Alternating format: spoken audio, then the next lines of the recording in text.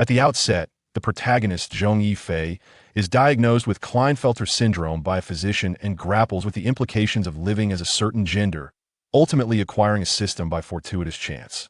The narrative unfolds as Zhong Yifei transforms into a catgirl, engaging in detective work and clandestinely assisting the police in solving various cases.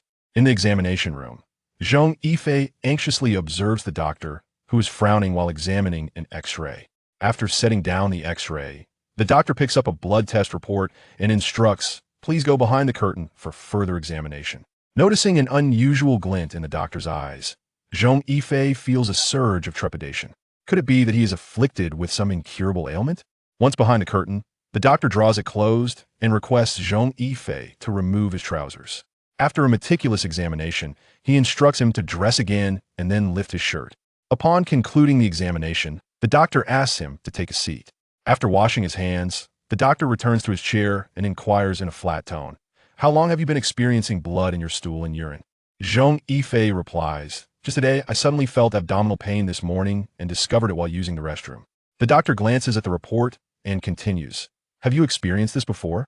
He responds, "Yes, I had similar issues in 6th grade, and there were a few instances during middle and high school, but I cannot recall the exact number." The doctor, noting Zhong Yifei's age of 23, asks, "Have you had a girlfriend or engaged in sexual relations?" Feeling embarrassed, Zhong Yifei admits, "Doctor, I have never had a girlfriend. Many girls have remarked that I lack masculine presence, and as you can discern, my voice also leans towards the feminine side." The doctor nods and explains, "This is due to your physiological structure. May I ask, during previous occurrences, did you ever consult a hospital?" Zhong Yifei shakes his head. "No, my parents only took me to local clinics or hospitals without further examinations, merely prescribing some medication. After a couple of visits, I stopped going and opted to self-medicate. This time, the pain was unbearable, and my friend insisted I come here." The doctor sighs heavily. Upon hearing this, Zhong Yifei's hair stands on end. Stammering, he asks, "Doctor, am I afflicted with an incurable disease? Please, I can handle the truth." The doctor shakes his head. It is not an incurable disease, but rather a rare genetic mutation. He elaborates, "In biology, you should know that chromosomes determine gender." Zhong Yifei instinctively nods. The doctor continues, "We typically denote male as XY and female as XX, but your chromosome composition is 47XXY. Zhong Yifei is bewildered. How could he possess an extra X? Noticing his confusion, the doctor clarifies, "To put it plainly, the X-ray revealed that you have a fully developed uterus and vagina, though the exit is closed, alongside a complete male external genitalia. Medically, this condition is known as Klinefelter syndrome, commonly referred to as intersex. Your blood in the stool and urine is not a disease, but rather the result of menstruation." Zhong Yifei's eyes widen in shock, his mouth agape in disbelief. Seeing his astonishment, the doctor explains, "Intersex individuals exhibit various characteristics, some present male features with underdeveloped or internal testes, while others have dominant female traits with concealed male attributes, among other variations. You fall into a common, yet exceedingly rare category of Klinefelter syndrome." He continues, "While both sets of organs are present, they are malformed, rendering you infertile. However, despite the malformation, both systems are fully developed, and, theoretically, you could conceive. But if you choose to live as a male, you would require surgical sperm extraction for in vitro fertilization, with a success rate of 50%. My recommendation is to surgically remove one of the sets." Zhong Yifei snaps back to reality from his shock. "How can that be possible? Doctor, could you be mistaken? It is hard not to feel anxious. Being intersex, neither male nor female, is an inconceivable reality for anyone."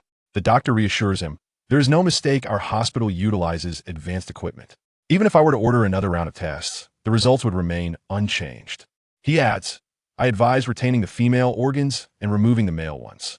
Zhong Yifei is left in a state of disbelief.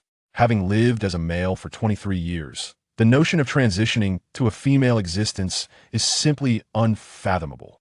"Doctor, you mentioned both systems are intact. Why must I remove the male organs? Why not the female ones?" The doctor responds, "Let me ask you, how is your rectal function? Is the size satisfactory, or does it fall short?" Zhong Yifei falls silent. The doctor's accuracy is unnerving. Though he refrains from answering, his expression betrays the truth. The doctor elaborates, "As I mentioned, while development appears normal, Your testosterone levels are significantly low, while your female organs are nearly intact, hence my suggestion to preserve the female organs.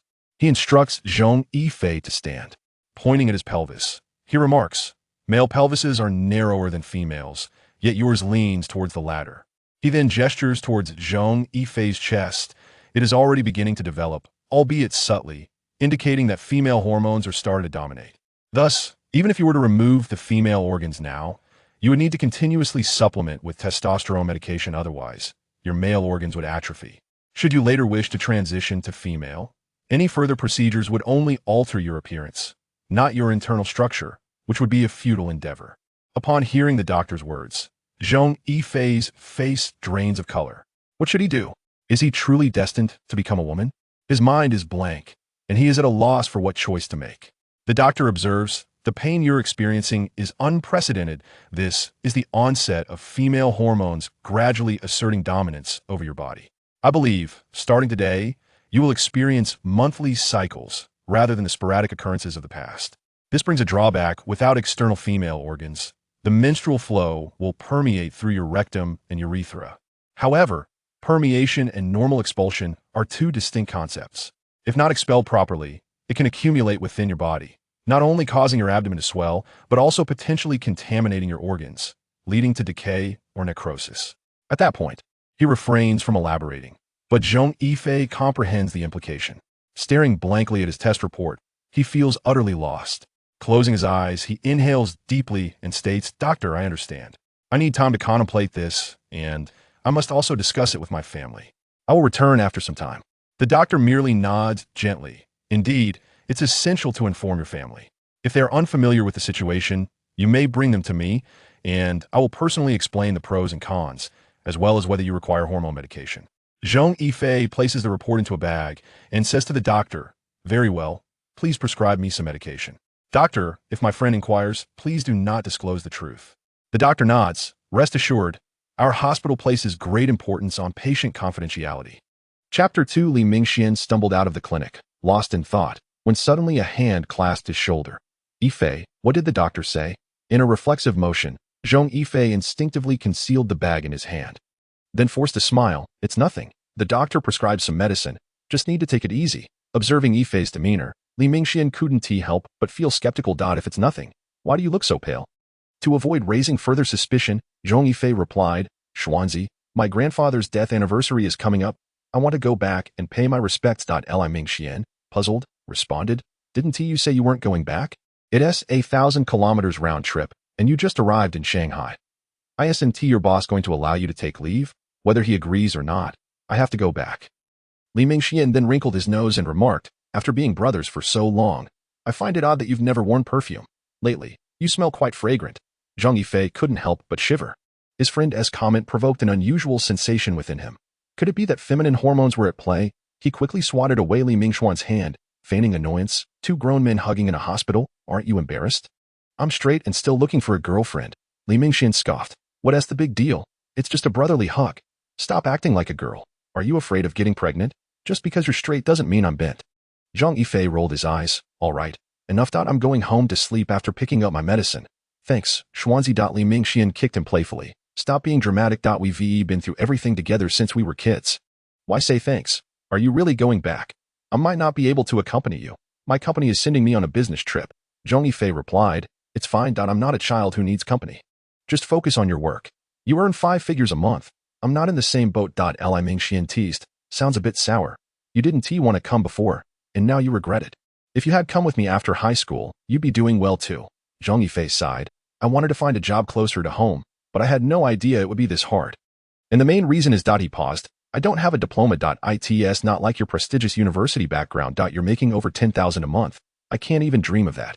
Once he received the medicine, he hurriedly tucked it away, ensuring Li Mingxian wouldn't see it. Seeing him act so defensively made Li Mingxian speechless. But then, a troubling thought struck him. What if his brother was suffering from a serious illness? Heaven forbid. Anxiety began to creep in as he subtly probed for information, but Zhong Yifei skillfully deflected every inquiry. This only solidified Li Mingxian's belief that something was gravely wrong with his friend. Upon returning to the apartment Li Mingxian rented, he saw Zhong Yifei retreat into his room and shut the door. Worry and urgency painted Li Mingxian's face. He picked up his phone but quickly set it back down. He understood Zhong Yifei well. Pressing too hard on matters he wished to keep private might provoke his ire. If he were indeed ill, it would be disastrous to upset him further, potentially worsening his condition. Taking a deep breath, he knocked on the door. Yifei, what do you want to eat? I can order takeout. From inside, Zhong Yifei's voice came. No need. My stomach hurts. I just want to sleep. Li Mingxian could only sigh in resignation. All right, but if you feel worse, let me know right away. Understood. Zhong Yifei, however, was not sleeping. Sitting on the edge of his bed, his eyes red as he stared at the report in his hands. Was he really destined to undergo surgery to become a woman? Was there truly no other option? Continuously taking medicine would not only be an extravagant expense but could also take a toll on his body. If he stopped taking it, as the doctor warned, he would ultimately face the same fate of surgery. A sharp pain seized him, causing him to double over on the bed, curling up like a boiled shrimp, cold sweat trickling down his temples. After what felt like an eternity, the pain finally began to ebb. Struggling to sit up, he took a few deep breaths, tucked the reports away, and opened the bathroom door. Li Mingxian, who had been idly scrolling on his phone, immediately stood up. He walked toward the bathroom and asked, "What's wrong? Is it hurting again?" Inside the bathroom, Zhong Yifei replied, "No, I just need to use the toilet. Don't overreact. You'll scare me into being sick." Li Mingxian stared at the closed bathroom door. Unsure if Zhong Yifei was being truthful. He felt something was off with his friend since their return from the hospital. "Yifei, I think we need to have a serious talk." "Get lost. What's there for two grown men to discuss? I'm really fine. If you don't believe me, go ask the doctor. I appreciate your concern, but stop being so dramatic. Are you really okay? Am I being overly sensitive?" Li Mingxian thought. Noticing the toilet water had turned red. He sighed and went to the sink, splashing cold water on his face. Wiping the moisture away, he stared at his reflection in the mirror. His features appeared so delicate. Why did they come off as so feminine? The thought of his long hair, of wearing skirts and stockings, these were things he had once admired from afar. But if he were to wear them himself, could he truly accept that? Perhaps it would take some time. Taking a few deep breaths, he slapped his face, then opened the door. As soon as he stepped out, he was met with a face full of concern. "I just went to the bathroom. Are you keeping watch out here?" Li Mingxian examined his expression and said, "Yifei, I'm genuinely worried about you." Zhong Yifei responded, "Worry about what? I'm fine. Now, I'm going to make some brown sugar water." "Do you have any?" Li Mingxian paused. "Brown sugar water? Isn't that something women drink? You know my kitchen is so filthy that even a mouse would starve to death. Do you want me to have it delivered? Since you mentioned that, get some red dates, goji berries, and ginger. Li Mingxian stood frozen. "Wait, if you're cooking those together, what exactly is wrong with you? Are you on your period?" Zhong Yifei felt a wave of panic. Damn, his friend could make a living on the streets with his intuition. But he knew he had to remain calm and not reveal anything. He looked at him blandly and replied, "And Flo has come to visit. Is that acceptable? Seriously, is that all you think these ingredients are good for? You could mention goji berries are also good for kidney health. The doctor said I have excessive cold in my stomach, combined with blood in my urine. These ingredients are supposed to help dispel the cold. Can you keep your mind a little more innocent?" Chapter 3. At the train station, Li Mingxian looked at Zhong Yifei, asking, "Are you really all right?" Zhong Yifei shook his head. "I'm fine. I was here alone 2 weeks ago. Come on, I'm 23, not 3. Li Mingxian handed him his luggage. "Call when you get home." Yes, you're more nagging than my mom." The journey of over 1,000 kilometers would be over in no time. Zhong Yifei exited the hall and dialed a number on his phone. "I've arrived." A woman's voice came through the phone. "I see you. Look to your left." Turning, Zhong Yifei spotted a car in the distance, where a woman in sunglasses waved at him. He dragged his luggage over. The woman took his bag and placed it in the trunk. "Why are you back after just half a month? Did Chuanzi bully you? Just wait until I get my hands on him." Zhao Xiaoxue, a year older than Zhong Yifei, had been his childhood friend. Standing at 1.72 meters, she had long legs, a delicate face, willow-shaped brows, alluring eyes, and cherry lips. Her short, pragmatic hairstyle exemplified everything one would expect from a woman, but don't let her beauty fool you. She was not to be trifled with. Anyone who dared to touch her would face a beating, or worse, be charged with assaulting a police officer. Indeed, she had just graduated from the police academy and was already working in criminal investigation. Zhong Yifei explained, "I'm not in trouble, just had to come back briefly for my grandfather's death anniversary." Zhao Xiaoxue replied, "That's good. Get in the car. I'm off today. Let us grab something to eat." Zhong Yifei smiled faintly. "You're too generous, Officer Zhao." Zhao Xiaoxue shot him a glare. "Shut it. Are you itching for a fight? Want me to help loosen your joints?" In the car, Zhao Xiaoxue occasionally glanced at Zhong Yifei in the passenger seat, her expression hinting at something unspoken. Finally, she could no longer contain herself. "Chuanzi said you have blood in your urine and stools. What did the doctor say?" Zhong Yifei cursed Li Mingxian silently for his loose lips. "You know it's been happening for a while. The doctor said it's just excessive heat. I need more rest. Zhao Xiaoxue, though still a rookie officer, had a keen sense for reading people. Having grown up with Zhong Yifei, she could tell at a glance that he was lying. Was Xuanzi's suspicion correct? Was Yifei's condition serious? Just as she was about to ask more, her phone rang. She pressed the button on her Bluetooth earpiece. This is Xiaoxue. What's up, driver? Is there something wrong? I'm at the train station to pick up my childhood friend and was about to head back. What? All right.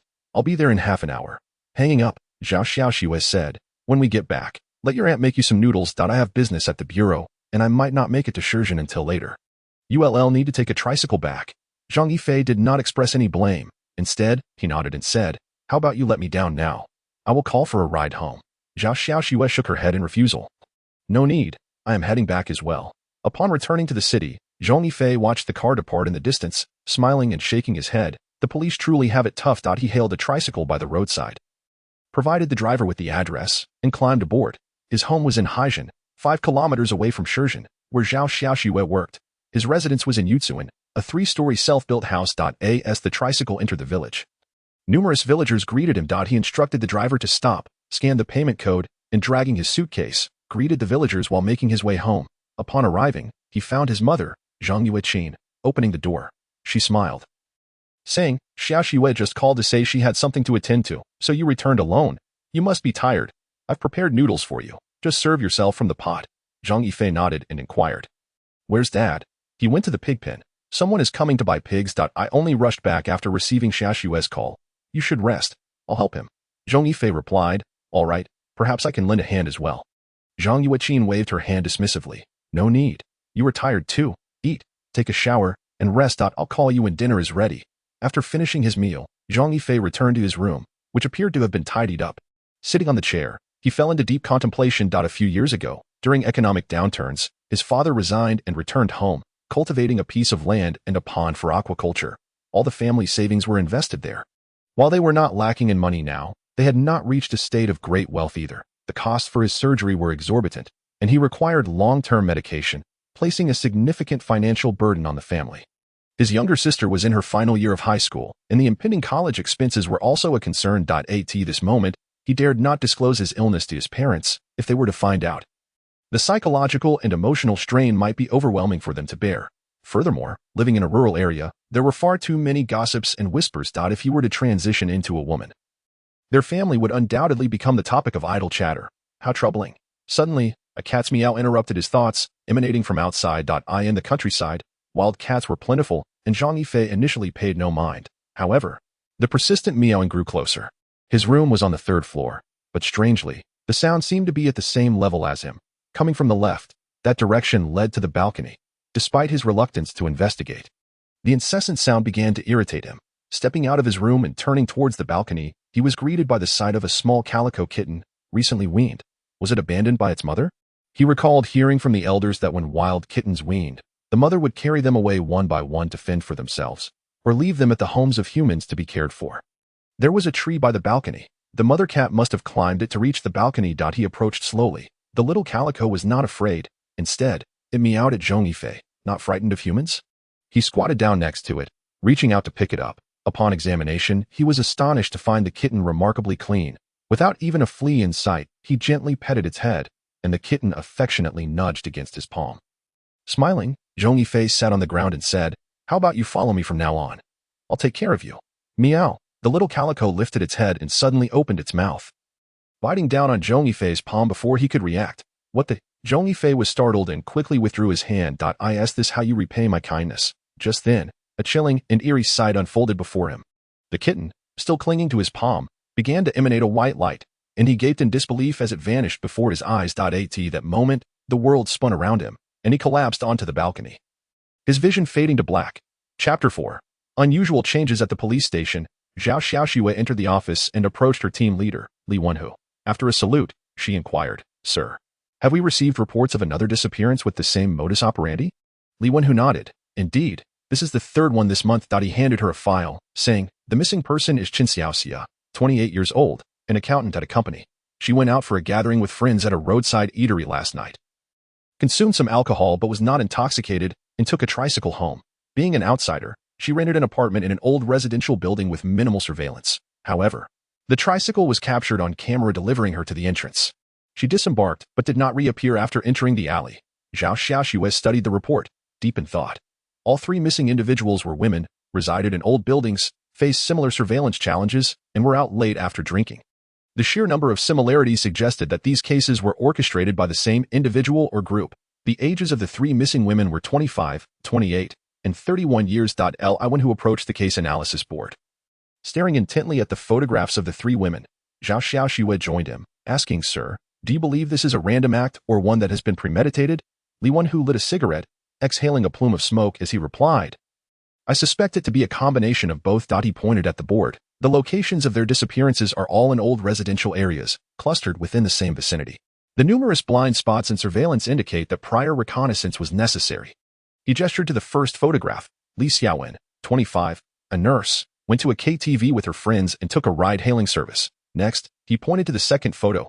Yao Xuelin, 31, a housewife, whose husband works in a furniture factory, attended a friend's birthday party that night and took an unlicensed taxi. Finally, he indicated the last photo. And then there's Qin Xiaoxia, who took a tricycle. None of the three women disappeared while en route.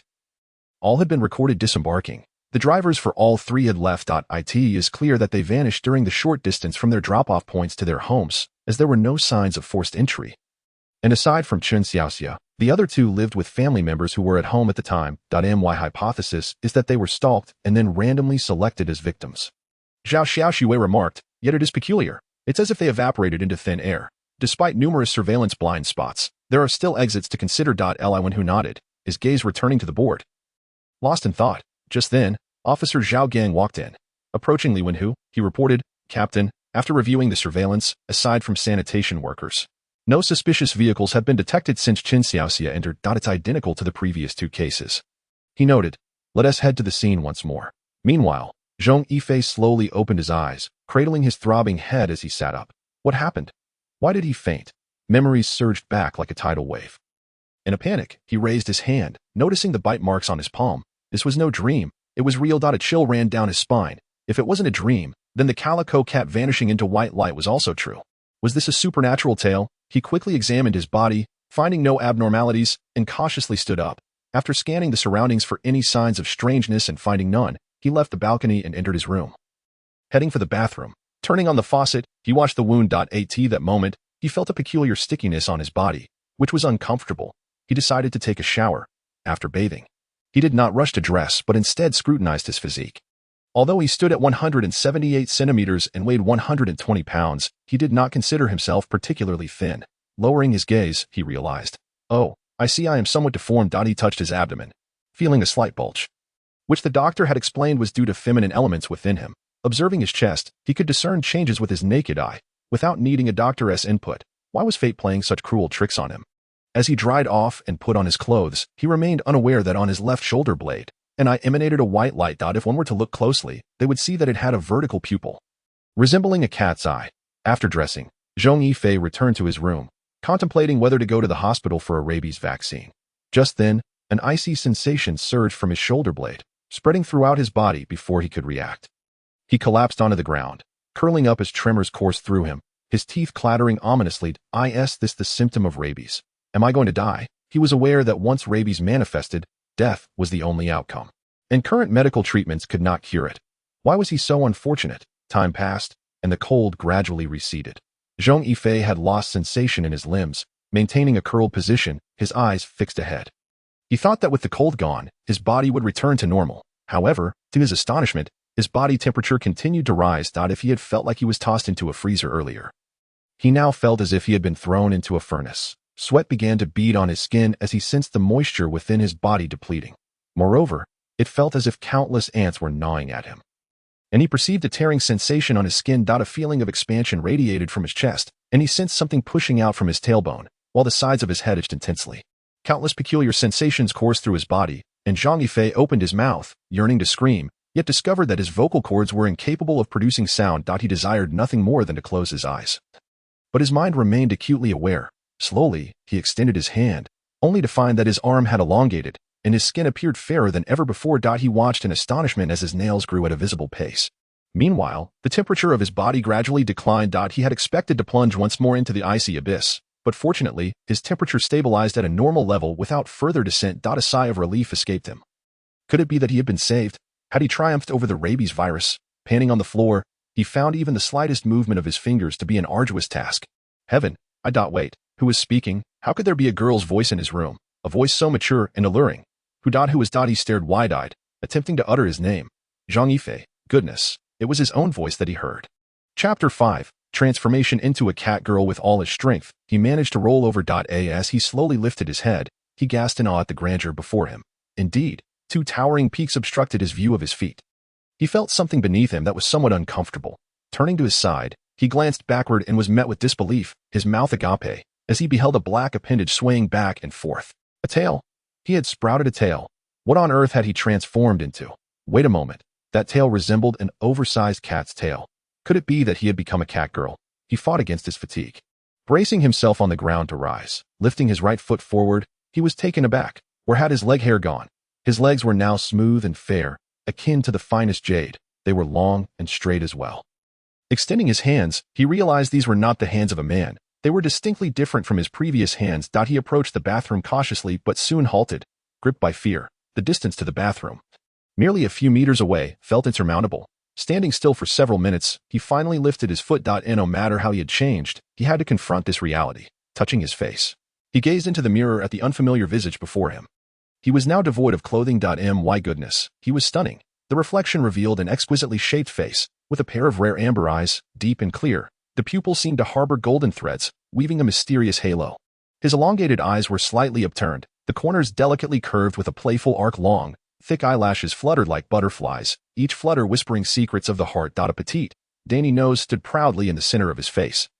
Rosy and fresh like a flower kissed by morning dew. His lips resembled two vibrant petals, full and luscious, akin to a ripe cherry, radiating an enticing sheen. The corners of his mouth curled upward, revealing two sharp little canine teeth. His ears, once positioned at the sides of his head, now graced the top, playfully peeking through his inky hair. The tips were rounded, adorned with a fine layer of black fuzz. His long hair cascaded down like a waterfall. His figure was an exquisite masterpiece crafted by nature itself. The slender neck resembled that of a swan, pale and elongated, gracefully connecting to delicate collarbones. His shoulders were slim yet rounded, reminiscent of mountains refreshed by spring rains, soft and resilient. The narrow waist twisted gently, its alluring curves flowing like a meandering stream, exuding deadly charm. Below lay a pert, rounded posterior akin to a peach, firm yet supple. Further downward his long, straight legs, polished like two exquisite jade pillars, with thighs that were plump and muscular, while his calves were slender yet powerful. Below the calves were delicate feet, rosy, and with toes as round as pearls. As he turned around, his flawless back bore a striking cat-eye tattoo. At the base of his spine, a fluffy black tail swayed freely in the air. Under his control, looking down at his impressive chest, Zhong Yifei sighed in resignation. Surely, this could not be altered by surgery. There was no longer any trace of male anatomy. Yet soon, anxiety gripped him again. His height remained unchanged, and his features bore a resemblance to his former self, even more enchanting. However, his physique was entirely different. How could he explain this to his parents when they returned home? Just as panic began to set in, a woman's voice echoed, "Host need not fear. This is your alternative form, and you can revert to your original appearance." Who? Zhong Yifei exclaimed, scanning the surroundings, but the bathroom was devoid of anyone else. "Host, there is no need to search. You cannot see me. I reside within you. I am your system assistant, Little Meow." System assistant? What is a system? Host, Little Meow is not an object. I am your assistant. Heaven. Could his thoughts be so easily perceived? Was there no semblance of privacy? Do not worry, Host. Little Meow is not the type to eavesdrop. Even if I hear something, I have no means of speaking of it. Privacy is still preserved. Zhong Yifei inquired. So, you transformed me into this. Indeed, Host, do not be anxious. This transformation is a means of saving you. You are aware that you are a patient with Klinefelter syndrome, and you must be grappling with which gender to live as. Correct. Yes, but what do you mean by saving me? It is as follows. This system was specifically developed for individuals like you, and there exists only one such system in the entire world. You are fortunate. The system was selecting a host and happened upon you. Perhaps it is fate. Particularly, your dual systems are developing normally, although one is slightly malformed. The system is now bound to your body. As long as you diligently complete the tasks assigned, the malformation need not be removed. Upon hearing this, Zhong Yifei's eyes gleamed with hope. Did it mean he could retain his male form, and even marry and have children? Yes, Host, your comprehension is excellent. As long as you fulfill the system's tasks, you need not supplement male hormones to preserve your masculine traits, and you may even restore them. Just as Zhong Yifei contemplated celebrating. Little Meow interjected, however, "Host, do not rejoice too soon. If you fail to complete tasks, your male hormones will diminish. Once they drop below a certain threshold, no amount of future tasks will replenish them, but fret not. Even in such a case, Little Meow will remain by your side." Feeling a twinge of fear, Zhong Yifei asked, "Then are the tasks difficult? What kind of tasks are they? Helping an elderly lady cross the street?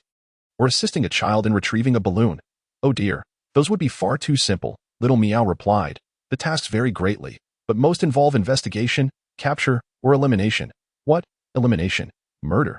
That is unacceptable. I am a good citizen." You have misunderstood. The system will not issue tasks that involve indiscriminate killing. Should you engage in such acts, the system will impose penalties. It will not nurture a demon. Chapter 6. Shopping for clothes. After Little Meow's explanation, Zhong Yifei learned that the tasks assigned by the system pertained to various cases, that he could accept any case, regardless of its size, and his male hormones would be replenished based on the case's significance. Additionally, he could gain abilities and items from these tasks. Whenever a case arose, regardless of whether the police received a report, he would instantly obtain relevant information. If law enforcement was already investigating specific clues they discovered, such as the crime scene, victim information, forensic reports, and surveillance footage, would synchronize with the system. If a victim had died, he would even receive autopsy reports and test results. Zhong Yifei would need to use these reports to uncover clues and assist the police in solving cases. However, he could not approach the police and declare his intention to assist unless he was discovered by them. Only then could he accompany them, provided they did not apprehend him for experimentation.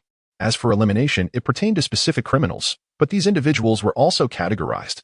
Elimination was permissible only when the victim's life was endangered or posed a significant threat under special circumstances. The abilities gained from tasks would predominantly require him to adopt his cat-girl form to utilize them. This meant that if Zhong Yifei presented himself as a male, he would be an ordinary person or slightly stronger than one. But to access specific abilities, he must transform into a cat-girl. Little Meow further cautioned him that if he lived in his male form, his male hormones would deplete. Conversely, if he maintained his female appearance, the depletion would cease. His current physical condition indicates that the secretion of male hormones is slightly lagging behind the rate of consumption. If he wishes to avoid irreversible consequences due to excessive loss, it might be prudent to live as a woman for the time being. Zhong Yifei inquired, "Little Meow, if I feel that a certain task is beyond my current capabilities, or if the task is simple and yields little male hormone, can I give up or wait until I am more capable without risking a deduction of male hormones?" Little Meow replied, "No, there are no mandatory requirements after a task is released. However, once you accept a task, you must see it through. Before you accept, you can only gather general information to decide whether to take it on." He further asked how to determine if a task is completed or not. Little Meow informed him that he would be notified upon accepting a task. Zhong Yifei then asked, "If I live as a woman, will my male hormones be replenished?" Little Meow assured him, "Yes, male hormones exist in both genders." Inquiring how to revert to a male form, he expressed concern about his parents returning home unexpectedly, fearing it might shock them. With Little Meow's guidance, Zhang Chini transformed back into a male. He touched his face, affirming, "I still prefer this appearance." Little Meow remarked, "Gender is merely a facade. What matters most is the essence of life. As your host, I suggest that you transform into a woman at night. It will expedite the absorption of surrounding energy. Do not disregard this, as it determines your strength." Zhang Chini acknowledged, understood, since he had to embrace womanhood. He pondered purchasing some clothing. He concluded that loose-fitting garments were essential to avoid exposing his tail, and a hat was also necessary. Little Meow remarked that it was indeed necessary to acquire women's clothes. And during tasks, the system would provide a set of combat attire to facilitate movement. Regarding the tail, the combat attire could be set to either conceal or reveal it, so there was no need for excessive worry. Zhong Yifei then asked if he had received any beginner rewards. Little Meow informed him that his physical attributes had been enhanced, while the rest would need to be acquired through task completion. Although somewhat stingy, he decided to explore the night for thieves, hoping to find something valuable. At that moment, he heard the sound of the door opening in the yard and recognized his father's voice. Both parents had returned, prompting Zhong Yifei to leave his room. He resolved not to disclose his condition to them. With the system in place, maintaining his male form was no longer a distant dream. As for returning to the bustling city, Zhong Yifei felt reluctant. During his previous visits, he realized that with his limited qualifications, he could only secure a low-level job there. It would be more practical to remain home, where even assisting his father in pig farming would provide sustenance. Upon stepping outside, he noticed his parents busy in the yard. His father, Zhong Yifei remarked. What made you suddenly want to return? Are you going back? Zhong Yifei approached, taking the tools from his father's hands, saying, I don't want to go back. Life and work there don't suit me. Zhong Yifei nodded. Indeed, it's better to be grounded. Stick to what you can manage. Staying here is wise. Zhong Yifei responded affirmatively and inquired, Dad, how are pig prices lately? Zhong Yifei sighed. The economy is sluggish, so prices aren't favorable. However, we aren't incurring losses. Now, go rest. I can handle things here. After dining with his parents, Zhong Yifei rode his electric scooter out of the village. On the way, he asked Little Meow, how do I check tasks? Little Meow replied, just tell me, and I'll assist you in opening it, but it's best to pull over to the side for a better view. Ignoring the suggestion, he continued toward the town, intending to buy women's clothing first. However, he had never purchased women's attire before and was oblivious to the sizes. The thought of buying intimate apparel as a large man was somewhat mortifying. Nevertheless, he recognized it was a challenge he must confront.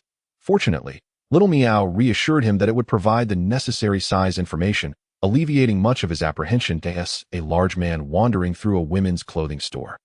He attracted curious glances from both staff and customers. Ignoring the stares, he selected his items and proceeded to pay. However, upon reaching the lingerie store, he hesitated to enter. What was he to do? He couldn't just stand there indefinitely. Lest people assume the worst, resolute, he took a deep breath and stepped inside. The lingerie shop was unoccupied except for a woman in her 30s managing the store. Upon seeing Zhong Yifei, she exhibited no signs of discomfort and greeted him with a smile. Saying, handsome, are you buying lingerie for your girlfriend or partner?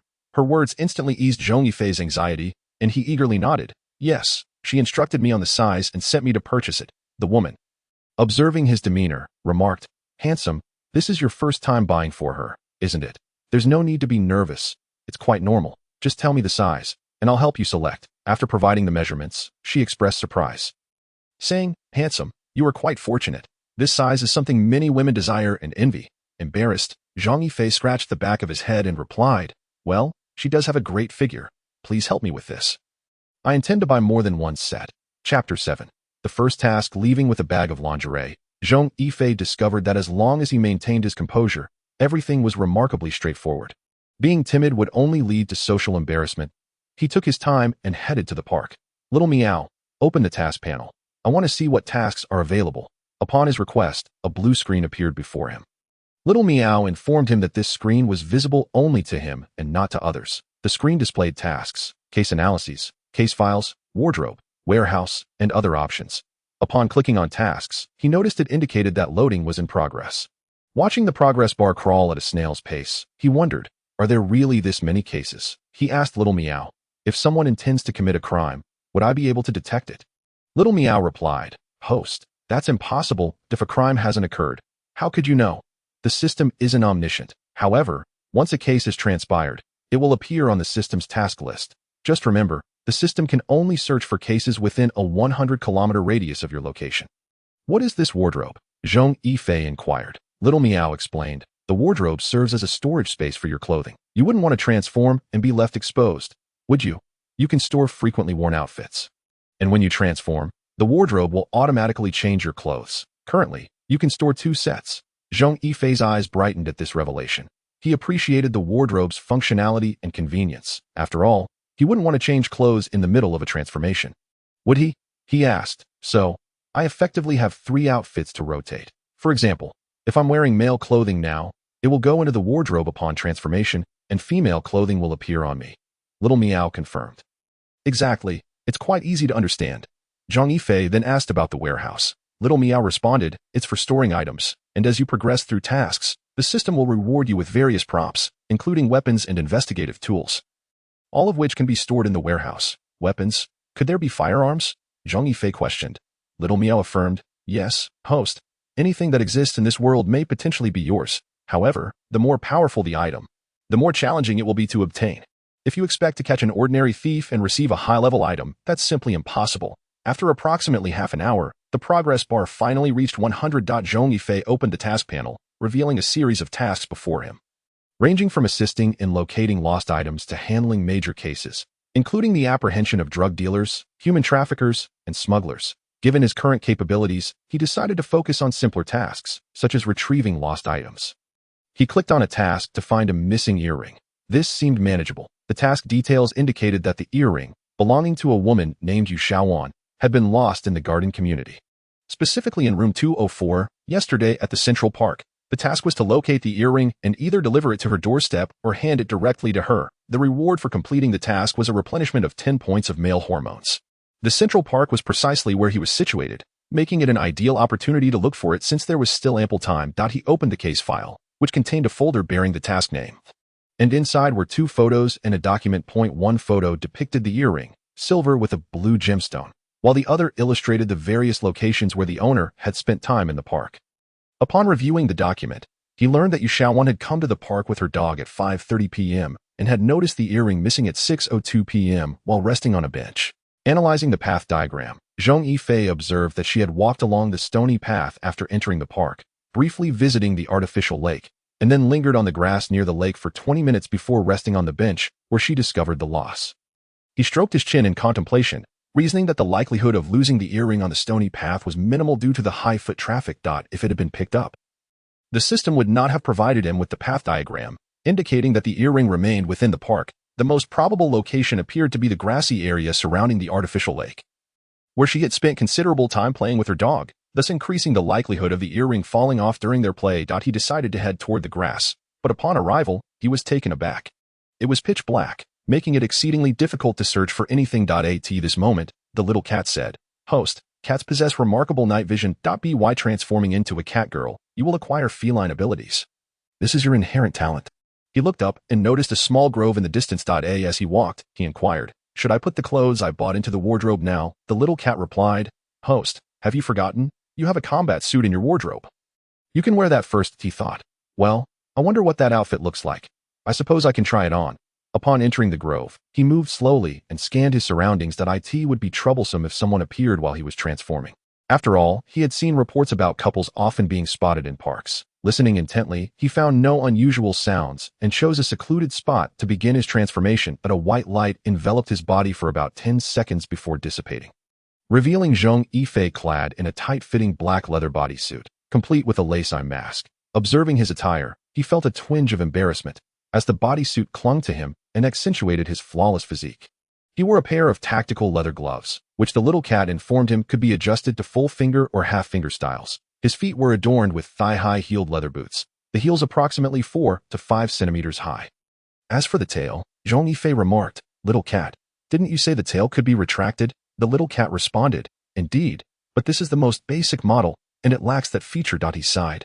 "How am I supposed to go out like this if I get discovered?" The little cat reassured him, "Oh, host, if anyone asks, just say you are cosplaying. If you are not embarrassed, then neither will they. You might even encounter someone from the two-dimensional world and share interests." Zhong Yifei felt defeated by this logic. "Fine, let's proceed." He attempted to walk, finding the high heels surprisingly comfortable, as if he were walking on solid ground. The little cat explained, "Do not be astonished. Cats naturally have excellent balance. A few centimeters of height is nothing. You will navigate it with ease." Zhong Yifei asked, "Can I run and jump?" "You'll discover that for yourself," the little cat replied. The little cat continued, "The black bodysuit will help you remain inconspicuous in the night, and it is equipped with a temperature-regulating system, ensuring you will not feel hot or cold." Chapter 8.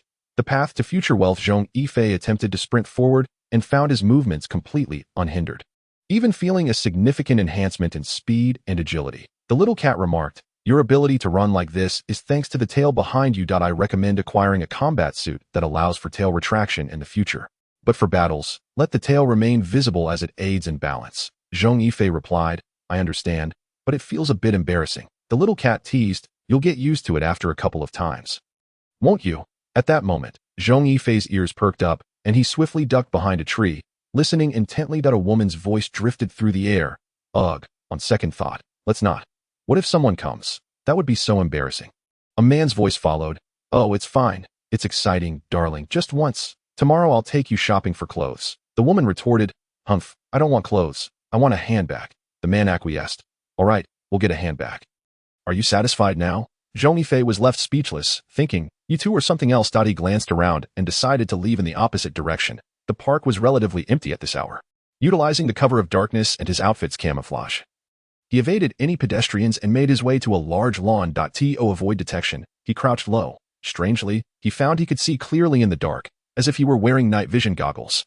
Furthermore, his hearing seemed heightened. He could detect even the faintest sounds around him. After traversing the lawn several times without incident, he prepared to head towards the artificial lake when something shiny on the grass caught his attention.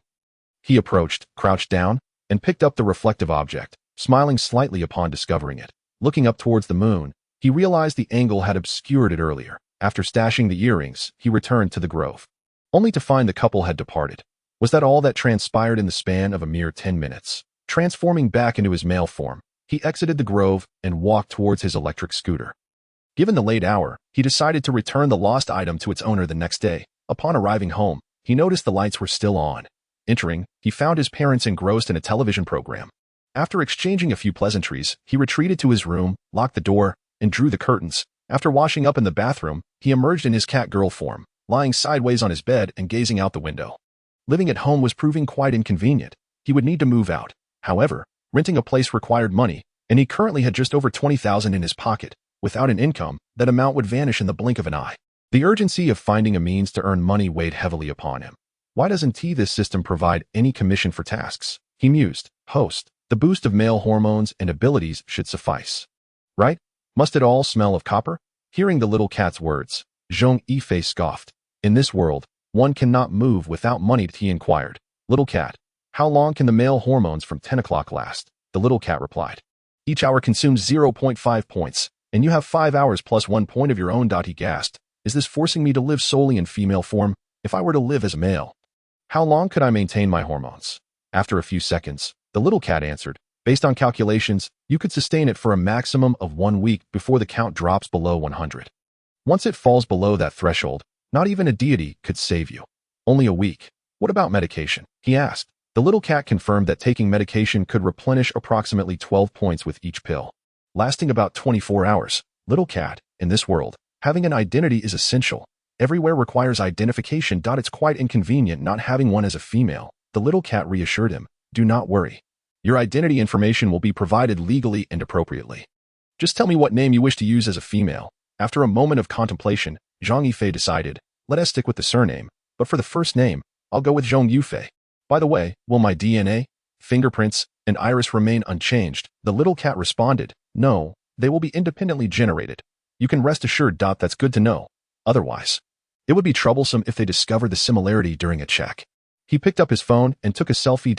In this appearance, only those who knew him well might make a connection. The little cat added, host, you could always use makeup. Women today undergo significant transformations with cosmetics. Plus, with social media, beauty filters can work wonders. You need not worry at all. It continued. Moreover, while the features may resemble yours, there can still be considerable differences. Besides, you haven't undergone gender reassignment surgery, so what is there to fear? Zhong Yifei acknowledged the logic but lamented, however, I don't know how to apply makeup. He opened a video app on his phone and began searching for makeup tutorials. As he scrolled, an idea struck him. Many streamers thrive on visual disparity and transformation. Moreover, many streamers transition from male to female. However, he realized he must avoid that route. As a female, he had tasks to complete and could not allow any evidence linking him to his male identity.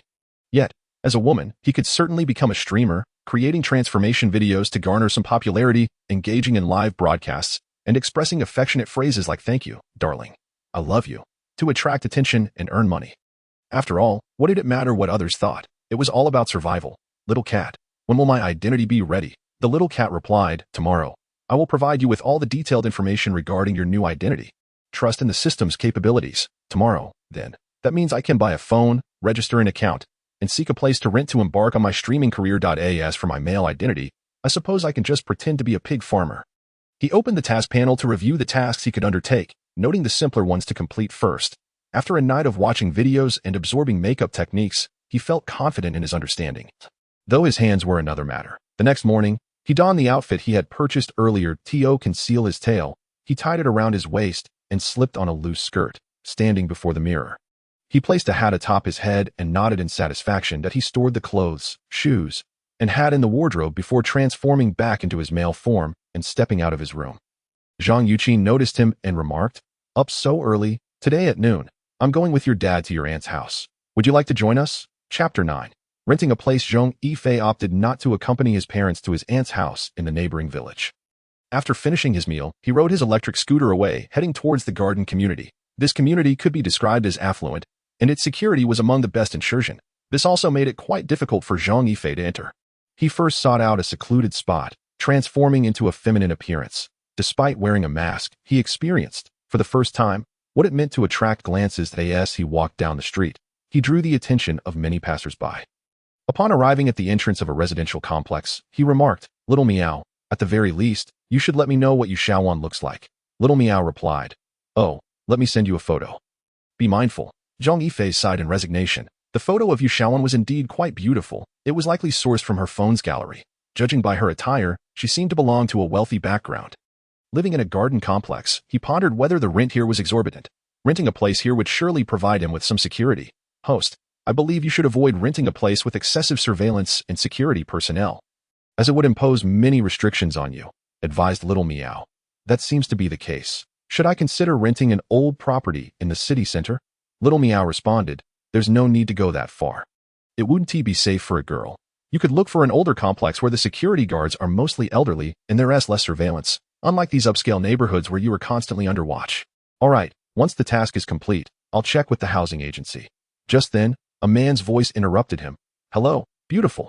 Zhong Yifei turned to see a man, approximately 27 or 28 years old, dressed casually. Is there something you need?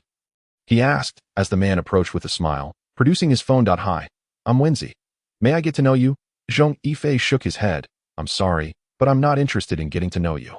Please leave me alone. The man, unfazed, handed him a business card.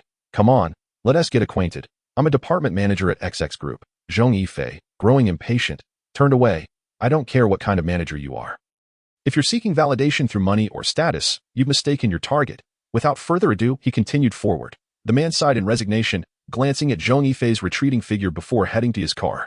Zhong Yifei caught sight of him getting in, smirking. You think I have that kind of preference? Not at all. Host, Little Meow interjected. You are a woman now. Shouldn't you be looking for a male? Zhong Yifei retorted.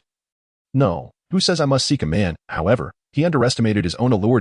In just half an hour outside the complex, he was approached repeatedly. Zhong Yifei felt exasperated. When would Yu Shaowan show up? This situation couldn't continue indefinitely. He would be thoroughly annoyed. After some thought, he decided to head into the complex. At the entrance, he called out to a security guard. Hey, could you come here for a moment? Seeing a woman, the guard approached and asked, what is the matter? Could you help me contact the resident of room 204 in building 3? I need to speak with her, but I don't have her contact information. The guard looked puzzled. If you don't have her contact, do you know the homeowner? Zhong Yifei mentioned Yu Shaowan's name. The guard replied, I'm sorry, but if you don't have her contact details, I can't let you in.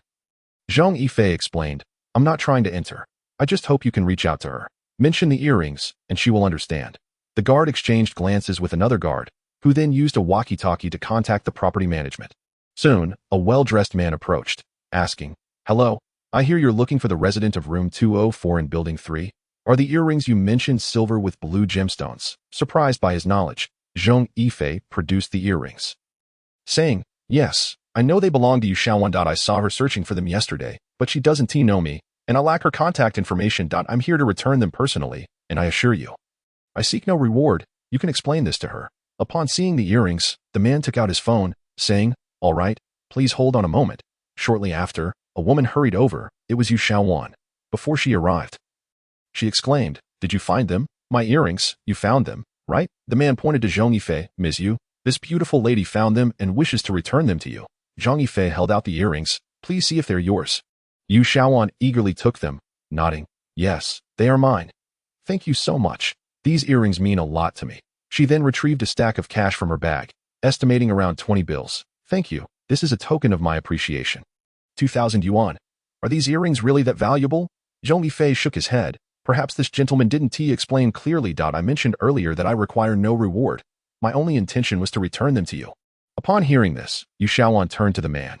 After receiving his nod, she looked back at Zhong Yifei. But I told them, if found, I would reward 2,000 yuan. So this is rightfully yours. Despite Zhong Yifei's persistent refusals, Yu Shaowan pressed the money into his hands. Fine. If you insist on giving it to me, I shall accept. After declining her invitation to visit her home, Zhong Yifei departed from the garden complex. Once he left, Yu Shaowan realized she had forgotten to add him as a friend, feeling a sense of disappointment. Such a girl was truly worth befriending. Meanwhile, Zhong Yifei prepared to visit a housing agency. Passing by an agency, he stepped inside. A woman who had been scrolling on her phone quickly stood up. "Hello, how may I assist you?" Zhong Yifei explained the type of apartment he wished to rent. The woman began flipping through a notebook. "Hello, I have a single apartment that would suit you perfectly. Would you like to see it? It's not far from here, in Mingzhu Community." "Mingzhu Community?" Zhong Yifei nodded. "All right, let us go take a look." Following her to Mingzhu Community, he found it to be an older complex with a security guard who appeared to be in his 50s. As they walked, he noticed there were few surveillance cameras. He inquired about the occupancy rate of the complex. The woman replied, "The occupancy rate here is decent, especially for single apartments. Most residents are single women like yourself." Zhong Yifei noticed her expression seemed a bit odd. "What's the issue? Is there something wrong?" Upon seeing his puzzled face, the woman hesitated before asking, "May I ask what your profession is?" Zhong Yifei replied, "I just arrived. I plan to make videos." The woman responded, "I see. Although you're wearing a mask, I believe you must be quite beautiful. If you're genuinely interested in making videos, we should skip this place. I'll take you to see another." "What's going on?" Zhong Yifei asked why they should look elsewhere.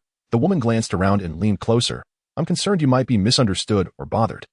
Some of the single women here have peculiar professions." Realizing her hesitation, Zhong Yifei suddenly guessed. "Could it be they are tea girls?" "Indeed. I must change my plans. I never intended to engage in that line of work. Living here would be troublesome with constant misunderstandings." He said. "All right, let us explore other options." Seeing Zhong Yifei's quick agreement to change, the woman realized he wasn't seeking that kind of arrangement. "There's another apartment that might suit you, but it's a 2-bedroom, 1 living room layout, which is a bit pricier, 500 yuan more." Zhong Yifei asked, "So that's 1,200 a month?" The woman nodded. "Yes. The owner is a woman who has 2 units in that complex. She lives in one and has entrusted us to find a tenant for the other. Her requirements are simple. It must be a single female, and no one with a questionable profession." "All right, let us go check it out." The woman led him to another older complex, conveniently located near a park. The location was quite good, with a hospital and a primary school nearby. Renting for 1,200 seemed reasonable. The woman explained, "The owner told me she doesn't need the money. She simply doesn't want the place to sit empty. She has had visitors, but she insists on renting only to single women, refusing families or couples, which is indeed rather unusual." "Wait, only single women?" Zhong Yifei thought the owner's conditions were rather peculiar. This complex, named Wenxin Community, was built over 20 years ago. In its time, it was considered a decent place. But as times progressed, newer, taller buildings emerged, overshadowing it. The woman called the owner, who confirmed she was home and invited them up. The building had 21 floors, and the apartment was on the top floor. As they entered the elevator, the woman mentioned, since it's the top floor, the owner installed an iron gate in the hallway for added security. However, upon hearing this, Zhong Yifei felt hesitant. He was undoubtedly a night owl, and the thought of having to open an iron gate late at night was daunting. Would it disturb the owner? Would it lead to unnecessary misunderstandings and troubles? Nevertheless, having come this far, he decided to take a look. As the elevator doors opened, they stepped out to find an iron gate blocking the hallway between the elevator and the stairs. Indeed, it is quite safe. Even if someone were to ascend the stairs to the 21st floor, they would be obstructed by the iron gate. At this moment, a woman stands beside the gate, scrutinizing Zhong Yifei from head to toe. He, in turn, examines her. She is quite young, likely around 25 years of age. "My goodness, how can someone so young possess 2 apartments?" The woman inquires, "Hello, are you looking to rent a place?" Zhong Yifei nods. "Yes, indeed. You seem remarkably youthful." The woman chuckles softly. "Oh, not as young as you might think. Come in and take a look." Zhong Yifei is quite pleased with the apartment, but the iron gate outside gives him pause. Noticing his hesitation, the woman asks if there is an issue. He gathers his thoughts. "Sister, I am very satisfied with the apartment. I intend to create short videos and may occasionally return late. I am concerned about disturbing you." Upon hearing this, the woman asks, "Isn't it common to be home often when making short videos? Why would you return late?" Seeing her skeptical expression, Zhong Yifei realizes she might misunderstand. He gestures reassuringly, "Sister, please don't misconstrue my intentions. I cherish my well-being and would never engage in such activities. If you trust me and believe I won't disturb you, I would like to proceed with the rental. However, if you still have reservations, I can look elsewhere." After a moment of contemplation, the woman replies, "You won't disturb me. This room has decent soundproofing. If you wish to rent and your profession is not questionable, and you don't frequently bring over guests of the opposite sex, then there shouldn't be a problem." She explains, "The reason I am hesitant to rent to certain professions is that I work as a teacher. If my apartment were rented to someone of that nature and it were discovered later, my job would be at risk. So, she is a teacher. It's impressive she can afford 2 apartments at such a young age." The woman continues, "These 2 apartments were purchased by my parents. The one you were interested in was previously occupied by them, but due to business matters, they moved to Xiashi, and I cannot join them due to my work, so I decided to rent it out. She expresses her reluctance to rent to males, fearing complications, preferring to rent to couples instead to avoid messes caused by children. You fit my rental criteria, so if you wish to rent, go ahead. At this point, Xiaomiao interjects, Host, I recommend looking elsewhere. This iron gate is a limitation. Zhong Yifei agrees. However, finding a place is indeed challenging for him at the moment, primarily due to his limited funds. He replies, Sister, I will consider it and get back to you. The woman, understanding, nods, of course. Renting should not be rushed. If you decide to proceed, just contact Xiaolin. I will have her handle the rental details. After descending the stairs, Zhong Yifei pockets the woman's business card, exchanges a few words with her, and rides his electric bike towards the mobile phone store. To create short videos. He cannot afford a subpar phone. After testing several models, he ultimately spends a few thousand on a domestic brand. Looking at his dwindling balance, Zhong Yifei sighs. Renting a place may not be feasible for now. Perhaps it is best to stay at home for the time being and reconsider later. He retrieves the ID prepared by the system, purchases a SIM card, and prepares to complete some tasks. At that moment, a message arrives on his original phone from Li Mingxian. Yifei, when are you coming back? Zhong Yifei replies, Xuanzi, I'm not going to Shanghai anymore. I plan to stay home and help my dad raise pigs. Shanghai truly isn't for me. Li Mingxian responds, You're leaving me behind? Zhong Yifei reassures him, No, don't be so melodramatic. I'm busy now. Let us chat later. Chapter 11. The corpse by the river. Just as Zhong Yifei contemplates taking on a retrieval task, he hears the wailing of police sirens. He turns to see several police cars speeding in his direction, swiftly passing him by. Is there a case unfolding? At that moment, Xiaomiao informs him, Host, I just checked. The police received a report about a body found by the river. I believe a major case would be far more beneficial for you than a simple retrieval task, as the rewards for such tasks are minimal.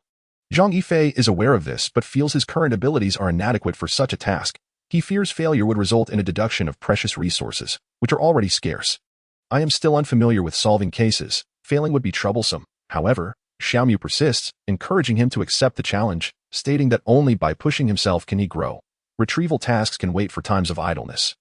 But a major case presents an invaluable opportunity for his development. After a moment of contemplation, Zhong Yifei agrees, All right, go ahead and release the task. I'll accept it. Upon opening the task interface, he finds only one remaining task. He clicks to accept it. Corpse by the river. The police received a report from a fisherman who discovered a male body in a sack by the river. Please assist the police in solving the case discreetly. The host must complete 60 of the case before the police do to succeed, with rewards based on the progress made. 60%. How is that quantified? He notices a progress bar at the bottom of the task interface, currently indicating 1%. How did that figure arise? Xiaomiao clarifies, the task's progress reflects your analysis of the case information and data acquired, calculated through your reasoning. The task must conclude before the police solve the case. You need to reconstruct the entire sequence of events and identify the perpetrator. If you uncover key clues before the police do, not only can you inform them using your method, but you will also gain substantial progress. With this understanding, Zhong Yifei heads to the riverbank. Zhao Xiaoxue is inquiring with the fisherman. When did you discover the body? What led you to believe it was a body? Did you touch it? The fisherman shakes his head. Officer, I was terrified. How could I dare to touch it? The tide receded, and I saw a sack bound with rope, the other end tied to a stone. The shape suggested it was a person. Li Wen, who approaches the body, dragged onto the shore, squatting down to speak with the forensic doctor present. Uncle Wen, how long has he been dead? The forensic doctor examines the corpse, stating, based on external observations, he has been dead for 2 days, but a thorough examination is needed to ascertain. There are no open wounds, but there are signs of blunt force trauma and abuse. Algae is present in the mouth. He presses on the deceased's abdomen, noting its distended state, indicating gas accumulation. There is no liquid present, suggesting he was thrown in after death, but confirmation requires further examination. The deceased's face is unrecognizable due to swelling. And with the clothing removed, identifying him will rely on DNA and missing person reports. He gestures towards the left foot, suggesting they check for tattoos. Officer Su Jun photographs the leg of the corpse. The swollen skin reveals a tattoo sleeve, a critical lead that should expedite identifying the deceased. The officers collectively turn the body over, revealing another tattoo on the back that appears to depict Guan Yu. Officer Zhang Shufeng approaches, saying, This tattoo looks familiar. Let me think. Li Wen, who inquires, Have you seen it before? Zhang Shufeng nods. I recall now. It belongs to Zhang Donghu. Li, do you remember him? The lone shark, tiger. Li Wen, who contemplates. That sounds right that he was involved in debt collection. His men severed someone's Achilles tendon. Wasn't he sentenced to 5 years? Zhang Yifei replies, I'll go check with the prison. Zhong Yifei stands outside the cordon. Catching sight of Zhao Xiaoxue just a few meters away, their eyes meet for a fleeting moment before she averts her gaze. Zhong Yifei turns to leave. His presence here is futile, as he cannot enter and investigate, leaving him to await the police report. However, he doesn't wander far but instead enters a nearby milk tea shop, orders a cup, and sits outside, his eyes fixed on the crime scene. The server brings his drink but lingers nearby. Confused, Zhong Yifei looks up and asks, Is there something you need? The server, flustered, pulls out her phone and asks, Miss, may I? Zhong Yifei interrupts. No, you may not. The server, undeterred, continues, Miss, let us get to know each other, as Zhong Yifei prepares to respond. He notices the surveillance camera at the shop's entrance aimed at the crime scene. Changing his mind, he smiles and asks, Are you hoping to add me on social media? That's fine, but may I ask you a few questions? Upon hearing Zhong Yifei's permission to exchange contact information, the server eagerly nods. Of course, ask away, and I'll share whatever I know. Zhong Yifei points to the camera. Can I access the footage from the past few days? The server replies, That's feasible, but I'm unsure why you need the footage. Zhong Yifei retorts, As a staff member, shouldn't you consult your manager first? The waiter patted his chest and said, Beautiful lady, I am not just a staff member. This bubble tea shop is owned by my sister, and I am merely here to assist. I am fully capable of retrieving the surveillance footage. Oh, is that so? Then it's not an issue. Since you can help, one must sweeten the deal. He suppressed his feelings of nausea and placed his hand on the man's arm, asking, Could you assist me in accessing it? The man immediately shuddered, then nodded in agreement, saying, Of course. Let us go inside. Do you have a USB drive? I have one. You may borrow it. Zhong Yifei winked at him. Excellent. That would be perfect. Rest assured, I won't delete the footage. But I do hope you can keep this confidential. Can you promise not to share it with anyone? The other party nodded, assuring him of his discretion. Zhong Yifei then stood and followed him into the bubble tea shop. The man produced a USB drive and inquired how much footage Zhong Yifei wished to copy. After a moment of contemplation, Zhong Yifei replied, Perhaps footage from the past 5 days. Once the copying was complete, Zhong Yifei took out his new phone, opened the newly registered app, and displayed the QR code. Thank you, handsome. Let us keep in touch. Chapter 12. Returning to the scene, settling back into his previous seat, Zhong Yifei inserted the USB drive into his phone to begin reviewing the footage. Fortunately, the surveillance cameras operated 24/7. He started viewing from 5 days prior, fast-forwarding while keeping a vigilant gaze on the screen. The video quickly reached 3:15 a.m. 2 days ago, when a van parked at the crime scene. Zhong Yifei promptly canceled the fast-forward, noticing 2 burly men exiting the van, carrying a bag. The video quality was poor, obscuring their faces. Then, another individual emerged from the van, clutching a stone. They secured the stone, and together, the 3 men discarded the bag and stone into the river. That must be it. Zhong Yifei examined the vehicle's license plate, only to discover it was obscured. Disappointment washed over him. The camera quality was truly lacking.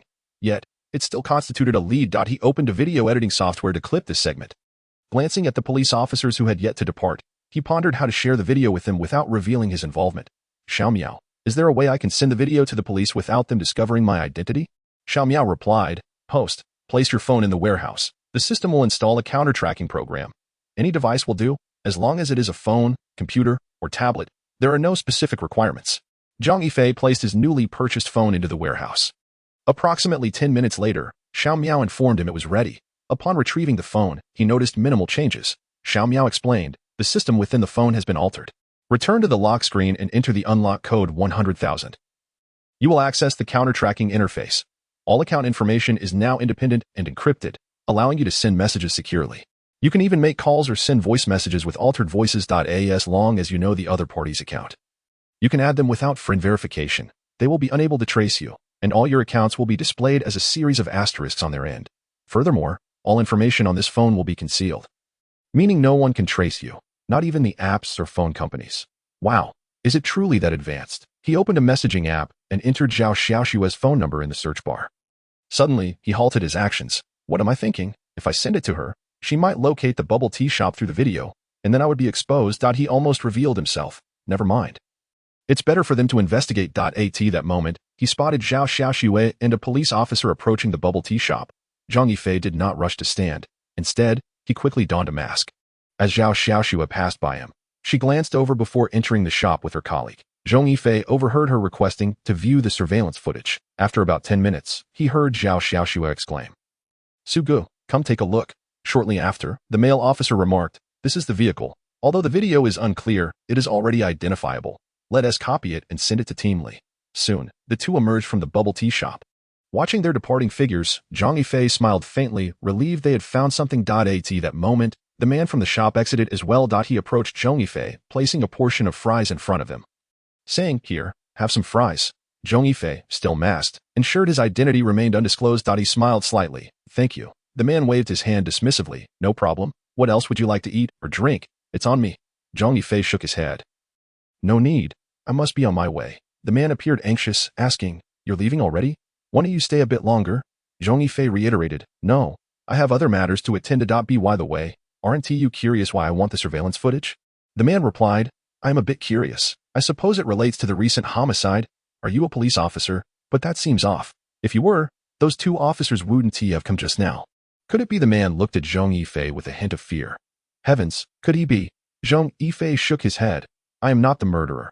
I simply enjoy solving mysteries. Seeing the surveillance from your shop facing the crime scene compelled me to indulge in some deduction." The man exhaled in relief. "You startled me. Do you enjoy detective games?" "I do as well. We should go escape room gaming sometime." Zhong Yifei smiled. "Sure, let us plan for that." The man, feeling slightly bashful, asked, "Could I see what you look like?" Zhong Yifei winked. "What? Are you part of the Appearance Association? I'm afraid you would be disappointed." The man hurriedly waved his hands. No, you misunderstood. Zhong Yifei laughed. "No, let me leave you with some intrigue. If you see me too soon, there will be no secrets left." As the police drove away, the cordon remained, with a few officers still securing the scene. Zhong Yifei stood and said, "I must take my leave. Thank you for the fries. Could you pack some for me?" The man nodded. "Sure, just a moment." Watching Zhong Yifei's retreating figure, the man excitedly took out his phone. "Hey, Xingu, I think I have fallen in love. My sister's shop just had a visitor climbing onto an electric scooter." Zhong Yifei resolved to complete a few minor tasks. It was not until nightfall that he transformed back to his original form and dialed Zhao Xiaoxue's number. "What's up?" Zhong Yifei replied. "Can I call you for no reason? Has our relationship grown distant?" Zhao Xiaoxue retorted, "Get lost. I'm busy right now and can't deal with you. I'll call you back when I'm done." Zhong Yifei teased, "Oh, working hard, are you? Still at the police station? I'm near Shenzhen, contemplating grabbing some skewers. Since you're busy, I'll find a place to dine and then head home." Zhao Xiaoxue responded, "Bring me a portion. I haven't eaten anything all night.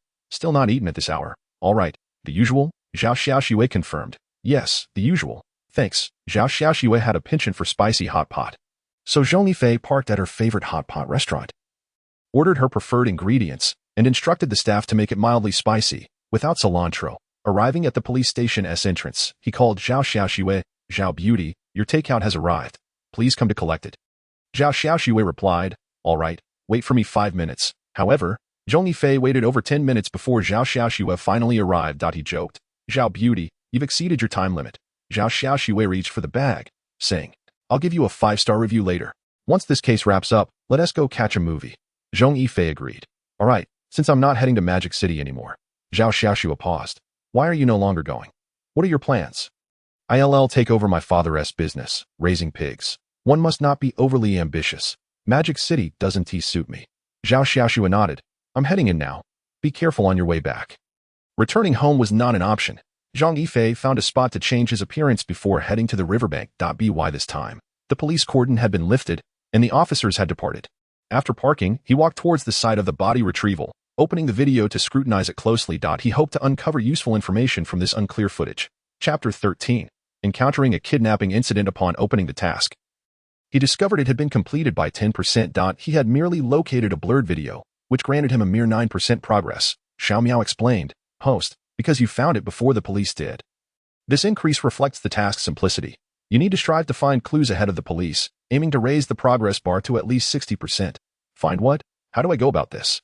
He opened the files and found several new documents. The deceased, Zhang Donghu, nicknamed Tiger, was 41 years old, engaged in second-hand vehicle sales and lending. 4 years ago, due to debt collection, he had a debtor's Achilles tendon severed and was sentenced to 5 years and 3 months in prison. Due to good behavior, he was released 13 days ago. Have all the details on the deceased been gathered?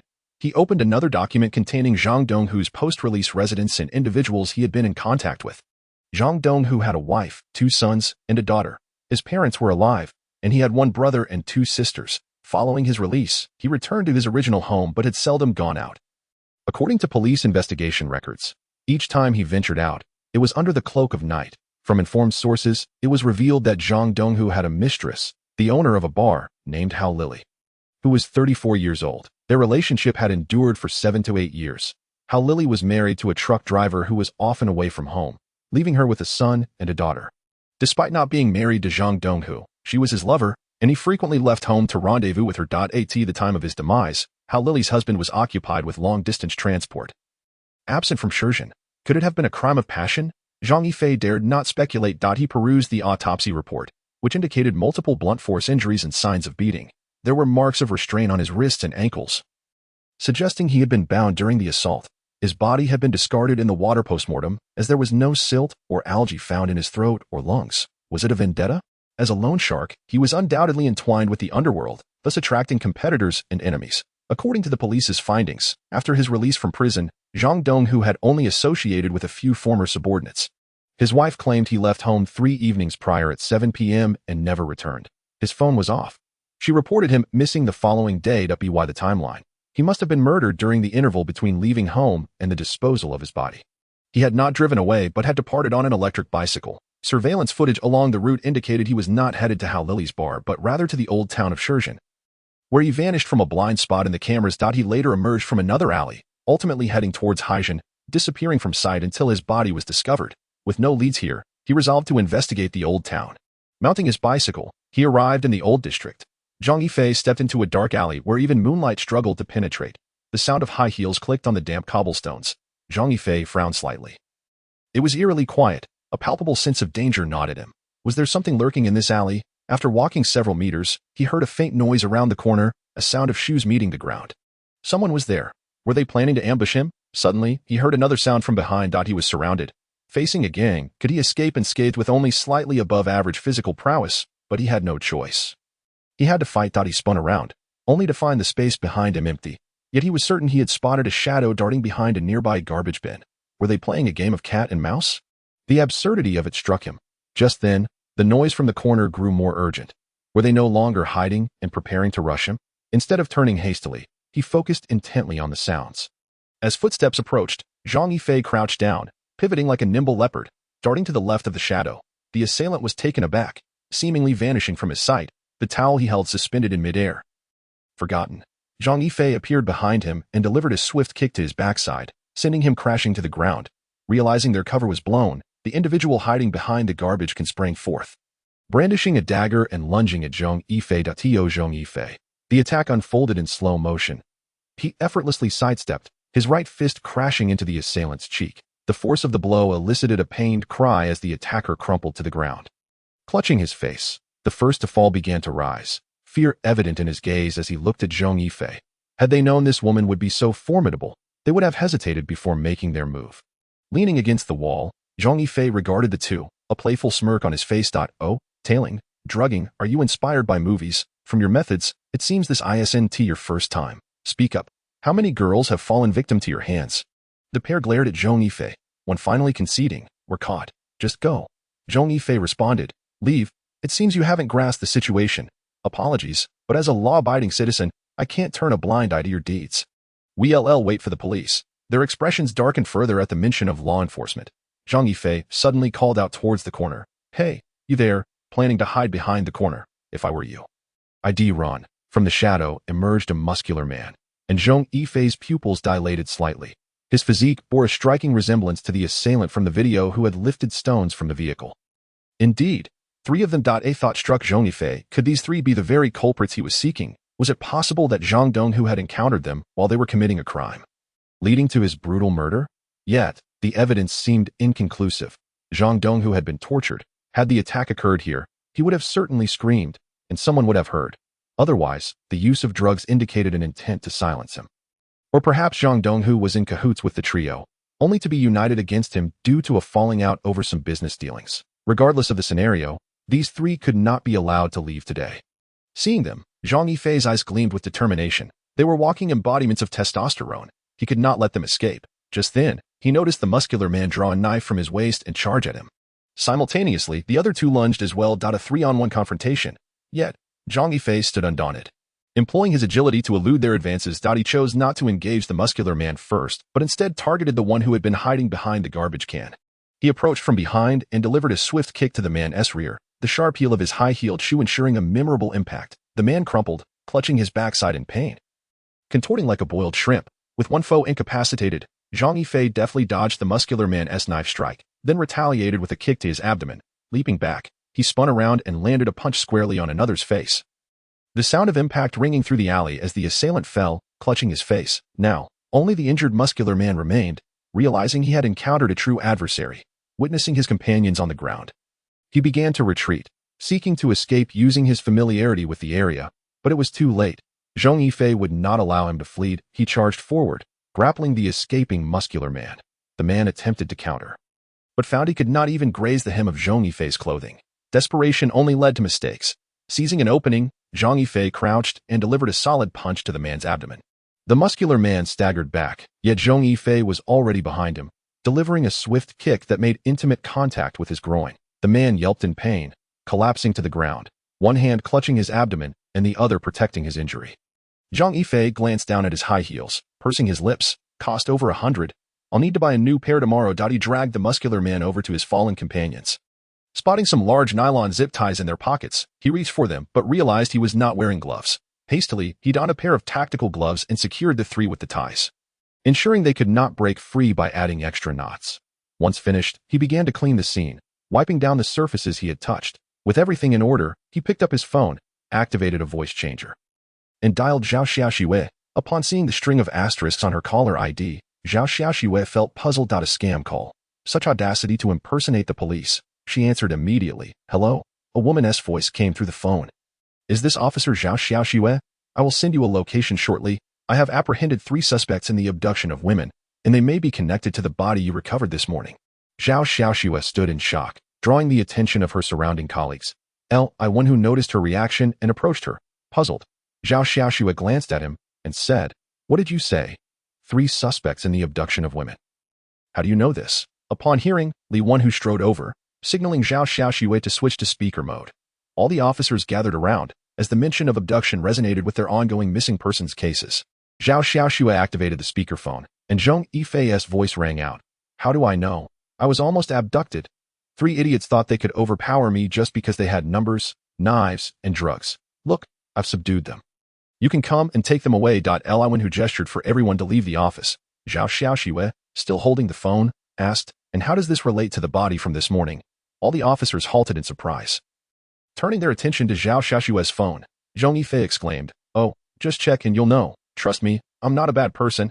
I'm a law-abiding citizen who never reports false alarms. You are about to dispatch officers, right? The location is. Upon hearing Zhong Yifei disclose the location, everyone immediately became agitated. Were those women not the ones who had gone missing in the old city? Zhao Xiaoxiwei asked. Can you keep an eye on those 3 until we arrive? Zhong Yifei hesitated, saying, Well, that's a bit embarrassing. I really don't want to meet you. Hurry up, I'll be leaving in a few minutes. Wait.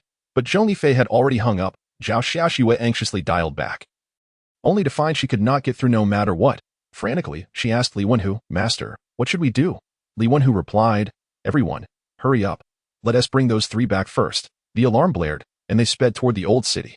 They quickly exited the car and rushed into the alley Zhong Yifei had mentioned. After running a few dozen meters, they spotted 3 men bound to a roadside water pipe. All 3 were unconscious. Fearing they might escape after he left, Zhong Yifei had used the ether they brought to subdue them. Li Wen who crouched to examine them. Upon seeing the muscular man, he immediately said, Retrieve the footage from the milk tea shop for comparison. When they saw the muscular man carrying a stone, all the officers immediately connected him to the man lying on the ground. Zhao Xiaoxiwei looked around, but did not see anyone else. Had the other party really left? Impressive, taking on 3 alone. Was she a martial artist? She approached Li Wen who and inquired, Master, who is this person? She could not have captured them by mere coincidence. She knows my name, is aware of the morning's case, and even claims the 3 are connected to it. Could she know all the details of the case? Li Wen who nodded. It is evident that this is the case. I sense she means no harm. I truly wish to meet this woman.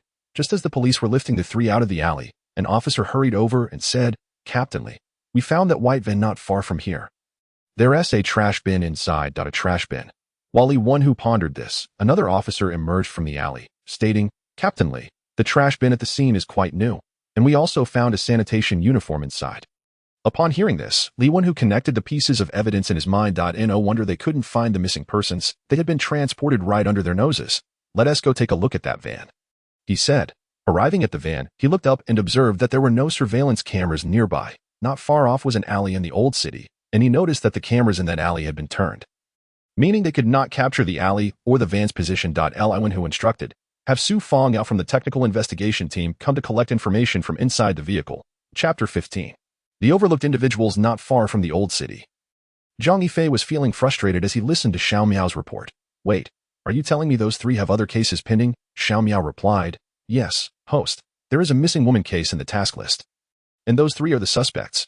Unfortunately, you didn't accept that task. Otherwise, don't say it. If you do, I'll be extremely frustrated." Zhong Yifei felt helpless. He had missed the opportunity due to his own oversight. Since the three had been captured, his task should be considered complete, right? Yet point 59, he caught them himself and called the police. "What on earth was going on?" Xiao Miao said. "The case is not as simple as it appears." "Host, you might want to delve deeper." "Delve deeper? How much deeper? Was it possible that the mastermind behind Zhang Donghu's death was not among these three? If that were the case, he immediately exited and sought the task regarding the missing women that Xiao Miao had mentioned. The task was still there. This meant the case required further investigation. What about the missing women? He had no idea whether they were alive or dead. Should he accept it? "Xiao Miao, didn't you say I missed the task and it was closed?" "But it's still here." Xiao Miao clarified. "What I meant by missed was not that the case is closed. I meant you lost the opportunity to increase the task list. Come on, could you be clearer? If I missed it, will accepting the task make it harder? Should I take it? It's possible that the two cases are connected, and I can't let another opportunity slip by." The missing women, 10 days ago. There were reports of women going missing in Shenzhen, with 3 already unaccounted for. "Please, host, seek the truth of the case." Completion condition. Task progress reaches 60. Seeing that 20 of the task progress had been completed, Zhong Yifei was about to feel elated, only to find that the 20 progress bar was gray. "Xiao Miao, why is the progress bar gray? Does this mean I only need to complete 40? Xiao Miao responded, "No, the 20 is locked because you completed it without accepting the task, so you must complete an additional 60. Frustrated, he opened the files and discovered that all 3 women had gone missing in the same area of the old city, albeit at different locations. Zhong Yifei felt a headache coming on. He had to find them before the police did. Otherwise, he would be unable to complete his task. He slapped his hand, scolding himself for being so reckless in accepting a task. Now that he had accepted it, he had to follow through. He could only return to the old city and investigate the alley the 3 had entered after getting out of the car. He even went to the victims' homes, but several days had already passed since their disappearance, and with the 3 now captured, finding clues was proving to be quite challenging.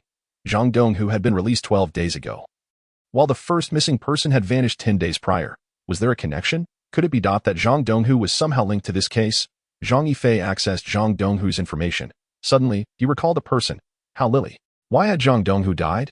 Was it due to an unequal distribution of interests? People might speculate this way. However, Zhong Yifei considered something that had been overlooked. Both cases had not concluded, implying that there were others involved behind the scenes. Hao Lily was Zhang Donghu's lover. Although it seemed she had no issues with the case, it appeared a bit too clean. According to inquiries regarding those close to Zhang Donghu, he would often leave at night to see Hao Lily. If he had gone to meet those 3 that day, would he have gone alone? Moreover, since the 3 were not on the police's inquiry list, it indicated that Zhang Donghu did not have a close relationship with them. Was it possible that the people behind these 3 knew Zhang Donghu? There had been no missing persons cases prior to Zhang Donghu's release, but on the 3rd day after his release, the first victim appeared. Zhong Yifei opened Zhang Donghu's itinerary from the 3 days following his release. He had visited Hao Lily's bar for 2 consecutive nights. He then checked the itinerary of Hao Lily's husband, Lu Yongjun. On the 4th day after Zhang Donghu's release, he left Shenzhen driving a truck. It was not a long distance, but rather to Xiashi, returning only the following early morning. His second outing coincided with the day after the second victim went missing. And similarly, he went to Xiashi. The 3rd time was 2 days prior to the disappearance of the 3rd victim, when he received a long-distance order and left. He was still out of town, over 2,000 kilometers from Shenzhen. How strange. The first 2 times, he had gone to Xiashi the day after the victims went missing, yet by the time the 3rd victim appeared, he just happened to receive a long-distance order and left early. According to the timeline, didn't he leave the day before Zhang Donghu's death? Was this an attempt to create an alibi to remove himself from the suspect list? Did his wife have an illicit relationship with Zhang Donghu? And was he truly unaware? The situation was becoming increasingly peculiar. No, he needed to investigate through Liu Yongjun, Hao Lily's husband. There was little information about Liu Yongjun. It seemed the police had not included him in their investigation list. However, there were quite a few statements from Hao Lily, especially regarding the last call Zhang Donghu had received before leaving home, which was from Hao Lily. In her statement, Hao Lily asked Zhang Donghu if he wanted to come see her. Despite the lover's call, Zhang Donghu headed in the opposite direction of the bar. Zhong Yifei had a bold hypothesis. What if the missing cases were orchestrated by Zhang Donghu and Hao Lily? And what if her husband was the one transporting the victims? The distance from Shenzhen to Xiashi was less than 100 kilometers, with few patrols along the way. They could easily subdue someone, load them into a truck, and transport them to Xiashi to hand over to an accomplice. In the first two instances, Liu Yongjun traveled along the coastline of Xiashi, both times to the same place, departing at night and arriving by early morning. Was this coincidence or necessity?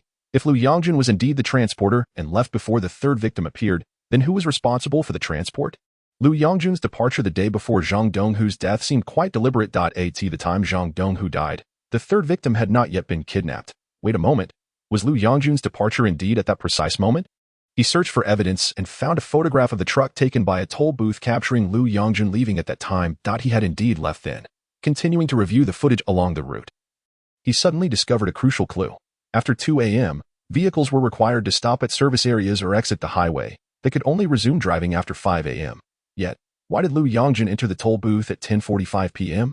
He had set off from Shenzhen at 7 p.m. How could a seasoned truck driver be tired after just under 4 hours of driving? Moreover, according to his route, he could have easily passed numerous service areas before 2 a.m. Truck deliveries are typically scheduled with buses. Why would he waste over 3 hours? Additionally, the time he left the service area was after 10 a.m. This was entirely illogical. Chapter 16. Father and son conversations. Could it be that he used this time to switch cars, exiting the highway not far away, only to return to Shenzhen? After killing Zhang Donghu, did he drive back to the service area and leave in a truck? He reviewed the surveillance footage from the service area and discovered that just minutes after his arrival, a white sedan exited the premises, although its appearance was obscured. The footage indicated that this white car had been parked in the service area for a while. He then examined the surveillance from the time Liu Yongjun departed in his truck and noted that just before his departure, a black sedan had entered and had not been seen leaving for several hours. However, the evidence could not yet establish a connection among the three vehicles. He was not in a hurry to contact Zhao Xiaoxiwei. His progress on the task was already limited, and if they were to investigate as they claimed, there was a high chance that he would not be able to complete his mission. This was unacceptable. He still needed his testosterone. Opening the Zhang Donghu case, he saw that the task completion had reached 70%. Excellent. He had found the right line of thought. Liu Yongjun was indeed the mastermind lurking behind this case.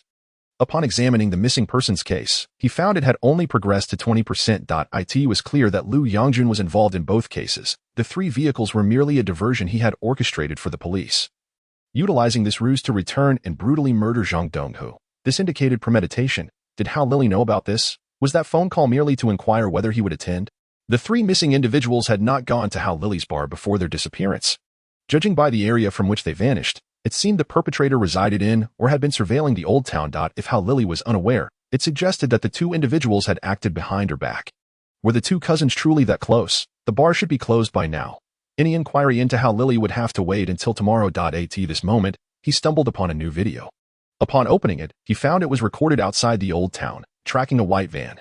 Could this be the vehicle used in the crime? The police must have been monitoring its movements. He noticed that the van had entered Shenzhen from the direction of Haijin and ultimately vanished on a street outside the old town.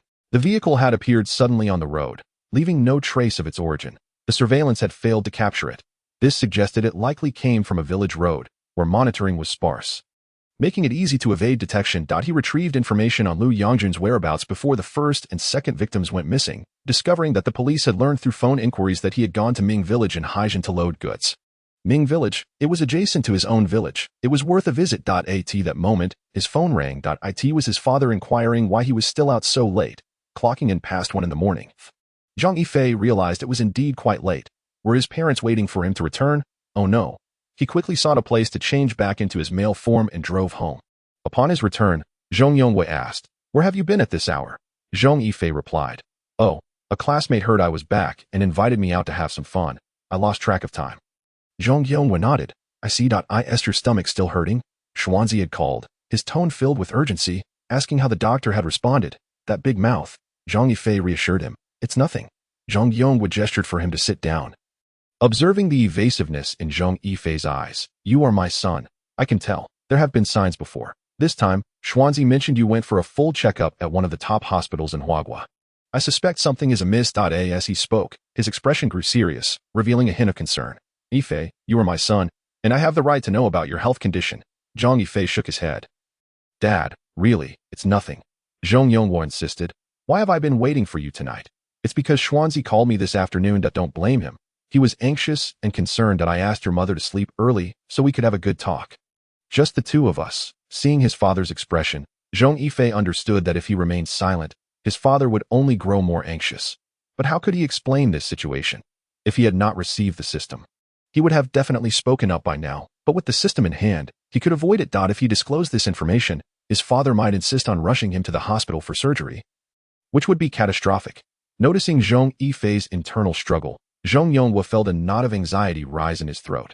Could it be, as Ming Xin said, that it was serious? He asked, "Yifei, do you want us to worry ourselves sick? The sooner you treat it, the better. Your mother and I have saved a bit over the years. If it's not enough, I will find a way. Over 100,000.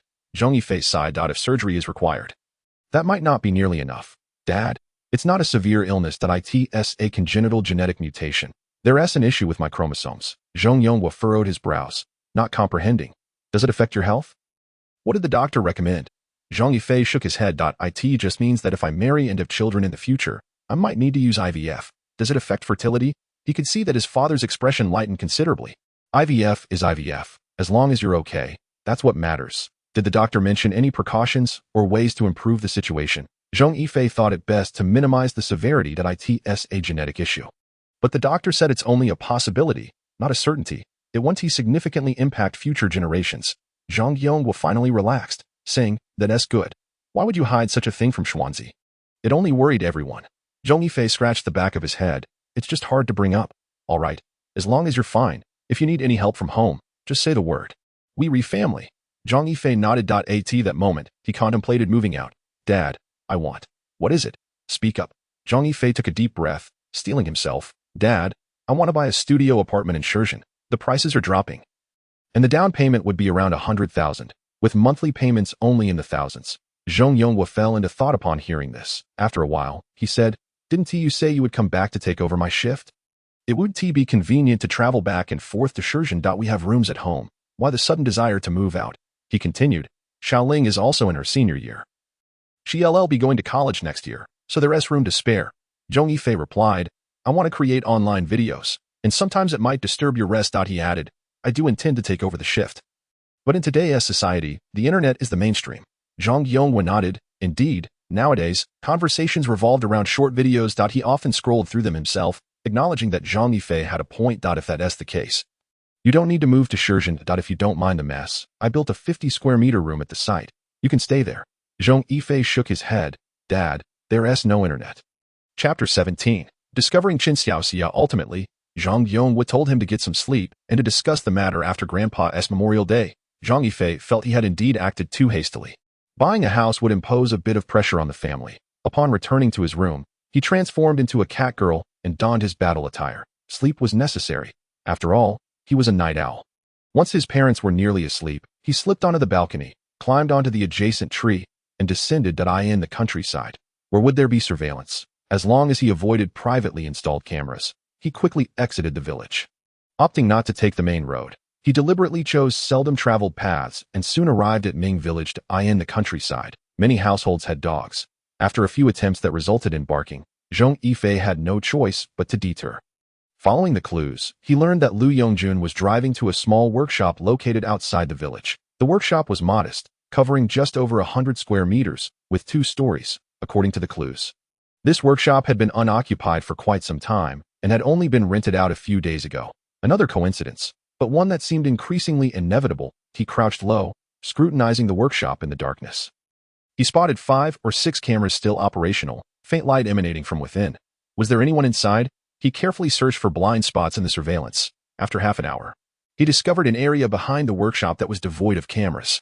That would be his entry point. He circled around quietly and approached the rear of the workshop. Examining the wall, he sought a possible entry point. At that moment, he noticed a reflective object in a patch of grass.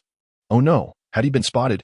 He anxiously moved around to investigate, only to find a pile of disassembled parts. The reflection belonged to a mirror from a two-wheeled vehicle. From the scattered debris, it was evident that it had once been an electric bike. Upon clicking the video, he realized it was Zhang Donghu's electric bike. Had they not had time to dispose of it, returning to the wall, he positioned himself beneath a window and tested it. Finding it locked, how was he to get inside? After waiting a while, the light within remained on, and no sounds emerged. Was there truly no one home? If no one was present, he could force his way in. Provided he remained out of sight of the cameras, he picked up a stone and slid it against the glass, gauging the situation before gently tapping it. The glass cracked, forming an irregular hole, and he reached in to unlock the window. Slowly pushing it open, he entered the workshop. The room was sparsely furnished, containing only a bed and a cabinet. He edged along the wall, gradually extending his head outside the door. Noticing no signs of activity, he looked up to see if any cameras were present. He spotted two cameras, one facing the main entrance and the other aimed at a closed door. Sticking close to the wall, he exited and made his way toward the distant surveillance equipment. Upon arriving, he disabled the cameras and then ascended the stairs to the second floor. The doors to the rooms on this floor were all open. Several rooms had lights on, yet no one was inside. That a pungent odor of sweat mingled with the acrid scent of smoke, compelling Zhong Yifei to cover his mouth. The lack of hygiene among these individuals was truly appalling. As he surveyed room after room, he encountered several that contained beds, all in a state of disarray, with unmade blankets strewn about, and littered with cigarette butts and empty beer bottles that lie in one corner. He even discovered used condoms and tissues in a nearby trash bin.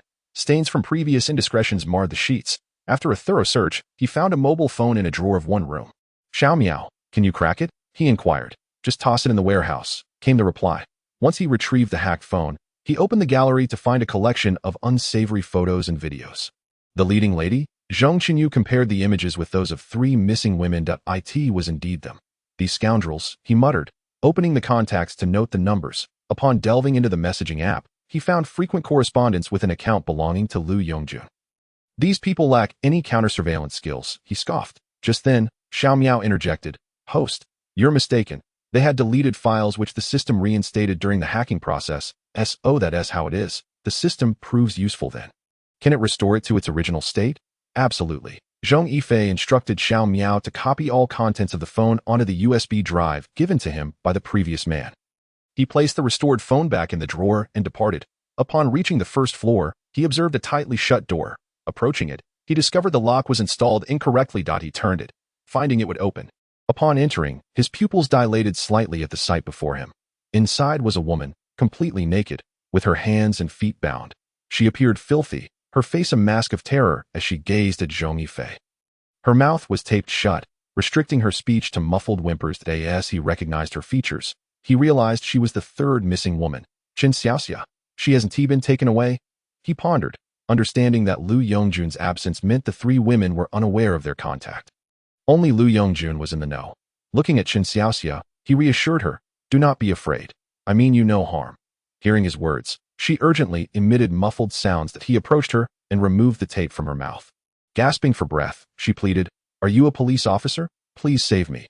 Those ruffians have been tormenting me." As she spoke, tears streamed down her face. Zhong Yifei quickly comforted her. "You are safe now. The three men have already been apprehended by the police. I will help you get free, and when the police arrive, you must cooperate and tell them everything you witnessed here." Qin Xiaoxia looked up. "Aren't you a police officer?" Zhong Yifei shook his head. "Not at all." At that moment, Qin Xiaoxia noticed the tail behind him, her eyes widening in disbelief as she watched it sway. "Oh no, I forgot about that." Zhong Yifei hurriedly explained, "It's a costume. I enjoy role-playing. Now, I will free you, and you must stay here." Qin Xiaoxia nodded, but as Zhong Yifei prepared to leave, she fearfully implored, "Could you wait here until the police arrive?" Shaking his head, he replied, "That once he do that, I prefer to avoid too much contact with them. But don't worry, you'll be safe soon." After untying her, she stepped out of the room and picked up a phone. Zhao Xiaoxiwe, busy writing a report, noticed a series of asterisks and her pupils constricted. She quickly signaled to Li Wenhu that he approached and answered the call. "Hello, Officer Zhao." "Hello. Thank you for assisting the police that we are currently interrogating." "Indeed, make sure to conduct a thorough investigation. This case is far from closed." The two exchanged glances, surprise evident in their eyes. Zhong Yifei continued, "I have located their hideout and discovered Qin Xiaoxia, who remains stable but is under their control. In short, you may merge these two cases. Chapter 18. The motive for murder. Li Wenhu hastily took the phone. Hello, I am Li Wenhu from the Criminal Investigation Department. Zhong Yifei recognized him. Zhao Xiaoxiwei had joined the police station under his guidance as the leader of the Criminal Investigation Team 2. Hello, Captain Li.as for my name. That must remain confidential. I will provide you with the location. Ming Village.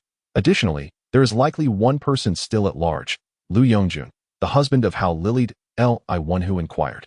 Lu Yongjun, ISNTE. Zhong Yifei interjected. Out of town, right? If you scrutinize the highway surveillance, you should uncover the issue that I am at a workshop. Lu Yongjun visited the place the day after Li Xiaowen and Yao Shuling went missing. Now you see, Li Wenhu exclaimed. What? That small workshop. Indeed. Hurry and collect samples. There is a phone on the second floor in the drawer of the third room. Chen Xiaoxia is currently unclothed. When you enter, let Officer Zhao bring clothes for her from the room to the right on the first floor. And behind the workshop, there is a disassembled electric bike belonging to Zhang Donghu. That's all for now. If you wish to continue your investigation, you might want to check if Zhang Donghu has had frequent contact with anyone while in prison. After listening, Li Wenhu responded, Thank you. Can we meet? That won't do. Meeting would spoil the mystery. Now, hurry over. I need to get home and rest that I'm exhausted. You know, staying up late is a girl's worst enemy. As soon as Zhong Yifei hung up, Su Jun rushed in. Captain Li, major breakthrough. Chen Xiaoxia hasn't been taken away.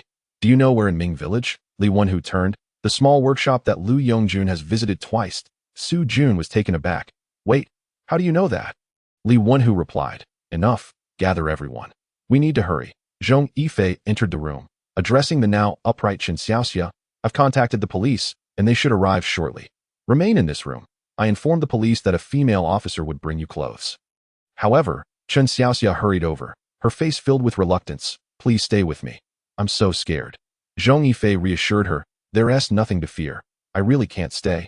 Now, be good and wait here. As he turned to leave, Chen Xiaoxia appeared disappointed, gazing at the closed door, murmuring, Thank you. When the police asked, I want to reveal your appearance. Zhong Yifei left, but did not stray too far from the workshop. He concealed himself in the shadows to observe the situation. Opening the task menu, he noted that the progress of 2 tasks had surpassed expectations, allowing him to breathe a sigh of relief. Approximately 10 minutes later, several police vehicles arrived at the workshop. Seeing the police, Zhong Yifei turned and vanished into the night. In the early morning, his phone rang. Zhong Yifei, still groggy, reached for it, suddenly jolting awake just as he was about to answer. Damn, I almost slipped up. He quickly transformed back into his male form before pressing the answer button. Hello, Zhao. Are you still awake at this early hour? What time is it? Early. You're quite fortunate. I haven't slept a wink. Yifei, I'm off today. Let us catch a movie in the afternoon. Zhong Yifei sat up. So, the case is concluded. Less prying into societal matters. Just tell me if you're coming. Sure. I'll be waiting for you to pick me up. After washing up, Zhong Yifei sat on his bed and asked, Xiao Miao, has the task been completed? This morning. Yes. That Lu Yongjun was apprehended by the local police and is being prepared for extradition. The case regarding Zhang Donghu's death has concluded, but the human trafficking case is still unresolved, with follow-up tasks pending. Will you accept them? Zhong Yifei immediately declined. Are you joking? Am I equipped to handle such a case? There's undoubtedly a vast criminal network behind this. Accepting it would be signing my own death warrant. Let the police continue their work. I'm just an ordinary citizen, content with simpler tasks. He then inquired, now that the case is over, can I learn about its origins and Lu Yongjun's motive for murder? The task materials contain that information, but it only includes the testimonies of the 3 women. Their relationship with Lu Yongjun was merely one of employment. It said that Lu Yongjun discovered that his children were not biologically his own. Really? How scandalous. He opened the materials to investigate. Although the testimonies were vague, piecing together the fragmented accounts revealed that after Zhang Donghu was released from prison, he visited Hao Lily's bar, coincidentally finding Lu Yongjun there as well. The two were already acquainted. And Lu Yongjun, unaware of Zhang Donghu's connection to his wife, greeted him warmly and shared drinks. Perhaps feeling a pang of conscience, after several drinks, Zhang Donghu leaned closer to Lu Yongjun, quietly inquiring if he was interested in making quick money. Lu Yongjun, not particularly upright himself, asked what the opportunity entailed. Zhang Donghu revealed that he had met a human trafficker while incarcerated. Out of gratitude for Zhang Donghu's kindness, the trafficker had instructed him to contact a specific person upon release, assuring him that simply stating he was referred by Zhang Donghu would lead to lucrative opportunities. Following this advice, Zhang Donghu dialed the number given to him. Upon answering, The trafficker detailed a scheme involving the abduction of women, subsequently selling them abroad through smuggling. Without a second thought, Zhang Donghu agreed. Due to transportation issues, he thought of Liu Yongjun. It can be said that Liu Yongjun and Hao Lili getting together was also facilitated by Zhang Donghu. Liu Yongjun had often carried goods during transportation, and upon hearing of this lucrative opportunity, he readily agreed without much consideration. They acted behind Hao Lili's back, who was completely unaware. However, the day after sending away the second victim, Liu Yongjun furiously confronted the three. He informed them that he had made contact with the other party, who stated that they could work with anyone, not necessarily through Zhang Donghu. Thus he wished to kill Zhang Donghu.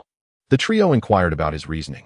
Liu Yongjun expressed his contempt, claiming that Zhang Donghu was a scoundrel and his wife a harlot. Not only did he feel cheated, but he also discovered that the children he had raised for so long were actually Zhang Donghu's. In his fury, he resolved to eliminate Zhang Donghu. Believing that once Zhang was dead, Hao Lili would no longer deceive him, he had developed a bond with the children and decided to continue raising them. Feigning ignorance at that moment, Liu Yongjun was in a deeply despondent state. He explained that he had learned the children were not his after feeling unwell a few days prior and going for a full medical checkup, only to be informed that his sperm motility was severely low, making the chances of his wife conceiving extremely slim. Chapter 19. Do you know how to apply makeup? Yet he had a pair of children. Was it merely a stroke of luck? The more he pondered, the more suspicious he became, especially recalling how many had jokingly remarked that the children bore no resemblance to him. To confirm his suspicions, he collected samples of the children's hair for DNA testing, but he speculated on his wife's potential infidelity and, after much contemplation, settled on Zhang Donghu as the possible culprit. Why did he think of him? Zhang Donghu had known Hao Lili longer than he had, and their union was, after all, orchestrated by him. He also recalled that during Zhang Donghu's incarceration, Hao Lili had been in a dismal state. While upon Zhang's release, she seemed transformed. Seizing an opportunity, he obtained a strand of Zhang Donghu's hair and submitted it alongside the children's for testing. Much to his shock, his suspicions were confirmed. He found himself unable to confront Hao Lili due to his love for her. But as for Zhang Donghu, he felt no such restraint. Especially after establishing a connection with the human trafficker, he felt emboldened to act independently of Zhang Donghu, without any reservations. Although the three individuals were hired by him, they had known each other for a long time and understood each other's dispositions well. Thus, they unhesitatingly sided with Liu Yongjun, even assisting him with strategizing. Just as Zhong Yifei had surmised, the trio rented two vehicles. Parking one at a service station, Liu Yongjun parked the truck at the service station, switched to the other vehicle, exited the highway, and re-entered via another ramp, returning to Shenzhen. Whenever they contacted Zhang Donghu, they utilized new SIM cards. The muscular man used a new card to signal Zhang Donghu, subsequently capturing a woman. After informing the others, he immediately disposed of the SIM card by burning it. Each time they captured someone, Zhang Donghu would secretly come to partake before taking them away. Hence, he had declined Hao Lili's presence at the workshop, but upon entering, he was not greeted by a weeping beauty, but rather struck down by Liu Yongjun, who had been hiding behind the door.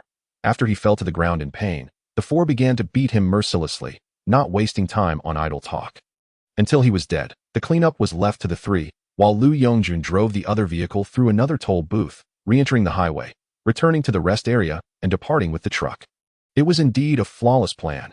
Had it not been for the discovery of Zhang Donghu's body, and Zhong Yifei's coincidental involvement leading to the arrest of the three, the mystery of Zhang Donghu's demise might still persist. Li Wenhu felt a pang of regret, as this seemingly immaculate alibi had shifted the focus away from Liu Yongjun.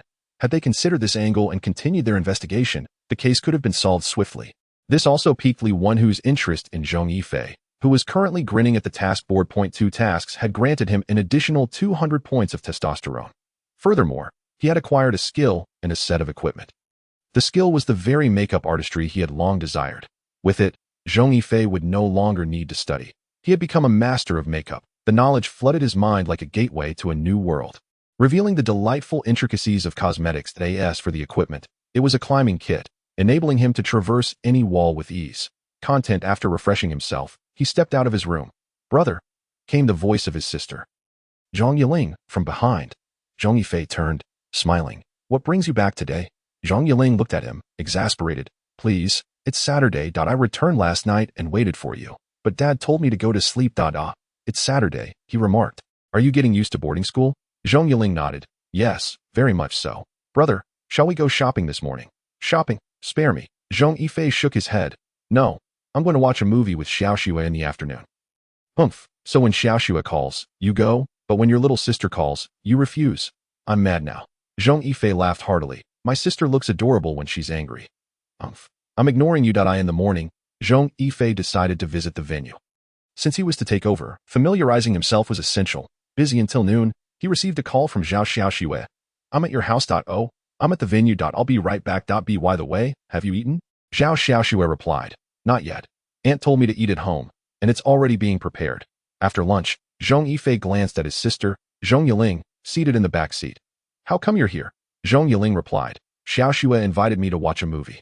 And after that, we're going shopping. Xiao Xue chimed in. Yes, so you, as the gentleman, must fulfill your duties. Good heavens, would my arms still function tomorrow? Zhong Yifei replied. You should find a boyfriend soon so I can hand over this task. Xiao Xue retorted. No way, sister is not planning to date early. Having a boyfriend would only slow my draw speed. Upon reaching the cinema, they collected tickets and entered. Watching the movie, Zhong Yifei found it somewhat tedious. However, Xiao Xue was enthralled, especially by thrillers. Whenever a thriller premiered, she would drag him to see it. Even while attending the police academy, she would return on weekends by train or plane just to watch them together. He truly couldn't fathom her thought process. Did she have no friends? The tedious film finally concluded, leading to Zhong Yifei's dreaded segment, shopping. Women everywhere seemed revitalized by shopping. Zhong Yifei could only follow helplessly behind the two. Carrying their bags. As they passed a cosmetics store, Zhong Yiling linked arms with Xiao Xue, saying, Xiao Xue, let us check this out. Xiao Xue asked, do you want to buy cosmetics? Zhong Yiling nodded. Yes, I want to get some lipstick and foundation. Sister, help me decide. Xiao Xue shrugged. If you asked me about guns or rifles, I could talk endlessly. But lipstick? You've got the wrong person. I never wear makeup.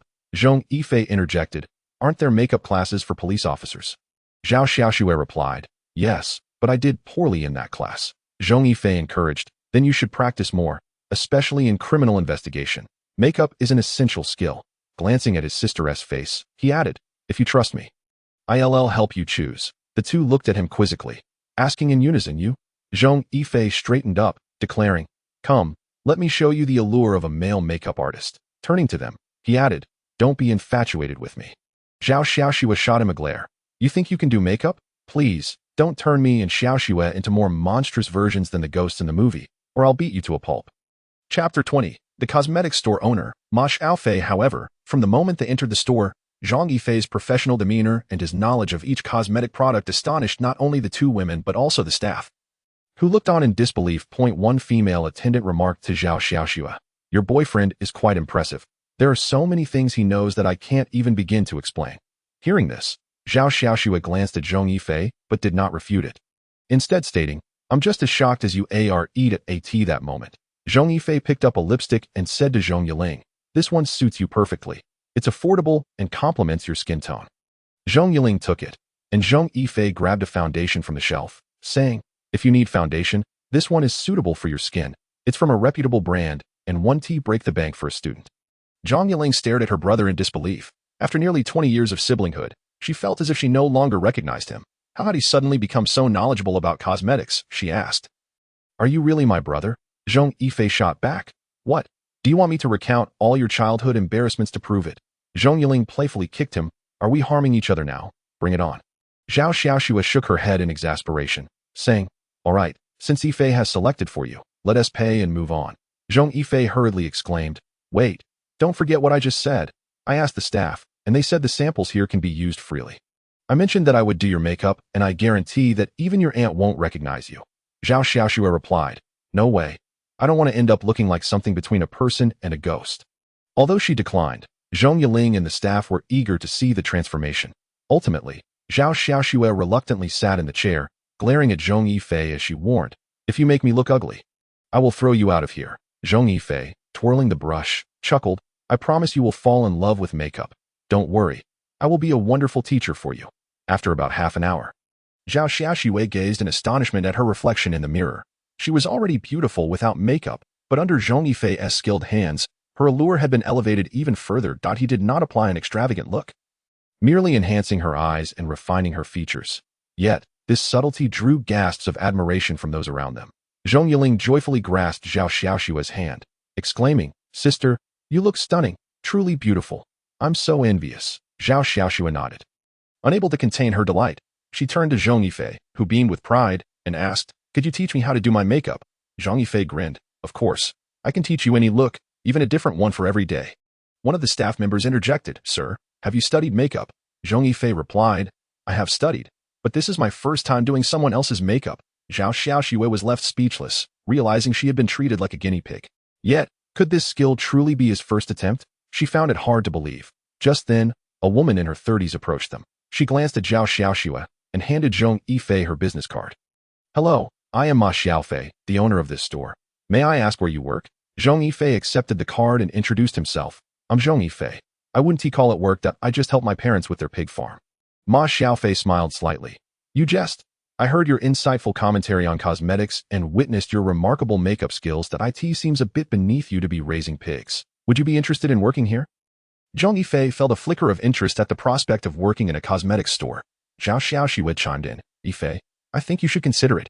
Your skills are more than enough for this place." Ma Xiaofei nodded. "Indeed, you've made your girlfriend look exquisite.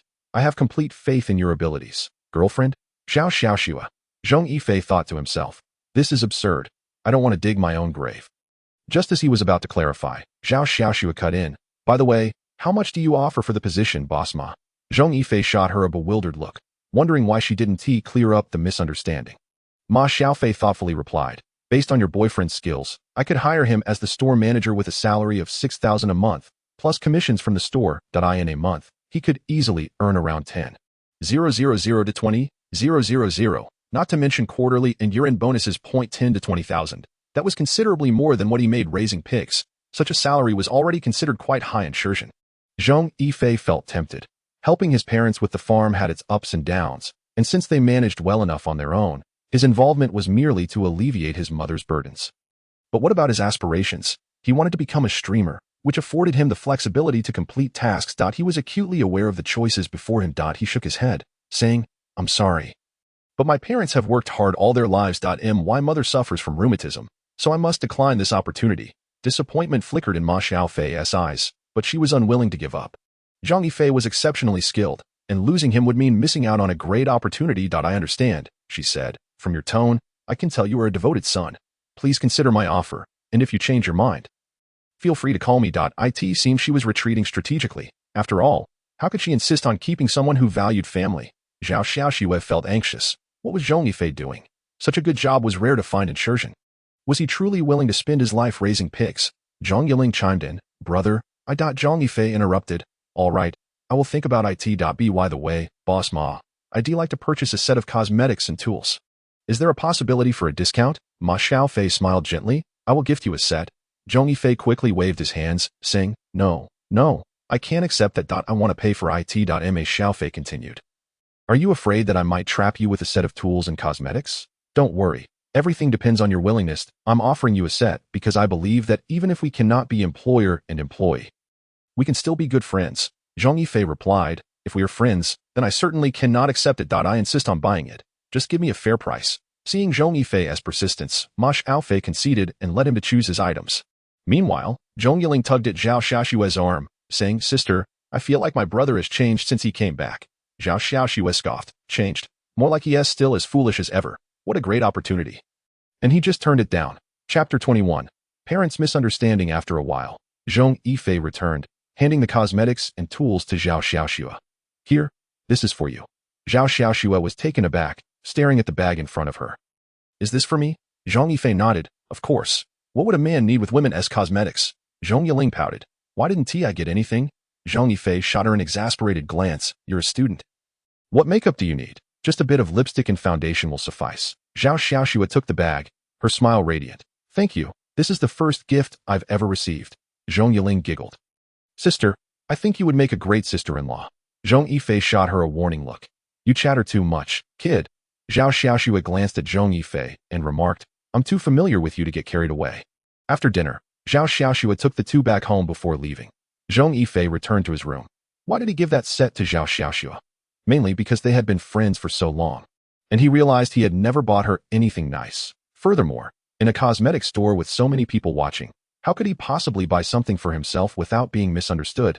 Just as he was about to lock the door, there was a knock. Upon opening it, he found Zhong Yifei was standing there. "Dad, is something the matter?" Zhong Yifei entered and said, "Tomorrow is your grandfather's Memorial Day, and we need to return to the old house early. Don't stay up too late. After lunch, I'll take you to look at some houses." "What?" Zhong Yifei asked. "Dad, didn't you say?" Zhong Yifei interjected, "We don't necessarily have to buy in Shenzhen. There are new properties in Haijin that are much cheaper." This afternoon, I inquired and found that there are single apartments in Wenhua community, with a down payment of only 40,000. The monthly payment is just a few thousand, and it's close to our village. We'll go see it tomorrow afternoon, and if we like it, we'll buy it. Zhong Yifei felt a surge of gratitude. He expected his father to remember his earlier suggestion. "Dad, I'll treat the down payment as a loan and pay you back." Zhong Yifei waved his hand dismissively. "No need for that, you're grown up now. Consider this house a gift from me and your mother." After a brief conversation, Zhong Yifei left the room. Zhong Yifei locked the door, feeling immensely excited. With a house, many future endeavors would suddenly become much more feasible. Just then, a voice broke in. "Host, are you sure you don't want to take on that follow-up task? I believe it would be beneficial for you to do so, as you have already found a lead.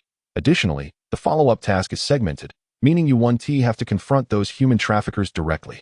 "Segmented? What does that mean? And did you just say you found a lead?" "What lead?" he inquired. "Is it simple?" The voice responded. "With your current capabilities, taking it on would be a piece of cake. It's well within your skill set. If that's the case, then I'll accept it. The task is to find leads on human traffickers. Liu Yongjun's information on traffickers is incomplete. After he was captured, all contact was severed. Your task is to assist the police in gathering information about the traffickers, starting from the deceased Zhang Donghu. Completion conditions: find another contact method for the traffickers and provide it to the police. The reward for completing the task is 50 points of male hormones and a random item. A contact method for the traffickers, to be found through the deceased Zhang Donghu. How would I do that? The person is dead. Am I supposed to channel spirits? Don't we believe in science? This task lacks a progress bar, indicating that I must find the contact method and give it to the police for it to count as completed. Does Zhang Donghu have the contact method? At his home? Probably not. The police already searched there, and if they found anything, the task wouldn't have been issued. He began to review all information related to Zhang Donghu. Hours passed, but he had no leads. He then revisited the testimonies of the three individuals at that moment. He noticed a crucial piece of information in the muscular man's testimony. He mentioned that every time they captured someone, Zhang Donghu would contact the traffickers to inquire about the delivery location. Moreover, he always did so without their knowledge. He also stated that Liu Yongjun had once mentioned that the trafficker said to call him as soon as they captured someone, and he would arrange the pickup point, advising Liu to use a different phone, preferably one that could only make and receive calls, like an old flip phone. Zhang Donghu possesses an old mobile phone. Does he not? Are the numbers given by the traffickers for the two individuals different? But Zhang Donghu is already deceased. Would the traffickers not eliminate that number? Or perhaps the traffickers have yet to receive news of Zhang Donghu's demise. If that is the case, he must hasten his actions. Otherwise, if discovered by the traffickers, the evidence may be destroyed, leading to complications. Rubbing his temples, he pondered. Suddenly, he quickly summoned the surveillance footage from before Zhang Donghu's disappearance. Indeed, he was supposed to head to the workshop. Why would he first venture into the old city? Could it be that he concealed the phone in some location within the old city, intending to contact the traffickers? The more he considered it, the more plausible it seemed. Yet, the traffickers had provided the rendezvous location, and he had not brought anyone along. Would they not notice the discrepancy? Right, Liu Yongjun is absent. Zhang Donghu might have informed the traffickers to wait a couple of days before sending anyone. Thus the traffickers are also in a state of anticipation.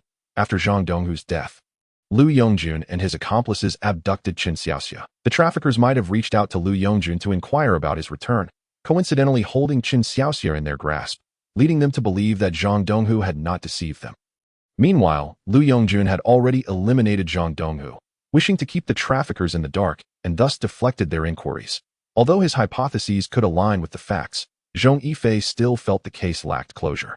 After all, they had severed contact with Liu Yongjun. Zhang Donghu should have been deleted as well. Never mind, he decided to search the old city first. However, the old city is rather expansive. Where could Zhang Donghu have hidden his phone? Time is of the essence. Stepping out of his room, he observed his parents and sister engrossed in a television program. He remarked, "Dad, I have something to attend to tonight.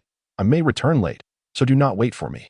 Zhang Yongwu inquired, "Why do you always go out at night?" Beside him, Zhang Yuling chuckled, "Brother, are you in love?" Witnessing the joy on his mother's face, Zhong Yifei felt a twinge of helplessness. He replied, "No, I'm just looking into short videos.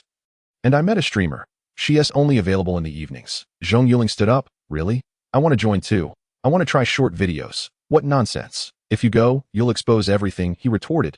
"Your studies are important now. Stop being so distracted and focus on your education." Zhong Yuling pouted. "Humph, you're just afraid I'll ruin your plans. Brother, that streamer is going to be my future sister-in-law, right? Why does she always veer the conversation that way?" Zhong Yifei shot her an exasperated glance. "You're meddling too much. I assure you it's not the case. Stop thinking so impurely." Watching Zhong Yifei leave, Zhong Yong smiled faintly. No wonder he wants to buy a house. "The reason is evident." Zhang Yuqin asked, "Are you saying he wants to cohabit with that girl?" Zhong Yuling quickly turned and asked, "What is this about buying a house?" Chapter 22, A Colonnade. Upon arriving in the old city, Zhong Yifei felt at a loss about where to begin. He made his way to the alley where Zhang Donghu had entered, continuing onward. Passing by rows of old houses, he felt utterly frustrated. Like a headless fly. Soon, he reached the alley from which Zhang Donghu had departed. He located the surveillance footage of the two missing women. Upon careful examination, he discovered that Zhang Donghu had entered and exited that alley shortly after his disappearance. And the duration was brief. "Miss, how much for a session?" A man's lewd voice interrupted his thoughts from behind. Confused, Zhong Yifei turned. "What are you talking about?" Suddenly, it dawned on him that the old city was rife with streetwalkers. Did this fool mistake him for one of them? Good grief, a person of his caliber would actually choose such a profession. Zhong Yifei coldly replied, "Get lost. You've got the wrong person." The man sized him up and then turned to leave. Muttering under his breath, little did he know, Zhong Yifei's hearing was far superior at this moment. He thought he had scored a victory, but it was clear that someone of his ilk would never resort to such a lifestyle. Zhong Yifei raised his middle finger at the man's retreating figure before continuing into the alley. Suddenly, a thought struck him. One of Zhang Donghu's subordinates seemed to reside in the old city. According to the records, after Zhang Donghu's release from prison, he frequently met with this subordinate. Could it be that the phone was hidden at this subordinate's residence? The records indicated that this subordinate was exceedingly loyal to Zhang Donghu. Having missed a debt collection meeting due to other commitments, whenever there was a matter at Zhang Donghu's home, this subordinate would assist. The more he thought about it, the more plausible it became. He accessed the subordinate's statement. The police had indeed suspected that Zhang Donghu had come to the old city to see him. The subordinate confirmed that Zhang Donghu had sought him out for a brief chat before leaving. Surveillance footage corroborated that Zhang Donghu had exited, which is why the police had not pursued the matter further. Additionally, why were they so familiar with the routes in the old city if they did not reside there? This suggested that the subordinate was also an accomplice. Zhong Yifei hastened to the subordinate's residence. The house was a two-story colonnade. The subordinate had married and subsequently divorced, with the child living with the mother. His parents had passed away in recent years, leaving him as the sole occupant. He lacked a steady occupation, but was financially unburdened. According to police records, this individual had several little sisters under his wing. Akin to KTV princesses, collaborating with various KTV establishments and madams. Unlike prostitutes, as long as there was no direct involvement in sexual transactions, the issues remained minor. Even if his little sisters engaged with clients, he could claim ignorance, attributing it to their own volition, making it difficult to ascertain culpability. At most, he would face fines or a short stint in detention. It was now 9 p.m., and there were no lights on in the residence. This was peak time for KTVs, so he was likely absent. Zhong Yifei donned his gear, headed to a corner, and quickly ascended to the rooftop using climbing equipment. The rooftop door was ajar. He gently pushed it open and cautiously descended. The front door was unlocked, confirming that the room was indeed empty. Zhong Yifei scanned the surroundings and, finding no surveillance devices, felt emboldened to search. Although the occupant lived alone, the room was not particularly messy, making his search relatively straightforward. After rummaging through the place, he discovered several antique mobile phones, all with SIM cards inserted.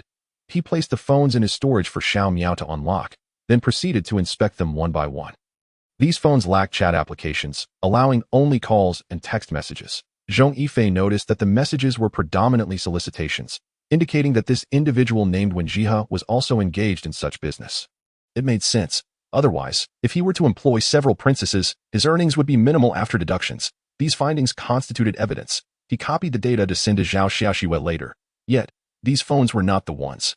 Could it be that Zhang Donghu had not concealed the phone here? At that moment, he stumbled upon several rental agreements in a drawer. Upon closer inspection, he noted that all the properties rented were located in the old city. Were these accommodations for the princesses? One rental agreement caught his attention. It was for a property rented 2 days after Zhang Donghu's release from prison. The tenant was not Wen Jihe or Zhang Donghu, but someone named Wang Hu. Wang Hu? Who was that? Moreover, why was Wang Hu renting a property while the contract was found with Wen Jie? It was peculiar. Could it be? Zhong Yifei tidied the room before exiting the colonnade. He approached the adjacent building, which was also a colonnade and similarly dimmed. That he repeated the process and entered the room. That a musty odor assailed him. Observing the dust on the floor, he wondered how long it had been since it had last been cleaned. As he searched the room, he entered the bedroom and discovered an old mobile phone. After cracking the code, he examined the screen's contents, a smile gracing his lips. He had finally found it. Without delay, he dialed Zhao Xiaoxue's number. She answered promptly, "Hello, is there something you need? Officer Zhao, are you searching for information on the traffickers? Has the number provided by Lu Yongjun turned out to be invalid?" Zhao Xiaoxue gasped. "How did you know?" Zhong Yifei replied, "Oh, never mind how I know. You're looking for Zhang Donghu's phone to check if the numbers match, right? I can tell you, they don't. I have obtained the number. I'll give it to you, so write it down." Zhao Xiaoxue hurriedly retrieved a pen and paper. "Go ahead. Point 1359, alias Old Ghost. Thank you. This sister. Oh, no, I am younger than you." Zhao Xiaoxue responded, "Oh, this younger sister. May I meet you as a friend?" Zhong Yifei replied, "Oh no, that's not possible." "All right, that's it. Hurry and investigate. That if Old Ghost discovers the number has been compromised, it may be too late." Zhao Xiaoxue sighed. "Not even a meeting? Not possible. All right, I'm hanging up. I'm heading home to sleep." After expressing her gratitude, Zhao Xiaoxue immediately called Li Wenhui, hearing that the same woman had uncovered the lead again.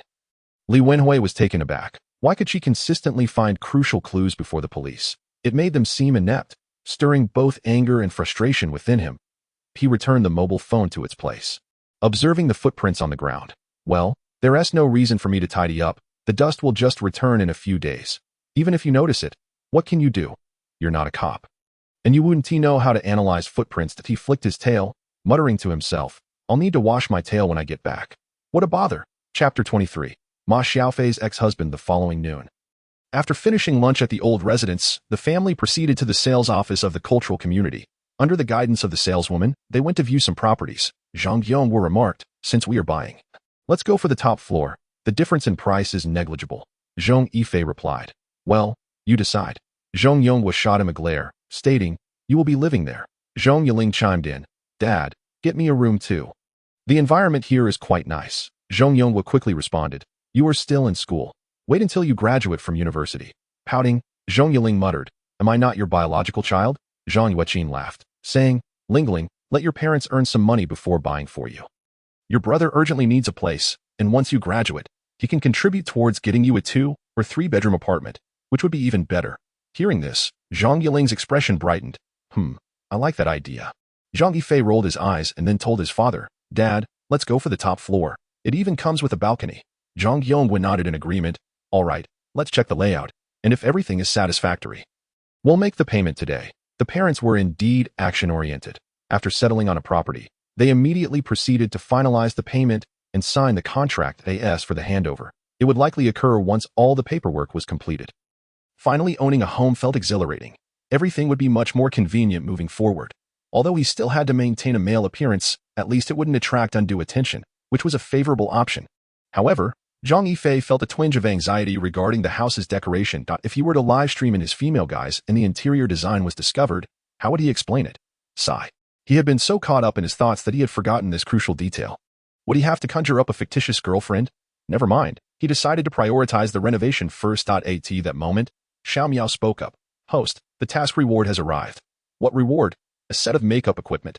"Wow, it's just what I needed." Did Xiao Miao know what he desired and provided accordingly? Xiao Miao replied, "You're thinking too much. Let's just say you're lucky." Was it really so? Zhong Yifei chose not to return home with his parents. Now that he had a house, he needed to prioritize his live streaming plans. Otherwise, he wouldn't be able to pay off his loan. That he decided to visit a relative who specialized in renovations. Arriving at his relative's house, he knocked on the door. A woman soon peeked out and, upon recognizing Zhong Yifei, warmly invited him in. Zhong Yifei inquired, "Aunt Wang, is my uncle home?" Aunt Wang nodded. "Yes, he's in the living room having tea." In the living room, Zhong Yifei produced the cigarettes he had purchased earlier. "Uncle, would you like a smoke?" "Xiaofei, what brings you here today?" Uncle Zhong Yifei smiled as he accepted the cigarette, upon learning that Zhong Yifei had bought a house and needed his help with renovations. Zhong Yifei readily agreed. When can you start? Around a week. Uncle. Do you have the time? I need it done urgently. Zhong Yifei assured him, that's no problem. I just need 2 or 3 days to finish up my current project. Just take me to see it first.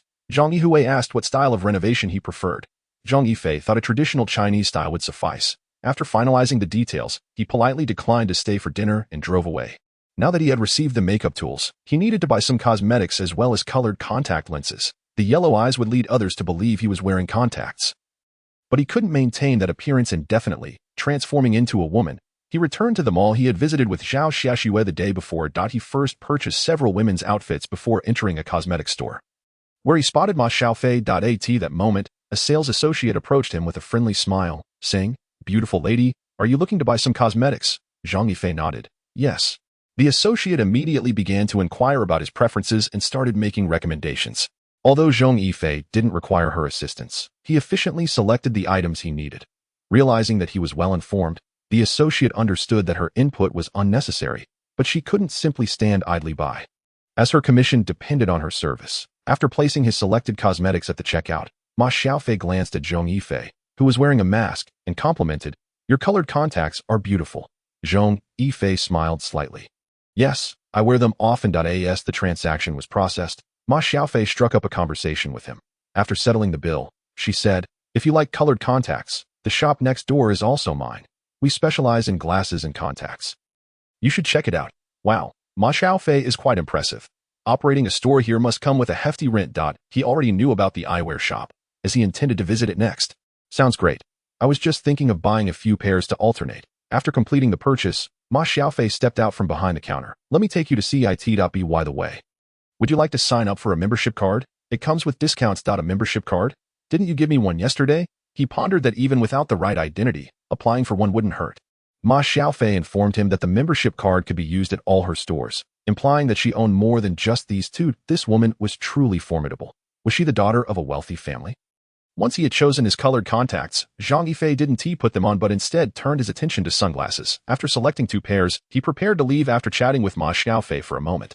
Suddenly, a loud commotion erupted outside. Upon hearing the noise, Ma Xiaofei's brow furrowed. At that moment, Zhong Yifei heard a man shouting Ma Xiaofei's name. He saw her step outside, followed closely by Zhong Yifei.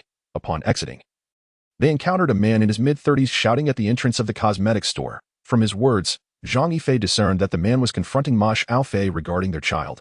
Was this Ma Xiaofei's husband?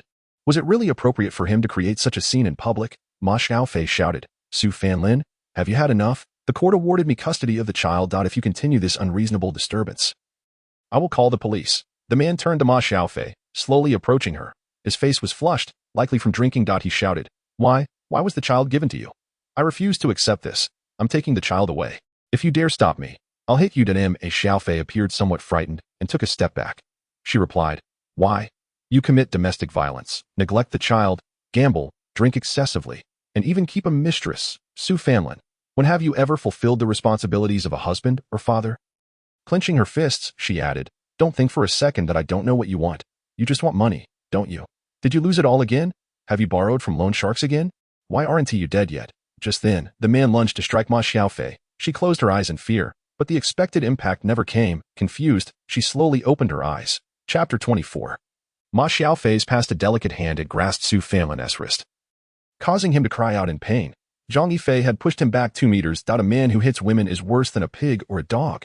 I have never seen a man like you. Su Fanlin, clutching his wrist, glared at Zhong Yifei. "Who the hell are you? Meddling in my business." Zhong Yifei felt his anger rising but managed to suppress it, fixing his gaze on Su Fanlin. "Please leave.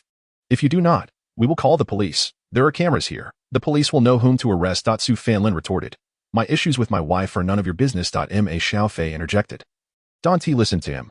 "We divorced a year ago due to domestic violence, gambling, and infidelity. He left with nothing. We have no relationship anymore." Just then, Zhong Yifei noticed a cosmetics store employee accompanied by a group of security guards rushing over. The guards quickly surrounded Su Fanlin, one of them saying, "Is it you again? How many times has it been this month? If you continue this way, we'll take you to the police station." Su Fanlin shot a fierce glare at Ma Xiaofei. "You'll pay for this, you filthy whore. If I can't have a good life, neither will you." And Xiang. "You, Su Fanlin, please act like a decent human being." Ma Xiaofei shouted angrily. "Decent human being? Xiang is at your parents' house. I can't take him, but he is starting kindergarten. Watching Su Fanlin's arrogant retreat, Ma Xiaofei's eyes turned red. She held back her tears and thanked Zhong Yifei. Thank you. Zhong Yifei waved it off. It's nothing. Men like him deserve a beating. If it weren't for the cameras here, I would have already dealt with him for you. He continued. Be cautious of his threats as he leaves. It would be best to inform the kindergarten teacher. Ma Xiaofei nodded. I've gone several times, but the security guards always chased him away when my son goes to and from school. His grandfather sends bodyguards to protect him, so he can't do anything. Bodyguards? Are you a rich girl? Zhong Yifei asked, puzzled. If you are, why would Su Fanlin dare to be abusive? Seeing Zhong Yifei's confusion, Ma Xiaofei said, would you like to hear my story? Zhong Yifei hesitated. Is that appropriate? It's your personal matter. Ma Xiaofei shook her head, explaining that it wasn't a secret. Everyone who knew her was aware of it. They entered a nearby CAF, and as they sat down, Ma Xiaofei slowly recounted her story. She and Su Fanlin had been high school sweethearts. However, Su Fanlin came from a modest background, while Ma Xiaofei's father was named Ma Jincheng. Upon hearing this name, Zhong Yifei's expression turned astonished. Ma Jincheng is a well-known entrepreneur in Long City, and his Qinling Group ranks among the top 500 companies in the nation. It is no wonder that Ma Xiaofei possesses such a multitude of enterprises. She confides in Zhong Yifei that 6 years prior, she had a falling out with her family and left home to forge her own path. The cause of the rift was Su Fanlin. She harbored deep affections for him and aspired to marry him, but her parents vehemently opposed the union. As the cherished princess of the Ma family, how could she possibly wed an ordinary man? Moreover, Ma Jincheng, a shrewd businessman, quickly discerned that Su Fanlin was a lazy individual lacking ambition. Yet, inexplicably, Ma Xiaofei remained infatuated with him and was resolute in her desire to marry him despite her family's disapproval. In a fit of anger, she left home and obtained a marriage certificate with Su Fanlin, subsequently relocating to a different city, which greatly angered Ma Jincheng. Ma Jincheng has 2 sons and 2 daughters, with Ma Xiaofei being the youngest and his most beloved daughter. However, this beloved daughter caused him immense heartache, prompting him to publicly sever their father-daughter relationship. Consequently, Ma Xiaofei faced considerable hardships over the ensuing years. She worked as a dishwasher, labored in factories, and even distributed flyers on the streets. Despite her tireless efforts to sustain her family, Su Fanlin continued his indolent ways, neglecting household responsibilities and frequently asking Ma Xiaofei for money. Nevertheless, she remained unwavering in her devotion to him. 2 years ago, Ma Xiaofei noticed that Su Fanlin had begun to stay out late, sometimes absent for several days. When she called him, his tone was often impatient, and he would occasionally ignore her calls. One fateful day, she encountered him shopping with another woman, shattering her world. Enraged, she confronted him, but he initially dismissed her accusations, claiming the woman was merely a distant cousin. Ma Xiaofei, however, found his flimsy excuse utterly implausible. Upon returning home, a fierce argument ensued, marking the first significant confrontation since they had met. Su Fanlin's irritation escalated to violence as he struck her, leaving her in shock. She never imagined he would resort to such brutality. Tears streamed down her face, yet Su Fanlin offered no comfort, instead berating her for crying and threatening her life. From that day forward, aside from returning to demand money, Su Fanlin never spent another night at home. When Ma Xiaofei refused to comply with his demands, he resorted to physical violence, even threatening their child. For the sake of her child, Ma Xiaofei felt compelled to acquiesce. Unbeknownst to her, her elder brother, during a business trip to the city where Ma Xiaofei resided, fortuitously visited a hospital due to stomach pains and discovered her injuries inflicted by Su Fanlin. He confronted her, and though she initially claimed to have fallen, he was unconvinced and insisted on taking her back to Long City. Ma Xiaofei resisted, prompting her brother to call home and inform Ma Jincheng of her plight.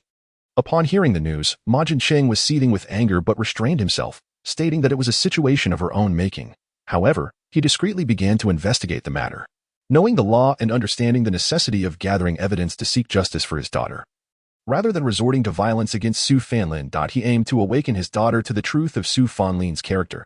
The investigation revealed that Su Fanlin not only had an affair but also amassed significant gambling debts.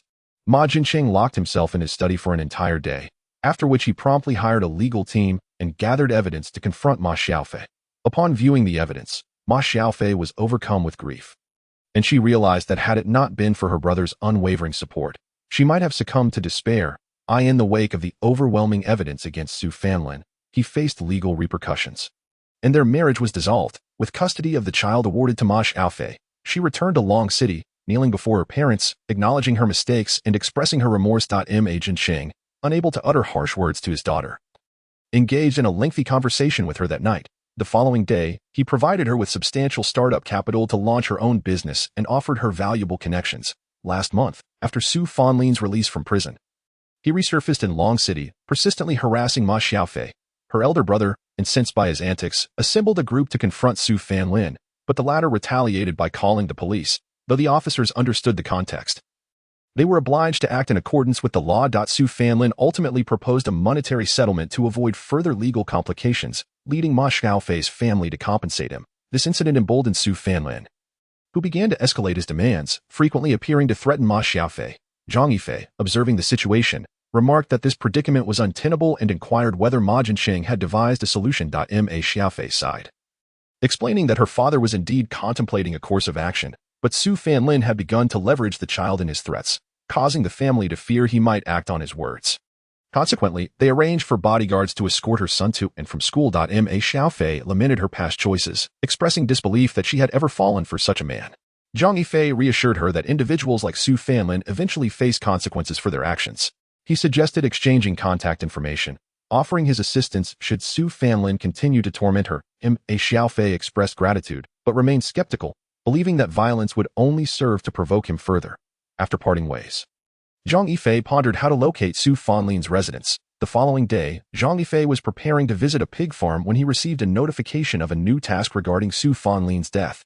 In the park, sanitation workers had discovered a male corpse, later identified as Su Fanlin, who had succumbed to cyanide poisoning. The task involved uncovering the identity of his murderer. The stakes were high. Failure would result in a penalty, while success would yield rewards. Zhong Yifei, initially reluctant, felt compelled to engage in the investigation upon discovering the circumstances surrounding Su Fanlin's demise. However, as he perused the police files at noon, he was struck by disbelief. The report indicated that a pair of women's high-heeled shoe prints had been found near the crime scene, accompanied by a lipstick tube bearing Ma Xiaofei's fingerprints. Now, she was being summoned by the police as a suspect.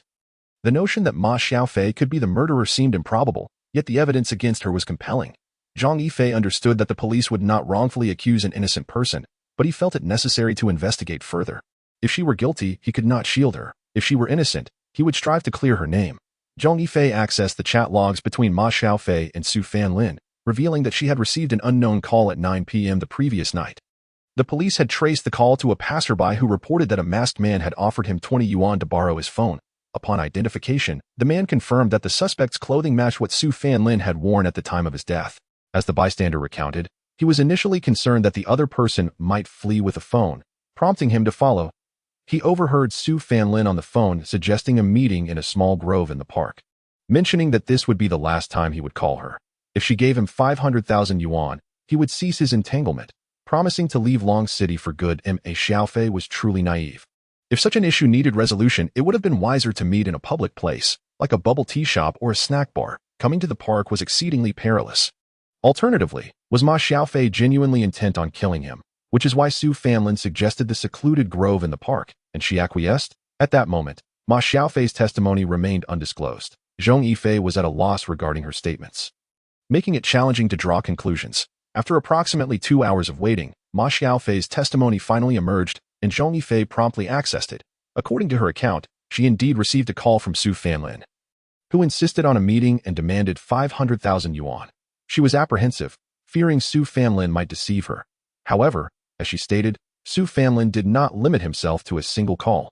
Shortly after being expelled by security, she began receiving successive calls from him, each from different phones. Initially, he resorted to intimidation, then shifted to pleading, claiming he had lost money gambling and needed 300,000 yuan, promising that if Ma Xiaofei assisted him in repaying it, he would no longer pursue her. In Chapter 26, The Lipstick Clue, under his persistent harassment, Ma Xiaofei consented to give him 500,000 yuan. She indeed met Su Fanlin, not only handing him the money but also signing an agreement. Zhong Yifei opened the photo of that agreement. It stipulated that upon receiving the 500,000 yuan, Su Fanlin was to leave and refrain from further harassment. Should he persist, he would be required to return the 500,000 yuan and pay an additional 300,000 yuan in compensation to Ma Xiaofei. Zhong Yifei recognized that such agreements are typically made for honorable individuals. However, someone like Su Fanlin, who was utterly unrepentant, could not be held accountable. Would suing him or freezing his accounts have any effect? He would be indifferent to such measures. The purpose of signing the agreement was merely to expedite the acquisition of the 500,000 000 yuan, deferring future matters for later discussion. Ma Xiaofei was aware of this, but she felt helpless in restraining Su Fanlin. The agreement was likely a safeguard in case he continued to cause trouble, allowing her to present it to the authorities. Yet, near Su Fanlin's body, there was no sign of the bag containing the 500,000 yuan. Ma Xiaofei had left without carrying the bag, which did little to absolve her of the suspicion of being the murderer. That evening, Zhong Yifei decided to visit the park. He retrieved a USB drive and transferred evidence of Wenjia's involvement in illicit activities to his phone. He opened the app and added Zhao Xiaoxue's account, compressing all the evidence and sending it to her. After a prolonged silence, Zhao Xiaoxue had yet to respond, likely preoccupied. Suddenly, he felt a sharp pain in his abdomen. Cursing under his breath, he quickly locked the door and rushed to the restroom. Upon exiting, he sighed in relief, thankful for the timely opportunity. However, he realized he needed to purchase some sanitary supplies. Just after he completed his purchase, he received a message from Zhao Xiaoxue. Ah, this is wonderful. I thought it might not go through. Sister, is this information about Wenjia? Does this mean Zhang Donghu's phone is with him? Of course I received it. This is the privilege granted by Zhong Yifei. Had it not been for the need to receive his messages, I would have closed it long ago. He is not here, merely the information I obtained. By the way, have you found Old Ghost yet? After a moment, Zhao Xiaoxue sent a message with a sigh. The same number is still inactive, but the codename Old Ghost provides us with crucial clues that it's peculiar that Lu Yongjun mentioned an accomplice not being Old Ghost. We are currently investigating, not Old Ghost, another individual. That means the counterpart must be an underling of Old Ghost. Indeed, Lu Yongjun could deliver the goods without needing to meet the boss in person. It became clear that the completion of his mission hinged on identifying Old Ghost, rather than merely tracking a phone number, which made perfect sense. Zhong Yifei inquired, "How's the investigation into Ma Xiaofei's case progressing?" Zhao Xiaoxue replied, "Ah, how did you know? We haven't made this matter public." "Not public, you say? Do you underestimate me? I believe she is not the murderer. If she were, she would not so boldly seek out Su Fanlin without any pretense." Zhao Xiaoxue responded, "You sound just like my mentor. While that may be true, solving a case cannot rely solely on intuition. Everything must adhere to the evidence, which is currently unfavorable for her. We are diligently investigating." "Indeed, evidence is paramount," Zhong Yifei remarked. "Very well, I shall assist you in your inquiries. I must end this chat now. There is no need for further messages, as they won't be received. To is surprise. Zhao Xiaoxue immediately sent a voice message. "Oh, don't keep it open. We can chat sometimes." Zhong Yifei pressed the voice button and quipped, "Are you trying to track me through my number? Don't worry. Even if you searched for a century, you would never find me." Zhao Xiaoxue retorted, "Then don't close it." "What are you afraid of?" Zhong Yifei smirked and promptly ended the conversation. "I simply don't wish to be bothered by you." Noticing Zhong Yifei's silence, Zhao Xiaoxue attempted to send an emoji. But upon seeing the red exclamation mark, she helplessly shook her head and shared Zhong Yifei's message with Li Wenhu. Li Wenhu remarked, "This isn't our concern. I'll pass it on to the anti-vice team." On the other end, after hanging up, Zhong Yifei entered the restroom, staring at the sanitary products in his hand. "How on earth do I use this?" With the help of Little Meow, he managed to position it correctly and exited the restroom. With nowhere else to go, he decided to tackle some tasks. He sat down, opened the task panel, and noticed a case belonging to the local police station. Upon reviewing its contents, he found it was about apprehending a stalker. A stalker, indeed, could be worth attempting to resolve. He clicked to accept the task. Capture the stalker. Homeowner Su Xiaodian from Wenxin community has recently noticed someone following her after work, fearing for her safety. She chose not to report it. Please assist in capturing the stalker. Task rewards: 50 male hormones and a random item. Failure results in a deduction of 60 male hormones. Su Xiaodian seemed somewhat familiar. Upon opening her photo, Zhong Yifei realized she was the same homeowner he had considered renting from previously. Well, tomorrow was Monday. She would be going to work, and he could undertake the task then. He accepted several simple item-finding tasks, and by nightfall, he arrived at the park, approaching the grove where Su Fanlin's body had been discovered. The police tape had since been removed, and the officers had departed.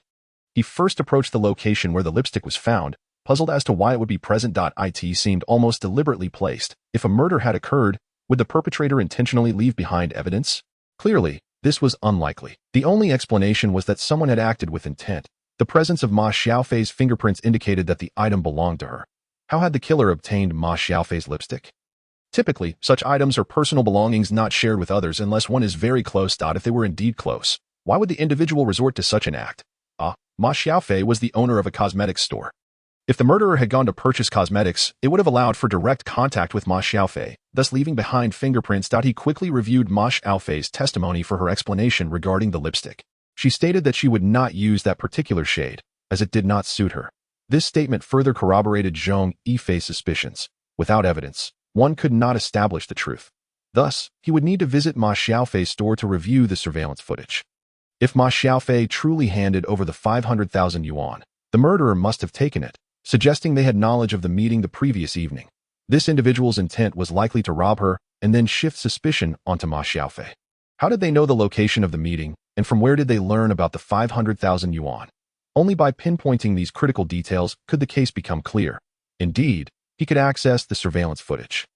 As Zhong Yifei meticulously examined the store's recordings, he noted the flow of customers and that Ma Xiaofei actively promoted products to her clientele. The lipstick must have been handled by her during the interval between her departure and that of her last customer. He began to feel a strain in his eyes and resolved to return home to analyze the footage later. Carefully, he approached the area where the body was discovered, crouching down to inspect. The police had already marked the necessary indicators. From the files, it was clear that all footprints in the vicinity belonged to Su Fanlin. Chapter 27. Li Mingxuan's return. Why were only Su Fanlin's prints present? If a transaction had taken place here, Ma Xiaofei's footprints should also have been evident. Cyanide poisoning results in a swift death, leaving no chance to escape. There were no signs of dragging, indicating this was indeed the primary crime scene. Su Fanlin's back bore a puncture mark, yet no needle was found within his body. To remove it would require proximity. Wait, could it be possible that the syringe containing the cyanide was shot from a distance, with a string attached, allowing the perpetrator to retract it post-murder? That explanation seemed plausible. Following Su Fanlin's position, Zhong Yifei moved to the rear of the tree to search. What is this? He observed something on the tree trunk. Upon closer inspection, he discovered fibers from clothing. Crouching down, he noticed impressions on the soil from where someone had stepped. This location was directly behind the tree. If the assailant had leaned against the trunk, they would have remained undetected. Moreover, what about the 500,000 yuan? That bag would be quite heavy. How could the assailant have taken it without leaving footprints? The sanitation worker had seen the body from a distance, but had not approached, which explained why only Su Fanlin's prints were present. It could not have been the sanitation worker who removed it. Was it possible that the assailant could fly, their feet never touching the ground? That was utterly implausible. They were neither a bird nor a ghost. Zhong Yifei assessed the distance between his position and the body, estimating it to be around 4 meters. What if a tool was used? For instance, a long, extendable pole could certainly facilitate the retrieval. Additionally, what was Su Fanlin doing here? Upon receiving the money, should one not leave to repay debts? Or perhaps, did he come here to await someone? Having arranged to meet at this location, the time of his death coincided closely with the meeting time with Ma Xiaofei, as indicated by the forensic autopsy report, which noted a discrepancy of approximately 10 minutes. Moreover, the forensic assessment is merely an estimate, and a 10-minute interval falls within the realm of possibility. This implies that the individual may have arrived alongside Su Fanlin, but simply did not meet with Ma Xiaofei. Is it conceivable that after the transaction concluded, this person met with Su Fanlin, carrying the bag of money? Could this be the reason for the disappearance of the money? Handing over the money would require an immense level of trust. As for whether it was a loan, that seems unlikely. Ma Xiaofei had mentioned he only owed 300,000, while the additional 200,000 was likely for living expenses. He could not possibly hand over the entirety to a lender. Thus, one must consider those in Su Fanlin's circle. By the way, isn't he involved with a mistress? Could it be that the mistress was responsible? Zhong Yifei accessed the records and found information regarding Su Fanlin's mistress. Although the details were scarce, at least there was a photograph. However, he quickly dismissed this possibility. Why? Quite simply, Ma Xiaofei had encountered Su Fanlin's mistress. If she were to purchase lipstick, it would be immediately noticeable. What if she were to wear makeup and a mask? That is plausible. Thus, reviewing the surveillance footage is necessary. Upon meticulously examining the footage, it was confirmed that Ma Xiaofei indeed attended to a masked woman who purchased lipstick. However, the woman's physique did not match. Therefore, it likely was not her. Upon examining the lipstick, it was discovered that it bore traces of having been used. This raises an intriguing question. How could there be signs of usage without any evidence being retrieved? Or is it possible that the individual deliberately created signs of use to lend authenticity to the lipstick's presence? In that case, this lead could be crucial to pass on to Zhao Xiaoxue. Upon reviewing it, Zhao Xiaoxue affirmed that the technical investigation team had indeed found that the lipstick had been used, but could not extract any DNA. This could indicate that the individual, in an effort to create a facade of authenticity, applied the lipstick while covering their lips with tape or a plastic bag. resulting in signs of use without leaving any DNA behind. Zhong Yifei inquired, might this help to alleviate suspicion? Zhao Xiaoxue replied, yes, but only to a limited extent. That MY Minter believes it is possible that the lipstick was purchased at Ma Xiaofei's store, perhaps even recommended personally by him, leading to their direct contact with the lipstick. We are currently reviewing the surveillance footage. They had anticipated this, thus there was no need for him to remind them. All right, you all continue your work. Wait, are you about to? Zhao Xiaoxue's voice echoed, followed by a red exclamation mark. This infuriated her to the point of nearly tossing her phone to the ground. Lacking any leads, she decided to return home. The completion of the task was inconsequential. As long as Ma Xiaofei's suspicion was cleared, that sufficed. In truth, he was indifferent to who the murderer was. Such a person would be better off dead. Upon returning home, he locked the door and lay on his bed, beginning to organize all the information. The next day, the phone rang. Noticing it was Li Mingxian, he switched to his male persona before answering. Brother, tell me honestly, what ailment do you have? Zhong Yifei retorted, you're the one with an ailment? Cursing people so early in the morning, Li Mingxian stated. I asked your father. He said there was nothing wrong and told me to inquire with you. Just tell me so I can be at ease. Zhong Yifei rose and replied, it's nothing. Just that it might be difficult to have children in the future. Li Mingxian exclaimed. What? Erectile dysfunction, brother. This needs treatment. It's about your future happiness. Yes, just take some medication, and in a few days, go to the municipal hospital to get a prescription. Don't be so alarmed. Also, it's not dysfunction. It's just that the sperm motility is low. The doctor said natural conception is unlikely, so if you want to have kids, it might require IVF, with a 50% chance of using your own sperm. Li Mingxian responded, oh, in that case, you won't need to buy condoms anymore. Congratulations, my foot. Could you stop being so lewd? All right, no more of this. Hurry to work. Li Mingxian replied, what work? I'm at the train station. I returned from a business trip yesterday, and my mother wants me to come home. We're going out for drinks tonight. Wait, why are you back? Zhong Yifei asked. Li Mingxian sighed. What else? Arranged marriage. You know how my mother is, eager for grandkids. Actually, it's not a complete stranger. It's my mom's friend's daughter, who is the same age as me and quite pretty. Zhong Yifei remarked. Wow, that sounds promising. Well, you're already 26. It's about time. I haven't had enough fun yet. Why be restrained so early? This nightlife is quite enjoyable. Li Mingxian scoffed. Take care. You might end up sick. Zhong Yifei teased. Get lost. I won't mess around. Stop cursing me. I need to hang up now, Zhong Yifei said, placing the phone down. This brother truly needs someone to keep him in check. Spending 2 weeks there, his lifestyle was enviable. Always at bars or KTV, sometimes even staying out all night. This moment, the house was empty. His sister had gone to school the night before, and his parents were likely out. After a light meal, Zhong Yifei rode his bike toward the pig farm. Chapter 28. Following Su Xiaotian in the afternoon, within his unfurnished single apartment, Li Mingxian remarked, why did you buy a single apartment? Zhong Yifei replied, my parents' money didn't come from the wind, and it's just me. A single apartment is sufficient. Li Mingxian nodded. If you need money, just let me know. I can lend you some. Zhong Yifei felt touched and smiled. I hope our relationship remains pure. Li Mingxian rolled his eyes. Get lost. I could take care of you if it came to that. Are you bending now? Zhong Yifei teased. Shut up. I'm very straight. The salesgirl nearby was nearly suffocated by their banter. She chimed in. You two brothers have such a good relationship. Li Mingxian replied. Beauty.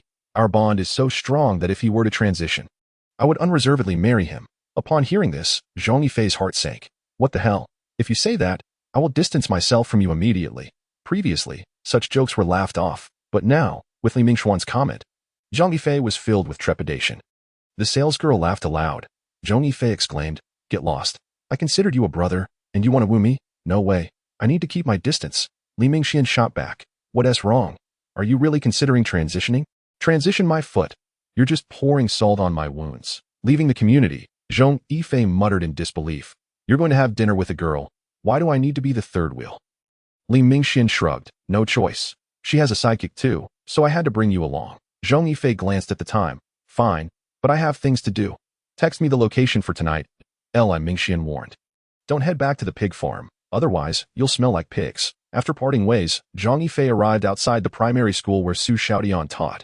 After a while, school was dismissed. The primary school was only about 300 meters from her home, but it required traversing several alleys.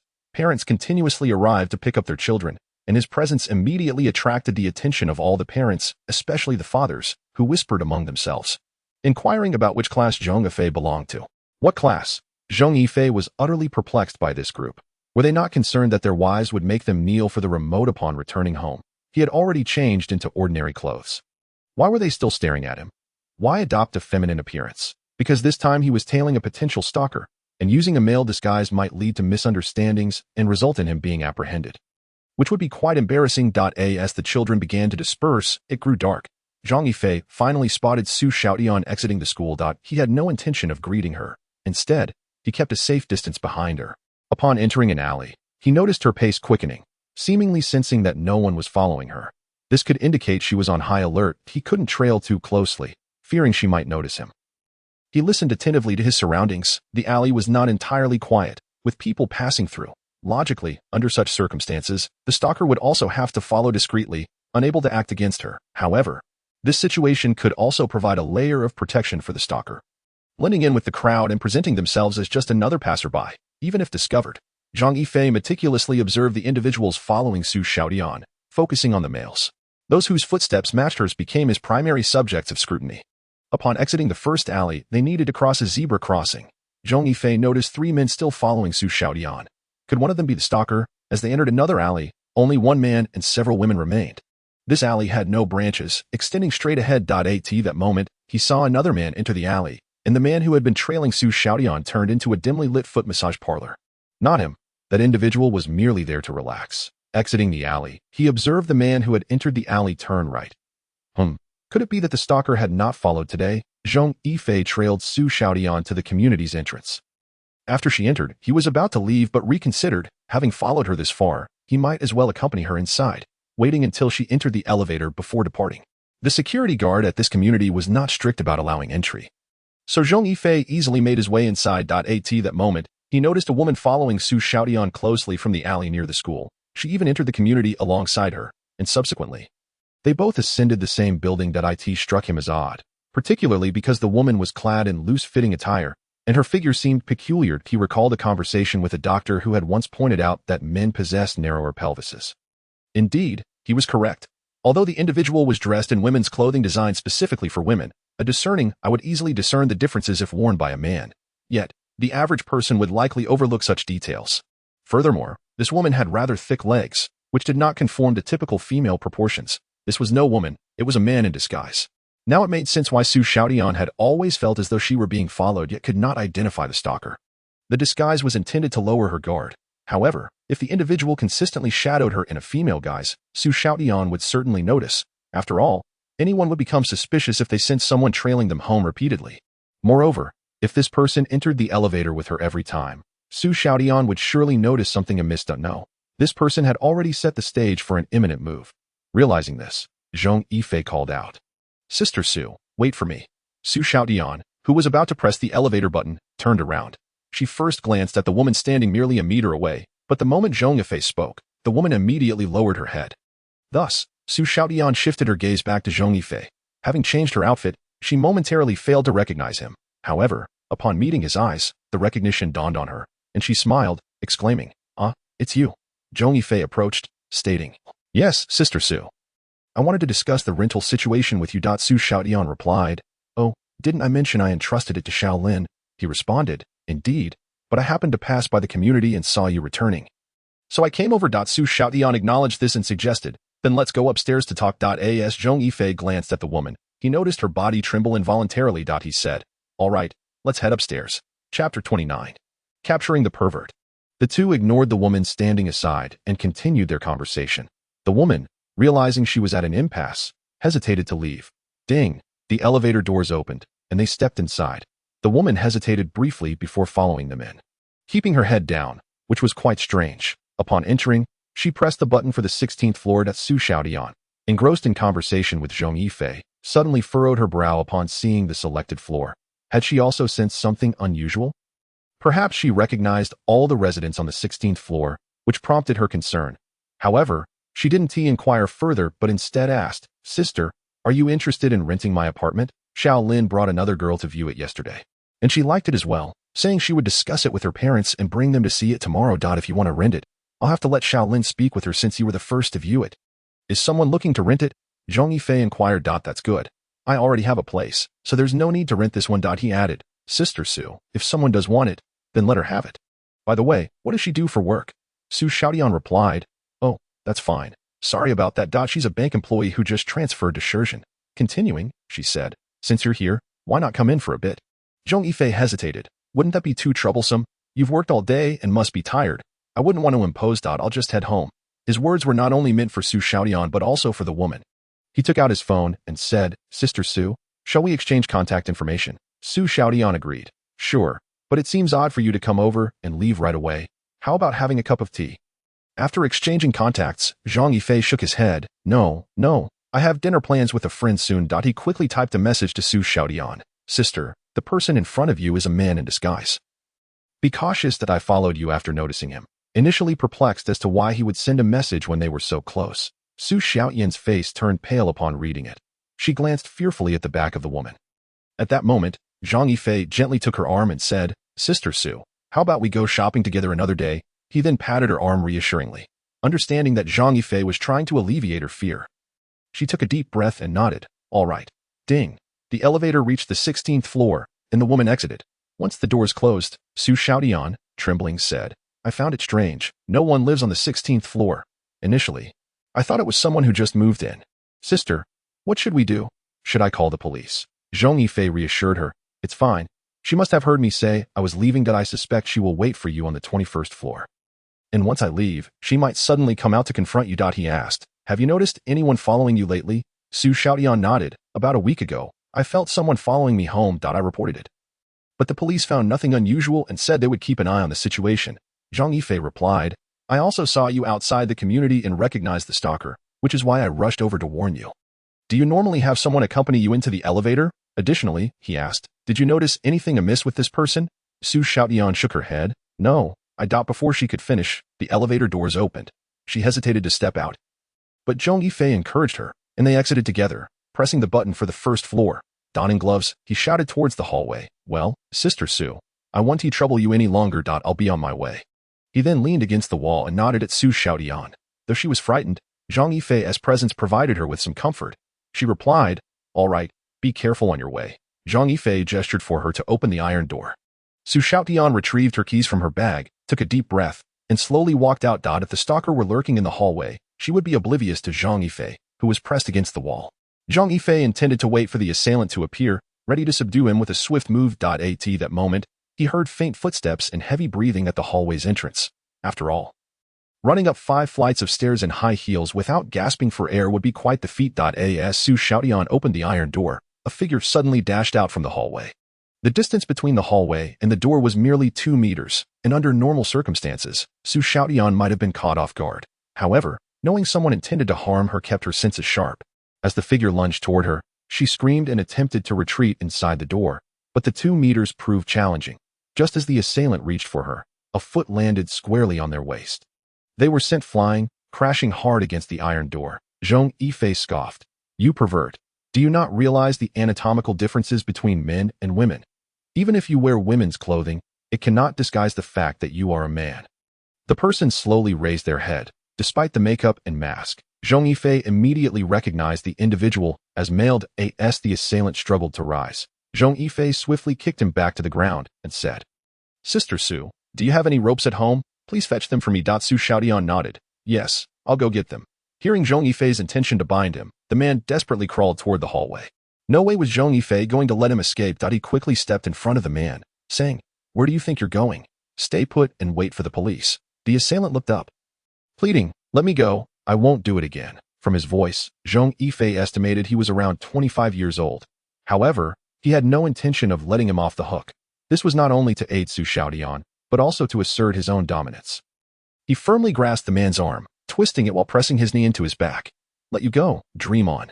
Wait for the police. At that point, Su Xiaodian had returned with the rope.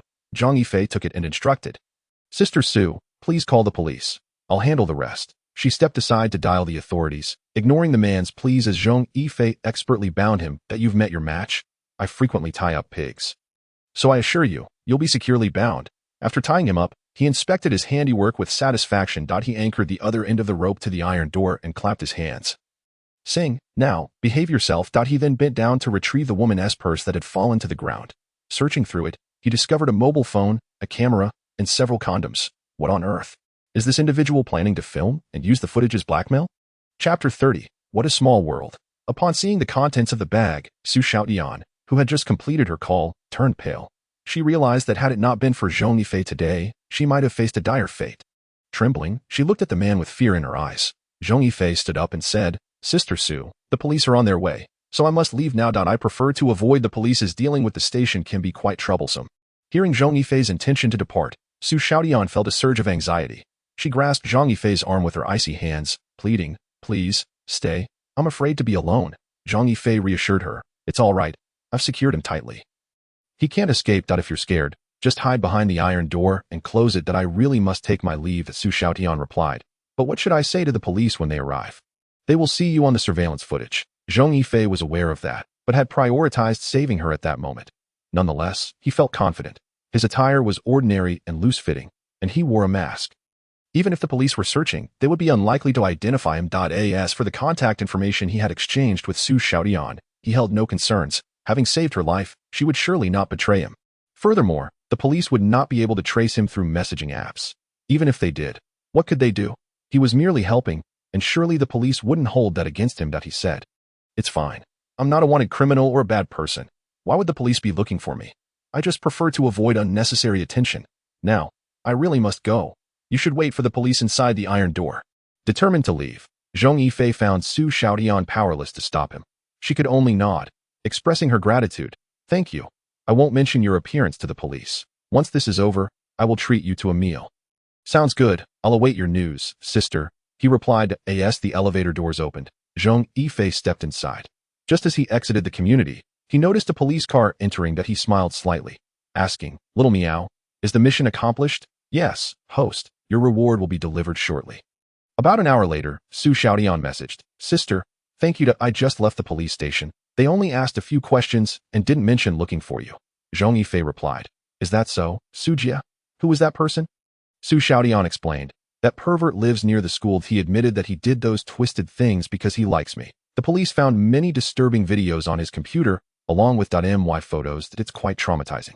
I'm still shaken." She believed he would be incarcerated for a while. Zhong Yifei pondered the possibility of this deviant seeking revenge upon his release. While he might remain undetected, Su Xiaotian would still be in danger. "Sujia, you must be cautious when he gets out." Su Xiaotian assured him, "I know that my father just called to say he's heading to Shashur to help me find a school and wants me to return. If that's the case, would you like to rent the place I'm currently living in? I can offer you a discount." "Rent that place?" Zhong Yifei thought for a moment before responding, "Sister, I didn't clarify earlier.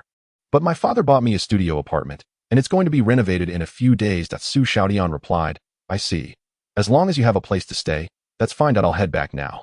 And on Saturday, I'll treat you to a meal." "All right, it's a deal," he agreed. After hanging up, Zhong Yifei transformed and arrived at the restaurant where he had arranged to meet Li Mingxian. He called, and Li Mingxian said he was already waiting. Arriving at the private room, he knocked and entered. Besides Li Mingxian, Zhong Yifei saw a man and a woman. Upon seeing the man, he was taken aback. "What a coincidence." Li Mingxian stood up, introducing, "Come, let me introduce you. This is Zhong Yifei, my brother." He then turned to Zhong Yifei, saying, "Yifei, this is Wang Jingyun and Wang Xiaoqiang. They are siblings." "Siblings?" Wang Jingyun was the owner of the milk tea shop. Indeed, the man was the one from the milk tea shop. "This world is truly small." Zhong Yifei nodded at the two. "Hello." Wang Jingyun smiled. "Hi. I've heard about you from Mingxian. You're quite handsome, even more so than him." Wang Xiaoqiang chuckled. "Hello, I asked Xiangu, and you're 2 months older than me. So I'll call you Fij. My sister certainly wasn't wrong. Fij is quite charming." Li Mingxian was displeased. "What? Zhong Yifei is handsome. Do girls nowadays prefer cute boys?" Zhong Yifei laughed. "Not at all. I'm not as manly as Xuanzi. I'm rather soft." Li Mingxian ruffled his hair, agreeing. "That's true." Wang Jingyun remarked, "It shows. You two are truly brothers." Li Mingxian laughed. "Yes, we have the best relationship." "All right, Xiaoxiu said she will arrive later. Let's eat first." Zhong Yifei inquired. "Did you call her?" Li Mingxian affirmed. "Of course, I don't want to get beaten up." Li Mingxian called the waiter to serve the dishes. About half an hour later, Zhao Xiaoxiu arrived. Upon seeing her, Wang Xiaoqiang was startled. "Oh, you're that police officer?" Zhao Xiaoxiu recognized him as well and nodded. "Yes, I owe you one for your help last time." Wang Jingyun, catching on to their conversation, said, "When I returned to the store, my brother mentioned that the culprit was caught. Zhao Xiaoxue confirmed. Yes, thanks to the surveillance from your shop, we could quickly identify him. Zhong Yifei smirked. This girl certainly knows how to speak. Without my help, would you have pinpointed him so swiftly? Li Mingxian interjected. All right, enough about the case. After dinner, let's go sing. Zhao Xiaoxue replied. I'm not going. I have work tomorrow. Yifei, are you going? If not, come to my place. Hearing this, all eyes turned to Zhong Yifei. That I'm going. Big sister, your words are quite ambiguous. You know, Zhao Xiaoxue realized her slip and clarified. What are you thinking? I just want Yifei to teach me makeup. Li Mingxian took a sip of his drink, saying, Sister, that sounds rather awkward. Do you believe yourself? Seeing the siblings' skeptical expressions, Zhao Xiaoxue recounted the day Zhong Yifei helped her with makeup. Yet, even with her explanation, Li Mingxian remained unconvinced. How could he believe that? He knows his brother well. Makeup, forget it. All right, you don't need to explain. Let's eat. Zhong Yifei felt speechless. Could they not drop the insinuations? I assure you, there is nothing between me and Zhao Xiaoxue, and given my current condition, I wouldn't dare pursue anything. Zhao Xiaoxue, tired of explaining, picked up a piece of meat, asking, I heard your parents arranged this. Jingyun, what do you think of Xuanzi? After dinner, Zhao Xiaoxue directly pulled Zhong Yifei away. He remarked, Are you still going to marry? You won't clarify. What if Xuanzi misunderstands? Zhao Xiaoxue pouted. Let him misunderstand. Didn't you see how perceptive her brother was to leave? Well, that's true, but it can lead to misunderstandings. Too lazy to argue, Zhong Yifei took his electric bike and rode Zhao Xiaoxue home, where her parents were warm and welcoming, especially her mother, Wu Huanwan, who eagerly took Zhong Yifei's hand. Beaming as she led him to the sofa, Zhao Xiaoxue interjected, Mom, are you trying to scare Yifei? We have something to discuss. Could you cut some fruit for us in the room? Watching them enter the room, Wu Fangfang turned to Zhao Cheating. Look, they're in the room now. Should I really be cutting fruit? Won't that interrupt them? Zhao Cheating replied. If something happens, will you still be cutting fruit? Hurry up, look at how amused you are. Once in the room, Zhao Xiaoxue retrieved her makeup tools, saying, All right, hurry and teach me. Zhong Yifei replied, Okay, I'll teach you the basics today. Wu Fangfang came in with the fruit, surprised to see Zhong Yifei teaching her daughter makeup. She sat down, listening intently, increasingly astonished by Zhong Yifei's profound understanding of makeup. Zhong Yifei's throat became dry as he concluded. That's enough for today. It's getting late, and I need to head back. Zhao Xiaoxue protested. Why are you going home? There are rooms here. Stay the night. I haven't finished learning. Wu Fangfang chimed in. Yes, Yifei, just stay. I can't. I have to feed pigs with my dad tomorrow. Let us save this for another day. You need to digest what you've learned. Zhao Xiaoxue appeared disappointed but conceded. Fine, just drive slowly. After Zhong Yifei left, Wu Fangfang immediately pulled Zhao Xiaoxue onto the sofa. Xiaoxue, I think Yifei is a good match. I've watched him grow up. Zhao Xiaoxue quickly interrupted. Stop right there, Mom. Are you that worried about me getting married? I just started working. I need to stabilize first. Zhao Cheating nodded. Indeed, but I'm quite satisfied with Yifei. Don't let him slip away. Zhao Xiaoxue sighed. You too. She retreated to her room. Back home, Zhong Yifei continued to access the task and review the information. The key point of Ma Xiaofei's case still revolved around the lipstick. He felt anxious, wondering if the perpetrator would flee after the crime. If so, finding him would be challenging. Lipstick was crucial, yet he had yet to uncover any significant leads. At that moment, Little Meow spoke. Host, the task reward has arrived. You have received a complete set of lockpicking tools. Lockpicking tools. Quite practical. He said. Little Meow, analyze for me. Which aspect have I overlooked? Little Meow replied. Host, you must discover that for yourself. I cannot divulge it. Forget it. I'll stop thinking and just go to sleep. The next afternoon, while cleaning the pigsty, Zhong Yifei suddenly rushed to the feed warehouse, picked up his phone, and sent a message to Zhao Xiaoxue. Officer Zhao, I've just thought of something. What if the person purchased it much earlier? The fingerprint could have lingered for a considerable time. You should check the previous surveillance footage and also look at the shipment records to see how many orders of that lipstick brand were sold. Soon, Zhao Xiaoxue replied. Yes, the master thought of this at noon. We are currently investigating. That's good. Zhong Yifei said a few more words before shutting off his phone. You can check first. I'll look into it again tonight. At the police station, Zhao Xiaoxue turned to Li Wenhui and relayed the information. After listening, Li Wenhui remarked, Does this woman know Ma Xiaofei? Otherwise, why would she be so proactive? There are plenty of cases at the police station. Zhao Xiaoxue shook her head. I don't know. I have an inexplicable feeling. At that moment, Zhang Shufeng interjected, Captainly, remember that a store employee mentioned that when Su Fanlin caused a scene, a woman next to Ma Xiaofei shielded her. Could it be Li Wenhui suggested. Let us retrieve the surveillance footage. In the footage, they saw Zhong Yifei wearing a mask. After observing how he subdued Su Fanlin, Su Jun commented, "She doesn't seem like an ordinary woman. Her reflexes and strength are impressive." Li Wenwei nodded. "Indeed, we should ask the store employees if this woman frequents the shop." Standing up, he turned to Zhao Xiaoxue and asked, "Are you going to inquire about Ma Xiaofei?" Li Wenwei affirmed, "Yes, we need to clarify whether she is friend or foe." Zhao Xiaoxue bit her lip and said, "Master, I've seen this woman more than once." Li Wenwei turned back. "When did you see her?" "At the scene of Zhang Donghu's death, once in a crowd and once outside a milk tea shop on a bench. Her eyes left an impression on me." Li Wenwei replied, "Let us go to the milk tea shop and check the surveillance footage." It seems quite coincidental that she appeared at both the crime scene and the cosmetics store. Later that night, when he opened the files, he discovered several inquiries concerning himself. Additionally, there was a new video of him at the milk tea shop. "Oh no, I've been discovered," he thought. Even if he was being targeted, what of it? He was wearing a mask and could don colored contact lenses. "Little Meow, can I change my hairstyle? I can't go to the salon now." Little Meow replied, "Sure, you can change to any hairstyle you like. Your current style was designed based on your preferences." Zhong Yifei responded with an "oh" as he began scrolling through videos to find a suitable look. When the bright light faded, he had transformed into a chic short hairstyle. The reason for choosing short hair was that he had seen a video about wigs, which meant he wouldn't need to wear a hat. As for his hearing issue, it shouldn't be too affected, right? He thought he might as well buy a wig to try it out if he got the chance. He picked up his phone and said, "Oh, they're starting to investigate me." Zhao Xiaoxue, just out of the shower, was startled by the message. "This secret investigation, how do they know?" she thought. She replied, "No, sister, are you misunderstanding something?" Zhong Yifei responded, "Officer Zhao, it's not good to lie. They've already asked the store employees, retrieved the milk tea shop surveillance, and inquired about Ma Xiaofei and Wang Xiaochang." I need to clarify further. Zhao Xiaoxue felt a tumult in her heart. Why was the other party so aware of the police's movements? "Sister, can we meet?" Zhong Yifei replied, "No need. I forgot to tell you.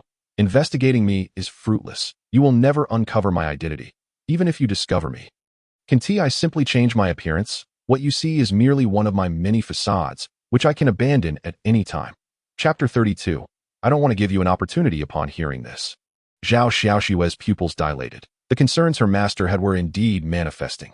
The other party had always worn a mask, making it impossible to discern their true appearance, and both Ma Xiaofei and Wang Xiaoqiang were ardently protective of them. Although the two had each other's contact details, they were astonished to find they could not trace anything. Even when they asked the software company to investigate, it proved futile. The software company was equally baffled. Working overtime to find the reason. "Sister, since you're willing to meet them, why are you afraid of meeting me?" Zhong Yifei replied, "I just don't want to be bothered. Rest assured, I won't engage in illegal activities. I merely wish to assist you in solving the case." Zhao Xiaoxue suggested, "I won't tell anyone. Just the two of us can meet in secret. I want to be your friend." Zhong Yifei replied, "Becoming friends with me, especially since you're a police officer. What if the organization asks you to speak?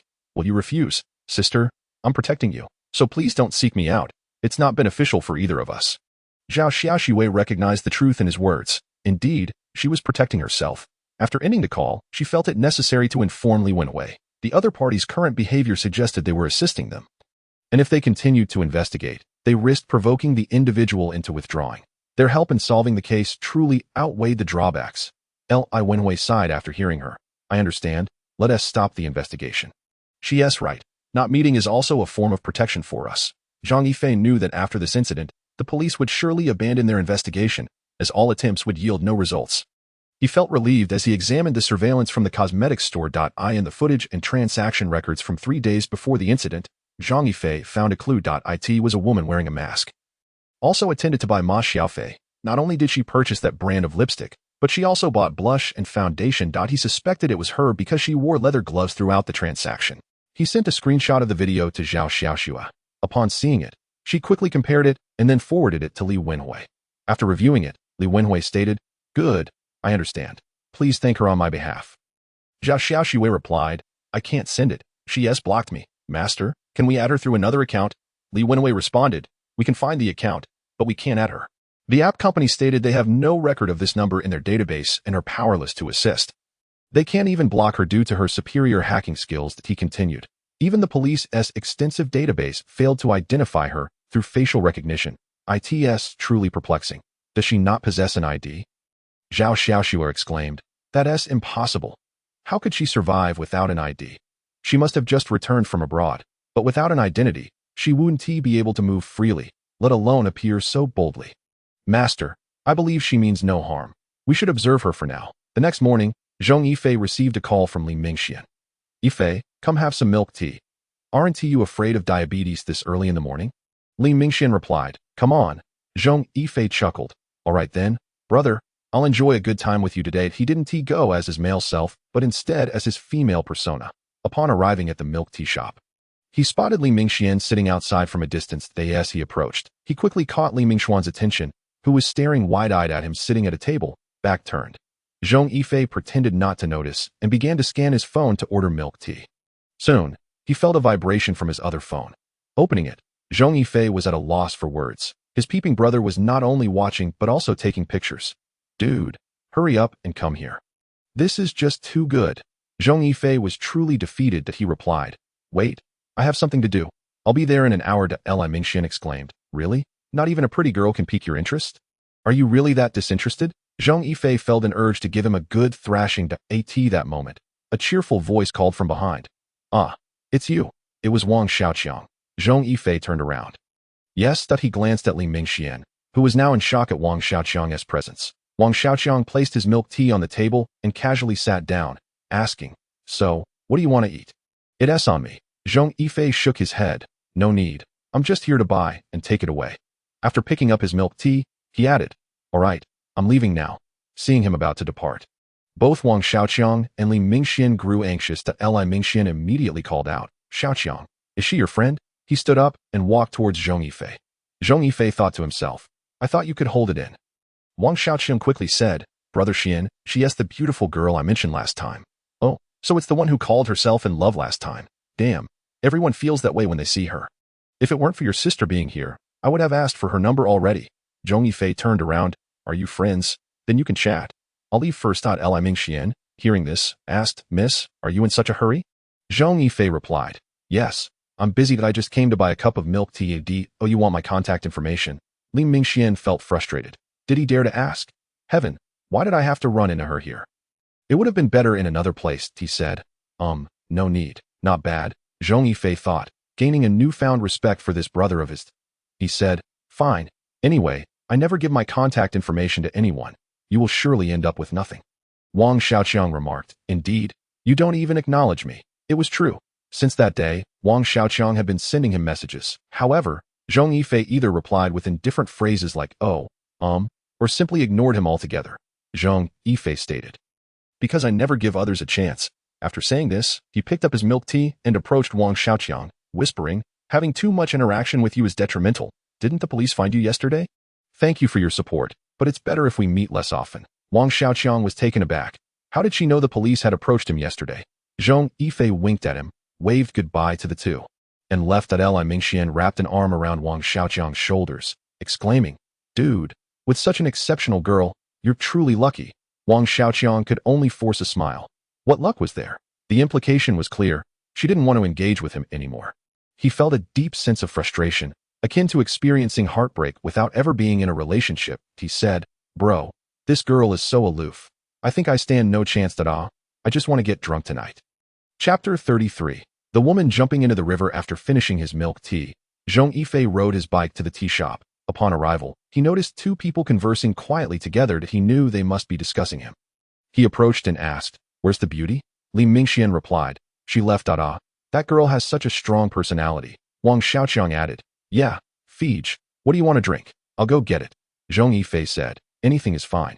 After Wang Xiaoqiang left, Li Mingxian whispered, bro, that girl was really, even though she was wearing a mask, her eyes with colored contacts were so captivating, especially. Zhong Yifei felt uncomfortable hearing this. He quickly said, did you get her number? Li Mingxian responded, I wanted to, but look at this place. Plus, she said she wouldn't give it. Even Wang Xiaoqiang has her number, and she always ignores him, which is why I said she has a strong personality. Zhong Yifei suppressed a laugh and said, just focus on Jingjun and forget about that. By the way, when are you heading back? Li Mingxian replied, my parents won't let me go back. They want to set me up with a company. Saying I've gotten familiar with things over the years. I might head back tomorrow to hand over everything and then come back. Zhong Yifei asked, really planning to settle down, getting married upon return? Li Mingxian said, We've known each other for years. I can't go against my parents. They say it's too far to go to the Magic City, and it's better to develop here. Jingyun also said that if I don't want to go solo, we can open a milk tea shop together and build a brand. Bro, want to help me? Zhong Yifei replied, no thanks, I don't understand that. I want to focus on videos. I can help you when needed. Li Mingxian agreed, alright. Wang Jingyun approached and asked, what happened to my brother? He came out all excited, but now looks dejected. Li Mingxian recounted the situation. Wang Jingyun remarked, that woman? I saw her in a video. My brother is too naive. Mingxian, please train him a bit. Li Mingxian assured, no problem. When I return, I'll have him join me. Zhong Yifei added, just don't lead him astray. Li Mingxian raised his middle finger. Get lost. As the three chatted, they suddenly heard someone in the distance shout, ah, someone jumped into the river. Li Mingxian jumped up, saying, let's go take a look. The three rushed to the riverbank, where a crowd had gathered. In the water, a figure was struggling. It was a woman. She was being swept further away by the current, her body rising and falling in the water. Zhong Yifei exclaimed, Xuanzi, I'm going. He began to take off his shirt. Li Mingxian said, I'll join you. We can keep an eye on each other. Zhong Yifei replied, all right, we'll switch off. Both jumped into the river, the autumn water feeling icy. Upon seeing them jump, the crowd began to murmur. The two swam swiftly, especially Zhong Yifei. Although his true capabilities manifested in his catgirl form, his male identity had been enhanced by the system, allowing him to swiftly distance himself from Li Mingxian as he swam towards the woman. He soon reached her, and just as she was about to sink, he wrapped his arms around her waist from behind. The woman, feeling his grip, shouted, no gurgle, don't gurgle, save me. She began to struggle. Zhong Yifei sighed, shut up. If you keep moving, I won't be gentle. He held her tightly and swam towards the shore. He met up with Li Mingxian, who said, let me take over. Zhong Yifei replied, this woman is intent on dying. Just keep an eye on her for me. I can't let go. Together, they dragged her to the riverbank, where someone tossed down a rope and a life buoy. Li Mingxian quickly tied up the still struggling woman. The people above shouted, hurry, try to pull her up. Just then, the rescue team arrived. One shouted, don't pull her. Secure her. We'll handle it. Pulling could be dangerous. He then instructed Zhong Yifei and Li Mingxian, you two, make sure to hold her steady. Don't let her hit the wall. The rescue team was indeed professional, with better tools than simple ropes and buoys. In no time, the woman was pulled up, and the two managed to get back to shore.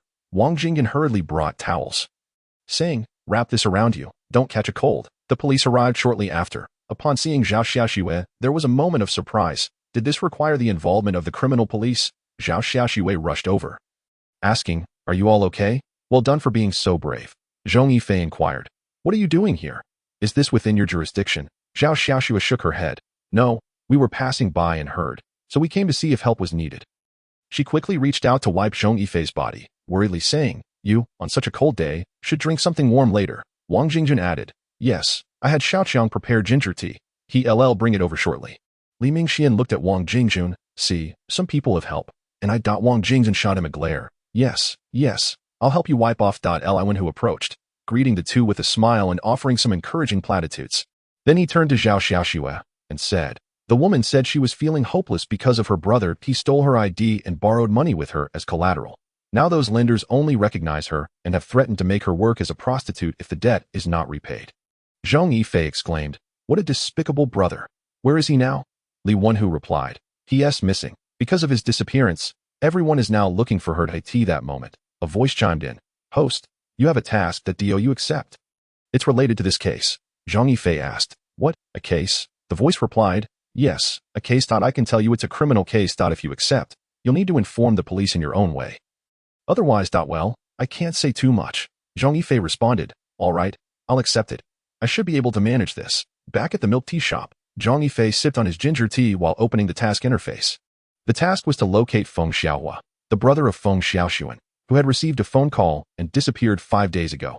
His family couldn't reach him as his phone was off, leading Feng Xiaoxuan to be burdened with enormous debt and contemplating suicide. The task requirement was to find Feng Xiaohua's whereabouts, alive or dead, with a reward of 100 male hormones, abilities, and items, while failure would incur a deduction of 200 male hormones.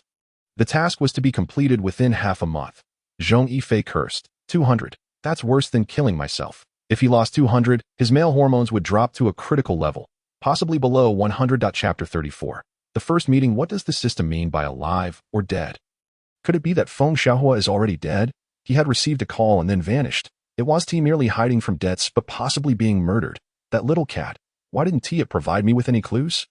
The voice reassured him. Rest assured, as this case hasn't entered the police station, the system will provide you with relevant information. Through this data, when you find clues, the next set of information will unlock. Ah, that makes things much easier. T clicked on the information, revealing a photo of Feng Xiaohua, the details of his last call, and a route map of where he had gone after leaving home. The caller was a friend of Feng Xiaohua, working as a sales representative at a bar named Hong. The route indeed led to the bar.it. Seemed he needed to go to the bar to find him. He noticed Wang Xiaoqiang sitting there, looking dejected. Zhong Yifei pretended to head to the restroom, then picked up his phone to send a message to Wang Xiaoqiang. Hey, can you accompany me to the Union Bar tonight? What do you say? Wang Xiaoqiang picked up his phone, and upon seeing the message, jumped up with excitement, typing back, sure. What time? 9 o'clock. You can bring that handsome guy who was with you earlier. I need a chivalrous companion. Wang Xiaoqiang felt a bit disheartened. Why did he have to bring someone? Nevertheless, he replied, all right, see you at 9 tonight. He hurried over to Li Mingxian, carefully passing his phone to him. At first, Li Mingxian was perplexed. But upon seeing the chat messages, his eyes brightened instantly. He nodded at Wang Xiaoqiang. Just then, Zhong Yifei sent another message. By the way, make sure to bring your sister along. Immediately, Li Mingxian felt deflated, as if all the air had been let out of a balloon. Goodness, not a single chance was being offered. Never mind, it would be inappropriate not to go if a girl had invited him. If Wang Xiaoqiang wanted to take his girlfriend, so be it. Wang Xiaoqiang turned to Wang Jingyun and said, Sis, that girl mentioned going to Yundian Bar tonight, and Xiangu will be there too. Although Wang Jingyun initially had no plans to attend, upon hearing that Li Mingxian would be there, she turned and asked, do you want to go? Li Mingxian urged Wang Xiaoqiang to hand her the phone. After reading the message, Wang Jingyun said, all right, how about we invite Yifei and Xiaoxua as well? Wang Xiaoqiang immediately replied, she doesn't want to deal with the police, but Yifei could come to as Zhong Yifei exited the restroom. He asked, what do you mean I can come? Hearing Wang Xiaoqiang excitedly explain the situation, Zhong Yifei shook his head. Sorry, I'm busy tonight. You all can go. Later that evening, Zhong Yifei stood before the mirror. Satisfied with his reflection, after meticulously applying makeup, he was unrecognizable and had deliberately downplayed his looks to avoid causing a stir at the bar. With black contact lenses in place, he picked up his phone. Officer Zhao, I'd like to invite you to Yundian Bar tonight. Will you join us? I've invited Li Mingxian and the Wang siblings. And please come alone. Don't mention this to your mentor, or I might get upset. Zhao Xiaoxua jumped up in excitement. She pressed the voice message button. Okay, don't worry. I'll meet you as a friend. Is Xuanzi going? What about Yifei? Zhong Yifei feigned ignorance. Who is Yifei? Is he handsome? If he is, you should invite him. I'm quite interested in good-looking guys. After a moment, Zhao Xiaoxua replied, not handsome at all. He is downright ugly, has dark skin, is short, and skinny like a bamboo pole. By the way, he has bad breath. Hey, Zhao Xiaoxua, are you out of your mind? Zhong Yifei was furious. Was there any need to insult him like that? Sure, he was thin, but he wasn't a walking stick. Just then, another phone rang. It was Zhao Xiaoxua calling him. Confused, he wondered why she was calling. After hanging up, he sent a message. What's up? I can't take calls right now. Busy with what? Oh right, there's a gathering tonight. Do you want to come? Zhong Yifei shrugged and replied, I'm busy. I have plans with Xuanzi, and I've already informed them. All right then. You go ahead. Transforming back into his male persona, Zhong Yifei left home. Once in a secluded area, he reverted to his female appearance. Glancing in the mirror, he was pleased. His makeup held up well, and this system was indeed quite powerful. Outside Yundian Bar, Zhong Yifei spotted Li Mingxian and the others, as well as Zhao Xiaoxua in her uniform. As Zhong Yifei approached, Li Mingxian gasped, wow, you're so beautiful. Just then, he felt a sharp jab in his side. A 180-degree twist from Wang Jingyun's knowing gaze. He grinned sheepishly and promptly fell silent. Wang Xiaoqiang was also taken aback. Seeing her like this for the first time made him feel that such a woman was truly beyond his reach. Zhong Yifei smiled and extended a hand. Officer Zhao, nice to meet you. Zhao Xiaoxua reciprocated, sister, I know this isn't your original appearance, right? Zhong Yifei winked. Indeed, Wang Xiaoqiang asked in surprise, so, are you more beautiful than your original self? Zhong Yifei replied, the original was even more beautiful. Li Mingxian exclaimed, wow, you're making it hard for the rest of us. Zhao Xiaoxua looked at Zhong Yifei and inquired, I'd like to know why you invited me. Zhong Yifei had consulted Xiao Miao and knew that as long as he teamed up with the police, the mission could still be accomplished. The goal was for the police to uncover the truth. as the essence remained the same. Thus, he thought of Zhao Xiaoxue. About today, this friend of yours, the one with the awful breath, was the one who saved Feng Shaoxing. Li Mingxian was taken aback. No way. Xiaoxue, Yifei doesn't he have bad breath? Do you really think? Zhao Xiaoxue shot him a sharp look. Stop interrupting. Zhong Yifei smiled slightly. Regarding her brother, Feng Xiaohu, it's possible he didn't flee due to debt. But rather, true to her profession as a criminal investigator, Zhao Xiaoxue immediately grasped the implication. She gasped, you suspect he has met with misfortune? Zhong Yifei nodded. Yes, and the last contact on Feng Xiaohu's phone was Shen Jinghong, a salesperson at Yundian.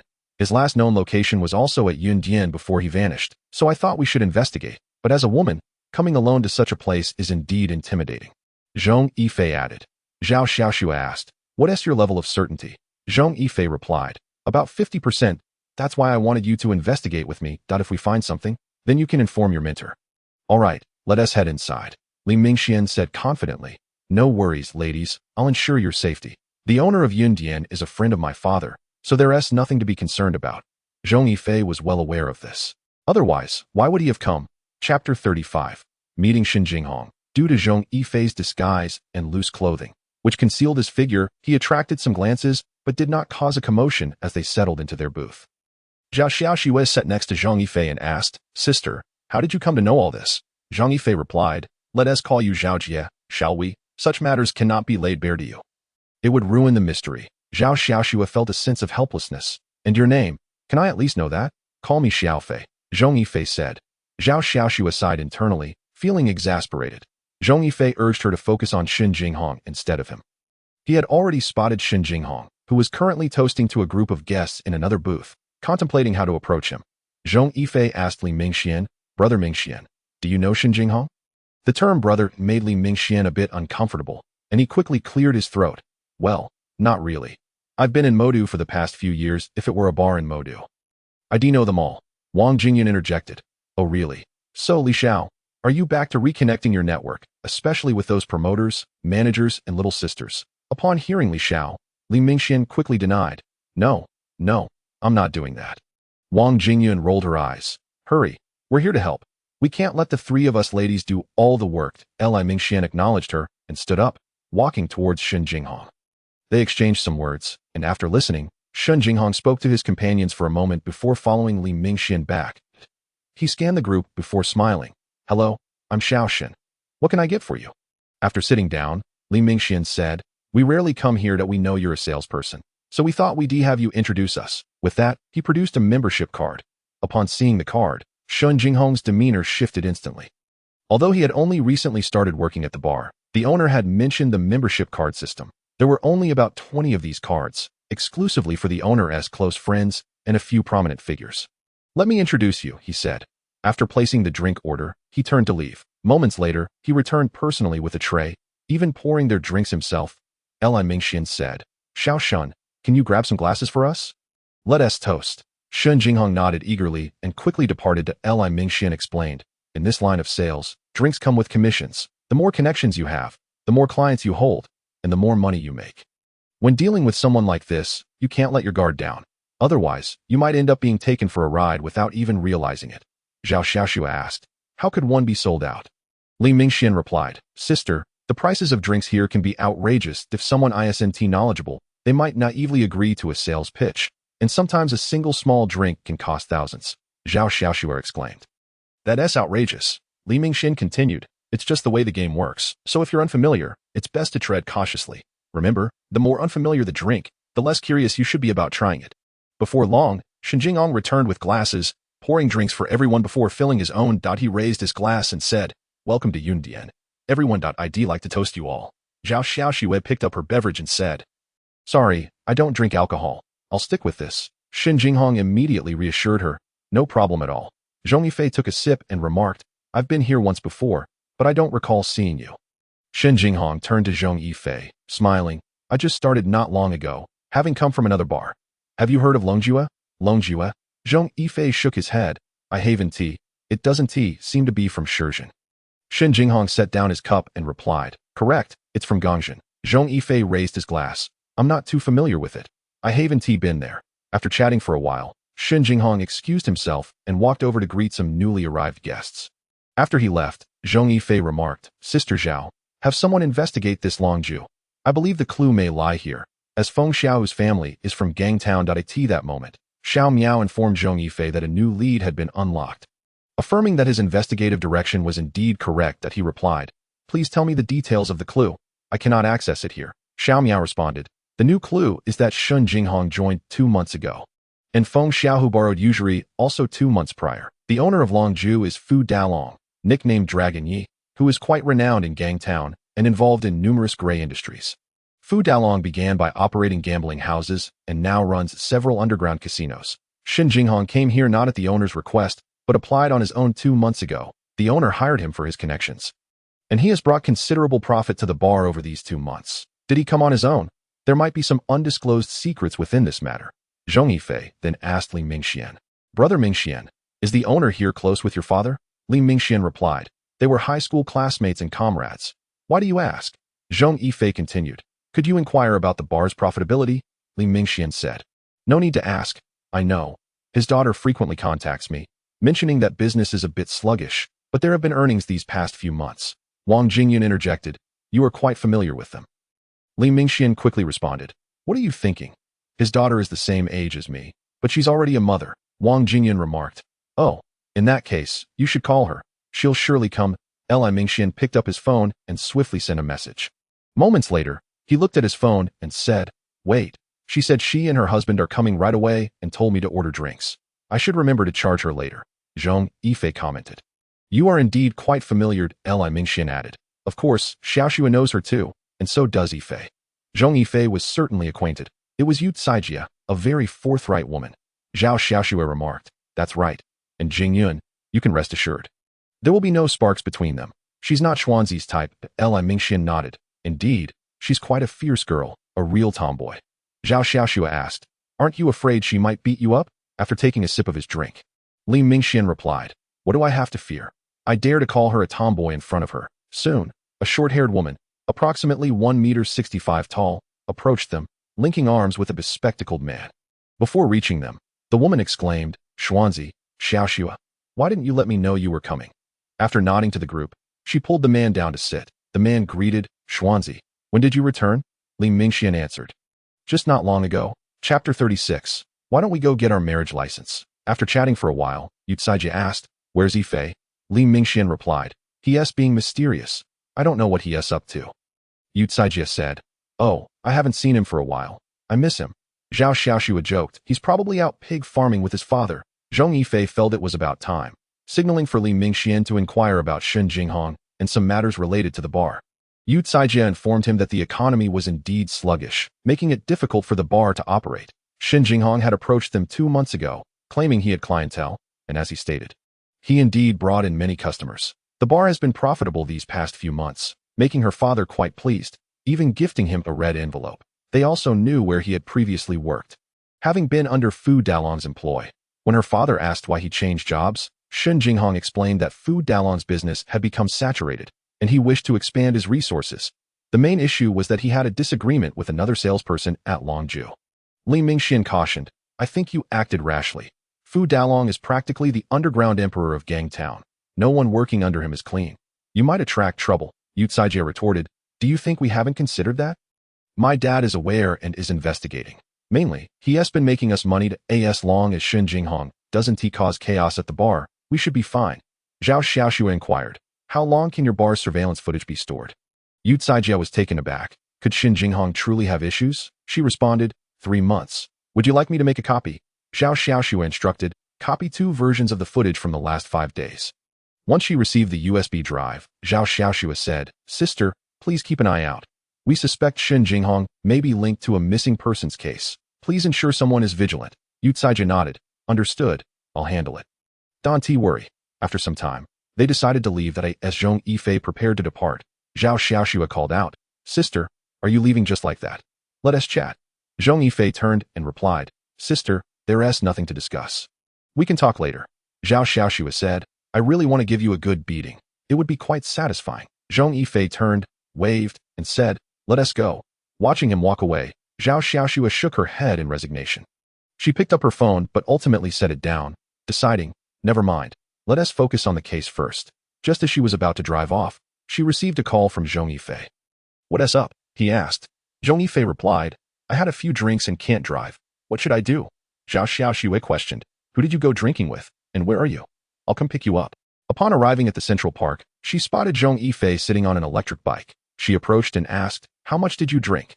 Zhong Yifei held his head, saying, "Just a few cups. I was with a friend and now have a headache." Zhao Xiaoxue instructed him to park the electric bike in the paid parking lot. Once in the car, she asked, "Should we go back, or would you prefer to stay at my place for the night?" Zhong Yifei replied, "Is it convenient for you to go to your house?" Zhao Xiaoxue reassured him, "It's not like you Haven Tea stayed before. Wait a moment, I'll have my mom tidy the guest room." On the way, Zhong Yifei inquired, "I heard that the owner of the cosmetics store was detained by you guys."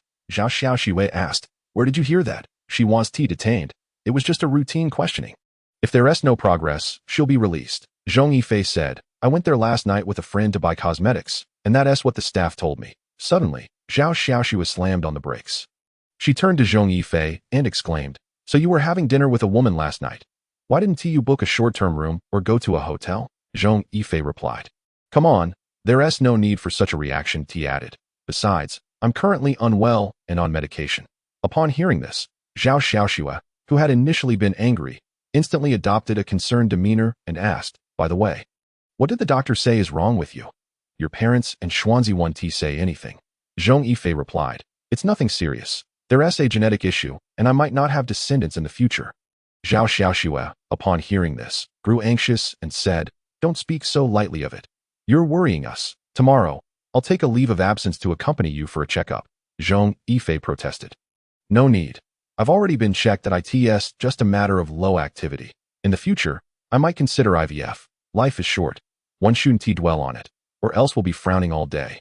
Zhao Xiaoxue bit her lip, choosing not to respond, and continued driving. The two remained silent throughout the journey. Upon arriving home, they both exited the car. They walked. Zhao Xiaoxue broke the silence, saying, "I still think it's better to get another checkup." Zhong Yifei replied, "Let us wait a bit. I'll take my medication first. Once I finish, we can go see a doctor. The doctor said it's a genetic issue, but there's a 50% chance I can use my own. It's nothing serious. It might just cause some difficulties for my future wife." Wu Fangfang warmly pulled Zhong Yifei aside, saying, "Yifei, why did you drink? I've already made you some hangover soup. Go drink some." Zhong Yifei replied, "Auntie, there's no need to go through all that trouble." Wu Fangfang insisted, "It's no trouble at all. I'll get it for you." After chatting with them for a while, Zhong Yifei retreated to his room to sleep. Meanwhile, Zhao Xiaoxue found it impossible to fall asleep that night. The next morning, she promptly called Li Mingxian. "Xuanzi, in Magic City, Yifei went to the hospital. Have you seen the report?"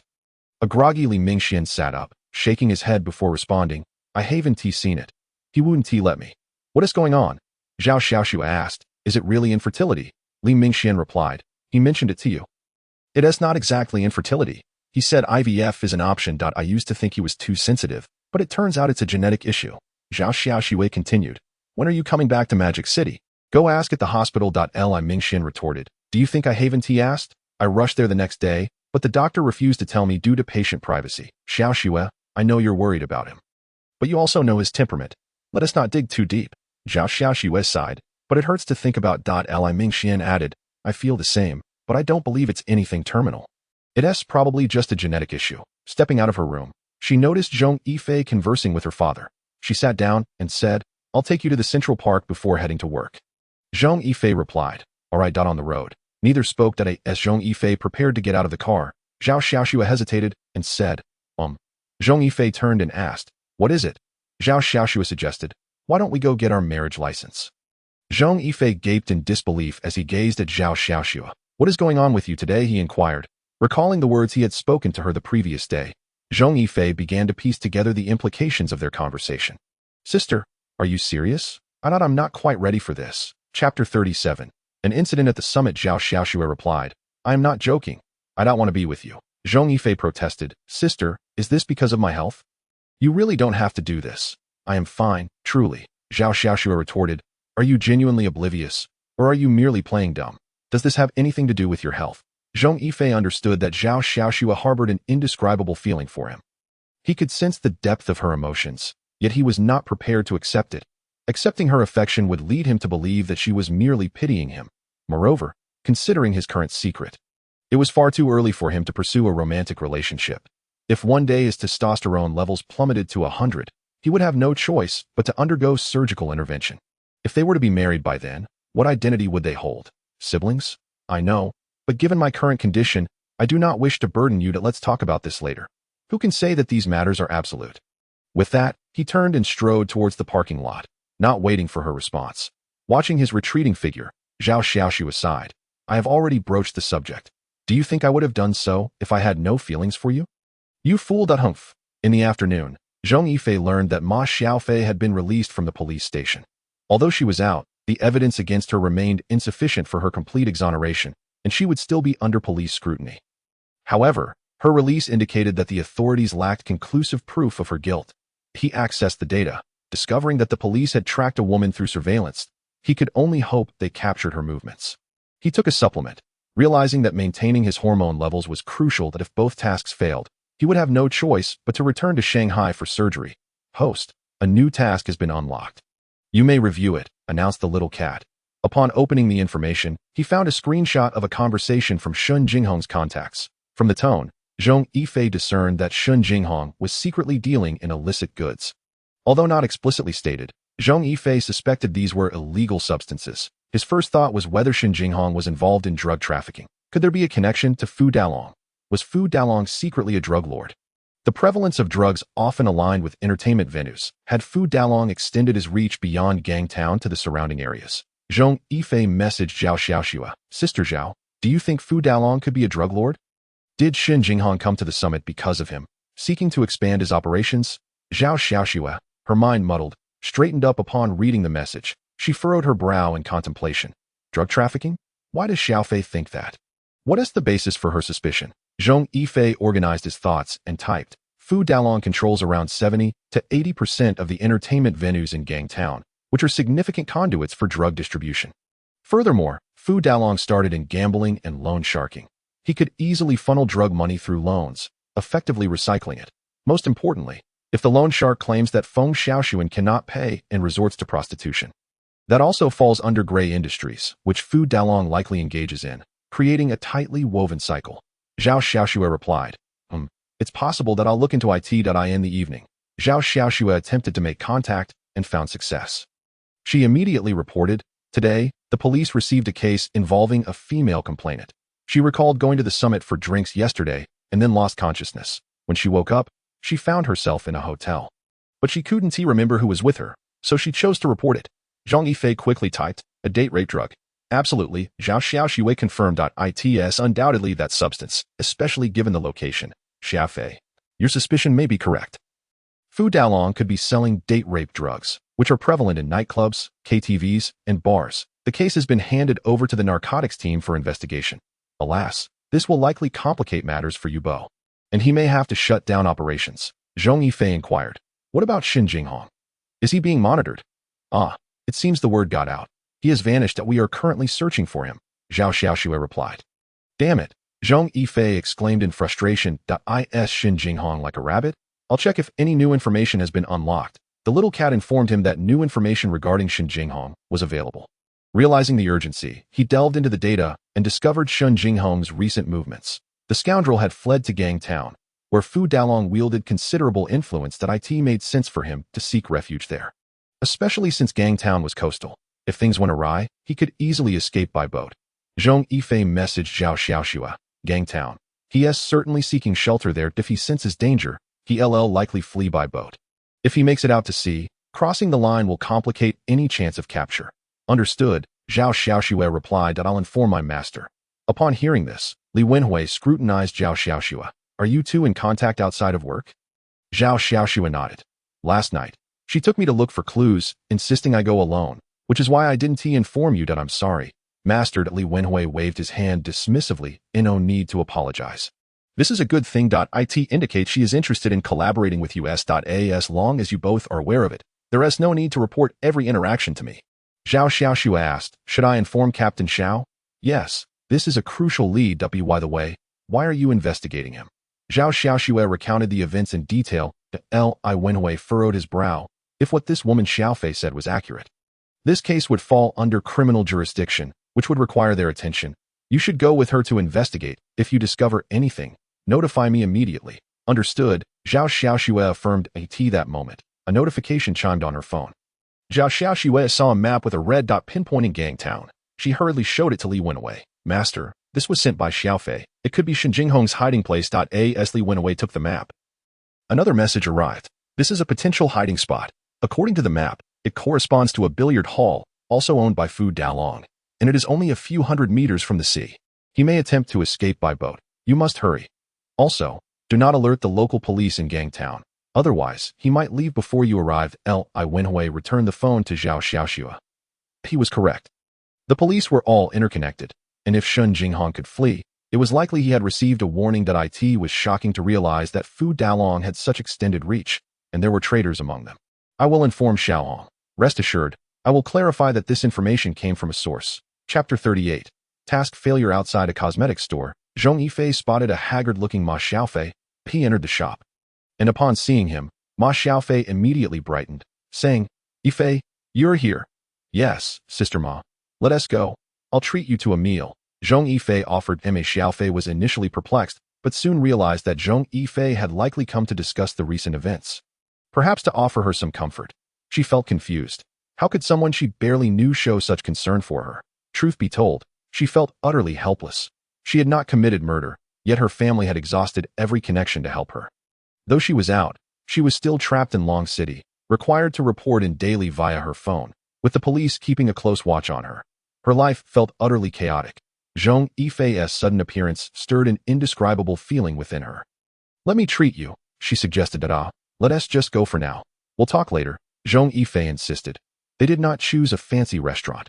After entering a private room and ordering their meals, Zhong Yifei said, I've heard about what happened. Don't dwell on it too much. Trust in the law and the police. Ma Xiaofei nodded. I believe in that. I didn't do anything wrong. Why is my life so miserable? Sister, a brighter future awaits you. Temporary setbacks are not permanent. This will pass, Zhong Yifei reassured her. Once the food arrived, Zhong Yifei asked, Sister, may I talk to you? Ma Xiaofei replied. Do you want to hear? Yes, I do. Zhong Yifei affirmed. Ma Xiaofei recounted her story once more, and Zhong Yifei listened intently before falling into thought. Sister, may I ask, have you seen her? Ma Xiaofei nodded. I have. After our first encounter, I met her several times. I even sought her out, but each time I did, she looked at me as if to say, what can you do to me? After returning home from those meetings, my ex-husband would scold me and even resort to violence. Eventually, I stopped seeking her out. Given this, it was clear that Ma Xiaofei would have etched the woman's visage into her memory. She could not possibly forget. Thus, the woman who purchased the lipstick might not have been the mistress after all. He asked Ma Xiaofei, does Su Fanlin have only one mistress? Ma Xiaofei shook her head. I don't know. I've only seen her once. However, when I returned, I heard from former friends that after Su Fanlin was imprisoned, the mistress married soon after. Married? So soon? Ma Xiaofei remarked. My friends helped me investigate the matter, and it turns out that the woman was originally in a romantic relationship with her husband. They never married because the man was still studying, and the woman was financially supporting him, much like Su Fanlin, who was also giving money to fund the man's education. Both families are not well off. She expressed her disbelief. Isn't it absurd? In a sense, I was funding that man's studies, and in the end, I received no credit and ended up in this predicament. Zhong Yifei asked, is that man studying in the city where you live? Ma Xiaofei nodded. Confirming the situation, she continued, moreover, Su Fanlin doesn't actually owe that 300,000. The 500,000 was required by that woman to build a house. She was incredulous. How could I not know this? Upon inquiring, she learned that the police had informed her before she visited Ma Xiaofei's store. The motive for the murder was tied to the 500,000, which was indeed a crime of passion. The woman's husband had both the opportunity and motive to commit the act. Who could tolerate such betrayal? Initially, it was all for education, but now, with Su Fanlin divorced from Ma Xiaofei, it seemed their financial support had ceased. Su Fanlin no longer held value, and his wife had no reason to continue her loyalty. Zhong Yifei pondered whether Su Fanlin possessed something belonging to the two that could have led to his murder. If so, the surveillance should not only focus on females, males could also enter the store to make purchases. Ma Xiaofei had never encountered that man, so he could enter without drawing attention. Zhong Yifei pretended to visit the restroom and discreetly sent his suspicions to Zhao Xiaoxue. She responded, yes, he has been placed on the suspect list. and they are currently investigating. Zhong Yifei wrote back, that Yifei is quite handsome. It's not as you described. Zhao Xiaoxua seemed agitated and quickly sent a voice message. You must have seen it wrong. He was wearing makeup. You just misjudged. Zhong Yifei smiled faintly, wondering if she was worried about losing him, but he texted, why the rush? Do you have feelings for him? After a brief silence, Zhao Xiaoxua replied, yes, I've liked him since childhood. Zhong Yifei found himself bemused by the unfolding drama. After their meal, Zhong Yifei bid farewell. Instead of returning home, he sought a quiet place to review the surveillance footage. Recognizing the man's appearance would significantly ease his search. He quickly discovered the individual, noting that it was rare for a man to buy lipstick alone. Soon, he found an additional video in the records that it was footage from outside a park, where he observed a man on a bicycle wearing a mask and hat exiting shortly after Su Fanlin's demise. However, he noted that the man carried no bag. As he continued to watch, he saw a woman emerge with a bag. Although it did not match the description provided by Ma Xiaofei, its size and shape suggested it could contain the 500,000. The system interjected. Host, you only discovered the murderer after the police, thus this task is deemed a failure. You should take your medication now. Zhong Yifei felt no dismay. Whether or not he solved the case was inconsequential. His priority was to clear Ma Xiaofei's name. Yet, he had another case to complete. Without it, he would face serious repercussions. Moreover, Xiao Miao had mentioned that after taking the medication, he must wait a day before taking another dose, or he would not receive the hormonal boost. Host, Xiao Miao said, the task you're engaged in with the police is merely to locate Feng Xiao, as long as you participate in the search and provide information within the stipulated half-month time frame. You will be fine. Realizing this, Zhong Yifei felt reassured.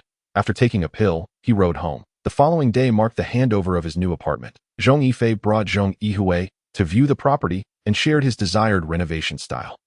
He intended to keep it simple, requiring less than 100,000 for the renovations, a significant expense for him. Fortunately, his father assured him that it was acceptable to proceed with the renovations.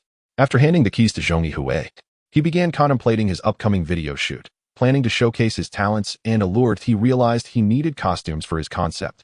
He considered using the Catwoman persona, but ultimately opted for the currently popular lights-off transformation outfit, which he could manage without purchasing anything. With a powerful system at his disposal, he knew he could easily edit any undesirable elements out. Chapter 39. A death at the hotel. Next, he contemplated where to film. After much thought, he decided on a hotel. That evening, he prepared his chosen outfit and arrived at a budget hotel. After assessing the room's layout, he began setting up his equipment. Although he had no dancing skills, he practiced his coordination in front of a mirror, following a video for half an hour until he felt proficient. It's quite simple, he mused, glancing at his reflection and playfully winking at himself. Zhong Yifei, you look stunning. Suddenly, he felt a shiver run down his spine. What is happening? Why do I suddenly feel an affection for this body? He questioned, feeling conflicted. No, I'm a man. This isn't right. After grappling with his thoughts for a moment, Zhong Yifei sighed. What's wrong with liking it? It's my own body. There's nothing wrong with that. He had to convince himself. He set up his phone and filmed a segment with the lights on. Feeling satisfied before dimming the lights and adjusting the camera settings, he returned to his original position and recorded another segment. To his surprise, both videos were successful on the first try. Deciding to stay the night at the hotel, he switched on the lights, reclined on a chair, and began editing the videos. Xiao Miao, can you help me with the editing? Of course, but host, you should try it yourself. It's quite simple. I'll handle the tail and ears. Xiao Miao replied. Zhong Yifei agreed. Recalling his prior editing experience, he completed the editing in no time. Tossing his phone aside, in mere minutes, Xiao Miao had finished the adjustments, even erasing any hotel-related details. That was impressively quick. He thought that he snapped a picture of his back and sent it to Xiao Miao.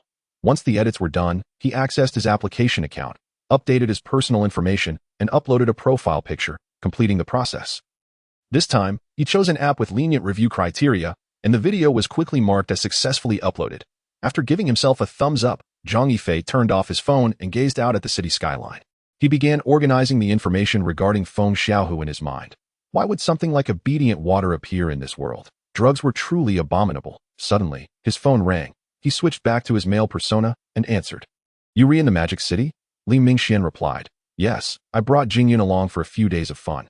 Yifei, she asked me to ask if you could help out at the milk tea shop for a few days since Xiaoqiang might struggle alone. Sure, I'll come by tomorrow. Enjoy your time. Zhong Yifei responded before hanging up. Just as he was about to shower, he heard a knock at the door. Upon opening it, he was greeted by a heavily made-up, scantily clad woman. She smiled and asked, "Handsome, would you like a massage?" Zhong Yifei politely declined. "No, thank you." He attempted to close the door, but realized he had checked into the hotel under a male identity. He should have used a female one. The woman persisted. "Come on, don't be like that. You're so handsome. I can give you a discount." Ignoring her, he closed the door. The woman scoffed. "You look like a woman. If I weren't looking to make a profit, I wouldn't even say such things. If you don't want it, then fine." What an attitude. She then moved on to knock on another door, calling out, "Handsome, massage?" After showering, he drew the curtains and laid down on the bed, quickly drifting off to sleep. The next morning, he opened his phone to a shocking realization. He had missed the notifications because his phone was on silent. Upon checking the app, he was stunned to see that overnight, he had gained 20,000 followers. It was somewhat terrifying. The messages and comments were overwhelming. He could hardly keep up. After sifting through a few, ignoring the mundane ones, he replied to several comments before shutting off his phone. At this rate, he would soon be ready to go live. Suddenly, he heard hurried footsteps outside. Curious, he shifted back to his male form and opened the door, only to find the hallway packed with people. He approached a man passing by and asked, "Brother, what is going on?" The man, clad in hotel pajamas, replied without looking back, "Someone's dead. They say it was a woman." Zhong Yifei rushed to the crowd, where he overheard discussions about a woman found dead, completely naked. The hotel manager had already sealed off the area and called the police. Alarmed, he thought, "If Zhao Xiaoxue comes, I want to be able to explain myself." He hurried back to his room, only to realize his predicament. "How can I hide? I can't." I checked in as Zhong Yifei. Frustrated, he decided to stick to his story, claiming he had been out drinking with friends late the previous night and had to find a hotel to crash.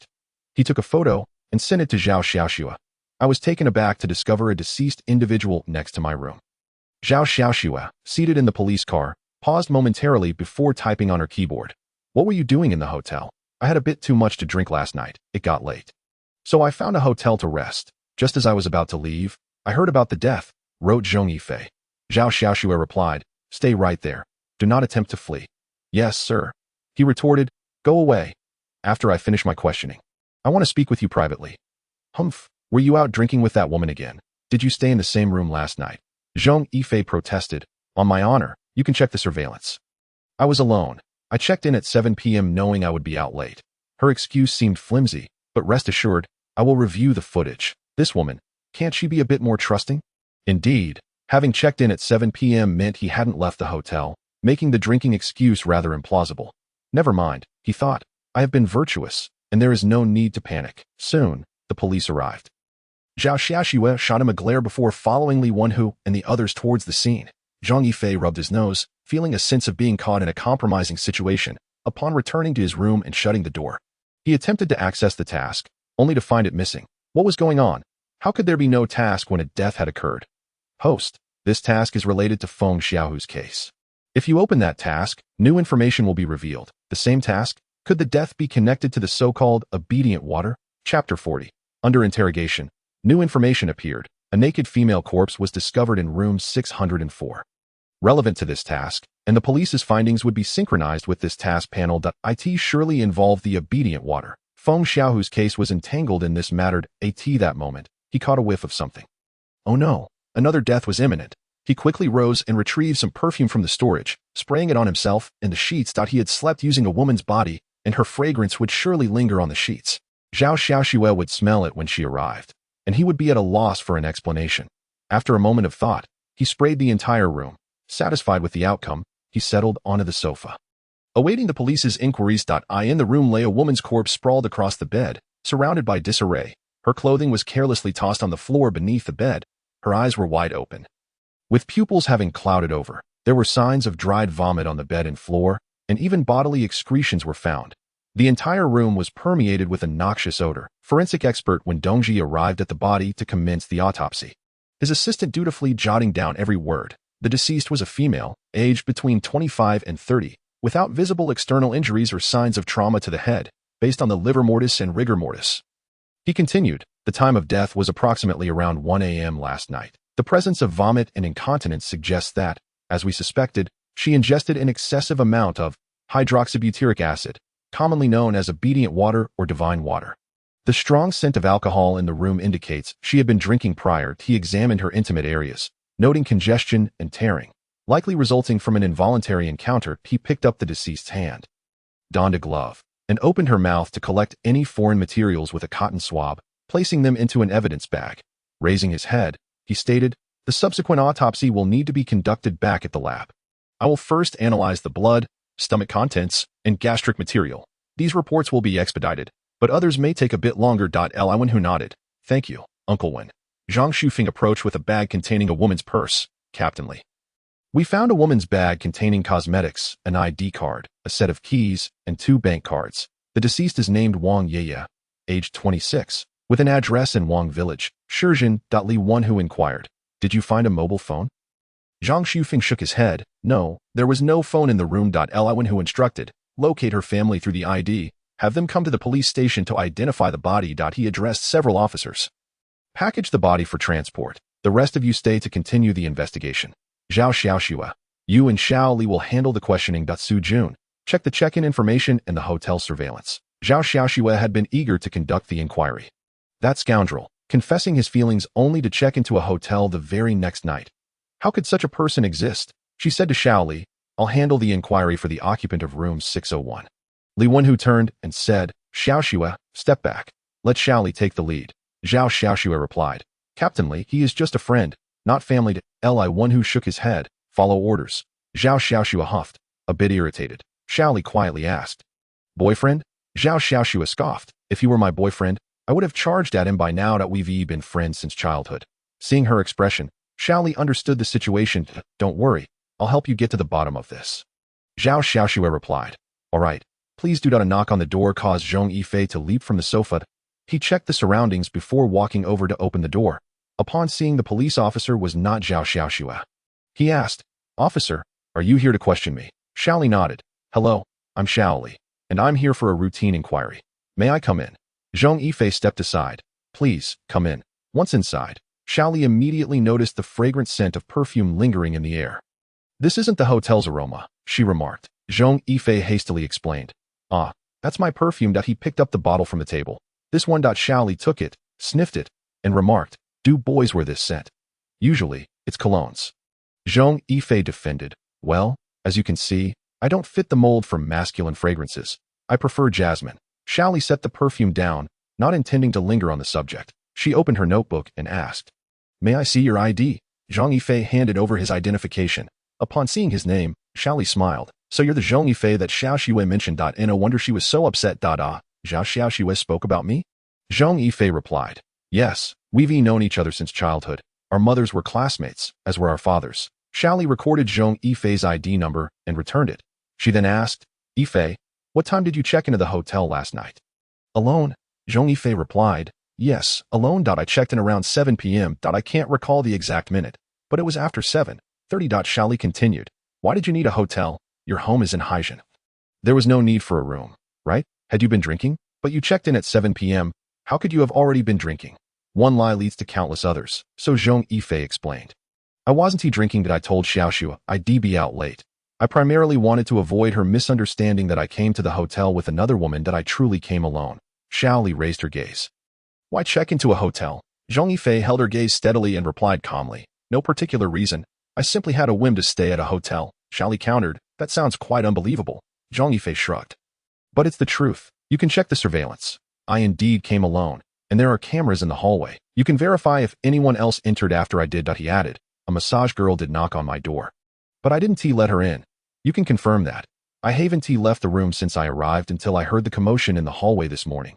Xiao Li nodded. All right, I will check all of that. By the way, did you hear anything unusual around 1 a.m. last night? Zhong Yifei shook his head. No, I went to bed around 11 p.m. and slept soundly until morning. Chapter 41. Men can also be photographed. The police departed. Before leaving, Zhao Xiaoxue instructed Zhong Yifei to pick her up after work. All right, he thought, he had nothing to fear, having spent the day at the pig farm. Zhong Yifei showered and dressed nicely before heading to the police station. He checked his phone and noticed he had gained 2,000 followers since the morning. The speed was akin to riding a rocket. As he responded to comments, it was time for Zhao Xiaoxue to finish her shift. Zhao Xiaoxue emerged from the police station and looked at Zhong Yifei. Take me out to eat, Zhong Yifei asked. What do you want to eat? You know what? The journey was marked by silence. Suddenly, Zhao Xiaoxue wrapped her arms around Zhong Yifei's waist, resting her face against his back. This was the first time. Whenever he rode her on a bicycle or electric scooter, she always did this. Previously, Zhong Yifei would tease that if they were seen like this, they might struggle to find partners in the future. But now, Zhao Xiaoxue had broken that barrier, making what was once commonplace feel exceedingly delicate. Zhong Yifei remarked, "You truly don't want to get married, do you?" Zhao Xiaoxue replied, "Not anymore. No one wants me. I can't compete with others." What kind of reasoning was that? Last night, I found myself alone. Didn't you check the surveillance footage? Zhao Xiaoxue replied. I did. But what does that prove? Perhaps the other party was simply unavailable last night. And you checked into a hotel to spend the night there. What a convoluted line of reasoning. Zhong Yifei interjected, "Don't misunderstand. I genuinely acted on impulse to book a room that I didn't do anything. I don't even have a girlfriend." Zhao Xiaoxue remarked, "But Xiaoling mentioned that you know a beautiful streamer, and every time you go out at night, it's to see her." Zhang Yiling, you're being ridiculous. Always so gossipy. Zhong Yifei insisted, "No, she is just talking nonsense." Zhao Xiaoxue lifted her head, "You never wear perfume. Why does your room smell of jasmine? That scent is typically purchased by women. I don't know why. But you seem different since returning from the Magic City." Zhong Yifei felt a mix of emotions. Being liked, especially by a childhood friend like Zhao Xiaoxue, should bring joy. Yet, he replied, "I haven't changed. I just suddenly felt like wearing it." "Didn't you see I wore it today?" Zhao Xiaoxue countered. "Because you needed to mask the scene from this morning, you had to wear it. That's nonsense. Anyway, we arrived. After eating, I'll take you home." Zhao Xiaoxue released him and got out of the car. "No, I took an hour off, but I have to go back. I'll be working late tonight." With that, she went inside to find a seat. Zhong Yifei picked up a plate and began selecting her favorite ingredients. On the way back, she held him tightly, feeling even more secure than before. Suddenly, she touched Zhong Yifei's abdomen. "The other day, I saw your 8-pack abs. When did you start working out?" Zhong Yifei chuckled. "Isn't it sunny?" Zhao Xiaoxue replied. "Indeed, you were too thin before. Having muscles is good." They arrived at the police station, and as they got out, Zhao Xiaoxue turned to him. "Let us be together. I've thought it through. Even if it doesn't work out in the future, I'll accompany you. We can be dinks, or we can raise a child together. Even if you really don't want to, I wouldn't mind." Zhong Yifei replied, "Let us talk about it later. I am not really considering a relationship right now." Zhao Xiaoxue asked, "Are you afraid of being tied down by me?" Zhong Yifei shook his head. "That's not it. I'm just not that kind of person. As for why, I can only say that if I want to date in the future, I'll directly bring the household registration book to find you." Zhao Xiaoxue smiled slightly. "You'd better not regret it." Zhong Yifei assured her, "I want he didn't go home but found another hotel. Initially, he wanted to go to the usual place, but it was closed due to a recent incident. Today, he didn't plan to film in his feminine persona but rather in his masculine form. He could experiment with cross-dressing. Who says men can't wear makeup? With the muscles he had now, he could create a striking visual impact with just a little contouring. Who says that transforming in the dark is only for women? Most importantly, he wanted to reassure Zhao Xiaoxue, to let her know why he was at the hotel. Otherwise, he could just film at home. There was no need to go to a hotel. After editing his video, Zhong Yifei nodded in satisfaction, touching his newly refined face, resembling a cute puppy. He sent the video to Zhao Xiaoxue and Li Mingxian. Zhao Xiaoxue, didn't he reply, likely busy, but Li Mingxian responded quickly. "Dude, is this edited? I don't believe it. This is fraud." Zhong Yifei replied, "No, I just outlined the muscle definition. I noticed that you had muscles the other day, but I didn't expect the contouring to look this good. No way. I need to be disciplined. I want muscle definition too." Zhong Yifei responded, "Bro, discipline means abstaining from indulgences like sex and alcohol. Can you handle that?" Li Mingxian said, 2 out of 3. I'll try my best on the last one." Touching his abs, Zhong Yifei reflected on how much more defined they had become since he saved someone that day, without even working out. "Host, this is no big deal. The system helps you. You don't need to abstain from anything. Even eating and drinking as much as you want. The system will automatically adjust your body proportions." Zhong Yifei exclaimed in surprise. About half an hour later, Zhao Xiaoxue probably saw the video. She called. "Delete it. No one else can see it." Her tone was clearly anxious. Zhong Yifei said, "But I want to create videos. You're driving me crazy. So, you went to the hotel just to shoot videos? Why didn't you tell me earlier?" "No, you can't take that route. You have to change." Zhong Yifei asked. "Change to what?" "Gaining followers quickly is good, right?" "What? Do you lack confidence?" Zhao Xiaoxue replied. "The outside world is full of temptations. I am not confident in your self-control. I'm not Xuanzai. You're infuriating." "Fine. I'll shoot videos too, sexy ones, and I'll post them." Knowing she was just venting, Zhong Yifei teased, "I doubt you would." "Right, Officer Zhao?" Hearing Zhong Yifei's voice, Zhao Xiaoxue was enraged that he was right. There was no way she would post something like that. It was infuriating, far more so than knowing he went to buy cosmetics with a woman or to drink. Discovering he went to a hotel was even worse. Zhong Yifei. Just you wait. The next morning, Zhong Yifei stretched and grabbed his phone, noticing he had gained 10,000 followers, 80 of whom were female, reading the comments and private messages. He finally understood the significance of that saying, when women become shameless, men must step aside. Just then, his phone rang. Li Mingxian exclaimed, "Dude, 13,000 followers. That's insane." Chapter 42. Ma Xiaofei comes to visit soon after. He received a call from his sister. The piercing scream nearly ruptured Zhong Yifei's eardrum. Once the scream subsided, Zhong Yifei asked, "What is going on?" Zhong Yiling said, "Brother, is that really you? Did you edit the photos? I can't believe it. How did I not know you had such a great physique? I liked your post, and so did my dorm mates, classmates, and even those from our year in school." Zhong Yifei was taken aback. "Don't you think you should be more discreet? Are you introducing me to everyone you meet?" Zhong Yiling replied, "What is wrong with that? You're my brother. I'm proud of you. Besides, weren't you going to make videos? I'm helping you gain followers. It seemed to be the case. By the way, is it Friday today? Do you have classes on Saturday?" Zhong Yiling said, "Yes, we still have classes 6 days a week." "Why? I thought you might come back tonight, and I could pick you up to save Dad the trouble. I'm in Shenzhen." Zhong Yiling continued, "By the way, brother, my dorm mates want to invite you to dinner tomorrow night. Is that okay?" Zhong Yifei declined. "No, I have social anxiety." Zhong Yiling exclaimed, "You?" Zhong Yifei insisted, "For the sake of keeping Zhao Xiaoxue from overthinking, please turn them down for me." On the other end, Zhong Yiling's mouth dropped in disbelief. "What? I need to share this gossip." "Brother, are you serious?" Zhong Yifei affirmed, "I might not care about others, but with her, I want to take it lightly. Besides, don't spread it. We haven't even confirmed we're together. I just want to give her a sense of security." It was quite contradictory. "All right, I'll help you decline. But brother, you're going to lose followers." Zhong Yifei shrugged. "It's fine. If I lose them, I lose them." After hanging up, he pondered how his words might lead to losing followers. Zhong Yiling chose to stay silent, simply informing her friends that her brother had other commitments and couldn't attend. At the milk tea shop, he caught a glimpse of Wang Xiaoqiang's astonished and envious expression. Zhong Yifei playfully slapped him on the back. "What's with that look? Bro, how did you achieve that physique? You didn't look this defined last time I saw you." Zhong Yifei replied, "It's makeup. Otherwise, how could it be that way? Want me to show you?"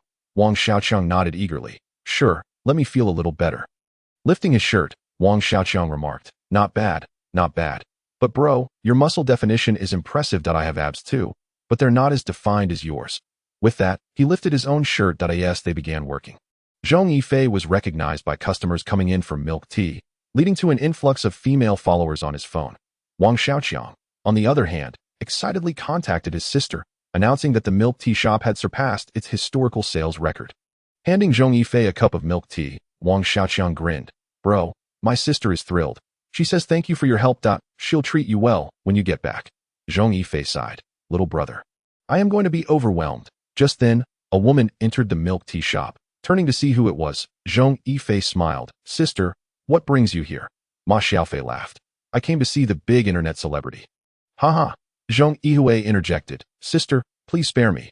What do you want to drink?" "My treat." Ma Xiaofei replied. "Anything is fine, but primarily, I want to discuss something with you." Wang Xiaoqiang chimed in. "Bro, you go chat with this sister.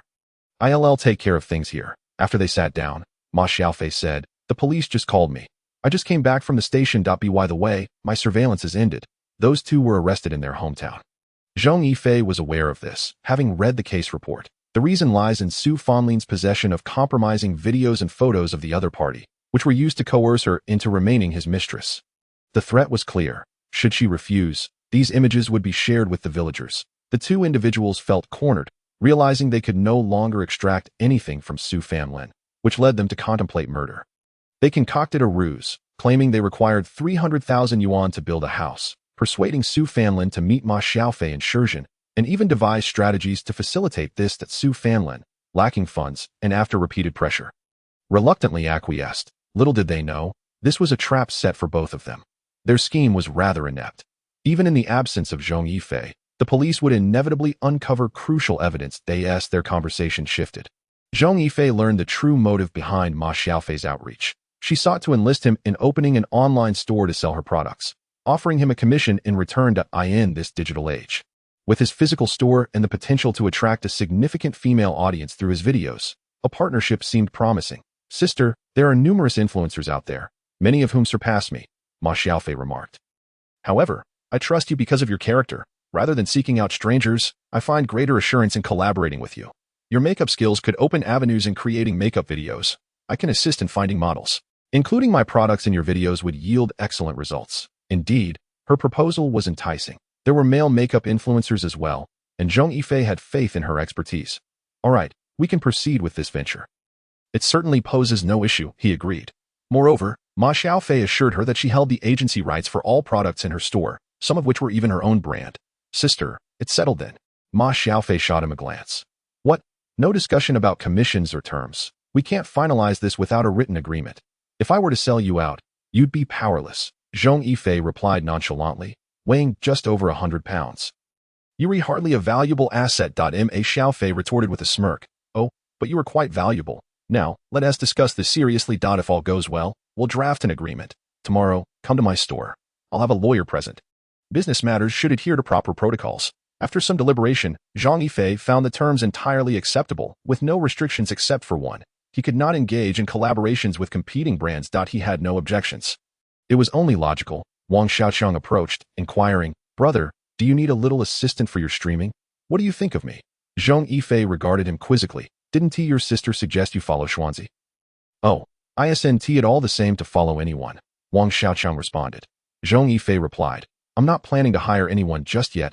I'll consider you when the time comes. Wang Xiaoqiang nodded. All right then, it's settled. Actually, I think you should build a team. Matters involving brand negotiations should be handled by professionals. At least it provides some buffer. He was correct. However, Zhong Yifei initially intended to delay hiring anyone. But the involvement of Ma Xiaofei prompted him to act sooner. Chapter 43. Saving the other twice. The milk tea shop closed at 9 p.m. After bidding farewell to Wang Xiaoqiang, he rode his electric bike home. There was an under-construction road along the river, with a shortcut leading swiftly to his residence. Zhong Yifei decided to take that route, even though it lacked streetlights and was seldom frequented.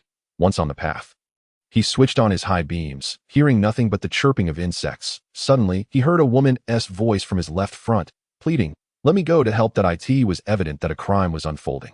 His headlights illuminated a scooter park nearby, while dirt mounds on either side obscured the situation. To avoid alerting the perpetrators, Zhong Yifei continued forward without stopping, aware that he was being watched. After proceeding a sufficient distance, he parked his bike and concealed himself behind a dirt mound.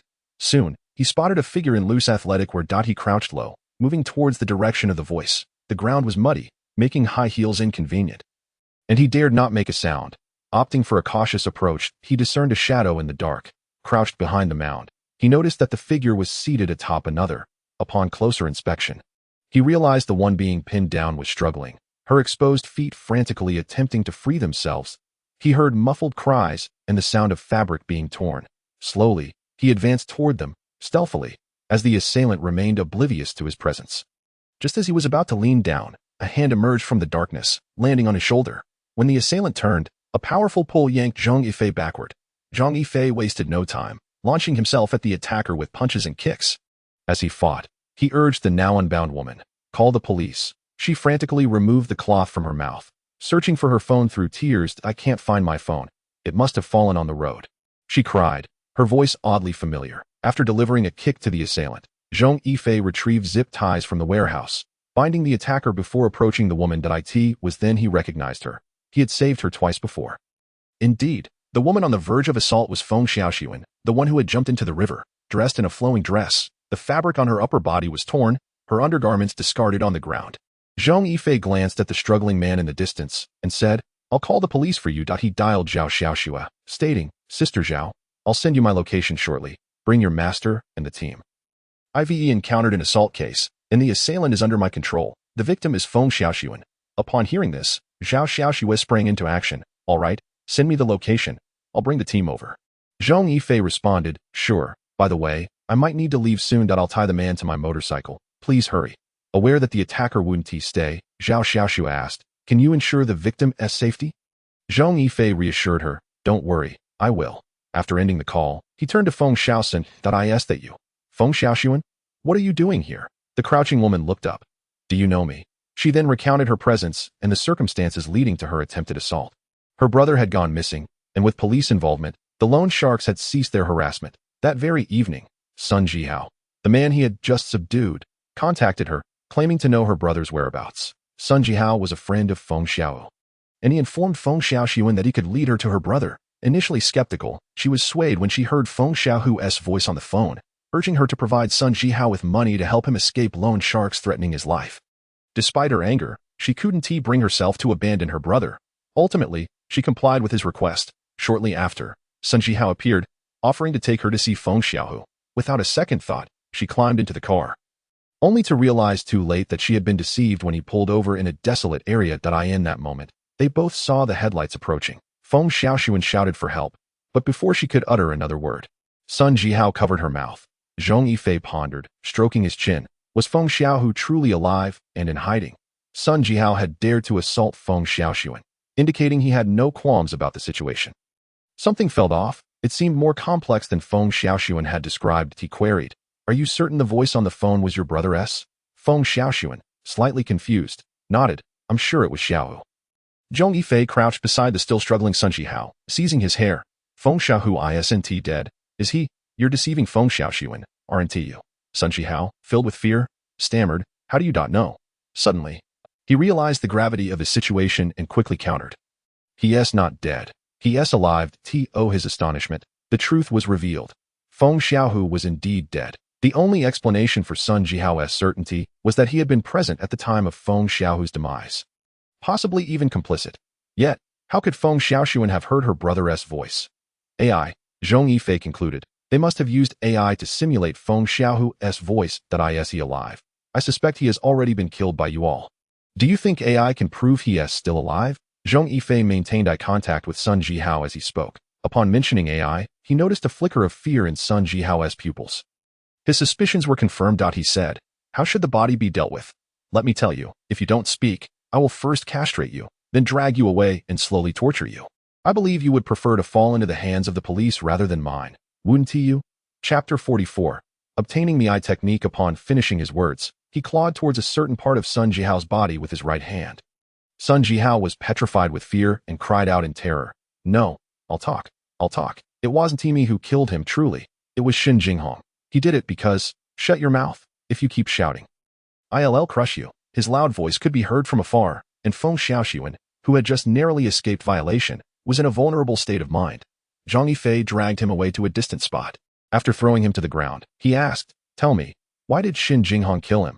With that, he drew his right index finger across Sun Jihao's thigh. The pain elicited a scream from Sun Jihao. Seeing the blood seeping from his thigh, he was terrified and said, "Because Feng Xiaohu was corrupt, Shin Jinghong supplied him goods to sell, but he not only falsified accounts but also embezzled funds. Shin Jinghong discovered this and took him away. Shin Jinghong demanded he return the embezzled money, but Feng Xiaohu had none. Shin Jinghong then forced him to sign an IOU and made him provide a copy of Feng Xiaoxuan's ID and her photo as collateral. In truth, that IOU was signed just a while ago, but Shin Jinghong altered the date to 2 months prior. He never intended to let Feng Xiao go. He wanted Feng Xiaoxuan to entertain clients because of her beauty, which could bring them more wealth. Tonight, Shin Jinghong benefited from this. He told me I could do as I pleased on the way, as long as I brought her back. I've said it. I truly didn't kill him. It was Shin Jinghong who strangled Feng Xiaohu and buried the body on Wenshan. I know where it is. I can lead the police there. I even know where Shin Jinghong is.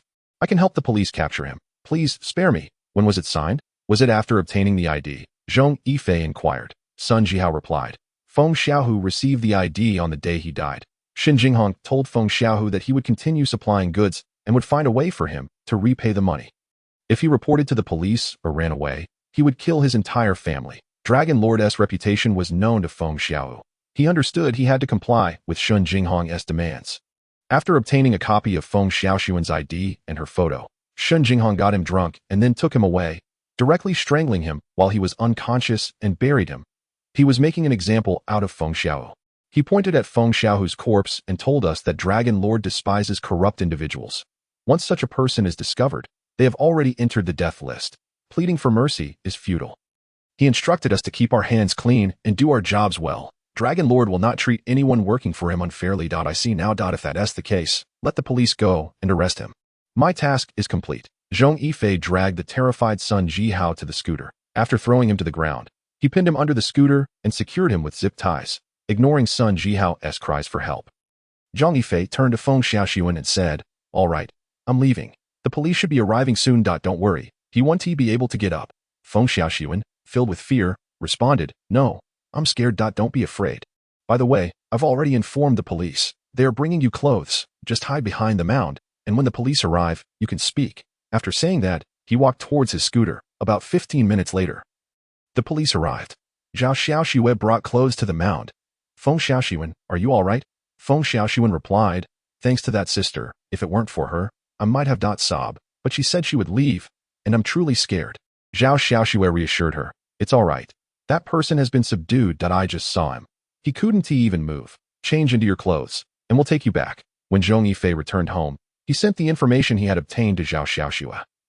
As Zhao Xiaoxue hurried back to the police station, she kept an eye on her phone. Upon receiving the message, she immediately turned to Li Wenhui and said, "Master, we've received news. Sun Jihao has confessed. We can go dig." She stopped abruptly because Feng Xiaoxuan was in the police car. Li Wenhui instructed, "Let us return to the police station first. He needs to be bandaged." The next morning, while helping at a milk tea shop, Zhong Yifei received a call from Zhao Xiaoxue, who informed him that they had unearthed a decaying corpse on the mountain. The DNA test confirmed it was indeed Feng Xiaohu. His family is now at the police station. Zhong Yifei inquired, "Did Shen Jinghong go to capture him?" Zhao Xiaoxue replied, "The master went with the drug enforcement team to capture him. This time, we did not alert all the units in Port Town. It was a covert operation." "All right, I understand that it's been a pleasure collaborating." Zhao Xiaoxue added, "Though I don't want to say it, it's been a pleasure collaborating." Little Meow, what was the task reward? 200 male hormones, a set of live virtual scene creator, and the ability to obtain the Charming Eye. Charming Eye? What is that? Little Meow explained. Charming Eye is a technique that allows you to hypnotize anyone who makes eye contact with you, causing them to lose short-term memory. It can be used to delete or modify their memories. Isn't that incredible? This would ensure my safety even more. Is it limited to one-on-one?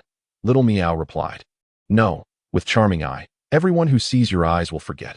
Your current ability only allows the target to forget memories from the past hour. It doesn't delete everything, but you can give commands for them to forget specific things. It's a collective command, not individual. As your ability increases, Charming Eye will enhance as well, even allowing for hypnosis, compelling them to carry out your commands. Moreover, the duration for modifying and deleting memories can also increase. Isn't that just enchanting?" Zhong Yifei then inquired about the live virtual scene creator. Little Meow explained, "By connecting with live streaming equipment, you can freely alter the live scene according to your wishes.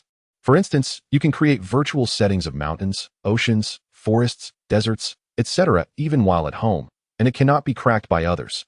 Wow, this device is a perfect solution for my dilemma of managing two identities while live streaming. Little Meow, I adore you. Thank you for your affection, host. Little Meow appreciates it. Keep up the good work.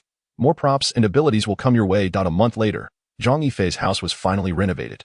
During this month, aside from helping at the pig farm, he focused on video shooting and task completion. Now, Zhong Yifei's account had over 100,000 followers. Half a month ago, he had begun transitioning Zhong Yifei's account towards makeup, skincare, and luxury goods. Though it didn't have as many followers as Zhong Yifei's account, it still garnered several thousand and earned him some money. Today, he told Zhao Xiaoxue, "Let us go out for a feast. Watch a movie, shop. I'll cover all the expenses." Chapter 45. Searching for the hidden cameras in the hotel that evening. In a Haidaleo restaurant, Li Mingxian looked at Zhong Yifei and Zhao Xiaoxue. "Are you two really going to be together?" Zhao Xiaoxue turned to Zhong Yifei and said, "I want to, but he doesn't." Li Mingxian, speechless, looked at Zhong Yifei. "Bro, what are you thinking?" Zhong Yifei picked up a piece of tripe and dipped it in the sauce. Looking up, he said, "My condition hasn't improved. I won't make any promises to her." Li Mingxian, confused, asked, "Can't you use IVF?" Zhong Yifei replied, "Yes, but happiness cannot be guaranteed. You understand. I don't want Xiaoxue to be with me if there's no." Zhao Xiaoxue immediately interjected, "I don't care." Zhong Yifei interrupted, "The doctor said that as long as I receive treatment, I can recover. Can you give me some time to heal?" Li Mingxian remarked, "Didn't you say it wouldn't affect you?" "Are you lying to me? Why don't we go to Modu for treatment, or to Kyoto?" Zhong Yifei chewed on the tripe and shook his head, mumbling, "I don't want to go." Zhao Xiaoxue sighed. "All right, I respect your decision. I'll wait for you." Back at his own home, Zhong Yifei lay on his bed. "Little Meow, Why haven't my male hormones been sufficiently replenished? Each task rewards me with only a few hundred. It's quite vexing. Little Meow responded, primarily because there haven't been many good cases for you to handle. You might not yet be capable of managing large cases. It then continued, just now. There's a task that suits you perfectly. Would you like to undertake it? Zhong Yifei sat up. I'll take it. Search for hidden cameras. Recently, some illicit websites have emerged with inappropriate videos, confirmed to have been filmed in a hotel in Shenzhen. Your task is to locate the hidden cameras and identify who installed them. There is no punishment for this task. Completion rewards 300 male hormones, prompts, and abilities. Hidden cameras, that's easy to find. My eyes are like infrared. Cameras can't hide from me. Upon opening the video, he discovered it was a hotel room, filmed from a top-down angle. The perpetrator likely chose their angle carefully during installation. The footage showed about 70% of the action happening on the bed. There was little useful information. The bed was a typical large hotel bed, and the sheets bore no identifiable information. This was indeed going to be challenging to investigate. Zhong Yifei realized it was not going to be easy. Even if you managed to find a hotel with so many rooms available, it would be impractical to check each one individually, and the hotel management would certainly not permit such behavior if word got out. Would the hotel even remain operational? It's nearly impossible to locate what you're seeking, dear Meow. Meow replied, Host, allow me to offer a hint. Don't you find the bed rather familiar? Moreover, the individuals in the video appear quite youthful, dressed in inexpensive clothing, suggesting they may not be particularly affluent. Additionally, take note of the date. It was filmed on the 7th day of the 7th lunar month. There are numerous videos available, so why was this specific one chosen for you? The date and the individuals captured are key. If you cannot deduce this, it would be rather unfortunate. Zhong Yifei stroked his chin, and suddenly a thought struck him. The budget hotel I stayed at last time, the one where I discovered a corpse upon waking. Could it be the same one? Meow responded, You're not entirely dim. After all, Zhong Yifei exclaimed, Damn, that room I stayed in last time. Fear not. That particular room is clear of any issues. If there were, the system would have alerted you, given its capabilities. Fortunately, the hotel is aware now, but how do we reach that room? Meow, could you please reveal the room number? Host, have some respect for those 300 points of testosterone. That if I divulged that information, it would be far too simple. Besides, since you've accepted a task, you'll need to investigate without any assistance from the system. You must seek it out yourself. In contemporary times, budget hotels allow for online reservations. If that's the case, the hotel's information should be accessible on the internet. Zhong Yifei began searching for hotel details, eager to determine how many rooms matched his criteria. After conducting thorough research, he arrived at the hotel, presenting himself in a feminine guise this time. Upon hearing Zhong Yifei request a room, the attendant glanced at him before handing over the room key. Upon entering, he found the layout reminiscent of that in the video. He settled on the sofa, raising his gaze to search the room. A comparison revealed that a pinhole camera might have been installed within the ventilation duct. Given his perspective, spotting it would prove challenging. He drew the curtains to dim the room and lay back on the bed, directing his gaze toward the ventilation. Nothing visible. This wasn't the right room. He recalled videos he had watched featuring individuals specifically seeking hotel cameras, although he was uncertain if those were staged. They indeed mentioned plausible camera hiding spots, such as outlets, lights, mirrors, and televisions, areas where electricity flows. Since the ventilation duct yielded no results, he decided to inspect these locations for any hidden devices. He rose and approached the television, crouching to examine its edges for anything unusual. He meticulously inspected every outlet facing the bed. After circling the room without success, he entered the bathroom, testing whether the mirror was one-way and inspecting the outlets and ventilation for potential camera placements. After thorough investigation, he concluded that this room was likely secure. Stepping out, he sat back on the sofa, instinctively glancing upward, where he noticed the air conditioning unit. He fixated on the blades, picked up the remote, and turned the air conditioning on. As the blades slowly began to move, he again found nothing. Indeed, from this angle, even if a camera were installed, it would not capture the bed. Forget it. I'll just sleep. Tomorrow, I'll adopt a different identity to book a room. If I still find nothing, I may need to return in a few days. The next day, as he exited his room, Zhong Yifei crossed paths with a couple. The man immediately gazed at Zhong Yifei with keen interest, provoking discontent from his female companion. Observing Zhong Yifei entering and exiting alone, the man finally inquired, Hey there, are you staying at the hotel by yourself? Zhong Yifei turned and smiled, replying, Handsome, are you trying to flirt? Aren't you worried your girlfriend will get jealous? The woman scoffed, What is there to be jealous about? He is flirting with a beauty, and I can flirt with a handsome guy too. The man quickly interjected, "Oh, I was just making conversation while waiting for the elevator. Nothing more." Seeing the man's eager demeanor, Zhong Yifei felt a smile creeping onto his face. Who says one cannot stay at a hotel alone? I am not the type of woman you think I am. At this moment, the woman looked at Zhong Yifei and exclaimed, "Ah, I've seen you before. You're that vlogger Little Rain Falling, aren't you?" Zhong Yifei smiled. "Have you watched my videos? Are you a follower?" The woman nodded. "Yes, I've liked your videos." After saying this, she picked up her phone and asked, "Can I take a picture with you?" "Of course. Since you're a fan, I'd be delighted to oblige. Handsome, why don't you help us take the photo?" The man, eager to join in but mindful of his girlfriend's presence, could only nod. "Sure, I'll take the picture. Honey, pass me the phone." Chapter 46. Discovery. That evening, Zhong Yifei returned to the hotel, this time adopting a male identity. After a meticulous check of a different room, he found nothing. He had no choice but to pull out his equipment and begin filming. After uploading the video, he settled on the sofa, having ruled out 2 rooms already, with over a dozen similar rooms in the hotel. The odds of finding the right one were slim. He couldn't keep running back and forth to the hotel. A knock at the door interrupted his thoughts. Upon opening it, he found a woman standing there. "I don't need a massage," he stated directly. "No, you misunderstand.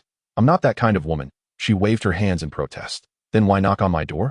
Zhong Yifei asked. "Yes, there's something you need?" She pointed to the door opposite his and said, "Hello, I'm from the room across. Could I have your contact information, handsome?" How forward, Zhong Yifei thought, recalling that he hadn't encountered her upon entering the hotel that day. As he raised his gaze, he noticed 2 girls peeking from her room. "What is going on?" he queried. "I don't believe we've met before." The woman nodded. "Yes, this is our first meeting." Holding her phone, she asked, "Is that all right?" Zhong Yifei suddenly inquired, "Are you playing some sort of dare? Did you lose?" The woman gasped, then playfully stuck out her tongue. "Yes, I'm a bit unlucky. Is that okay?" In light of this, Zhong Yifei turned back into his room, grabbed his phone, and said, "All right, I'll help you out." The woman smiled slightly. "Thank you. We 3 couldn't sleep, so we decided to play games to pass the time." After exchanging contact information and a few brief words, Zhong Yifei closed the door. He shook his head and returned to the sofa, opening an app to respond to messages. A short while later, the woman who had just added him sent a shocked emoji followed by, "Ah, you're that beauty vlogger low-key little feech, aren't you?" Zhong Yifei replied, "You recognized me. So you're not a fan then?" The woman responded, "Haha, it's really you. I've watched your videos, liked them, and even commented, but I never followed you." Zhong Yifei said, "Considering I helped you out, how about you hit that follow button?" She sent back an okay emoji. "Would you like to join us for drinks? We 3 want to learn from you." Drinks? Zhong Yifei glanced at the time. It was only a little past 9, and the layout of their room mirrored his own, allowing him to investigate further. "Sure, I'll come over for a few drinks." Upon exiting, he found them already at the door, smiling and waving. He approached and said, "It looks like you've almost finished your drinks." The woman smiled slightly. "I've had a bit too much. I'm not very good with alcohol. You'll need to help me later today." As he entered the room, Zhong Yifei noted the identical layout. After greeting the 2 girls, they continued to watch him intently. Zhong Yifei questioned, "Is there something on my face?" One of the girls replied, "Yes, we watched every one of your videos earlier. Handsome, we're so curious to see your muscles." Zhong Yifei chuckled. That's a no-go. From their introductions, he learned that the girl who requested his number was named Kong Linlin, while the other 2 were Su Jiexin and Huang Xiaola. Kong Linlin hailed from Shenzhen, while the others were from different provinces. The 3 had just graduated from university, studying computer science, and were collectively preparing to become streamers. With their appearances and demeanor, Zhong Yifei felt confident they would succeed in their endeavors. As Kong Linlin mentioned, they genuinely sought his guidance as a senior in the field. Zhong Yifei raised his glass, saying, "As for guidance, I've only been at this for a month myself. I'm still a novice and may not have much to share. However, I can certainly provide insights on makeup and fashion." Su Jiexin remarked, "I follow a streamer who started just a month ago named Little Rain Falling. She has a sexy approach, but honestly, I find it difficult to emulate her." Zhong Yifei suppressed a laugh and replied, "She, indeed, possesses an innate charm that is hard to replicate. You may find it challenging to match her allure." Huang Xiaola nodded, "Absolutely. Every movement and glance exudes a born magnetism that we simply lack." Zhong Yifei added, "If you're interested in collaboration, we could do a joint live stream or create videos together. As for product promotion, I can offer you items to sell. The brand is a friend of mine, and I can get in touch with her easily." Kong Linlin exclaimed, "Really? That sounds fantastic. Collaborating with you on makeup techniques and videos is a wonderful idea. Feej, let me toast to you." Zhong Yifei responded. No need. I'm only 23 this year. Huang Shala chimed in. We're all the same age. When it's your birthday? Zhong Yifei replied. In March. After a brief inquiry, it became evident that all three were indeed younger than Zhong Yifei. Thus he had not erred in addressing them as sisters as they enjoyed their drinks. Zhong Yifei occasionally cast his gaze towards the ventilation duct above the lack of a feminine appearance and the inability to utilize one's eyesight. How was one to assess the situation? With a swift motion of his eyes, he inquired, by the way, what prompted you to come to the hotel? Is it necessary to rent a room for that? Kong Linlin responded, they just arrived today. Primarily, my home lacks sufficient space. I was already sharing a room with my sister, so I decided to accompany them for the night and help them search for accommodations tomorrow. Zhong Yifei advised. You girls should exercise caution while staying at hotels that I've recently heard reports of many criminals installing pinhole cameras in such establishments. The three women gasped in alarm and quickly rose from the sofa. Scanning their surroundings, Huang Xiaohua asked, is that true? I've indeed seen videos of that sort, but as three women, wouldn't it be futile for them to attempt filming us? At that moment, Kong Linlin's complexion turned pale. But during our game of truth or dare, weed out what should we do? Zhong Yifei, puzzled, questioned, what happened? Kong Linlin hesitated. During the game, there was that undressing. Oh dear, what should we do? Is that the extent of your revelry? He remarked, let us search for the cameras. If we find them, we can report it. If not, you can rest easy. Su Jixin asked, how do we search?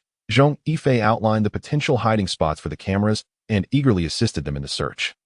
The group scattered to look, while Zhong Yifei focused on the ventilation duct, though its height made it difficult for him to see clearly. Close the curtains, turn off the lights, and activate the camera function on your phone.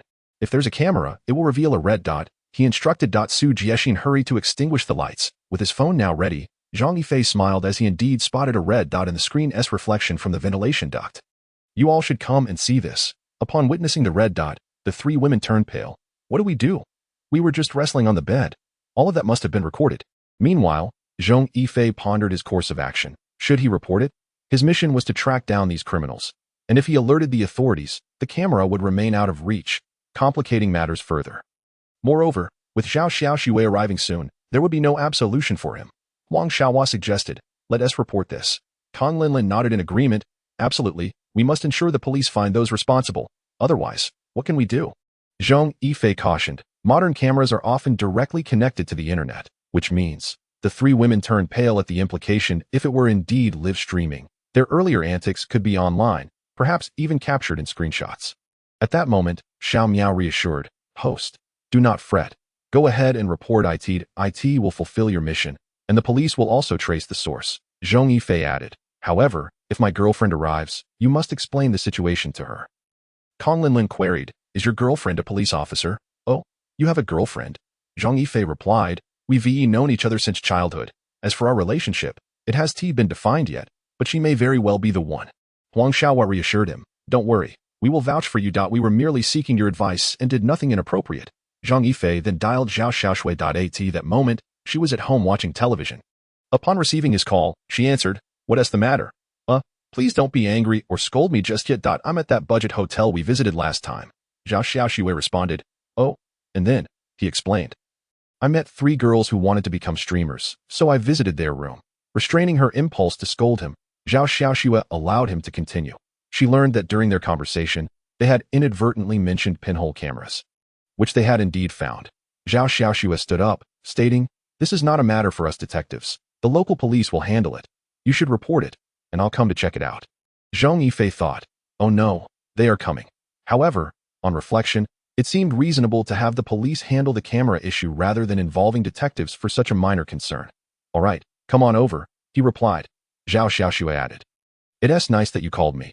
It shows I'm on your mind that I'm not angry, but remember to refrain from visiting hotels so frequently. Zhong Yifei assured her, yes, I'll be more cautious next time. After hanging up, Zhao Xiaoxue's expression soured. You rascal, another hotel visit. Are you trying to play the boy who cried wolf with me? It drives me mad. Zhong Yifei put down his phone and said, could one of you make the report? Also, let us start recording. We should document everything before the police arrive that we shouldn't dismantle the camera. It's certainly still operational, and we should avoid the bed area. When the police arrive, we'll inform the hotel staff. Before long, the police arrived, accompanied by the hotel manager. Upon seeing the camera, the manager hastily declared, this was not installed by our hotel. We would never engage in such activities. The police responded, that's for us to investigate.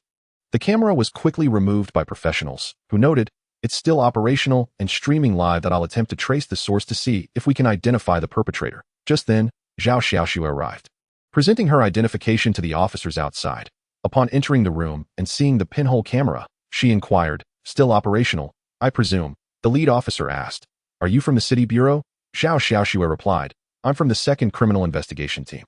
This Zhong Yifei is my boyfriend. The officer responded, oh, hello, comrade, we've already spoken with the 4 of them. They mentioned the cameras in passing during their conversation, which prompted their search, and they indeed found one. Zhong Yifei is from the room across. Zhao Xiaoxue acknowledged, I see. She turned to Zhong Yifei, we'll need to visit the police station to take a statement. You should check out of this room. Zhong Yifei confirmed, understood. Zhao Xiaoxue glanced at the 3 women, nodded at them, and led Zhong Yifei to his room. Observing the eager expression on Zhao Xiaoxue's face, Zhong Yifei reassured her, I truly did nothing wrong. Stop repeating that. I'm tired of hearing it. How did you meet them? Why were you drinking together? How did you discover the camera? She pressed on, am I being interrogated here?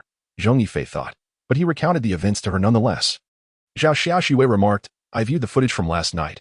I knew you were at the hotel. I'm pleased you contacted me promptly to explain. She maintained a serious demeanor, adding, there's no need to assign blame. It's not worth pursuing who's right or wrong. Besides, your place is all set up now. Avoid hotels in the future that if you wish to go, just let me accompany you. Zhong Yifei instantly straightened. Responding, yes, sir. Go on now, she retorted. Before walking over and embracing him, I'll accompany you to the police station. By the time they exited the police station, it was already past midnight. Looking at Kong Linlin and her companions, Zhong Yifei inquired, so, where will you be heading tonight? Kong Linlin replied, we're planning to find a more upscale place. We'll never feel safe staying in such hotels again. Plus, knowing that our playful moments might have been streamed is a bit unsettling. Zhao Xiaoxue interjected, numerous criminals exploit live streaming for financial gain. In the future, you should carry a device with you and check for cameras immediately upon entering a hotel. Let us get in the car. I'll take you to find another hotel. After escorting the 3 women to a hotel, Zhong Yifei advised them to meet again the following day to continue their discussion on streaming. Once he ensured everything was settled, he got into Zhao Xiaoxue's vehicle. After a tiring night, should we grab a bite to eat? He suggested. Zhao Xiaoxue replied, what time is it? I don't want to gain weight. I'll drop you off, then I'll head back. Oh, all right. Zhong Yifei conceded. Zhao Xiaoxue pouted, you don't plan to keep me around? Why would I? Zhong Yifei responded, it's getting late. Humph, pretending to be clueless when you clearly know better. Zhong Yifei sighed, sister, I'm still a patient. Why would I keep you here? Zhao Xiaoxue shot back, does it require a specific situation for you to want me to stay? You rascal. Upon exiting the vehicle and glancing at the time, Zhong Yifei noted it was indeed quite late. Tomorrow is Saturday. You have a day off. How about you take the bed, and I'll sleep on the sofa? Zhao Xiaoxue immediately revved the engine. Find me a parking space that you're actually coming up, he quipped. Once inside, Zhao Xiaoxue went straight to the fridge, pulling out drinks. I'll buy breakfast in the morning. Zhong Yifei replied, there's no need. You work hard and deserve extra rest. I'll just order takeout. The following day, Zhao Xiaoxue awoke to find steaming buns and soy milk on the table. Stretching, she turned to see Zhong Yifei on the sofa. Engrossed in a video, did you sleep well? She asked. Then sleep a bit longer, he suggested. Zhao Xiaoxue shook her head, then looked at him. Could you perhaps switch your perfume? The scent is a bit too feminine. Zhong Yifei replied, I'm simply not accustomed to the strong scent of men's cologne. Internally, he scoffed, noting that it was his natural scent from sleeping, not a fragrance. Zhao Xiaoxue picked up a blanket and sniffed. How peculiar. This scent seems oddly familiar. Zhong Yifei immediately realized what she was implying. Are you part bloodhound or something? He quickly exclaimed. This perfume is the best seller at Ma Jie's store and also the most popular in my display. Naturally, I often spritz it on my blanket. Zhao Xiaoxue nodded. I think I've smelled it somewhere before, but I can't remember. Zhong Yifei promptly shifted the topic, saying, I've already placed the toiletries in the bathroom. Let us hurry and brush our teeth before breakfast that I've arranged to meet Kong Linlin and the others at Ma Jie's this morning. Would you like to join us? Zhao Xiaoxue replied. Of course, I'm not working today. By the way, a movie was just released recently. Zhong Yifei responded, sounds great. I'll take you to see it today.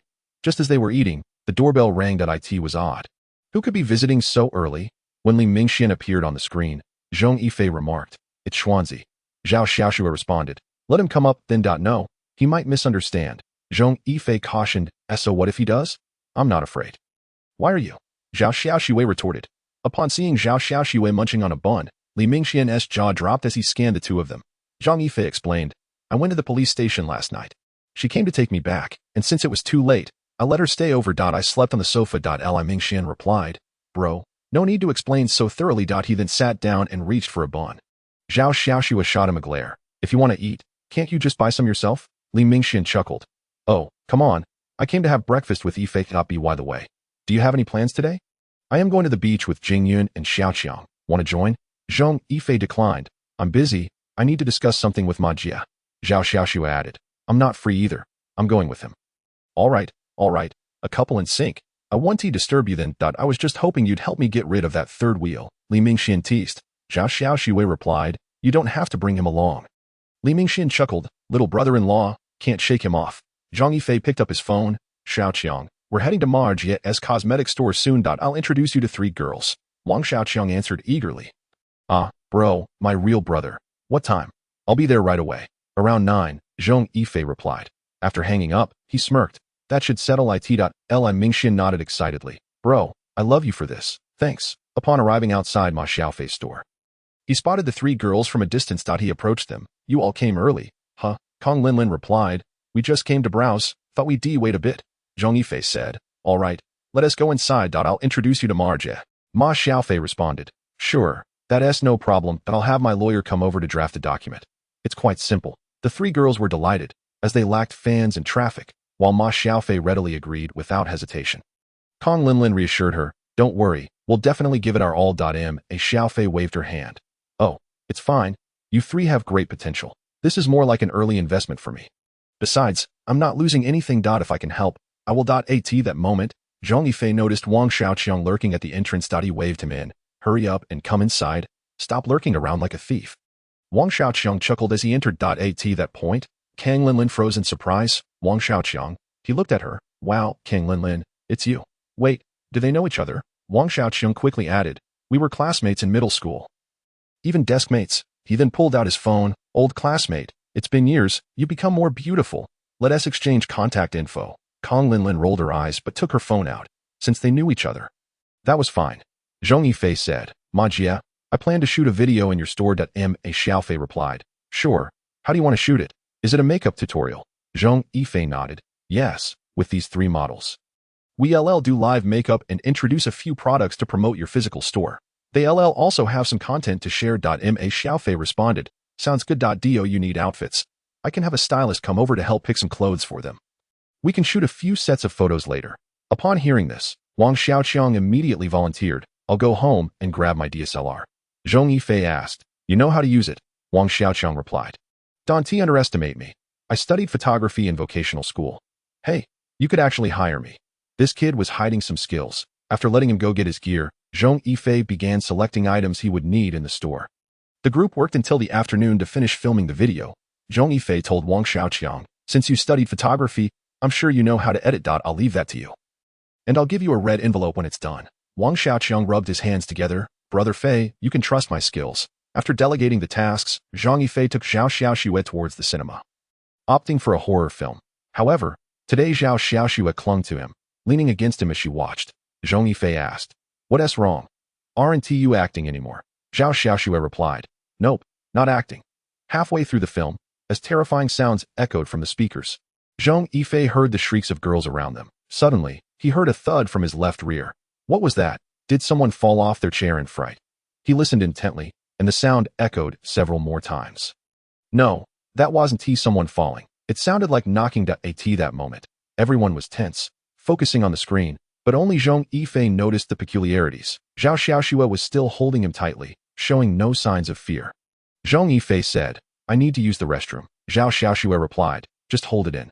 Zhong Yifei insisted, I can't hold it anymore. Come on, you're not scared. Zhao Xiaoxue pouted, Can't you not expose me like that?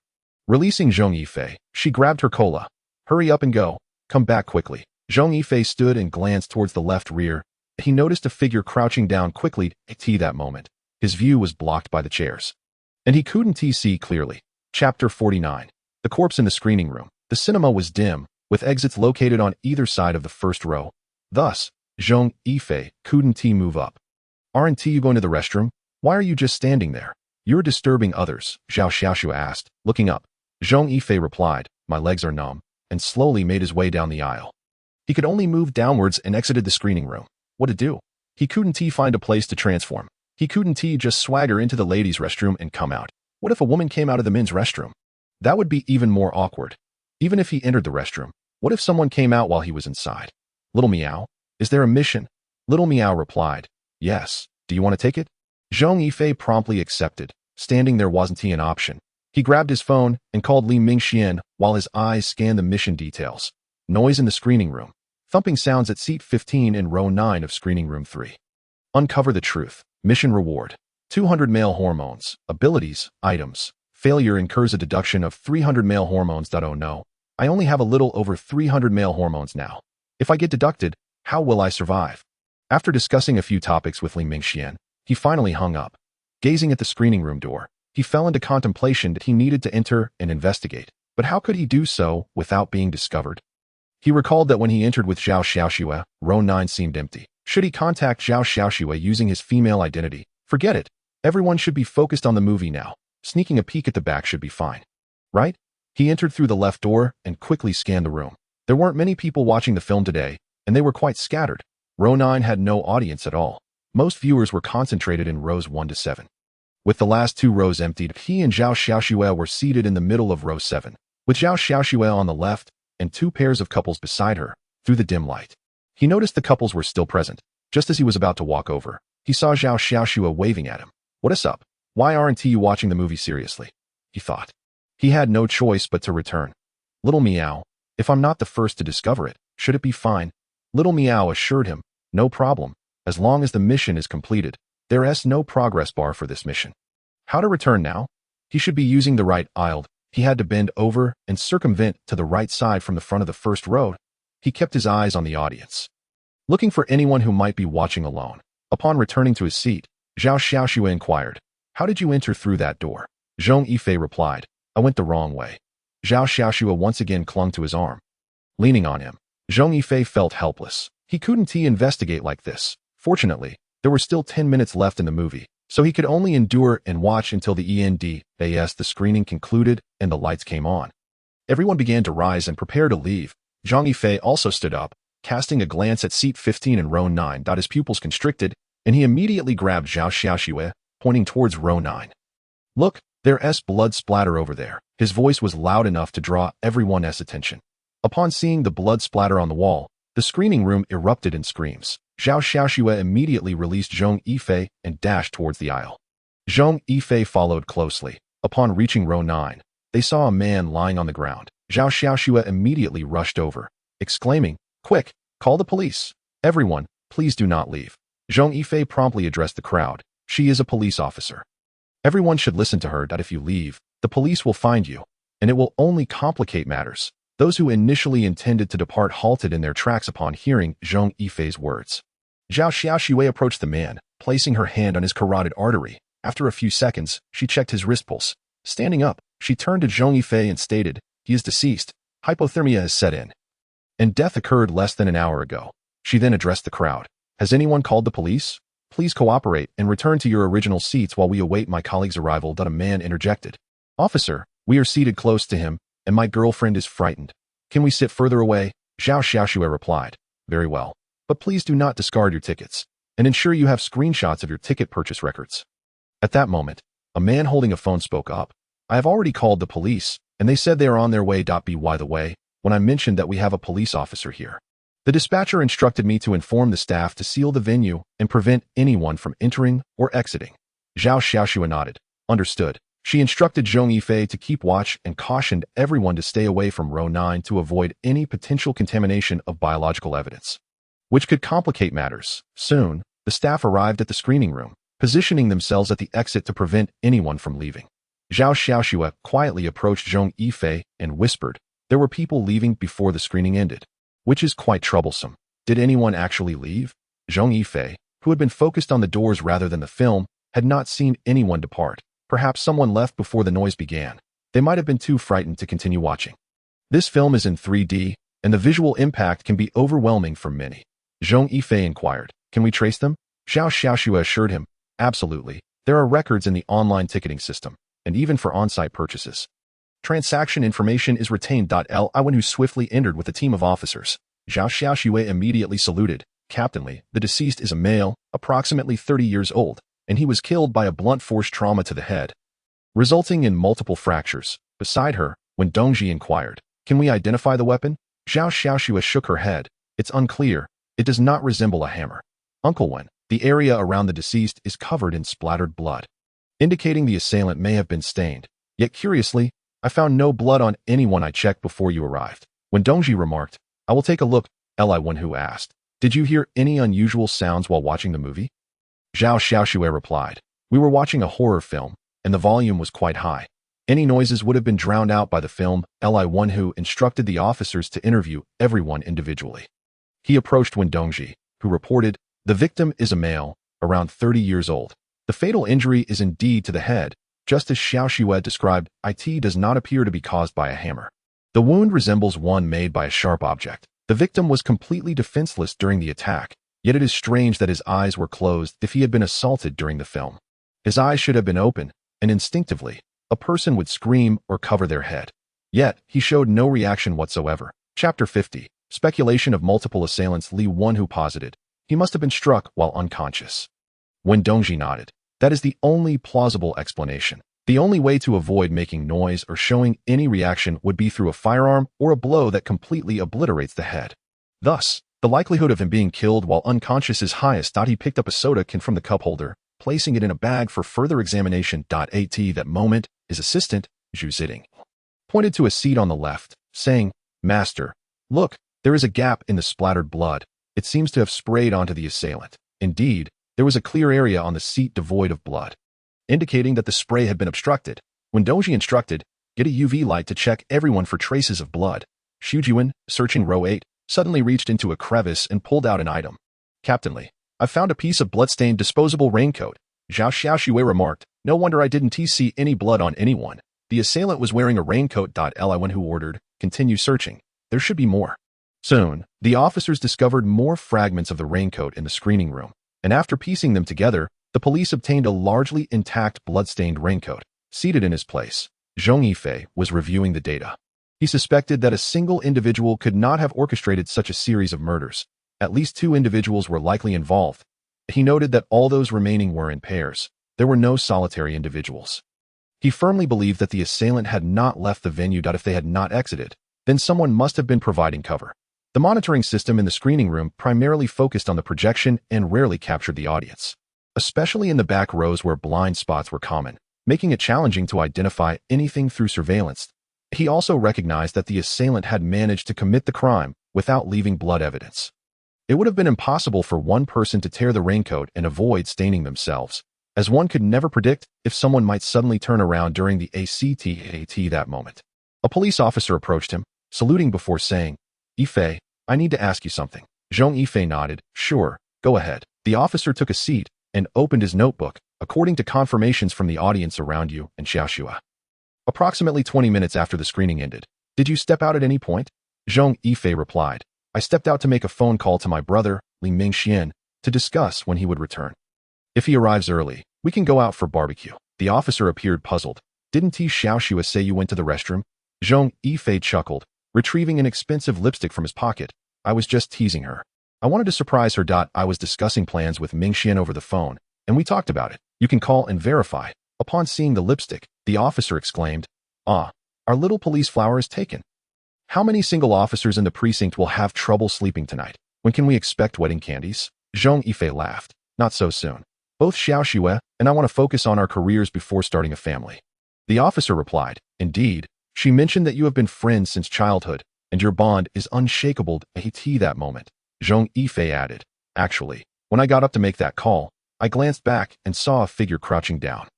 I couldn't make out their features. The officer immediately noted this down, asking seriously, are you sure?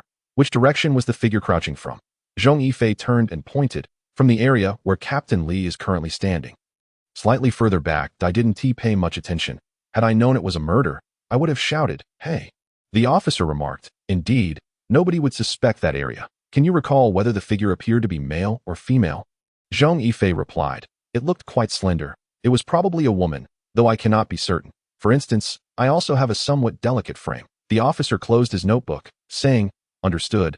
That is a crucial lead that I will inform Captain Li immediately. Please reflect further, and if any new information arises, let us know.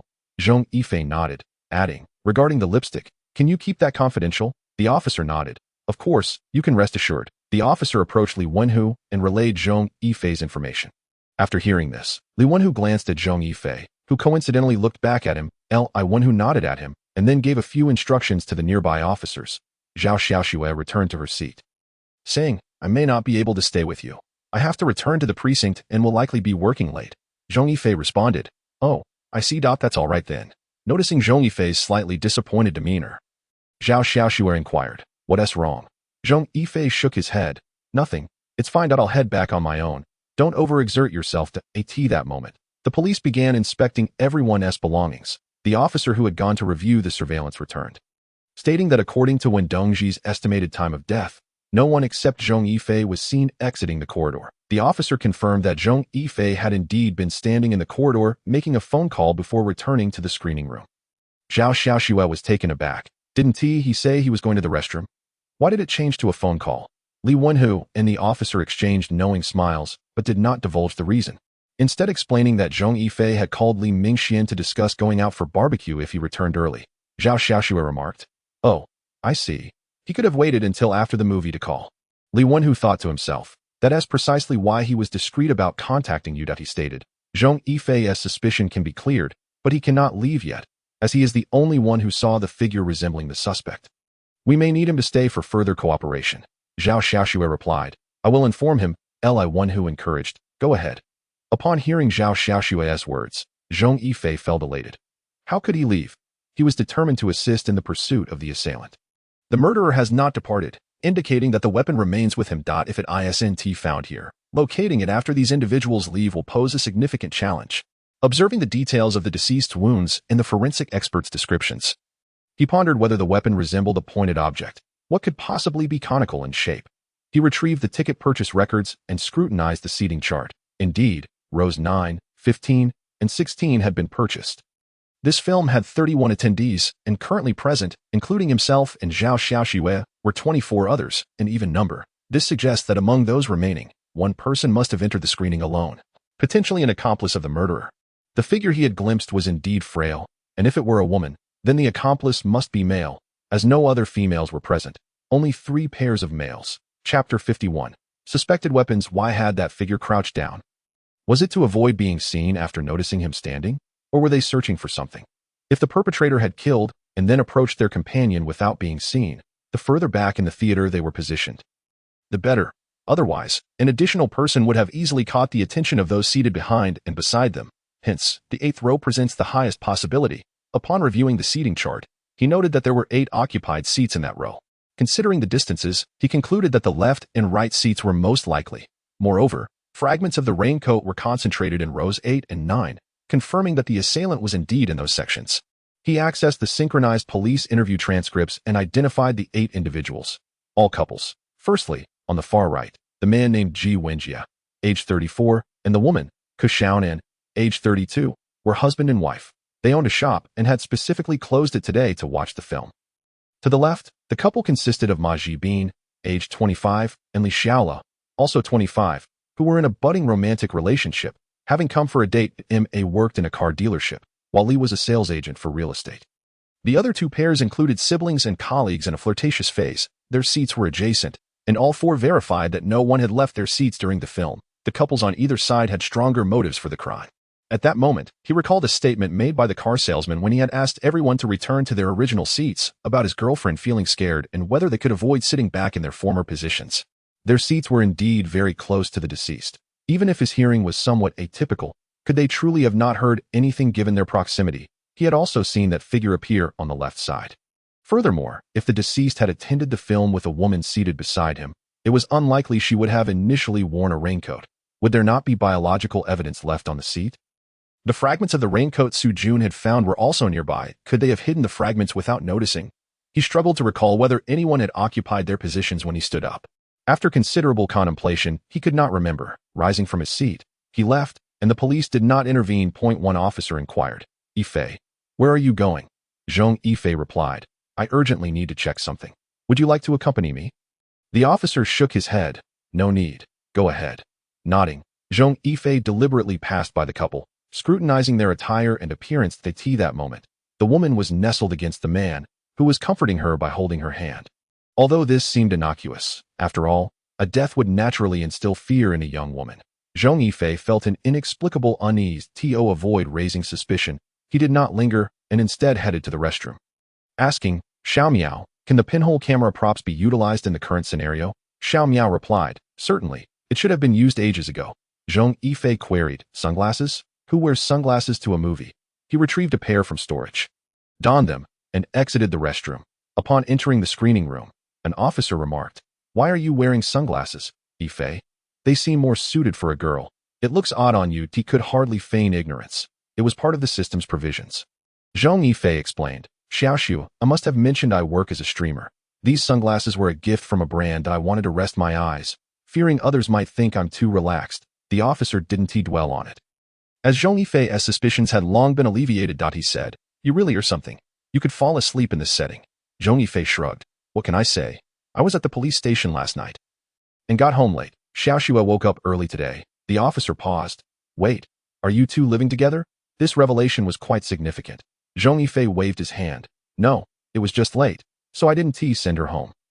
We often stay over at each other's places. It's quite normal. The officer remarked. You may consider it normal, but in our eyes, oh dear, you might become the enemy of all single men at the precinct. And I'm one of them. After some casual banter, Zhong Yifei made his way back to his seat. He glanced at the couple as he passed them. Once seated, he leaned back against the chair. Not sleeping but intently focusing on the lenses. A screen materialized on the lenses, displaying a photograph of the couple embracing. He began to analyze the potential inconsistencies within the image. There was no indication of blood. Could it possibly not be them? Xiao Miao, is this analyzer truly reliable? Xiao Miao assured him, it's dependable. The absence of blood indicates they indeed have none. Zhong Yifei retorted, it's not particularly user-friendly. I still have to operate it for analysis. And it requires me to specify what to analyze. Hardly intelligent. Host, do not set your expectations too high. Zhong Yifei's gaze shifted to the woman's slender, pointed high heels, a subtle smile curving his lips. Xiao Miao, analyze those high heels. Swiftly, the information about the heels appeared on the screen. The glasses were linked to his system, allowing him to directly access the photographs of the deceased's wounds. By comparing the measurements from the autopsy report with the heel of the shoes, he thought he might have found the weapon. It seemed to be a deadly instrument cleverly wielded in plain sight. Yet, how could she strike without leaving blood on the shoes? Perhaps she had covered them with bags.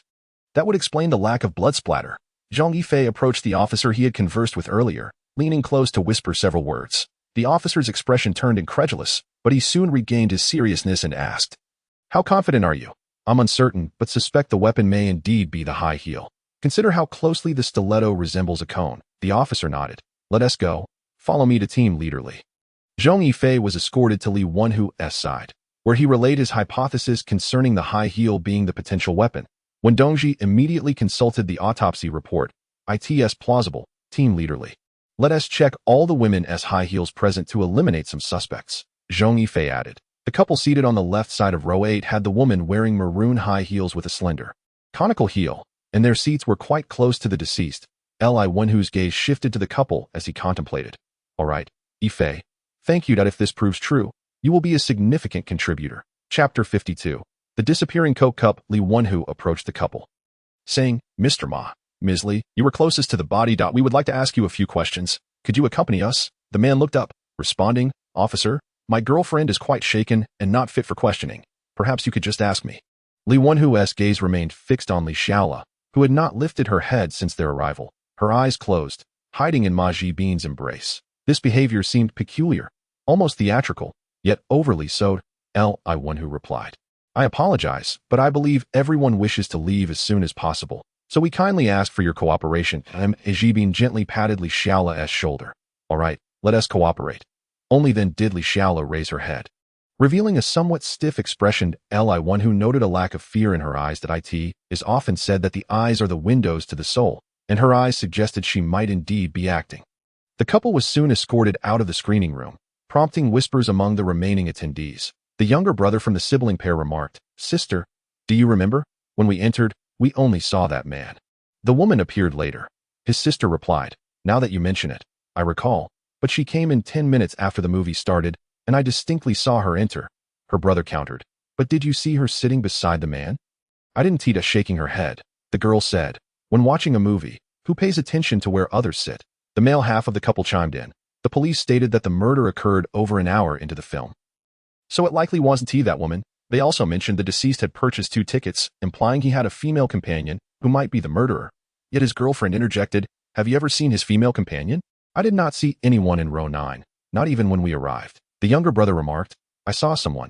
They came in 1 minute before the screening started. It seemed to be just one person. But they were holding 2 cups of cola." Their conversation caught the attention of Zhong Yifei, who approached and sat beside them. He inquired, "Excuse me, young man, are you certain it was just one person who entered?" The boy nodded affirmatively. "Yes, there were indeed 2 cups of cola." Zhong Yifei continued, "Did you notice the man in your row?" The boy pondered briefly before shaking his head. "I didn't pay much attention." At that moment, his sister recognized Zhong Yifei. "You're that low-key Xiao Fei Go, right? I'm a fan of yours." Zhong Yifei responded, "Really? Am I that famous? Even with sunglasses, you recognized me." The girl smiled. "That proves I'm a true fan." "Xiao Fei Go, your muscular physique is impressive. Your police girlfriend must be very lucky." Zhong Yifei chuckled. "Thank you for the compliment." Just then, Zhao Xiaoxue joined them, asking, "What are you discussing?" Zhong Yifei gestured towards the 4 individuals. "I overheard them talking about a couple, so I came to inquire." Upon hearing about the 2 cups of cola, Zhao Xiaoxue furrowed her brow. They had only discovered 1 cup on site. Where had the other cup gone? Zhong Yifei had already risen and walked to row 8 to examine the cup holder at the 2 seats. There were no beverage containers. Consulting the seating chart, he began searching. According to the seating arrangement, he found a cola cup at 1 seat, but the audience member had left shortly after the movie started and was no longer present. This seat was in row 6, near the left aisle. He approached, taking a photograph of the cup with his glasses, and began to analyze it. The cup was empty, containing only a tiny residue of liquid. However, Zhong Yifei sensed something was amiss. Did cola not come with ice? Additionally, if the drink was consumed in less than an hour, the ice should not have melted so quickly, leaving only this small amount of liquid, especially since it still bore the color of cola. He walked over to Wendongji.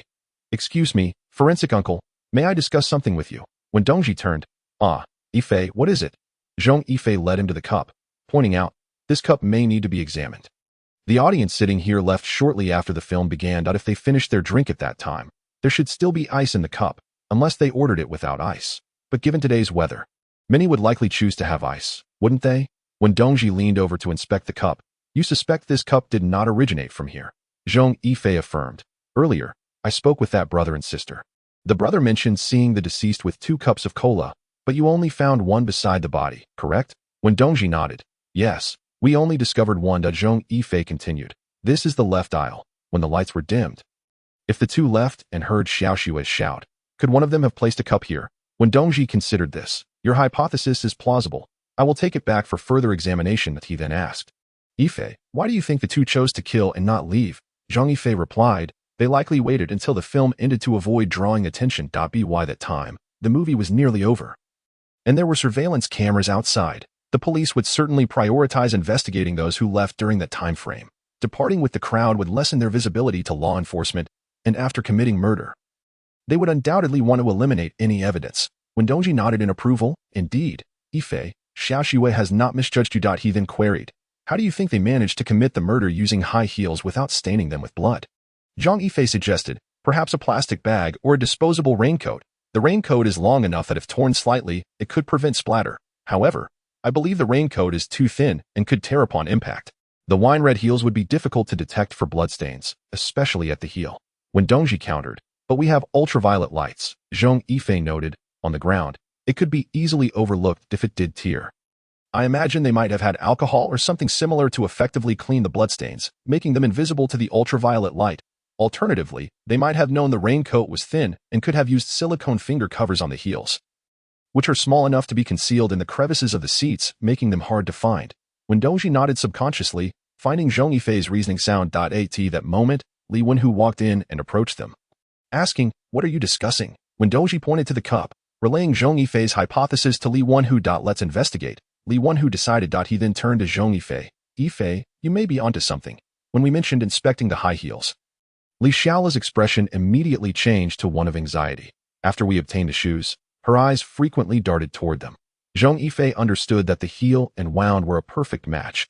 Once the weapon was identified, the murderer would be confirmed. Reviewing the surveillance footage, they indeed saw the deceased purchasing cola at the cinema, with the footage confirming that the attendant had placed ice into the cup. They also located the audience member from row 6, who was still wandering in the mall, and they were soon brought in for questioning. Both claimed they had not purchased any drinks. They explained their departure was due to the woman feeling frightened and unable to watch the film.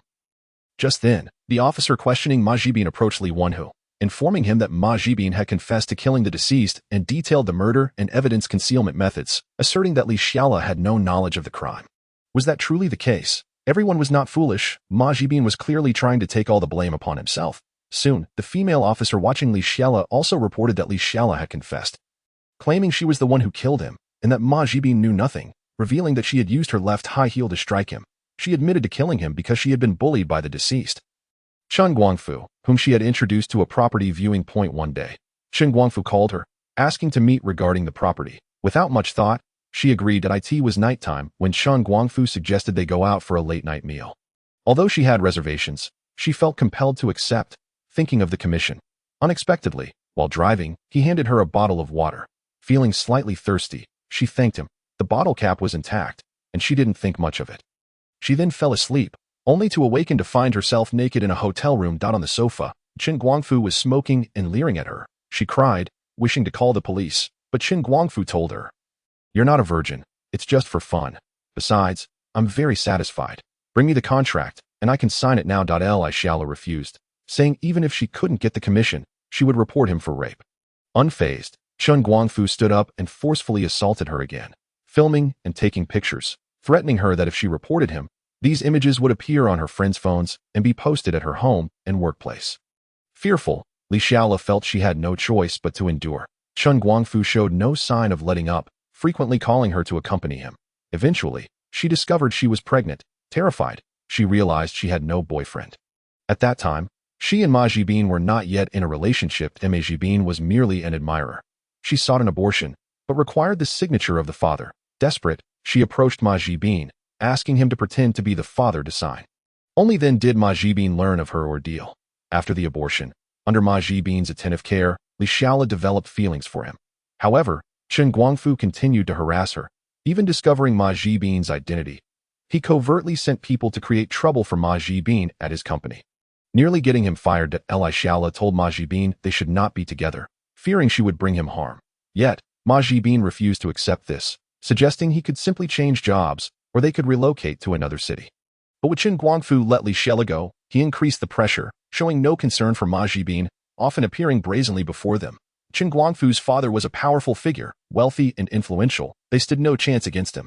Ultimately, the two contemplated murder. The night before, Chen Guangfu had called Li Xiaola, stating he would accompany her the following day, which happened to be Ma Jibin's birthday. Intending to disrupt their plans, the two devised a murder plot. Imagining it as a means of liberation for all three, Li Xiaola confessed to the police that she had acted alone, adding sleeping pills to the drink and personally killing Chen Guangfu, while Ma Jibin merely provided cover. But was that the entire truth? When Dongji presented the final report of the case, the murder weapon was indeed the high heel, but it was not Li Xiaola who killed Chen Guangfu. The depth of the wound indicated tremendous force that Li Xiaola could not have exerted. Therefore, it was Ma Jibin who had committed the murder, while Li Xiaola had merely spiked the drink and acted as a decoy. As the clock ticked away, Zhong Yifei spotted a figure, Ma Jibin. He crouched down, fearing he might be discovered. Although both faced potential sentencing, the severity of their fates differed. Inside the barbecue restaurant, Zhong Yifei remarked, "Hee, if it weren't for me, you'd probably be working overtime at the police station right now." Zhao Xiaoxua shot him a glance. "Look at you, so smug." Yes, you're impressive. That's enough. Li Mingxian chimed in. "Had I known, I would have gone to the movies too. It's rare to encounter such thrilling events." Wang Jingyan interjected, "Forget it. Horror films are just too close to the crime scene. I'd end up having nightmares." Li Mingxian grinned. "No worries, I'll hold you while you sleep." Wang Jingyan retorted, "Get lost at that moment." A waiter approached Zhao Xiaoxua, carrying a covered plate. He placed it on the table, and Zhao Xiaoxua, puzzled, inquired, "What is this?" Li Mingxian replied. You'll find out if you open it. Zhao Xiaoxua lifted the lid to reveal a plate adorned with fresh flowers, upon which lay a lipstick. She glanced at Zhong Yifei, feeling a hint of emotion at the romantic gesture, albeit just a smidge. Zhong Yifei exclaimed, "Why?" Zhao Xiaoxua picked up the lipstick. If it were a ring, I would genuinely be touched. But a lipstick? You know I never wear makeup. One lipstick can last for years. Li Mingxian laughed. I told you, brother, you've got the wrong item, but you didn't believe me. Zhong Yifei shrugged. I'll be more careful next time. After finishing their barbecue, they stood outside Zhao Xiaoxua's building. She looked at him and said, "Why can't I come to your place?" Zhong Yifei replied, "Oh, it's still early. I want to stay over, and besides, my sofa is quite hard. I woke up with a sore back last night." Zhao Xiaoxue huffed. "No one said you had to sleep on the sofa. Your bed is 1.80 m. Watching her storm off in frustration, Zhong Yifei muttered to himself, "Staying over would completely waste my testosterone. It's not easy for me to accumulate it." Back home, after taking a shower, he sat on the sofa. Zhao Xiaoxue had already caught a whiff of his scent. In the future, he would need to don a more feminine fragrance when meeting her. The next day, he transformed into Zhong Yifei and ventured into a cosmetics store. Upon seeing her, Ma Xiaofei approached with delight. "Sister, it's been a while." Zhong Yifei smiled. "Sister, long time no see. I'm here today to see you and to buy a bottle of perfume." After selecting the perfume, Ma Xiaofei insisted, "Sister, you must let me treat you to lunch today to thank you for your help last time." Zhong Yifei replied, "Oh, sister, you're too kind. It was just a small favor."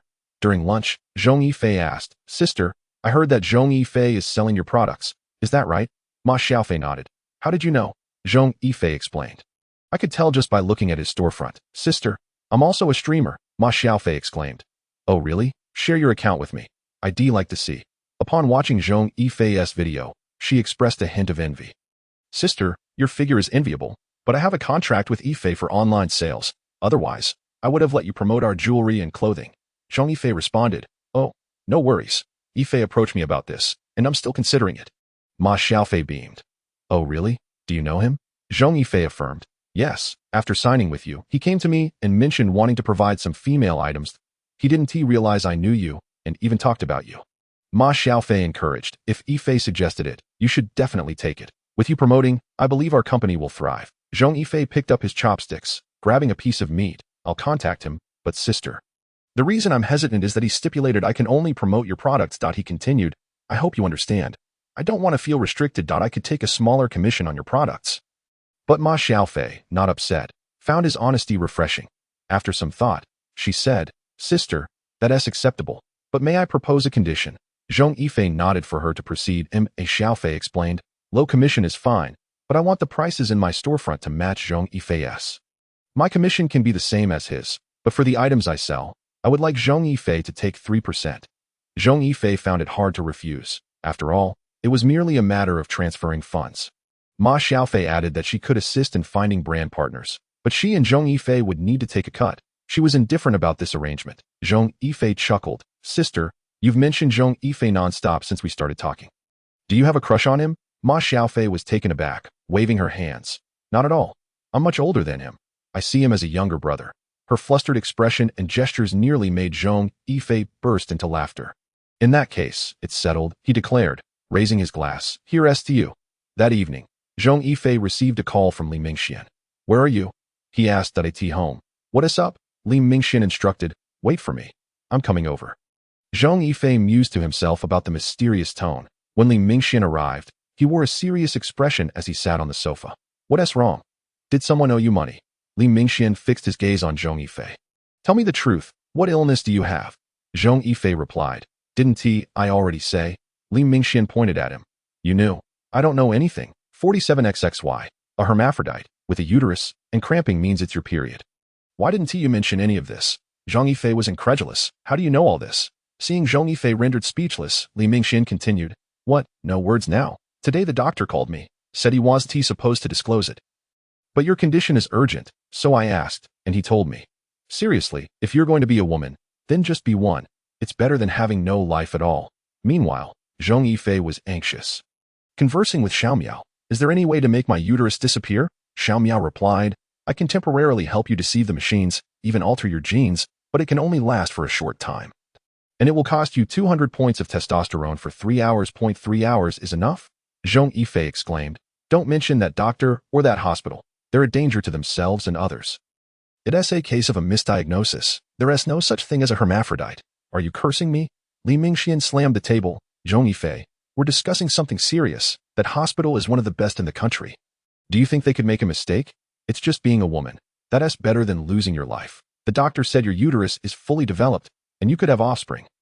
As for being a man, you'll need medication constantly, and if you transition to a woman, if no one wants you, I'll marry you.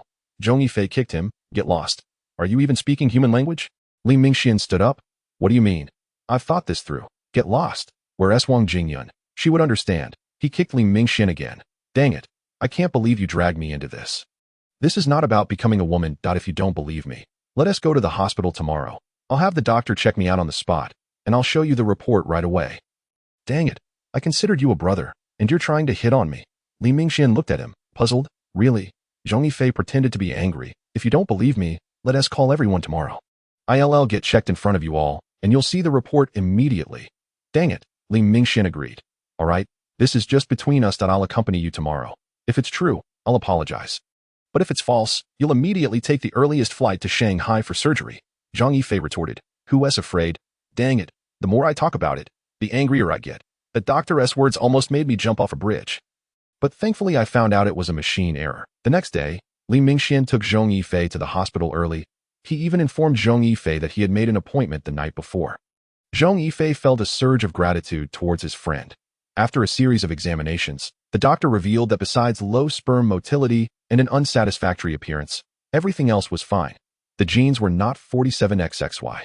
Both of them breathed a sigh of relief, especially Zhong Yifei, who felt immensely relieved. He had managed to avert being forced into surgery. However, the 200 testosterone points he had painstakingly accumulated were now gone. He shot Li Mingxian a glare. See? Didn't I tell you? Dang it, Li Mingxian chuckled. I'm sorry, brother. I was just worried. Dang it, I was imagining you in a short skirt and stockings. What a disappointment. Why don't you go die? At noon, after treating Li Mingxian to a hearty meal, Zhong Yifei, satisfied, transformed into his female persona and strolled around. Xiaofei, he heard a voice call. Turning, he saw Zhao Xiaoxue and Zhong Yiling walking arm in arm behind him. Oh, Zhao Jia. What a coincidence. Zhong Yifei exclaimed with a smile, extending his hand. Zhao Xiaoxue approached and said, Shopping, let me introduce you. This is Yifei's sister, Zhong Yiling. Zhong Yifei remarked, Oh, taking your little sister out shopping. Huh. Upon hearing this, Zhao Xiaoxue responded, Indeed, would you like to join us? At that moment, Zhong Yiling inquired, Who is this sister? With a smile, Zhong Yifei replied, Hello, you can call me Xiaofei. I know your brother quite well. Zhao Xiaoxue immediately felt a surge of wariness. When had Yifei become so familiar with her? No, she must inquire further. However, Zhong Yifei openly admitted, Actually, I'm a social media influencer. You must have come across my channel. Xiao Yufanfei, Zhao Xiaoxue exclaimed. You are the one who makes those lighting off videos. Zhong Yifei nodded. Yes, Officer Zhao. Are you here to report me? Zhao Xiaoxue shook her head. As I said, I will interact with you as a friend. Unrelated to my profession, you are quite impressive. Your videos differ from your current appearance. Zhong Yifei replied. Thank you. Suddenly, Zhong Yiling shouted. Before my brother filmed a video. He mentioned knowing a female influencer and often visiting her at night. So it was you. What? At that moment, Zhao Xiaoxue's anger erupted like a volcano. Zhong Yifei, you scoundrel. So it was her you were seeking. If you went to a hotel, could it be? Zhong Yifei felt speechless. Sister, you're putting your brother in jeopardy, he hastily clarified. What are you talking about? I've never met Yifei. Don't make wild accusations. Moreover, I opened my account around the same time as Yifei. And we've only chatted online. We even share a mutual friend, Ma Xiaofei, whom Sister Zhao knows. Hearing this, Zhao Xiaoxue's anger subsided, but she maintained a vigilant demeanor. You've never met Yifei in person? Zhong Yifei confirmed. No, we've never met face to face. You can ask him. Zhao Xiaoxue nodded. All right, I will ask. Let us go shopping. Zhong Yifei waved her hand. No, I'm preparing to go back and shoot a video. Recently, Ma Jia's clothing brand is going to collaborate with me, and I want to have time. After bidding farewell to the two, Zhong Yifei quickly pulled out her phone. Within minutes, Zhao Xiaoxue sent a message. Do you know Xiaofei? Zhong Yifei feigned ignorance, asking, Which Xiaofei? I don't know her. Zhao Xiaoxue was taken aback. I mean the influencer Xiao Yufanfei. You mean her? Yes, I know her, but we've never met. She knows Ma Jia, and Ma Jia and I are planning to create women's clothing and products for her. Why? Do you know her too? Zhao Xiaoshui's heart finally eased. She replied, yes, by the way, I'm shopping with Xiaoling, are you coming? Zhong Yifei responded, well, I'm filming a video and am quite busy. Zhao Xiaoshui replied, all right then, you take care. Fortunately, it was all smoothed over. Zhong Yifei tucked her phone away and continued to wander aimlessly at that moment. Xiao Miao said, host, there's a tracking mission. Would you like to accept it? A tracking mission. Since she had nothing else to do, she decided to accept it. Follow closely behind the man wearing a white baseball cap and gray sportswear. Success criteria. Follow the target to the designated location and confirm the illegal transaction. The host can choose to report immediately or capture and then report that a reward of 150 points of male hormone is offered, and failure will result in a deduction of 50 points. The deduction was manageable. Was the target engaging in a transaction? What could it be? She donned sunglasses and trailed the man ahead. The streets were bustling with pedestrians, and the man weaved through the crowd. Soon, he entered an alley after glancing around. Zhong Yifei observed the location, an old district. She didn't rush in but waited a few seconds before entering. The alley was straight, and she noticed the man was determinedly continuing on his path. She followed him at a safe distance. Exiting the alley, the man turned left. By the time Zhong Yifei appeared, she had transformed into a male figure, following the man through the winding alleys of the old district. Zhong Yifei continually altered her gender and appearance to keep up with him. Eventually, the man entered a colonnade. Zhong Yifei did not rush in, but circled around the vicinity. It was broad daylight. How could she enter? She couldn't climb to the rooftop. There were pedestrians around. Xiao Miao, is this the designated location? Xiao Miao replied, check the progress bar. This task has a progress bar, Zhong Yifei said. There is a progress bar, but it doesn't specify how much is needed for success. Xiao Miao replied, if it doesn't specify, it means 100 is required. Zhong Yifei opened the status to see the progress bar at 60. The task required her to capture or report, but how could she report without knowing what illegal transaction was taking place? Just as she pondered her next move, she spotted the man exiting the colonnade. He retraced his steps, and Zhong Yifei observed him with his right hand in his pocket, noticeably exerting effort, as if clutching something. Was the transaction over? The item in his pocket couldn't be large. Zhong Yifei speculated it might be drugs. Was that colonnade a hideout? She continued to follow the man until they reached a deserted alley. Zhong Yifei called out, hey, handsome, wait a moment. The man visibly flinched, slowly turning his head to see Zhong Yifei, and his eyes lit up. A beauty. What's up? Zhong Yifei approached him, smiling. Handsome, would you like a massage? The man's face lit up with excitement as he scanned Zhong Yifei from head to toe, asking, what's the price? By that time, Zhong Yifei was beside him, wrapping her arm around his. I'm not a streetwalker. My prices are a bit higher, but I guarantee you'll be satisfied, feeling that you've received exceptional value. The man grinned. All right, let me hear the prices. Zhong Yifei explained, it's based on time and services, ranging from 688 to 3688, depending on what you desire. The man responded, so expensive. What does the 3688 service include? Zhong Yifei leaned closer to his ear, whispering, until tomorrow morning. As long as you're up for it, I'll accommodate whatever you want during that time. The man felt a thrill, but the price posed some pressure. Still, given such a gem, even once would be worth it, he said. Let us go for the 688 option. If it's good, I'll add more. Zhong Yifei threw him a flirtatious glance. All right, but you'll need to book the room yourself. The man replied, no problem. Chapter 56. Destroying the hideout. The man, thrilled, led Zhong Yifei to a nearby inn. Upon entering the room, he lunged at her, but she swiftly executed a shoulder throw, pinning him to the ground. The man screamed, struggling. What are you doing? I don't want this service. Zhong Yifei produced zip ties to bind his hands, saying, this service is an added bonus. It cannot be cancelled. With that, she donned gloves and reached into his pocket.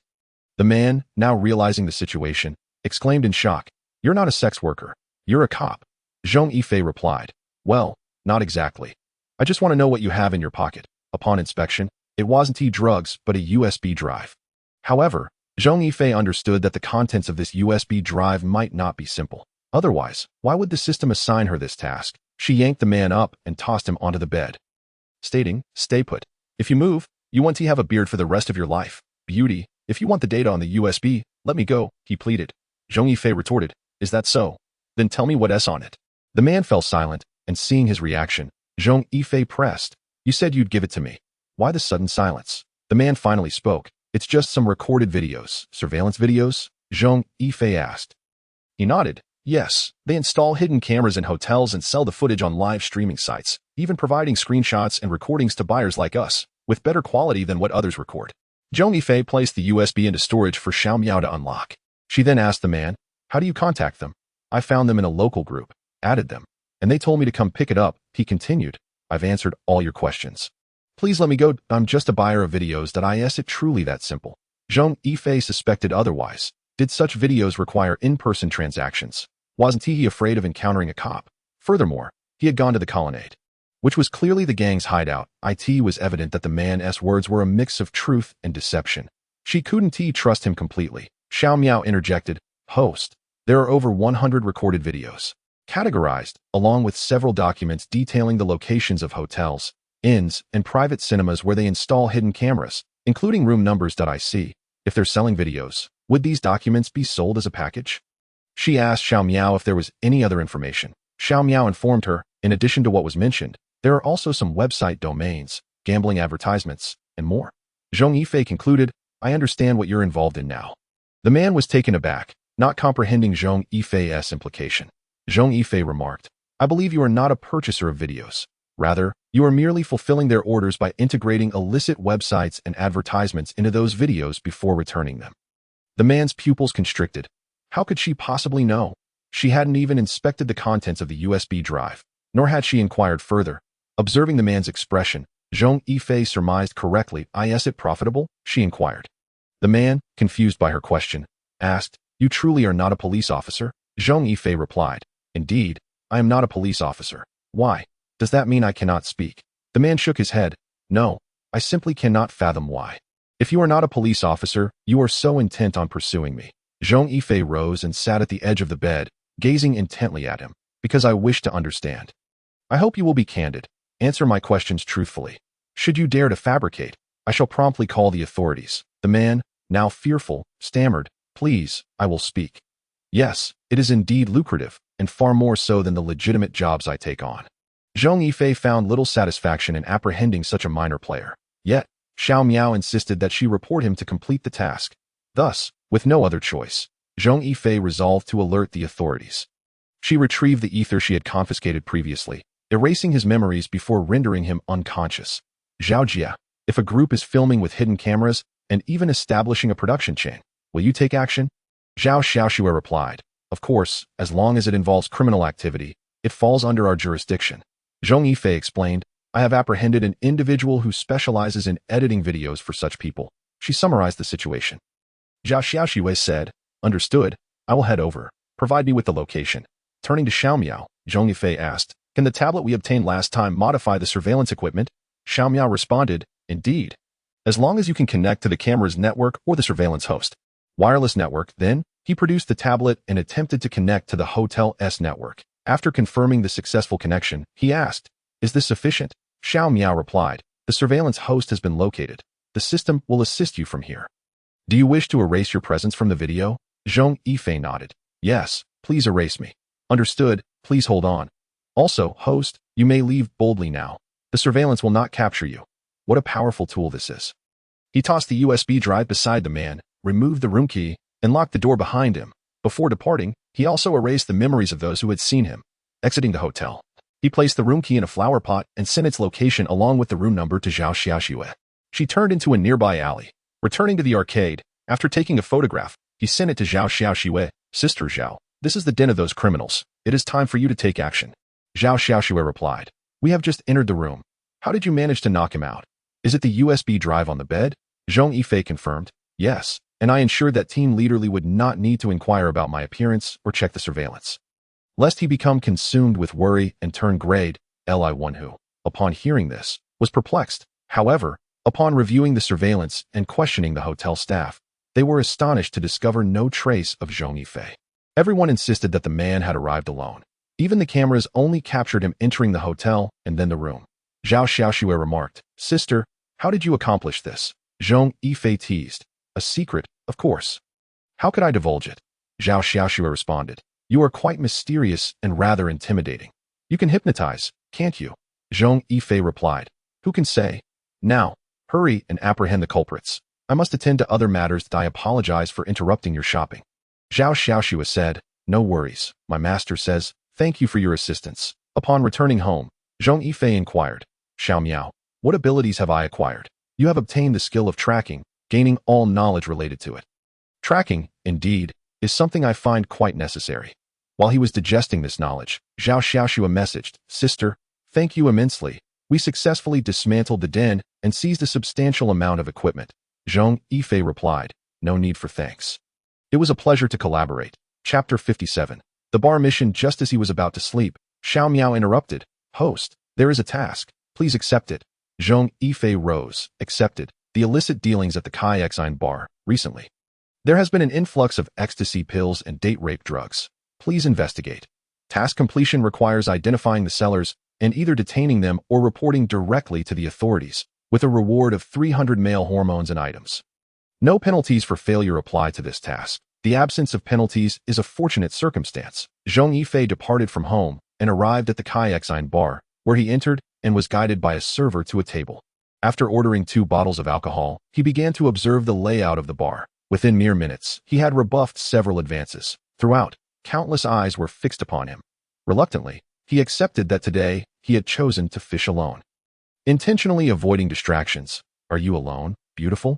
A man approached, one hand holding a glass and the other a bottle of whiskey. Zhong Yifei responded, yes, but if you are attempting to flirt, I must decline. I do not enjoy socializing.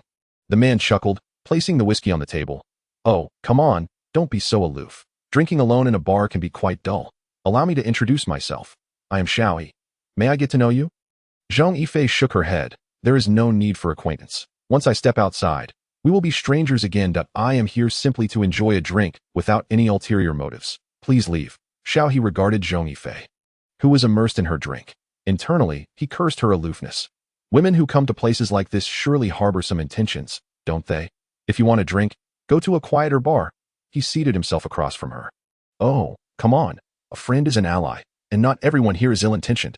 Zhong Yifei replied, I never suggested that everyone is bad. I merely stated that I do not wish to make friends. Is that not clear enough? Observing her stubbornness, Xiaoyi hesitated but decided to make one last effort. Meeting someone like her is a rare chance, and her demeanor suggested she was not the frivolous type. He placed his car keys on the table. Zhong Yifei glanced at them and scoffed. Just a flashy car. Even if you drove a luxury model, I wouldn't bat an eye. Recognizing he had miscalculated, Xiaoyi filled his glass, raising it. Since we are here, let us toast to fate, shall we?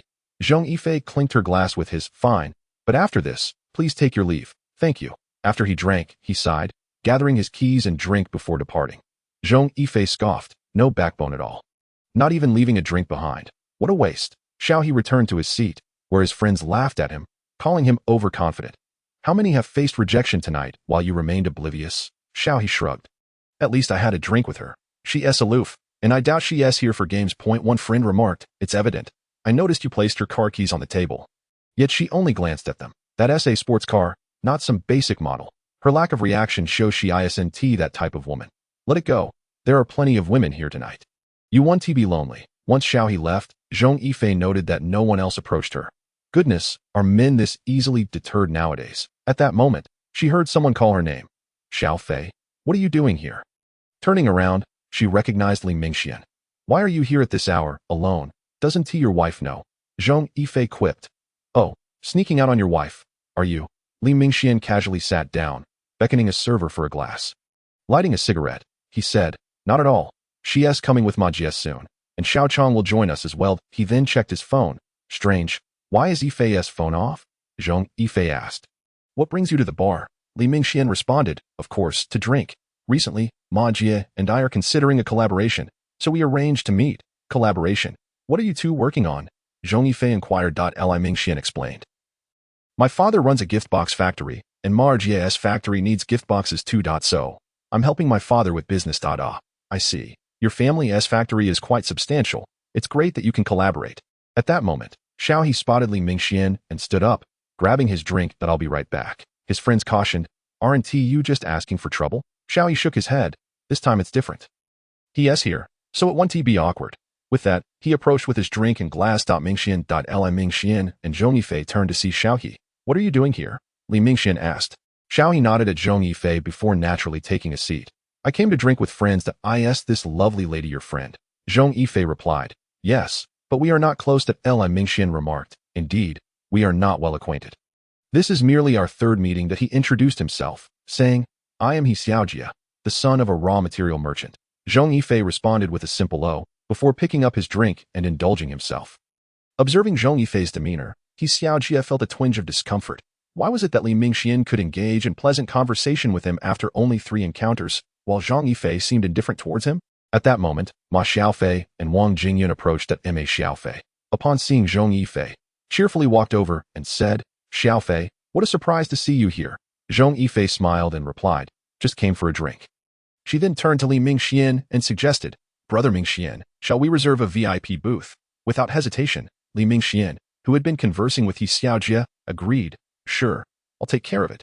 The term Brother Mingxian made He Xiaojia feel as though he had swallowed a fly. He had initially hoped that with Li Mingxian present, he could get to know Zhong Yifei better, but it seemed he had been overly optimistic. Nevertheless, he suggested, "How about we go to my place? I only came with 2 friends. It would be livelier with more people." Li Mingxian glanced at Zhong Yifei, inquiring, "What do you think?" Zhong Yifei shrugged nonchalantly. "That works for me." He Xiaojia, filled with enthusiasm, stood up, exclaiming, "Great, let us head over." Just as they settled down, Wang Xiaoqiang walked over. Zhong Yifei pointed to the empty seat beside her, saying, "Xiaoqiang, come sit next to me." Wang Xiaoqiang grinned and replied, "Sure." The casual manner in which Wang Xiaoqiang took a seat left He Xiaojia and his friend feeling slightly vexed. They truly could not comprehend this woman. She could be exceedingly aloof, yet so warm and accommodating with her friends. Zhong Yifei picked up her phone and sent a message to Wang Xiaoqiang. Upon reading it, he nodded in acknowledgement and remarked, "Xiaofei, why didn't you call me to join for drinks? I'm feeling a bit left out." Zhong Yifei rested her chin on her hand, tilting her head with a slight smile. "Then go ahead and feel sad, but don't forget, I mentioned I wouldn't give any man a chance to entertain notions. It's best to extinguish any ideas before they take root." "Right?" Wang Xiaoqiang shrugged. "Indeed, you treat everyone with the same indifference. It seems we can only remain ordinary friends." Zhong Yifei nodded. "If that's your mindset, we could be good friends." Her words were directed at the 3 men, implying that they should not harbor any romantic intentions as she would not grant them any opportunities. The trio understood her message. What could they do? If she offered no chances, there was little they could do. Engaged in conversation and drinking, Zhong Yifei's gaze flitted around the surroundings. Her mind was clearly elsewhere, and she was only half-heartedly engaging with He Xiaojia and his companions. At that moment, Zhong Yifei noticed a man not too far away. He wasn't drinking or seated. Instead, he was wandering about the bar. He wore a fanny pack that appeared quite full, and his eyes scanned the vicinity as if searching for his next target. Zhong Yifei kept a close watch on him. She noticed several men approached him, exchanged a few words, and then left together, only to return shortly. Could he be her target? She took out her phone and sent a message to Wang Xiaoqiang. After reading it, he glanced at the man and said, "Have you all noticed that guy in the baseball cap? He is not drinking or sitting at a table. It's quite peculiar." One of He Xiaojia's friends whispered, "Keep your voice down. Don't let him hear you. Some things are better left unsaid." Wang Xiaoqiang, puzzled, asked, "Why?" Another chimed in, "He is a dealer, selling candies and some illicit substances. Such characters are common in bars, and they only sell to acquaintances or those referred by friends." Ma Xiaofei, upon hearing this, inquired, "Why hasn't anyone reported him?" The individual replied, "Reporting won't help. He doesn't have the goods on him. Even if the police arrive, they won't be able to do anything. They conduct transactions outside, away from the bar."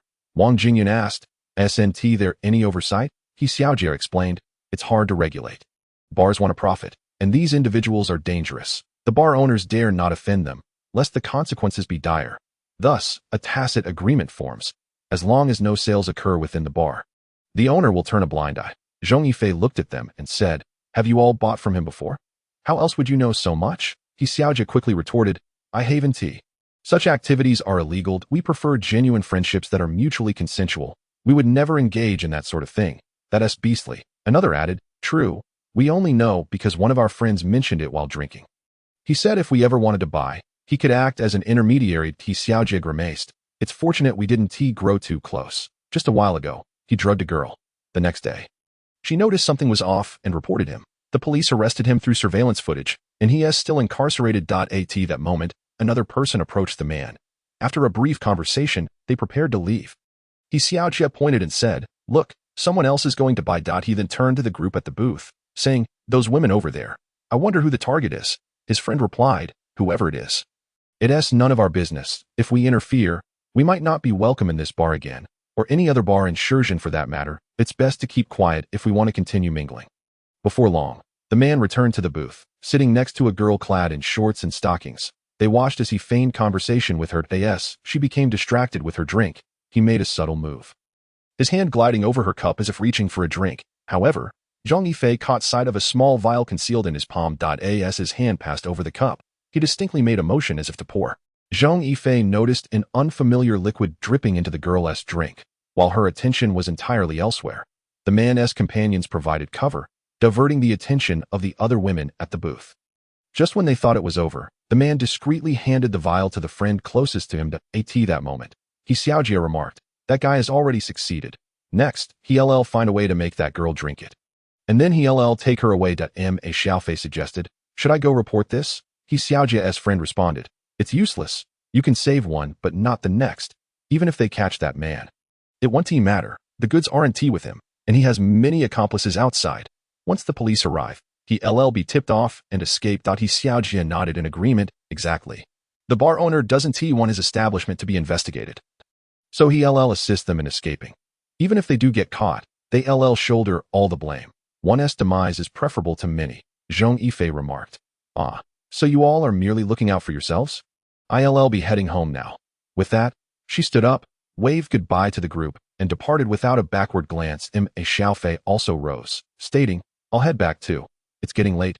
Li Mingxian followed suit, saying, "All right, let us go. Xiaojia, you all continue." The three of them had no choice but to stand and exchange a few words before watching their departure. As Zhong Yifei exited the bar, she heard Ma Xiaofei's voice from behind. Turning, she asked, "Sister Ma, why aren't you staying?" Ma Xiaofei shook her head. "It's quite a toxic atmosphere.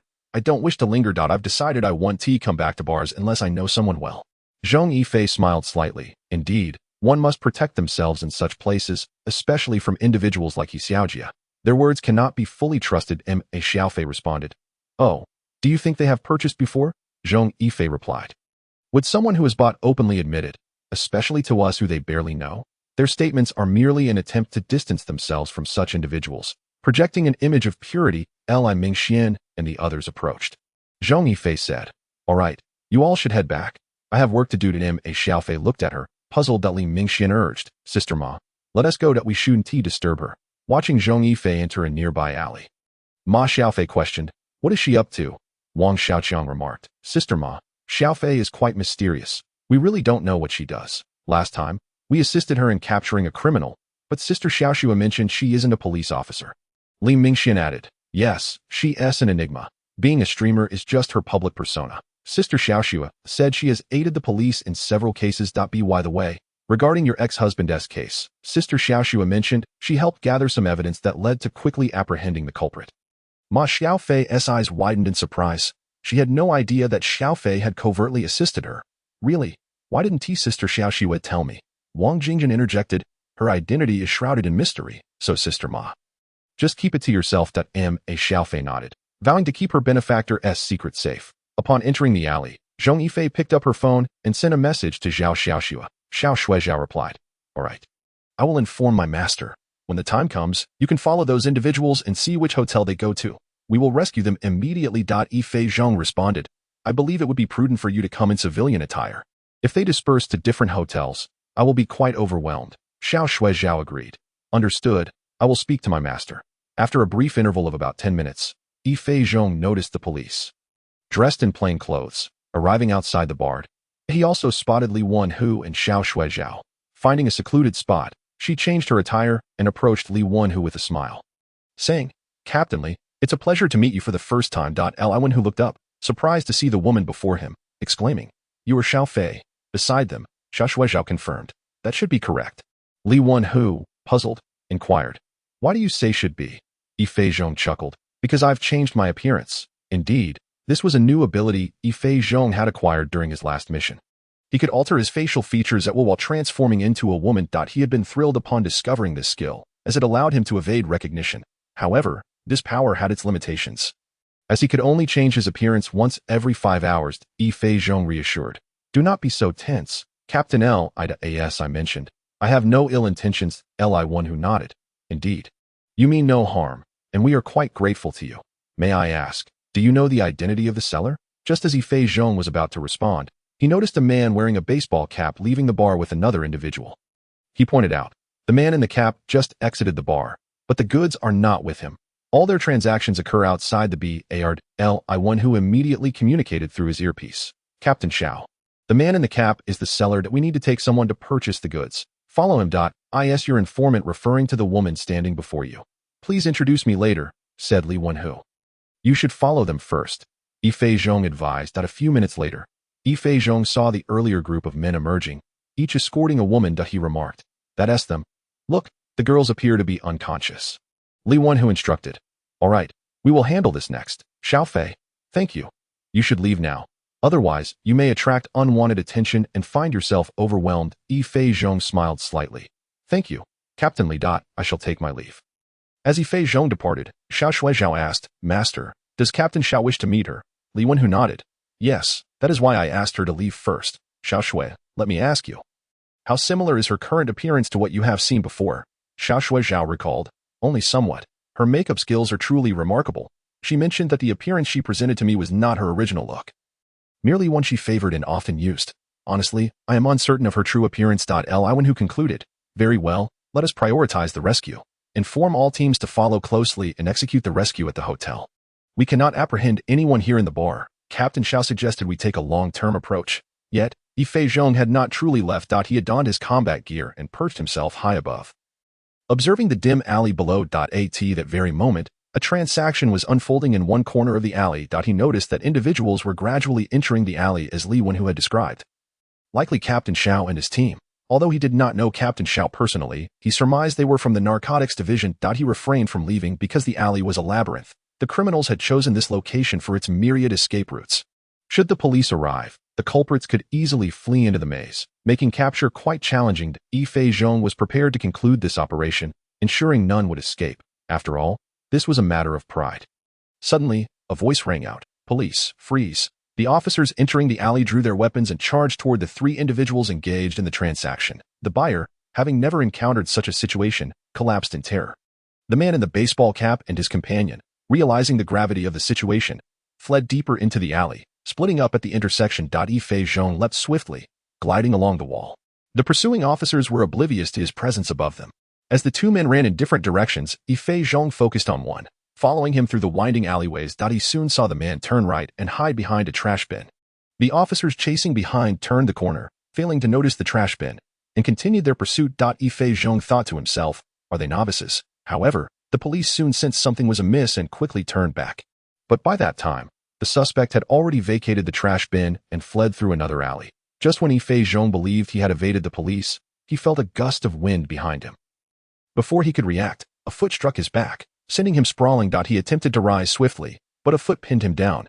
Frantically, he reached for his waist. Yifei Zhong seized the assailant's hand, twisting it and dislocating the arm. The man cried out in pain. Yifei Zhong pulled out a zip tie and swiftly bound him, dragging him to a nearby drainage pipe, where he produced a pre-prepared rope to secure him further. Gazing into the terrified eyes of his captive, Yifei Zhong smiled. Handsome, do you really think you can escape? In the darkness, the man beheld those captivating eyes and the twitching ears atop the figure's head. What terrified him further was the shadow he perceived swaying ominously behind the figure. A monster, you are a monster. Chapter 60. The corpse in the alley erasing the man's memory, Yifei Zhong slipped away along the wall. Once safe, he sent Xiao Shuizhao's location. To be honest, your tracking and apprehension skills need improvement. You were completely outwitted. I have the individual secured, tightly bound. Hurry and take him away. Shortly after, Xiao Shuizhao replied, I have already informed Captain Xiao. He is furious and is on his way to retrieve the suspect. Yifei Zhong inquired. What about the other one? He has been captured. Captain Xiao is personally leading the operation. I suspect the other team will face severe consequences upon their return. Capturing them is paramount, Yifei Zhong said. Very well, you proceed with the apprehension. I shall return home. Good night. Good night. Thank you, sister, came the reply. Logging into another system, Yifei Zhong discovered several messages from Ma Xiaofei. Upon reading her content, he scoffed. You all talk too much. He replied. Sister, there is no need for formality. It is my duty. Xiaofei responded almost instantly. Ah, sister, were you busy just now? Have you finished? It's still early. How about I treat you to a late-night snack? Yifei Zhong declined. No, Eating at night will make me gain weight that I need to head home. Perhaps we can meet another day. All right then, sister, rest early.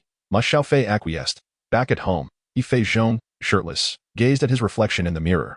Sighing, he remarked, "Little Meow, what should I do? I've grown again." Little Meow responded, "Host, it's due to your estrogen levels. There's nothing I can do that if you want to prevent further growth, you would need a higher level of testosterone to suppress it, but fret not.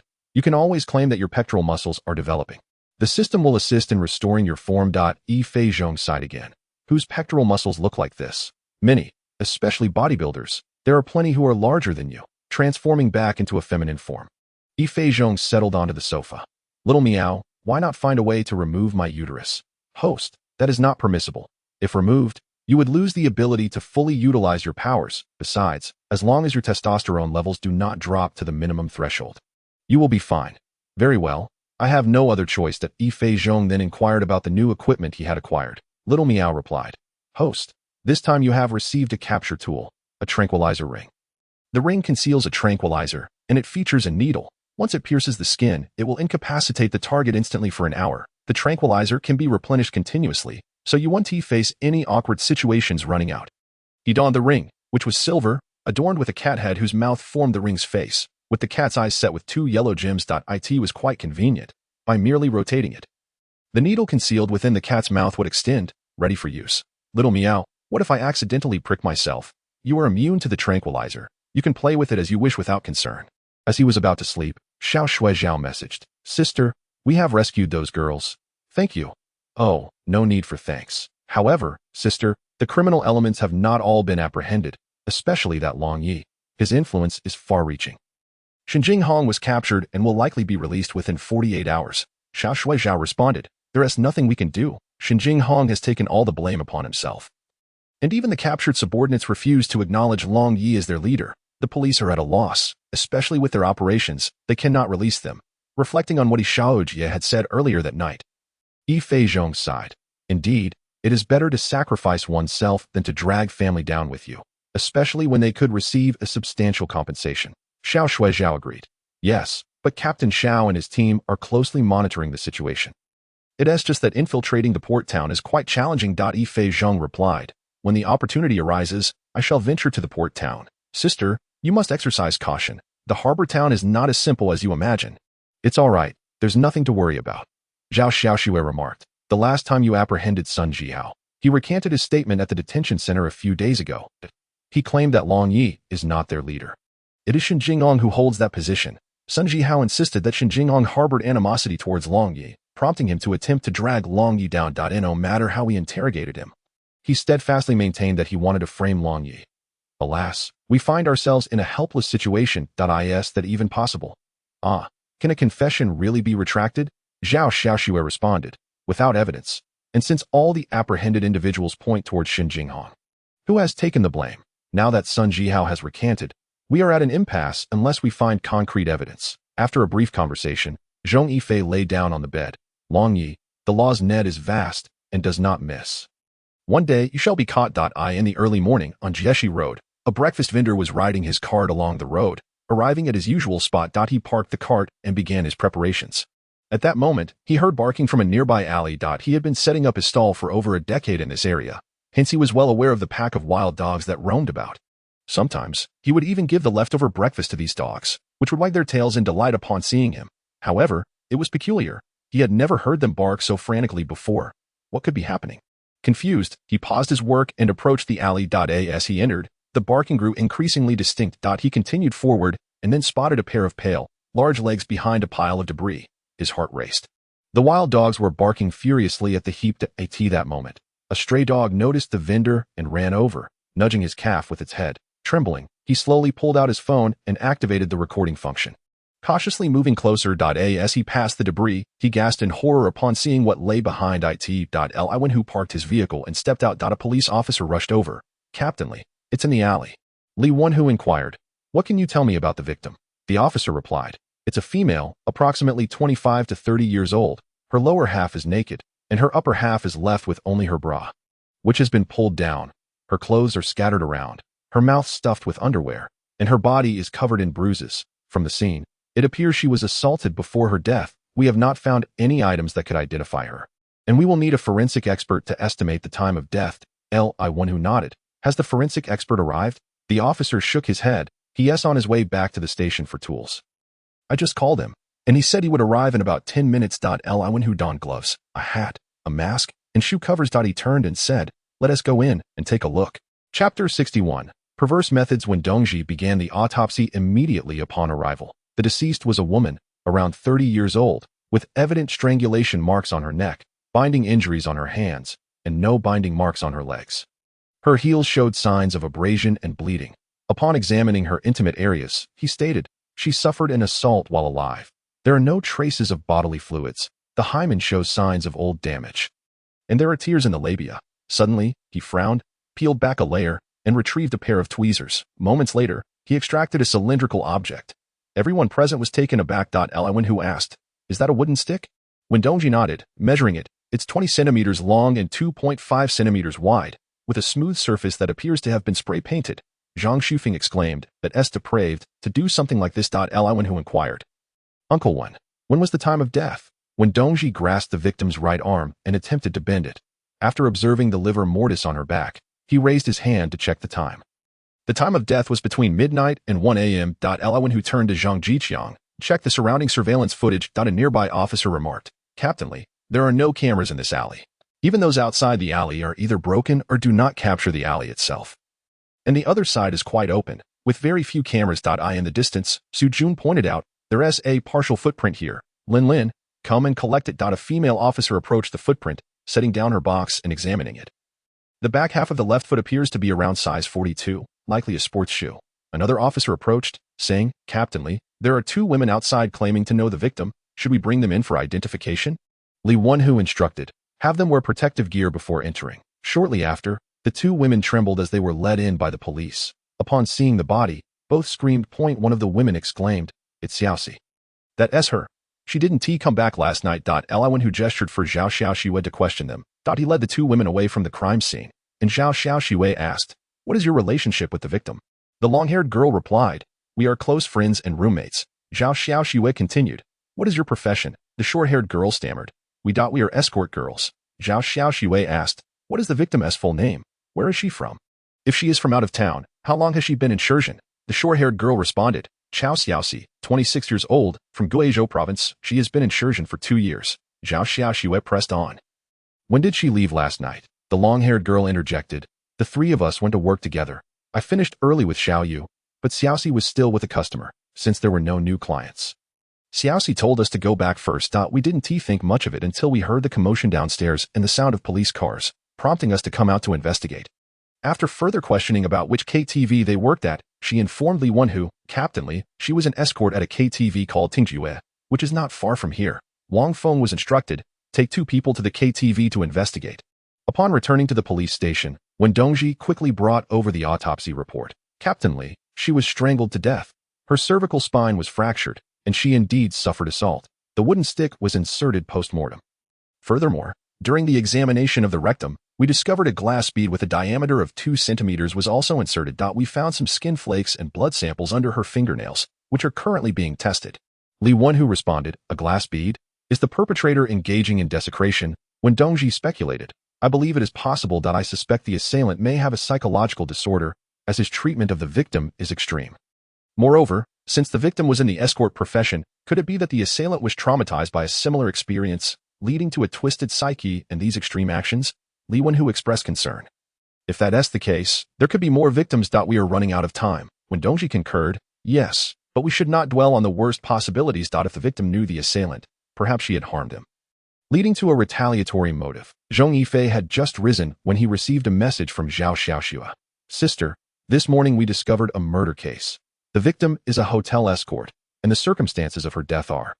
Upon hearing this, Zhong Yifei was incredulous, pondering the magnitude of hatred required to commit such a heinous act. He wrote, did your master instruct you to contact me? Zhao Xiaoxi replied, yes, he said if you are interested in the case, you may participate. This Li1 does he consider himself free labor? Very well, there is a case, so I shall attempt to assist in the search. Let us have Xiao Miao take over the case. The female corpse in the alley. This morning, the breakfast cart owner discovered a female corpse in the alley on Jieshi Road. Not only was the body assaulted and murdered, but the perpetrator also desecrated the corpse in an almost perverse manner.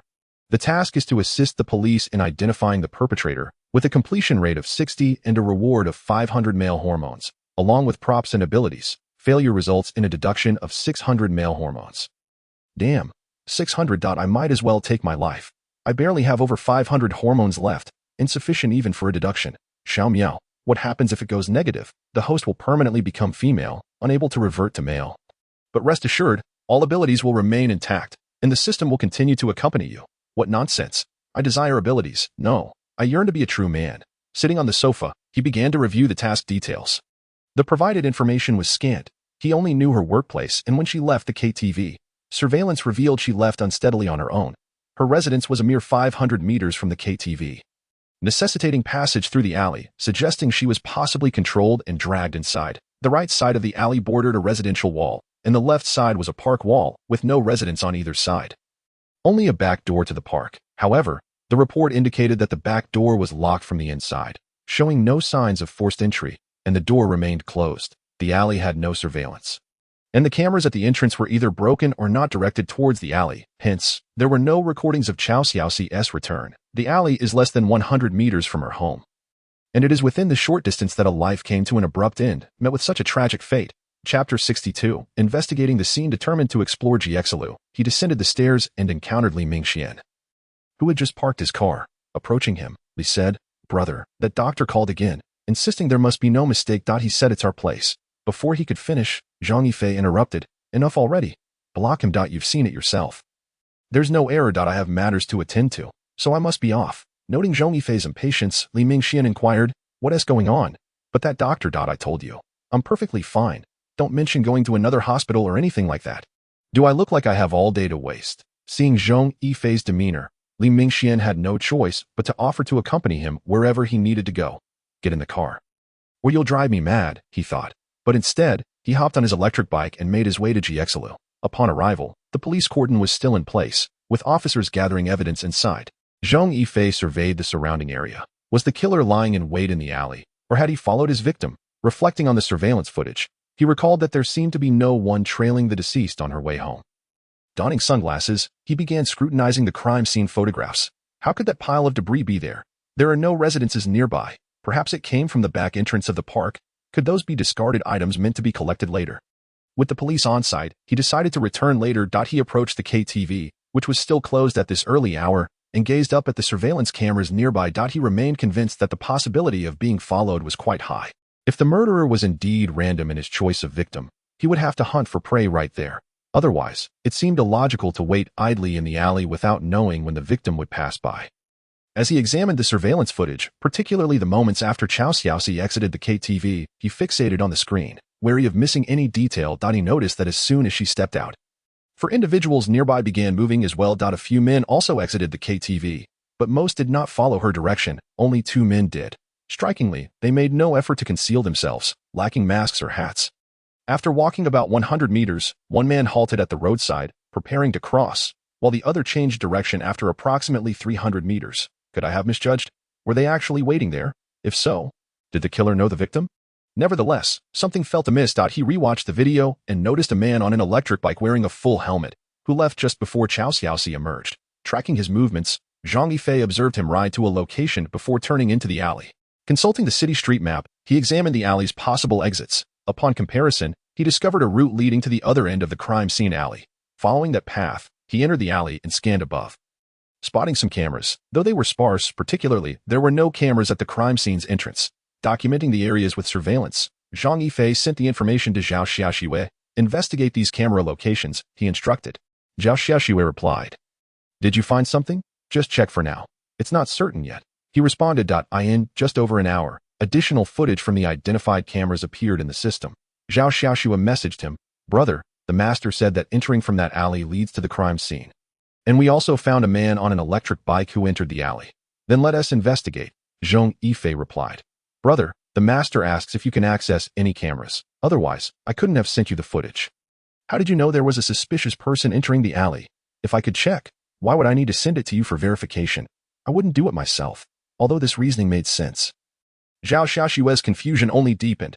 Reviewing the footage, she confirmed that the man indeed appeared at several camera locations. Regrettably, the surveillance was minimal, and many cameras were merely for show, although the route was accurate. There were numerous junctions where the suspect could have vanished, making it impossible to capture his movement. Delaying the footage, Zhong Yifei failed to see the vehicle reappear. Could it be that the man lived nearby and was merely returning home? He messaged Zhao Xiaoxiwei, "What have you found?" Zhao Xiaoxiwei replied, "He disappeared from the surveillance. The team is working hard to locate him. Did you see it? How could I see it when you haven't sent it to me?" "Brother, you're being disingenuous. Come on, I just want to know which camera he last vanished from. I'm right here, ready to investigate. Are you available? Should I come over, and we can check together? That won't be necessary. Just tell me what you find." Following the location where the suspect had vanished, Zhong Yifei navigated through various alleys, but failed to spot the electric bike. He suspected it had exited through the unmonitored alley. He sent a message: "Investigate the entrances of these areas without cameras to see if any nearby cameras captured his departure." Zhao Xiaoxue responded, "The master is already looking into it." With that, he could only await the results to in the dead of night. Zhong Yifei returned to the crime scene alley. Clad in tactical gear, he seamlessly blended into the darkness of the unlit alley. Yet, for him, there were no constraints. He lowered his gaze, meticulously examining the locations marked by the police. Throughout the day, a singular question occupied his mind. The killer likely resided nearby. He had to be intimately familiar with the environment to elude the key cameras so deftly. In the afternoon, he received police reports revealing that the victim had no boyfriend. Surprisingly, she was divorced and had a daughter living with her parents. Initially, suspicions fell upon the ex-husband, but inquiries revealed that he had remarried and was living well, with a healthy son. Moreover, he remained in their hometown and had not ventured elsewhere, thus eliminating any possibility of his involvement. Not even the victim's family was privy to her current circumstances, leading to the swift dismissal of the ex-husband as a suspect. With no ex-husband or boyfriend, the likelihood of a crime of passion diminished. Furthermore, the killer exhibited signs of perversion. His method of desecrating the corpse indicated a profound loathing for the victim's particular profession. Chapter 63. The Jiang sisters. Thus, Zhang Yifei's understanding of the case leaned toward the notion that the killer sought vengeance against this specific line of work. Hatred twisted into a premeditated act of murder seemed exceedingly plausible. In the afternoon, he received information indicating that a white substance had been detected within the victim's Y cavity. Analysis of this sediment revealed the presence of cefeprizone sodium. Such a phenomenon suggested a compatibility issue. It was evident that it had been mixed with incompatible medications, leading to the formation of these particulates. Zhang Yifei further researched, discovering that cefeprizone sodium should not be combined with sodium chloride, glucose, or potassium chloride, as such mixtures could result in the observed sediment. The autopsy report also indicated that the victim's lower body had been cleansed before the wooden stick was inserted, thus leaving no traces of another individual's biological DNA. Why the need for cleaning? What substance was used for this cleansing? Clean water, mineral water, tap water? Clearly not. It could likely be sodium chloride, glucose, or potassium chloride injection. The function of cefeprizone sodium is to treat infections in various bodily organs, including the respiratory tract, biliary system, abdominal cavity, pelvic area, and urinary tract. Zhang Yifei also discovered that this medication was also a single-dose treatment for gonorrhea. However, as an intramuscular injection, its presence in this manner suggested it was administered rather than injected. What was the killer's intention in administering cefeprizone sodium mixed with potassium chloride or glucose into the victim's Y cavity? Did he consider her unclean? Was this an attempt at purification? Such a deranged thought process. Yet, forensic examinations revealed that Chao Xiaoxi had no sexually transmitted diseases. Thus, Zhang Yifei inferred that the killer was likely unfamiliar with Chao Xiaoxi. The act of cleansing was merely a ritualistic gesture. This led him to formulate a theory. The killer had sought out a princess, taking her out, and shortly after their encounter, discovered he had contracted a sexually transmitted disease. This affliction may have cost him something he deemed of great value, such as love. Consequently, he harbored an intense hatred toward this profession, believing that women in such a line of work were inherently filthy. Had it not been for them, he would not have contracted the disease or lost those significant aspects of his life. In his quest for retribution, he aimed to cleanse these dirty women through his self-perceived ritual of salvation. If this were the case, Chao Xiaoxi would not be the last victim, and there would be more to come. Yet, with today's medical advancements, barring AIDS, any other conditions could be effectively treated if managed properly. Or perhaps the killer was afflicted with AIDS rather than merely gonorrhea or syphilis. Might it be, as he suspected, that during a latent phase, he unknowingly transmitted the disease to his spouse or girlfriend during intimacy, leading to a confrontation, divorce, or breakup that spurred his rage? He approached the pile of clutter and employed the camera function of his sunglasses to capture the surroundings. Although the police had already conducted an investigation, he felt it necessary to search for clues himself. After taking the photographs, he departed from the alley. Once he changed into casual attire, he rode his bicycle along the road. At that moment, he spotted a camper van parked by the roadside. Pondering thoughtfully that a camper van suited him well, it would provide a home on wheels, allowing him to travel wherever he pleased without the burden of hefty housing expenses. Nowadays, camper vans were quite affordable, and as a woman without a permanent residence, it might be a practical alternative. Passing by Zhong Yifei, he noticed it was still open despite the late hour, with patrons continuously entering and exiting. He parked his bicycle aside and observed the surroundings intently. If he were the perpetrator, where would he position himself to avoid detection? Additionally, what sort of disguise would prevent drawing attention at that moment? He saw a delivery man in a yellow uniform pass by him. Even at this hour, deliveries were still being made. Wait a moment. Delivery personnel. He quickly accessed the surveillance footage. He vaguely recalled seeing a delivery man engrossed in his phone at that time. Upon reviewing, he confirmed that the delivery man had lingered outside Zhong Yifei for quite a while, casually scrolling through his phone while occasionally glancing at the entrance. However, he soon noticed something amiss. The delivery man left with a woman just before Chao Xiaoxi exited. Indeed, the individual wearing a full-face helmet appeared most suspicious. He glanced around. Apart from a few designated drivers, very few people were present. At this hour. Those who were out were either enjoying themselves or had long since gone to bed. Unlikely to be strolling the streets, he decided it was best to return home and meticulously organize the information he had gathered. The following day, Zhong Yifei received a call from Ma Xiaofei. "Yifei, can you come to the shop?" Zhong Yifei inquired. "Sister Ma, is there something you need?"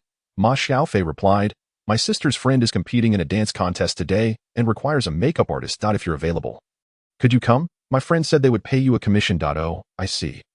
All right then, since I don't have any new leads on the current case, I might as well earn some extra money." "Sister, where is the competition taking place?" "At the Yunshi Hotel in our town. If you decide to go, come to the shop, and I'll take you there. I want to go watch too." "Okay, I'll freshen up and head over." Upon arriving at the shop and donning her equipment, the two made their way to Yunshi Hotel. Upon entering the hall for the dance competition, they were greeted by a woman of similar age to Ma Xiaofei, who approached with a phone in hand. "Fei, you're here. Is this handsome guy the makeup artist? He is quite charming." "Hello, handsome. I'm Jiang Wenjie." Zhong Yifei nodded. "Hello, I'm Zhong Yifei." Jiang Wenjie responded, "I know. Fei has mentioned you more than once in front of our friends. Thank you for coming to help. I'll leave my sister's makeup in your capable hands." The trio approached Jiang Wenjie's sister, Jiang Wenxin. Upon seeing Zhong Yifei, she exclaimed, "How humble, little Fei. I'm your fan. When I heard my sister say you would do my makeup, I was so excited." A lively girl, she revealed that she had just graduated from university, majoring in dance, and had even obtained a teaching certification. While applying her makeup, Jiang Wenxin peered at Zhong Yifei through the mirror and asked, "Yifei, do you have a girlfriend?" Zhong Yifei responded, "Yes, we grew up together." Jiang Wenxin pouted. "Oh, she must be beautiful," Zhong Yifei affirmed. "Indeed, she is a police officer. Oh, I see. When are you two getting married?"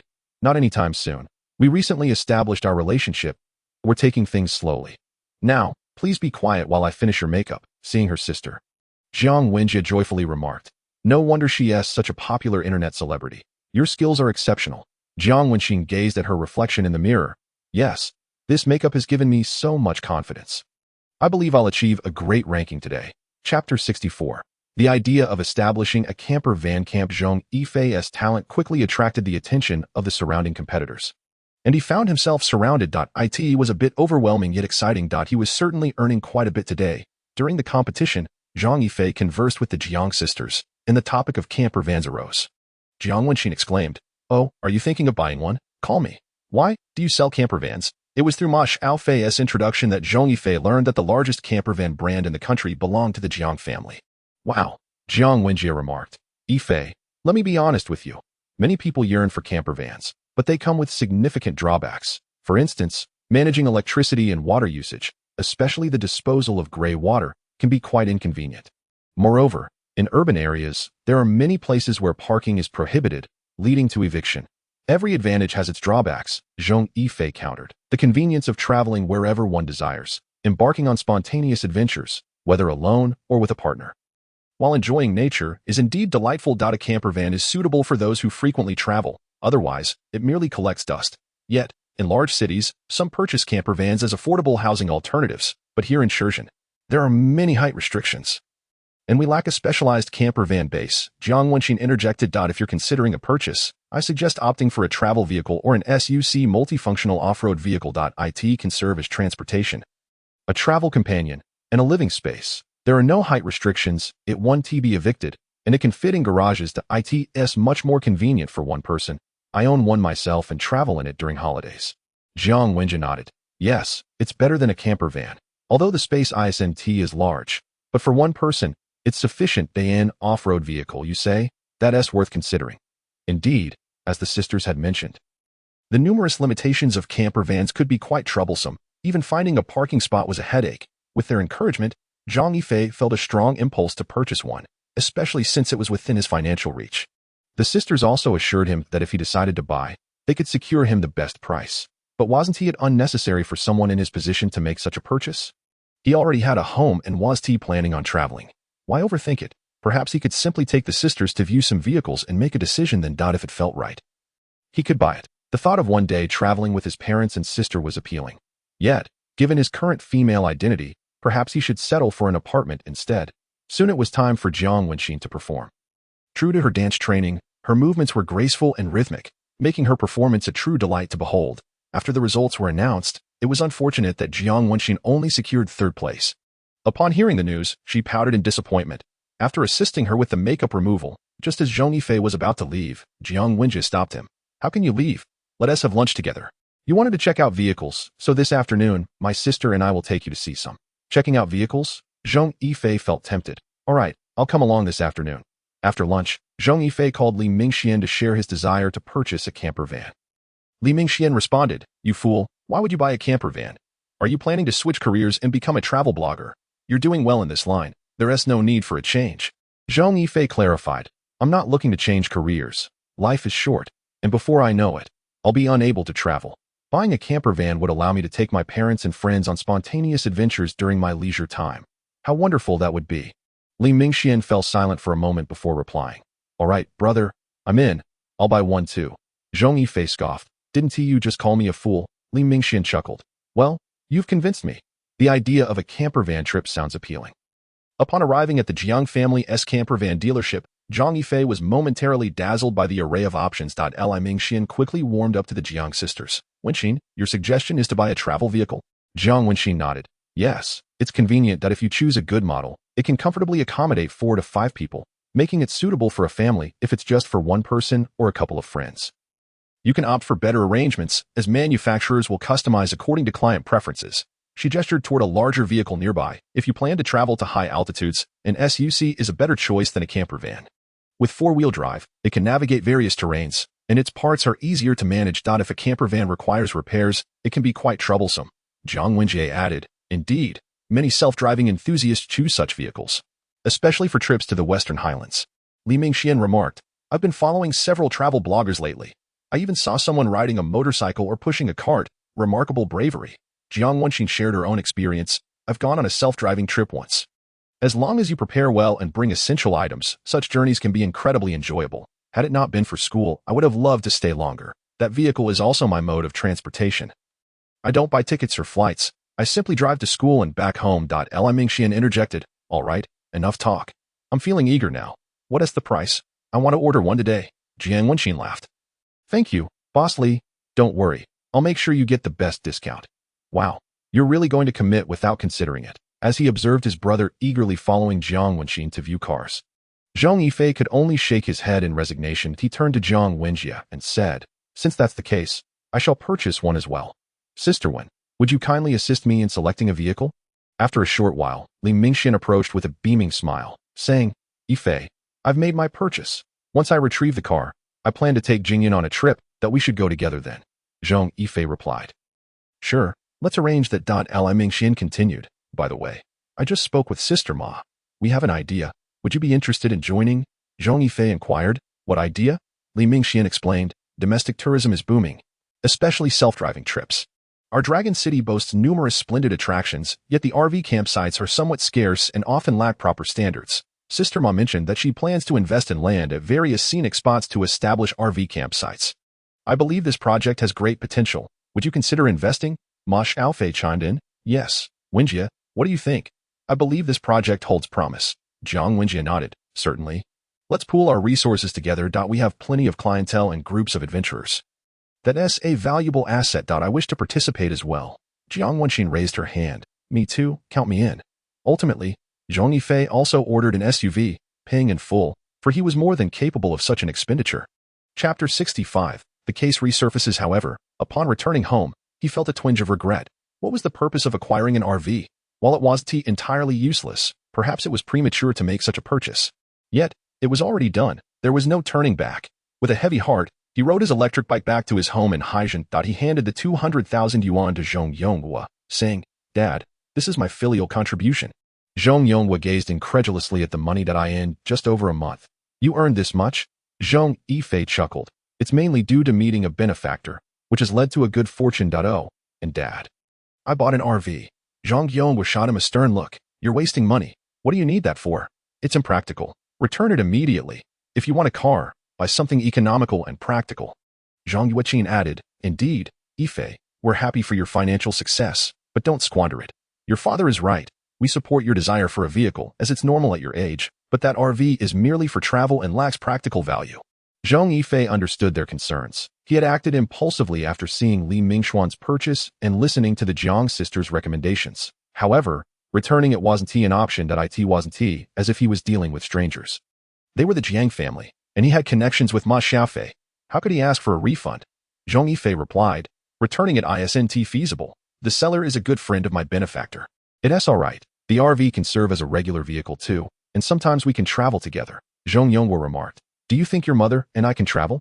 You should hurry up and marry Xiaoxue. That's the priority. Exasperated, Zhong Yifei thought. How did the conversation shift to this? Dad, Mom, concerning my relationship with Xiaoxue.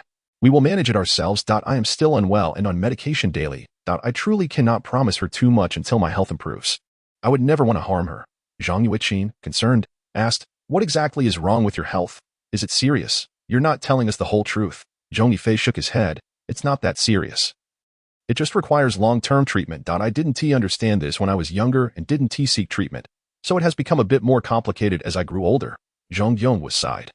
Your mother and I were indeed too busy back then, working day and night, and couldn't care for you properly. Yifei, no matter the outcome, your mother and I will support you, Zhong Yifei reassured him. Dad, please don't say such things. It's not as dire as it sounds. I'm perfectly fine, so please don't worry. 2 days later, having just risen, Zhong Yifei received a message from Zhao Xiaoxue, brother. There has been another incident, this time involving a princess, with a similar method. She was found by a rubbish bin in an alley off Wisher Road. Zhong Yifei sat up. I'm aware. Another one. For the past few days, he had been searching on GXLU but had found no valuable clues. Knowing that more lives would be lost was a frustrating feeling. Upon receiving the scene details, Zhong Yifei diligently searched for commonalities. He discovered cephalopirazone sodium, similar wooden sticks of the same length and width from the Y road, and glass beads found in the rectum. The latest victim had exited another KTV alone, only to be dragged into an alley on her way home. The location differed, yet the method remained the same, which invalidated Zhong Yifei's initial hypothesis that the perpetrator lived on GXU. The assailant was evidently familiar with Shenzhen. What was his profession? Perhaps a courier or a delivery person, as only such roles would grant someone such intimate knowledge of the terrain. Alternatively, it could be a sanitation worker, although the likelihood of a young individual taking on the job was relatively low. When he examined the surveillance footage, Zhong Yifei hoped to see the man with the full-face helmet once more, as that would significantly narrow down the suspect pool. Observing the footage of the victim exiting, he failed to spot the man in the helmet. Could it be that he was present? As he continued watching, a distant street scene caught his eye. Pausing the video, he spotted an electric bike. But the rider was obscured, leaving only half the frame visible. He switched to another camera, and finally, the man wearing the full-face helmet appeared. This increased the likelihood that he was indeed the perpetrator. He sent the information he had gathered to Zhao Xiaoxue in written form. Do you remember the man with the full-face helmet? You can check the surveillance footage with this in mind. If he appears, the chances of him being the culprit are significantly high. Zhao Xiaoxue responded, Understood. Thank you. We'll look into it immediately. The man vanished on his electric bike into a blind spot. Zhong Yifei opened the map for comparison. From the direction of his disappearance to the next location with surveillance coverage, there were 2 alleys, both of which could lead to the crime scene. At the police station, Li Wenhu examined the footage and remarked, We can roughly identify the suspect. Notify everyone to be on alert starting tonight. All officers should be stationed outside every KTV. I will request assistance from the local police, traffic police, and urban management. Zhang Yifei asked, captainly. Should we issue a wanted notice? Li Wenhu shook his head. No, we must avoid alerting the suspect. By the way, have we received any updates from the K9 unit? Zhao Xiushui replied. The K9 lost the scent after about 200 meters. We found tire tracks at the point where the scent disappeared, indicating the vehicle was likely parked there before the suspect rode away. She pointed to a location on the map. Li Wenhu scrutinized the map, noting, it seems there are no cameras nearby, and 3 routes lead away from there. I will take a few officers to those locations in hopes of finding a lead. That evening, after changing clothes, Zhong Yifei rode his bike through various KTVs. He understood that if the perpetrator intended to strike again, they would likely scout the area beforehand. He aimed to arrive before the victim at every location. After a thorough search, he found no one matching the suspect's description, which could mean either he had missed them or the suspect had chosen not to scout that night. Upon reaching home, Zhong Yifei parked his electric bike. That night, he noticed numerous plainclothes officers surrounding the KTVs. Considering the state of his bike, he realized it might be time for an upgrade. Zhao Xiaoxue was aware that if Zhong Yifei's bike was seen being ridden by Zhong Yifei, it would be challenging to explain. The next morning, he received a call from Zhong Wenjie. Yifei, your vehicle is ready for pickup. When would you like to come by? That was fast. He replied, I'll head over shortly. Is Xuanzi's car ready as well? Yes, it is. My sister just called him. He's bringing his girlfriend over now. Chapter 66. A suspect emerges as he touched the steering wheel. Zhong Yifei found himself quite fond of the car. He hadn't anticipated such a swift process. He had mentioned wanting to modify the interior and adjust some features. Sitting in the passenger seat, Zhong Wenjie remarked, I had the workers put in extra hours to finish it quickly. Once you buy some supplies, you can enjoy it right away. Yifei, may I ask for a favor? Zhong Yifei turned to her. Sister one, what do you need? Zhong Wenjie smiled slightly. I would like to request your assistance in advertising our RVs. If you agree, I can draft a contract for you. For every purchase made through your account, I'll provide you with a commission. Zhong Yifei replied, that sounds fine, but I do prefer the prices to be the lowest from my end. Zhang Wenjie responded, Yifei, we have our own team, so I can only match the pricing offered by our team. It wouldn't make sense for the manufacturer to sell for more than external sellers. Would it? That made sense, and he said, all right, equal pricing is acceptable. Zhong Yifei added, sister, please send me the product information later. Zhang Wenjie agreed. Sure. By the way, why haven't you started live streaming? You've become quite the internet celebrity. Live streaming? He had considered it and even tried it a few times. However, he ultimately decided against extensively using his mail account for streaming. The reason lay in his dual identities. He could only consistently use one for streaming, or it would become overwhelming. He resolved to stream under the identity of Zhong Yifei. Currently, he couldn't live long-term as a male, so after much contemplation, he concluded that maintaining a female identity would be more beneficial and potentially more lucrative. He stated, I do not currently intend to pursue a long-term live streaming path, yet I am streaming, albeit irregularly. Zhong Wenjie responded, oh, I see. Well, you've got a new car now. Are you taking me for a ride? Zhong Yifei replied, beautiful sister, please fasten your seatbelt. After circling around Shenzhen, Zhong Yifei indeed found himself enamored with the vehicle. Future travels would undoubtedly be much more convenient. That evening, Zhong Yifei parked outside his sister's school and picked up his phone to call her. I've spoken with Dad. I'm here to pick you up. When will you come out? Zhong Yiling responded. Oh, you're here to take me. Great. I'm waiting for Dad's call in the dorm. I'll be down in 5 minutes. Parking at the school gate drew the attention of a security guard. A guard approached and knocked on the window. After Zhong Yifei lowered it, the guard inquired, excuse me, are you here to pick up a student? I haven't seen you before. Zhong Yifei mentioned Zhong Yiling's class and informed the guard that he was her brother. Upon hearing this, the guard said, I see if your sister comes out. May I ask her a few questions in your presence? Zhong Yifei nodded. Of course, feel free to ask. Zhong Yiling emerged, glancing around in confusion. Isn't he here to pick me up? Where did he park the electric scooter? Just as she was about to call, she heard Zhong Yifei's voice from a distance, sister. Over here. Turning around, she spotted the camper van parked not far away, with Zhong Yifei peeking out the window, leaving her momentarily stunned. Suddenly, she exclaimed, brother, you brought the car down? So fast. After saying that, she dashed over. The guard, having witnessed the siblings, said nothing further and simply wished them a safe journey before heading back to the security booth. Zhong Yifei opened the car door, saying, little princess, please get in. Zhong Yiling giggled. Brother, can we go camping tomorrow? I'll invite my roommates along. Zhong Yifei rolled his eyes. Sister, I haven't bought any equipment yet. How can we go camping?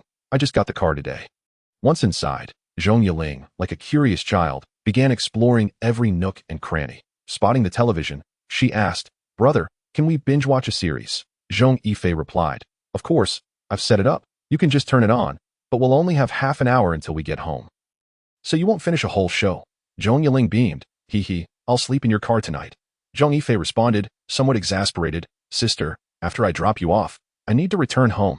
Zhong Yifei protested. Oh, come on, stay at home tonight. Let your sister enjoy a night in. Afterward, she opened their dormitory group chat, recording a video as she boasted. Hee hee, look at this luxury. My brother's new camper van. Seeing her show off to her friends made Zhong Yifei chuckle and shake his head as he started the engine. Once home, he parked the vehicle in the yard, prompting Zhong Yifei to excitedly gather their parents to show off the car. Zhong Yifei touched the steering wheel and asked, is it easy to drive? Zhong Yifei pointed to the ignition key, saying, you'll know once you try. Since it's still early, shall we take a spin? Zhong Yifei smiled. Sure, let us go for a drive. That night, Zhong Yifei took over the camper. And even the following morning, Zhong Yifei could only wait for her to wake up before he could leave. He had no idea how late she stayed up watching shows the previous night. He only departed after finishing lunch, in the afternoon. He purchased an electric scooter, but the shopkeeper told him to come back tomorrow to pick it up. That evening, he continued to roam the streets of the town, not returning home until the early hours of the morning. 2 days passed in this manner. That night, Zhong Yifei rode his newly bought scooter to a KTV. From a distance, he spotted Zhao Xiaoxue, who had been unable to sleep well for several days due to the case, her mental state visibly deteriorating. Zhao Xiaoxue noticed him, but she was on duty with her colleagues nearby and could only nod at him from afar. Just as Zhong Yifei was about to acknowledge her, he suddenly noticed an electric scooter slowly approaching from behind her. The rider wore a full-face helmet. Could it be him? He gestured for Zhao Xiaoxue to look back. Zhao Xiaoxue turned and quickly whispered something to her colleague. Zhong Yifei saw the scooter stop across the street, but the rider did not remove the helmet. Instead, he took out his phone to scroll. Zhong Yifei scanned the surroundings and noted there were no cameras capturing the rider's position. All the police were focused intently on him. He texted Zhao Xiaoxue, suggesting, if he is here to commit a crime, he might have a stick or drugs with him. You should consider searching him under the pretext of a random check. However, he noticed Zhao Xiaoxue hadn't taken her phone, likely because she hadn't heard him. Time ticked by, and the man remained stationary. Meanwhile, Li Wenhu, elsewhere, messaged the officers on site, don't act rashly. We have a suspect here too. Approximately an hour later, a woman exited the KTV.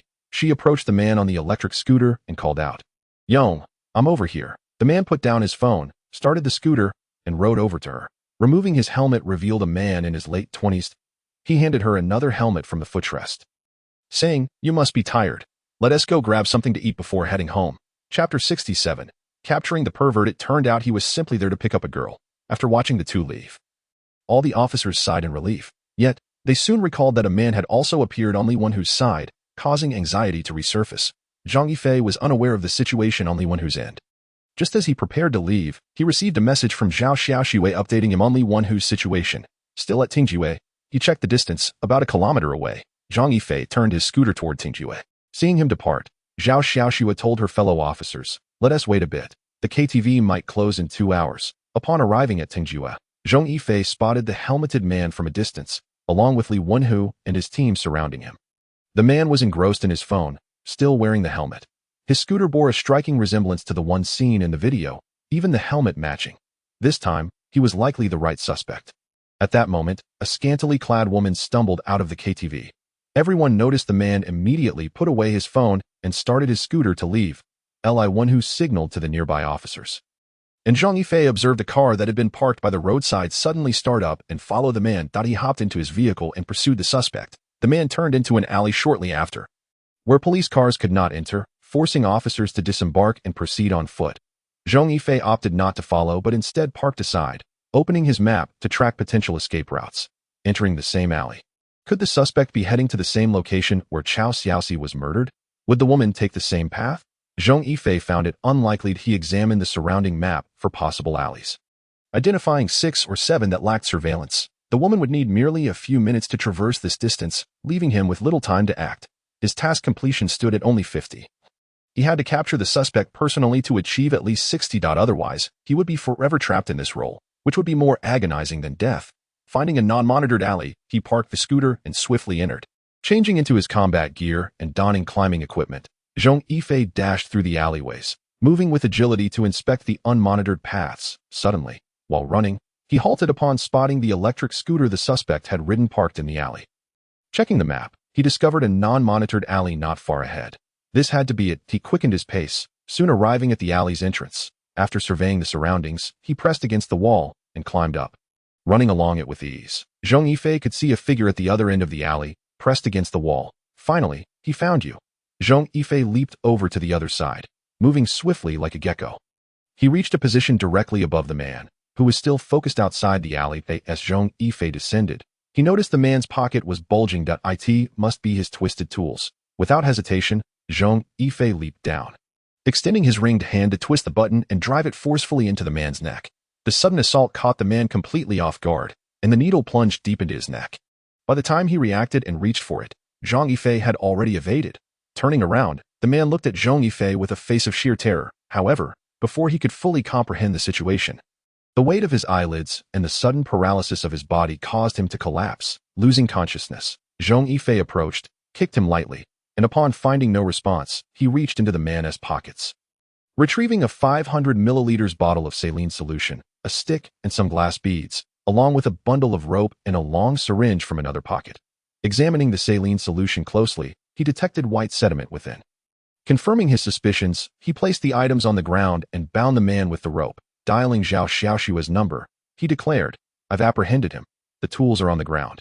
You can come and take him away." Zhao Xiaoshua's excited voice came through the line. "Great. Send me the location. I'll inform the team." Zhong Yifei shared the location and then swiftly leaped away, once again pressing against the wall as he made his exit.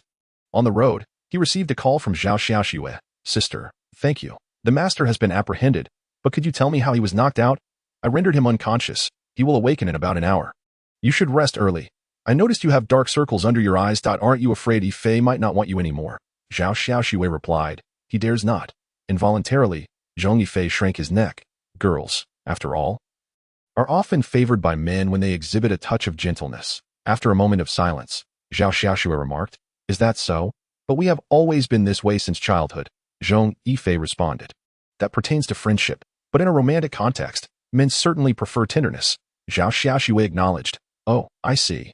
After parking his electric bike beneath his apartment, Zhong Yifei pondered, perhaps he should purchase a flat here, thus avoiding the need to transform every time he returned. He recalled that there were several unpurchased units on his floor. The next morning, he assumed the identity of Zhong Yifei and visited the sales office, seeking the same salesgirl who had assisted him previously.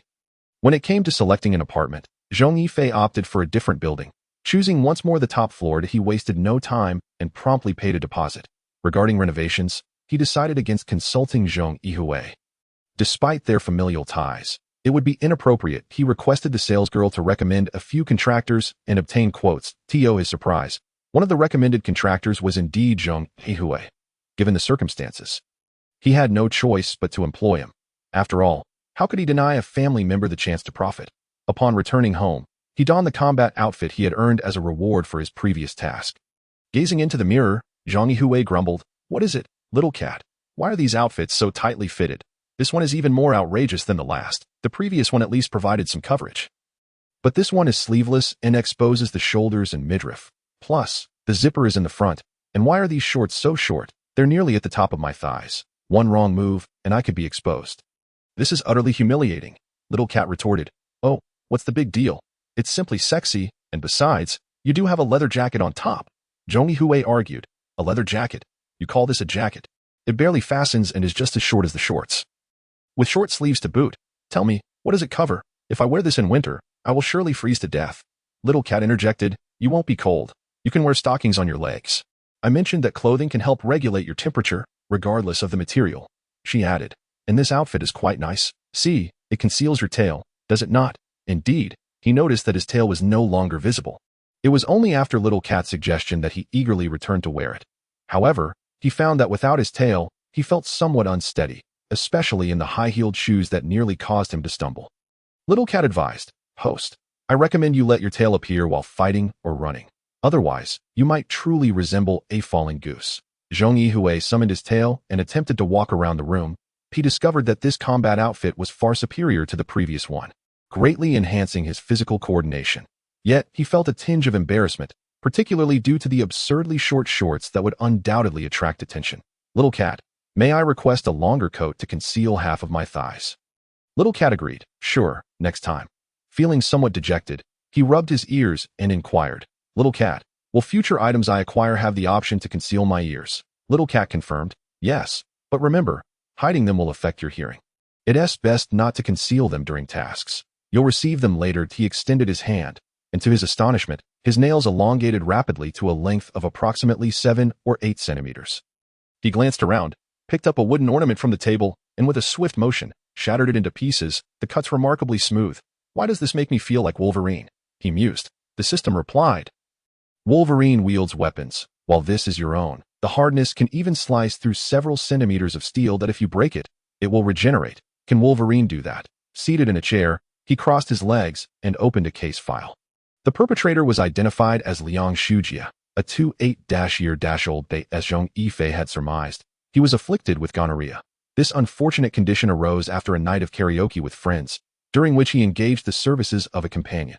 After a few drinks, he inquired whether she would be available for a night at a hotel. A week later, he began to experience itching, accompanied by decay and an unpleasant odor. He had been married and, prior to exhibiting symptoms, had been intimate with his wife, inadvertently transmitting the infection to her.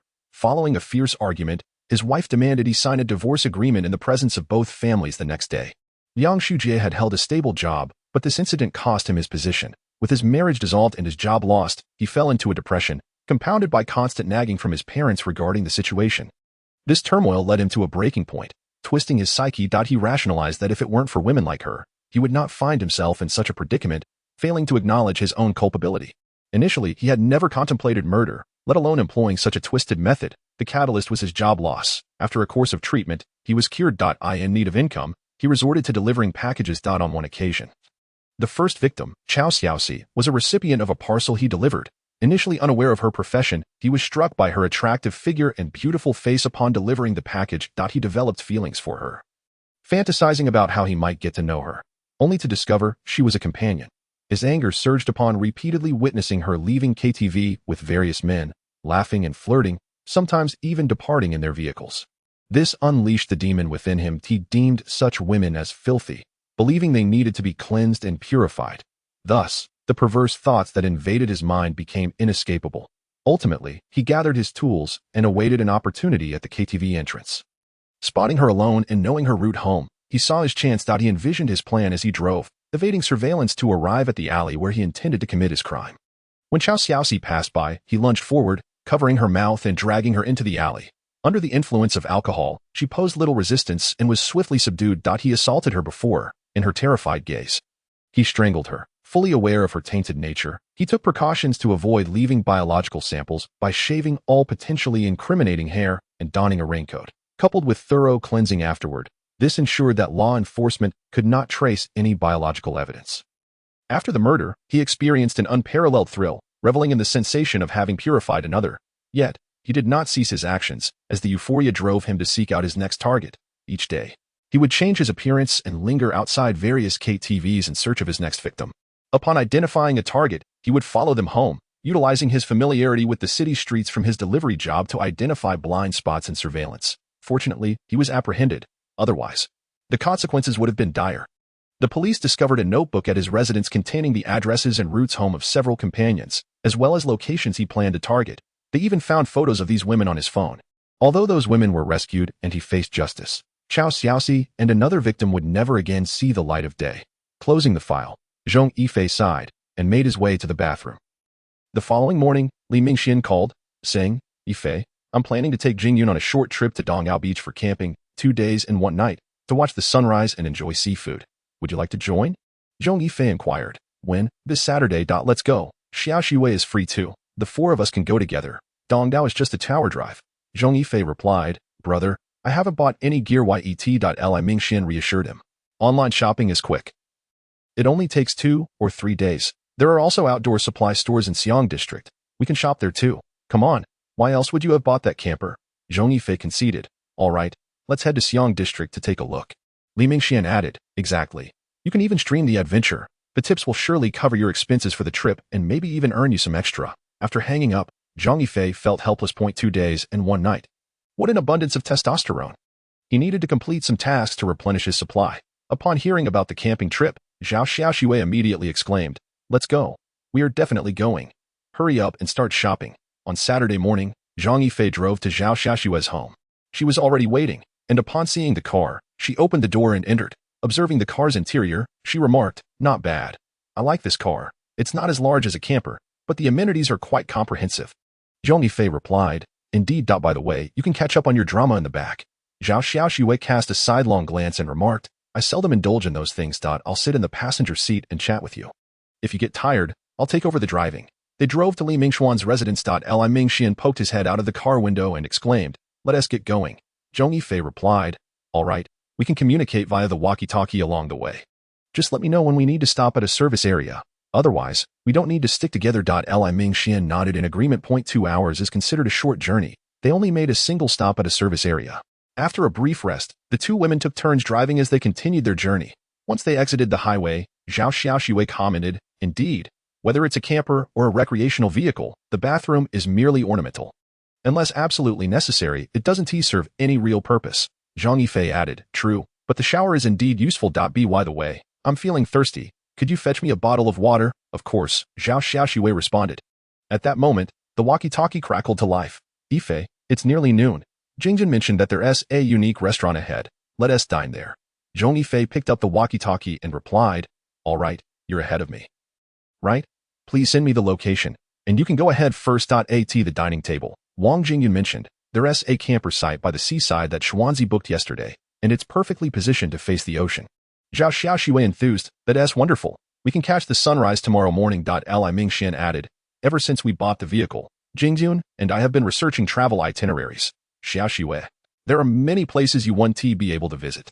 Zhao Xiaoxue sighed, "I have annual leave, but it's limited. I would love to enjoy such a lifestyle, but circumstances don't permit." Wang Jingjun remarked, "A stable job is great, but it does come with a loss of free time.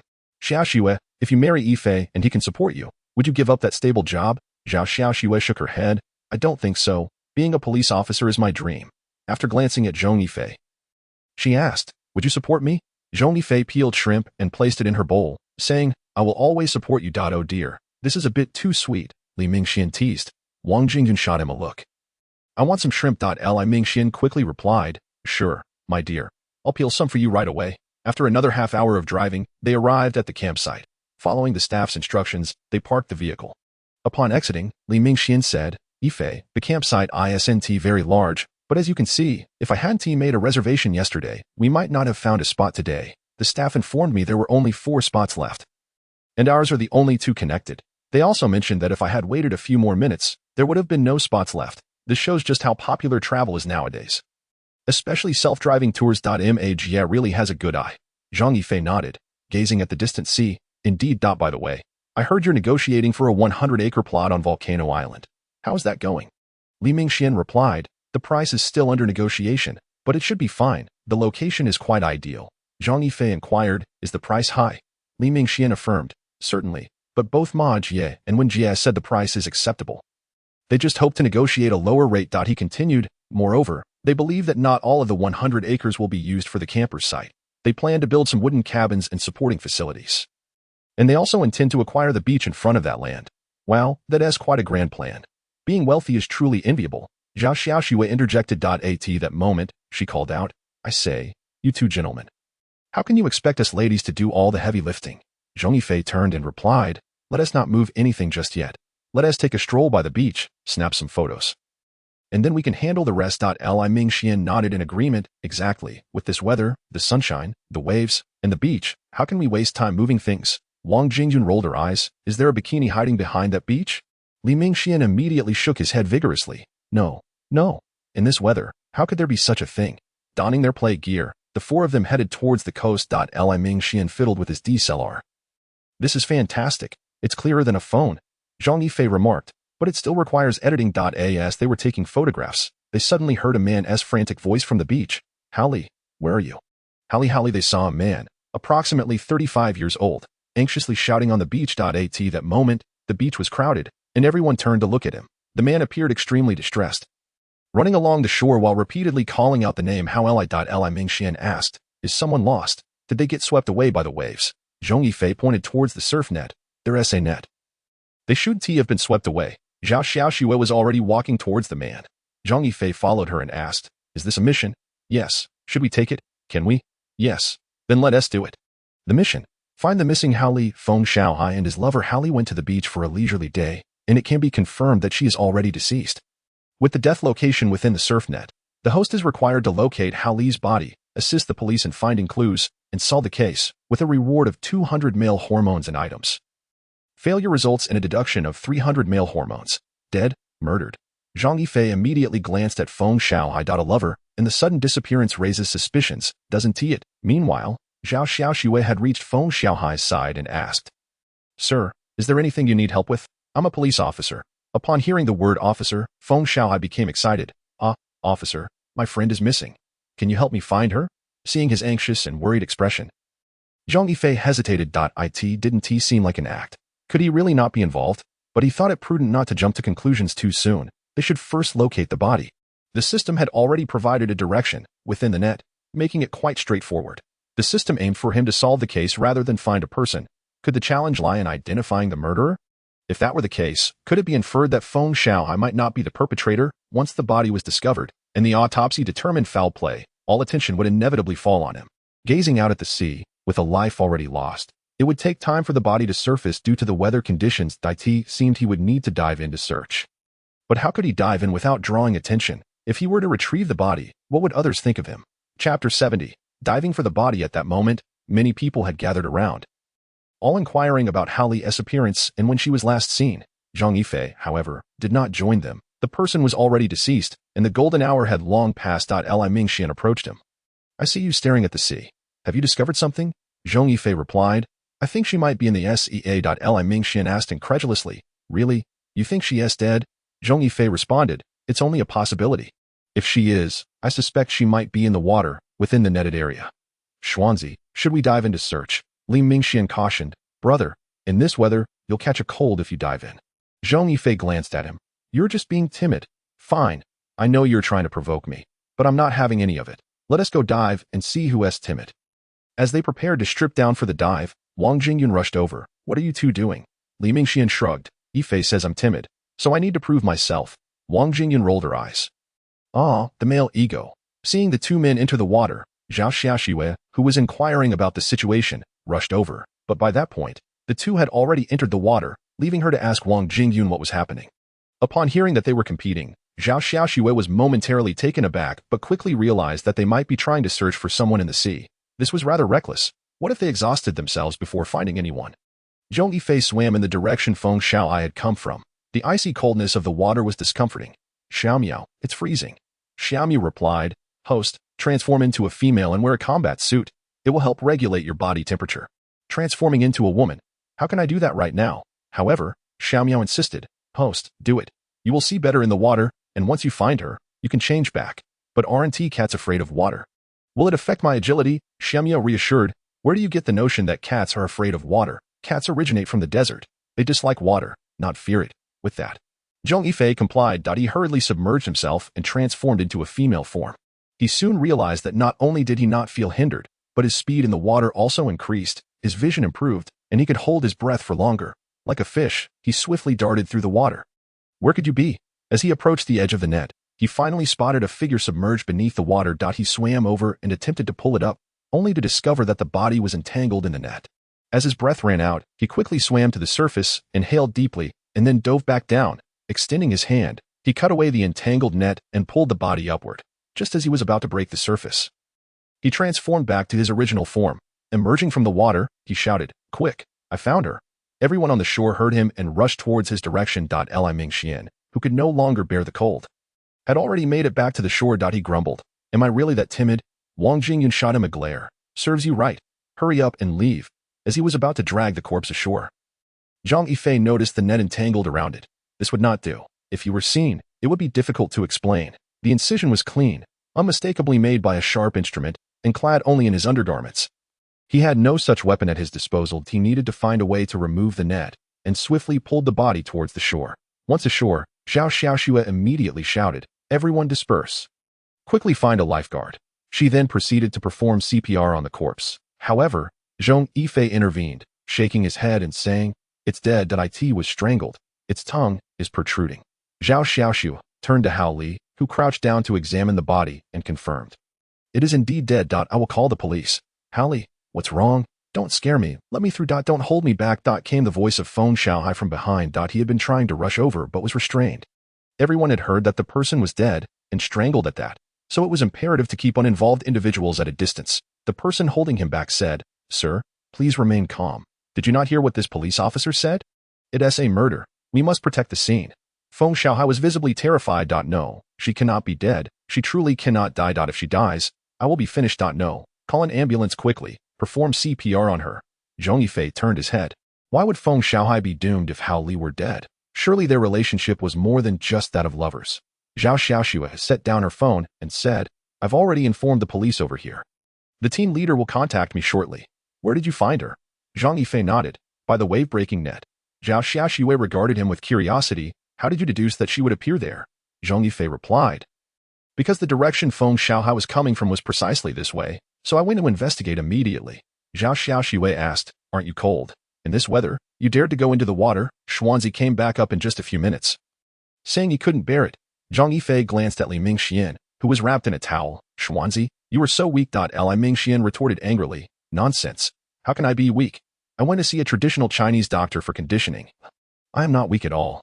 Zhong Yifei smirked. "What's the point of seeing a traditional doctor if you're not sick? I doubt you." "Damn." Zhong Yifei crouched down, lost in thought as he looked at the corpse.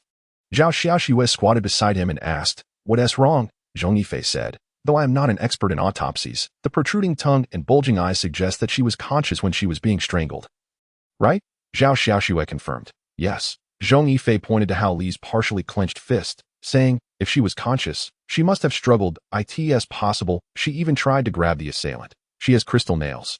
Could she have scratched the murderer? Might there be the assailant's DNA under her nails?" Zhao Xiaoxue's eyes lit up as she nodded. "Although submerged in water, we cannot be sure if the DNA might have been washed away. But her posture suggests she must have clutched the assailant, making scratches highly probable." Zhong Yifei suggested, "We should check Feng Xiaohai for any injuries and inquire about their relationship." Zhao Xiaoxue inquired, "Aren't they married?" Zhong Yifei shrugged. "His earlier words made me question their relationship. If his wife were dead, he would not say if she dies, I will be finished. I suspect they are not merely married. They might be involved in an affair. And considering Hao Li's background, or her family's background, he could be in over his head." Zhao Xiaoxue nodded, glancing at Zhong Yifei. "When did you become so perceptive?" Zhong Yifei raised his chin. "I have always been perceptive." She scoffed. "Just a lucky guess." She stood up and approached Feng Xiaohai, clearly seeing the flicker of fear in his eyes. Was Zhong Yifei's suspicion correct? She asked, "Mr. Feng, may I ask about your relationship with Hao Li?" Chapter 71. Huang Jiming. Feng Xiaohai's face betrayed hesitation.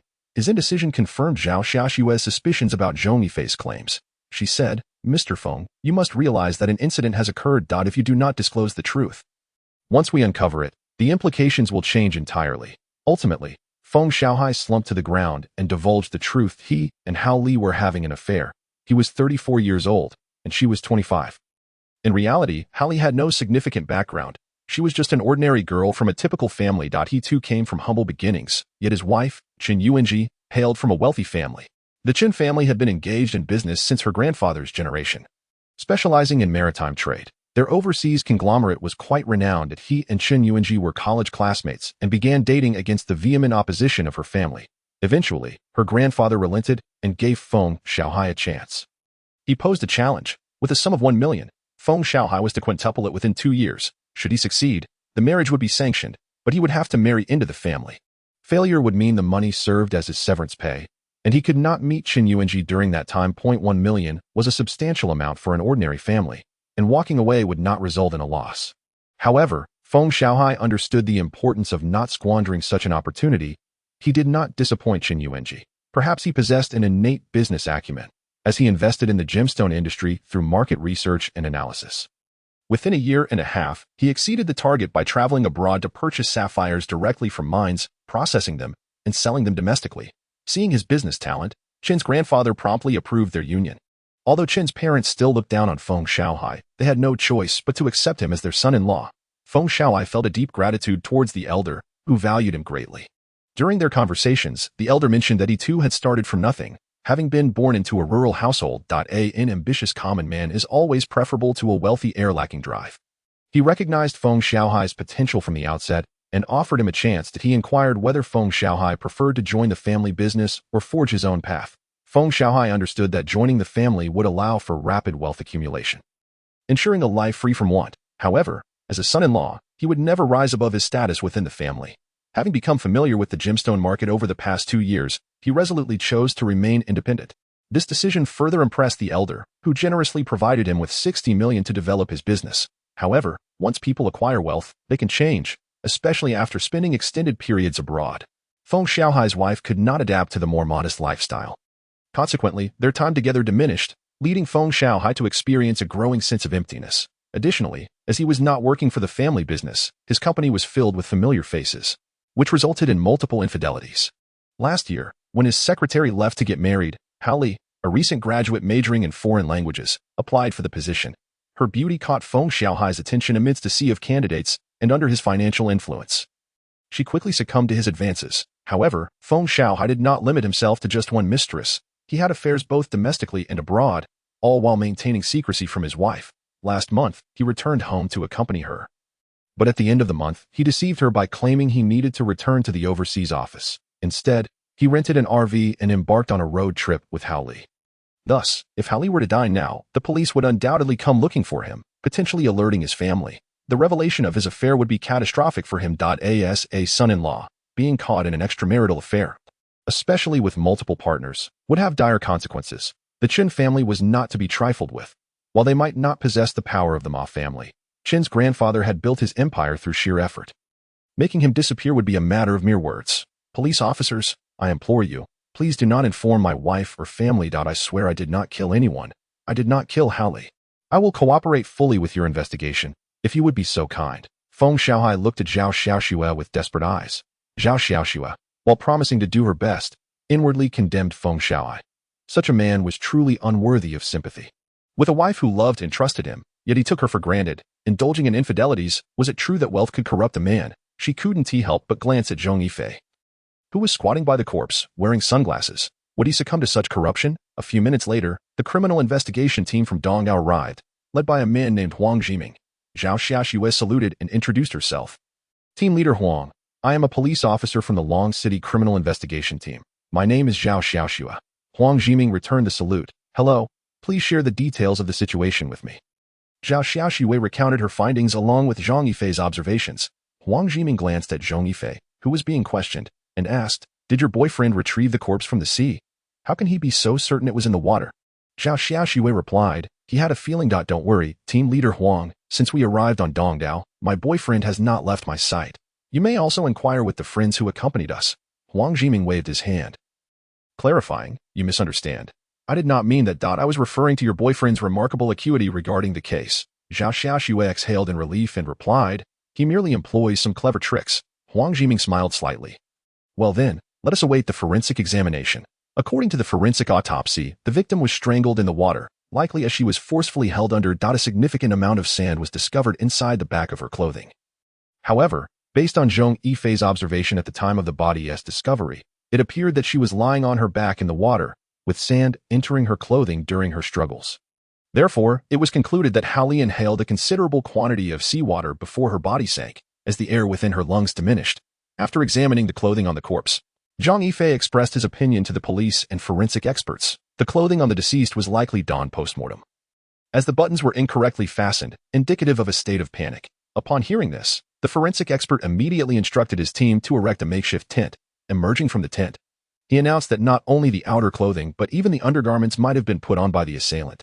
The undergarments had 3 rows of buttons, and upon inspection, it was discovered that the buttons were fastened at the tightest row. If she had done it herself, it would be expected that she would fasten them according to her own comfort.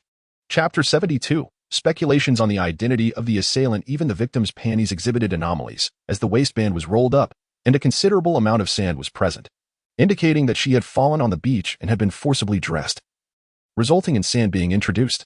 Huang Jiming approached Feng Xiaohai and inquired, Mr. Feng, was it just you and Hao Li who came this time? Feng Xiaohai nodded. Indeed, I could not bring anyone else along. I even requested Hao Li not to post pictures on social media. Huang Jiming then asked, does Hao Li have a boyfriend? Feng Xiaohai replied, she did during college, but after getting together with me, she broke up with him. Huang Jiming probed further, have you ever met this man? Feng Xiaohai shook his head. No, I have not met him. I only know of his existence. Zhao Xiaoxue approached Zhong Yifei, who was sitting on the beach, and, noticing he had his head lowered, asked, "What are you doing?" Zhong Yifei looked up, stating, "I have discovered that prior to her death, Hali must have had an encounter with someone. If this individual was not Feng Xiaohe, then who could it be? The expanse of the beach is limited. How could she have been with someone else without Feng Xiaohe noticing?" He pointed towards a distant rock formation. "The most likely place is over there, unless one goes around to the back. They would not discover anyone behind the rocks." Zhao Xiaoxue immediately turned and ran towards Huang Jiming. Zhong Yifei chuckled, still as decisive as ever. He sighed, realizing he could not run about indiscriminately and had to communicate in this manner.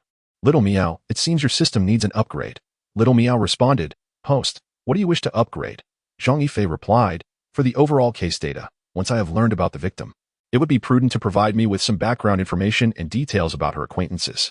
I am not a police officer and cannot delve too deeply into the scene, which often necessitates waiting for the police to gather information before I can obtain it. This delays my reasoning and search efforts." Little Miao fell silent. After a moment, it said, "Your feedback has been received. I ask that it." "No further explanation?" Zhong Yifei pressed. Little Miao replied, "Host, I have stated that it has been received. What more do you wish me to say?" Zhong Yifei sighed. Shortly thereafter, Zhao Xiaoxue approached with a look of disappointment. She remarked, "The tide has risen, the sandy area behind the rocks has been submerged by seawater, and all potential evidence may have been washed away. This complicates matters." Observing Zhong Yifei reclined on the beach, Zhao Xiaoxue sat beside him and said, "I just heard team leader Huang mention that while Hali was with Feng Xiaohe, she had a boyfriend, whom she broke up with only when she got together with Feng Xiaohe. However, Feng Xiaohe has never seen this individual. I wonder if it could be him." Zhong Yifei responded, "You mean, among the beachgoers, one could be Hali's ex-boyfriend?" Zhao Xiaoxue nodded, "Yes, I have informed team leader Huang, who has already dispatched someone to investigate." Zhong Yifei stood. "If this is the case, do you think he would leave now or remain?" Zhao Xiaoxue speculated, "I think he would leave." Zhong Yifei countered, "I disagree. I believe he would stay. If he is indeed the assailant, with Hali sinking into the water, much evidence would vanish. Should the police locate the body, they would conduct a thorough investigation, prioritizing those who left during this period. As Hali's ex-boyfriend, the police would likely become aware of him. Such matters cannot withstand scrutiny. If he were to leave at this juncture, it would only serve to incriminate him further." Zhao Xiaoxue queried, "But if he remains, we could find him just the same, and we would still question him, wouldn't we?" Zhong Yifei smirked, just questioning that he could easily admit to being Hao Li's ex-boyfriend, claiming he was merely on holiday here, and without evidence, the police would only harbor suspicions. He then scoffed, "Cleverness can lead to one's downfall. Does he think he can escape this easily? There is no perfect crime." As I previously mentioned, the crystal nails Hali had may very well be the key to solving this case. Zhao Xiaoxue understood. "You mean the scratches?" Zhong Yifei nodded, lying back on the beach, extending his hand toward the sky. If Hali was lying on the beach and was strangled, her hands would have instinctively reached out, either to strike or grasp something. This could very well be the assailant's arms or face. Given the length of her nails, it would be impossible for the assailant to escape injury. As they were engaging intimately, would they not have disrobed? Zhao Xiaoxue responded, "But it is also possible they did not. In that case, even if she grasped the assailant's arm, it might not leave a mark." Zhong Yifei countered, "In this weather, though it has begun to cool, observe everyone. Who among them is wearing long sleeves? If she grasped the assailant's face, would that not also leave a mark?" He continued, "However, even if we find a mark now, we cannot prove anything. The assailant could simply claim that they were bitten by mosquitoes while vacationing and scratched themselves. Ultimately, we must rely on the forensic examination of Hao Li's nails to uncover pertinent evidence." Zhao Xiaoxue remarked, "Yifei, I feel you have truly grown more astute. Your reasoning flows seamlessly. Why did you not apply yourself more diligently before? You could have avoided failing to gain admission to university." Zhong Yifei shrugged, "I enjoy reasoning, but that does not equate to an enjoyment of studying. Those are two distinct concepts." He then asked Zhao Xiaoxue why she had not pursued the case, but instead chose to chat with him. "That would be beyond my jurisdiction, and I need not partake," she replied, playfully nudging Zhong Yifei. "What are you doing? I rarely get a break, and you expect me to work. Are you planning to drag me to the police station? Keeping me there all night to ensure you have your freedom?" Zhong Yifei retorted, "Am I that sort of person? Really? By the way, when can we leave?" Zhao Xiaoxue shook her head, "I do not know. We must wait until they finish their investigation." Soon, the photograph of Hao Li's ex-boyfriend appeared in the dossier. Zhong Yifei scrutinized the image, struggling to recall ever having seen him. Had he misjudged yet again? A moment later, another piece of information emerged, confirming that this individual was not the one in question, as he was currently at his hometown and had not traveled here. This revelation raised further questions. Who could it be? Someone who had been intimate with Hao Li would show no signs of struggle other than the marks around her neck, indicating that their encounter was consensual. If there was no coercion, why would the assailant have killed Hao Li? The case once again reached an impasse. However, it also suggested that the assailant had not departed. He remained among the crowd, for the most effective hiding strategy is to blend in as an ordinary onlooker. Chapter 73, Li Mingxian achieves noteworthy progress. Zhong Yifei instructed Zhao Xiaoxue to inform Huang Jiming about the scratches. For the time being, they could only utilize the process of elimination to identify individuals with scratches on their bodies for questioning. Anyone with a plausible alibi or witness would be allowed to leave but must remain reachable. Ultimately, 3 individuals without witnesses or a satisfactory explanation for their injuries were retained for questioning. Meanwhile, the forensic team was working diligently to analyze the debris found under Hao Li's nails, hoping to extract relevant information. The 3 detainees maintained their innocence, asserting that the police could not detain them without cause. Huang Jiming and his team felt considerable pressure. Without tangible evidence, they would have no choice but to release them.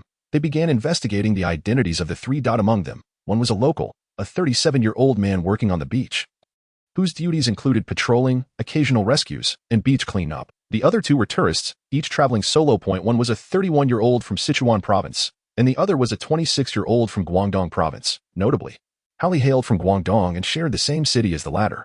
This detail piqued the police's interest. However, upon hearing this, the individual vehemently protested, claiming he did not know Hao Li and that sharing a hometown did not equate to murder. There was no basis for such an accusation.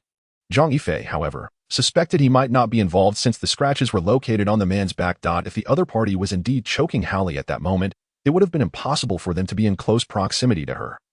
The distance alone would mean that even if Hao Li had reached out to grab, no marks would have been left in that location. However, the marks were indeed present, suggesting that the position was such that he could not have inflicted them himself. The injuries on his back were inflicted by another. Yet, he was alone, driving without companions. How could he possibly have sustained such scratches? Under persistent questioning from the police, the individual, perhaps eager to clear his own name, finally spoke the truth. The wounds on his back were indeed the result of another's actions, specifically a woman's. In truth, he had come here primarily for a solo drive and secondly to meet a female acquaintance from the internet. The injury occurred during their meeting at noon, after which they had gone to a nearby hotel for intimacy, where she had left the marks. He implored the police to inquire about her, but requested that they refrain from questioning her acquaintances. Both he and the woman were married. Their rendezvous was clandestine, and discovery would spell disaster. This revelation left everyone speechless, pondering how society had devolved to such a state. Initially, the woman had been terrified, but under the police's assurance, she admitted to having caused the scratches. With a witness now corroborating his account, the police permitted the man to leave. This left only the 2 of them. Huang Jiming inquired of the man from Sichuan if his injuries were similar. The latter sighed in disappointment, stating, "I wish they were, but they are not. I truly do not know how I sustained this wound. Perhaps it was during the night when I slept in the car, disturbed by mosquitoes, and I scratched at it in a daze. Officer, I swear I did not commit murder. At that moment, the forensic expert informed Huang Jiming that biological samples had been collected from the deceased's fingernail debris, preserved within the mud. The man from Sichuan immediately urged, "Officer, please take my blood for a DNA test."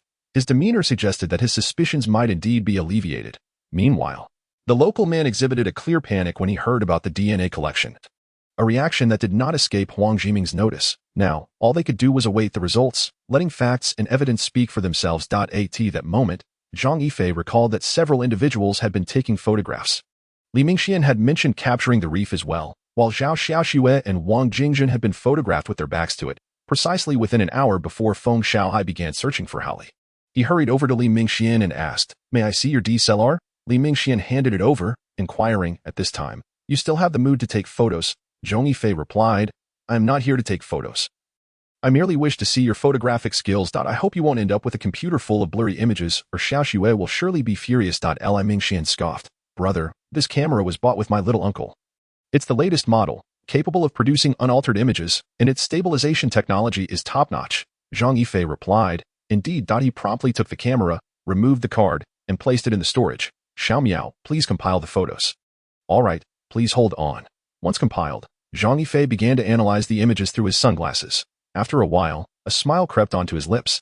He inserted the card back into the camera, selected a few photos, and approached Huang Jiming. "Captain Huang, I have a few photographs for you to examine." Huang Jiming looked at the images on the camera. Upon zooming in, he smiled and exclaimed, "Excellent. Who took them? I must commend them." Zhong Yifei replied, "My brother." "Haha, splendid. With these photographs, let us see how he can deny it. He extracted the card and passed it to an officer nearby, instructing him to upload the images onto a tablet. After returning the camera and card to Zhong Yifei, he approached the local man with the tablet. Mr. Peng, I would like you to explain these photographs. As he gazed at the images on the screen, Peng Zito's cold sweat began to trickle down his forehead. He stammered. I remember now. At that time. She approached me. Saying something was lost and asked for help. To look for it. Wang Jiming inquired. Oh, do you know what she was looking for? Peng Zito replied. Her phone. She said she must have dropped it while taking photos by the reef. Wang Jiming questioned. Is that so? Why did she seek your assistance? Did she not have a male companion? Peng Zito stuttered. Well, she mentioned that he went to the restroom. Just then, the forensic expert arrived, addressing Peng Zito directly. Mr. Peng, why does the DNA from the deceased's fingernails match yours? Were the scratches on your shoulder truly the result of insect bites? The match had been confirmed, and coupled with the photographs, it would be difficult for Peng Zito to refute the evidence. He lowered his head, unable to meet their gaze, and murmured, she nearly fell on the reef. And I reached out to help her. She grabbed my shoulder, leaving the marks. Wang Jiming pressed. Is that truly the case? Why, yes.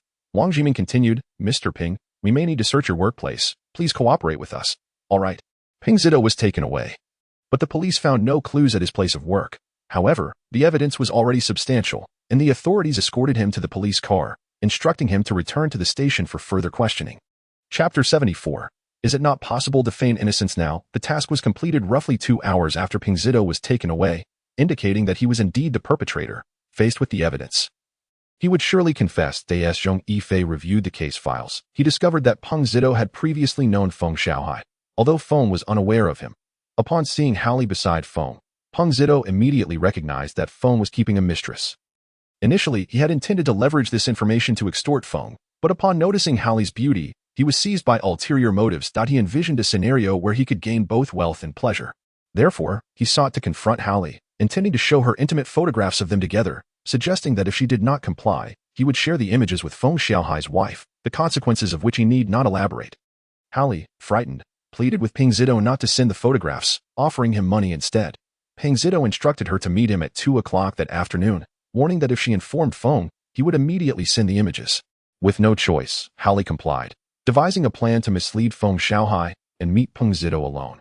However, Peng Zito took her to the back of the reef, stating that he desired no money, only her company for a single encounter, after which he would delete the photos. Initially, Hallie refused, insisting she could pay him. Yet, Peng Zito was not motivated by money. He argued that since she was already involved with someone else, what harm would it be to indulge with him? Asserting that he had protection and that nothing would go awry. Left with no alternative, Hallie reluctantly agreed. In truth, Peng Zito had never intended to commit murder. However, as Hallie insisted, he hurried, claiming that Feng Xiaohai might soon seek her out. Her urgency agitated him. At that moment, his phone rang, and Hallie insisted that they stop, even attempting to leave. In his exhilaration, Peng Zito could not be dissuaded. He threatened her, asserting that if she departed, he would send the photographs. The incessant calls from Feng Xiaohai, coupled with Hallie's persistent insistence, ignited Peng Zito's fury. He forcibly dragged Hallie into the water, choking her and pressing her under, all the while hurling invectives at her. As Hallie struggled, she emerged from the water, cursing him as a pervert and threatening to report him for rape. This declaration set Peng Zito ablaze with rage, fearing that Hallie might indeed contact the authorities. He pressed her down until she ceased to fight. Overcome with fear, he recognized what he had done. To conceal his actions and frame Hallie's death as an accidental drowning, he hastily dressed her corpse and dragged it into the sea. In order to simulate drowning, he maneuvered her body into a wave barrier, believing that if discovered, the police might conclude it was a tragic accident. Yet, he failed to consider that choking would leave marks. Nor did he anticipate Zhong Yifei's swift discovery of the body.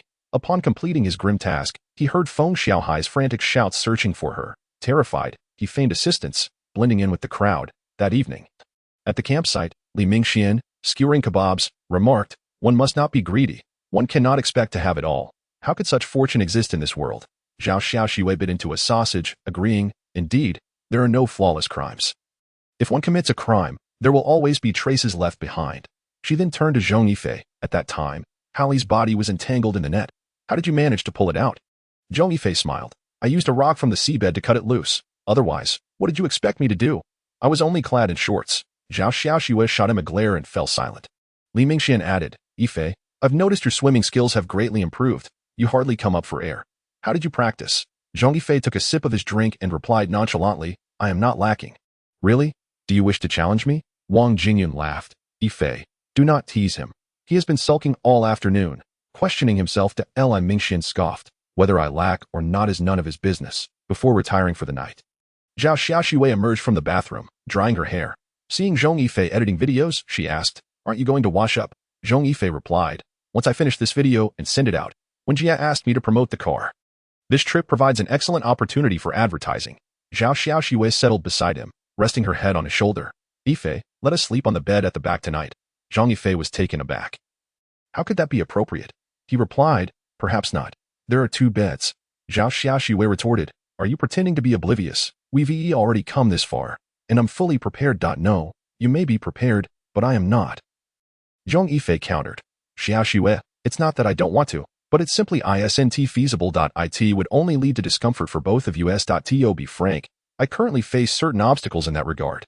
The doctor mentioned that. Upon hearing Zhong Yifei's words, Zhao Xiaoxue did not react with anger but rather with increased concern and empathy. In that case, it's even better to sleep together. Nothing untoward will happen.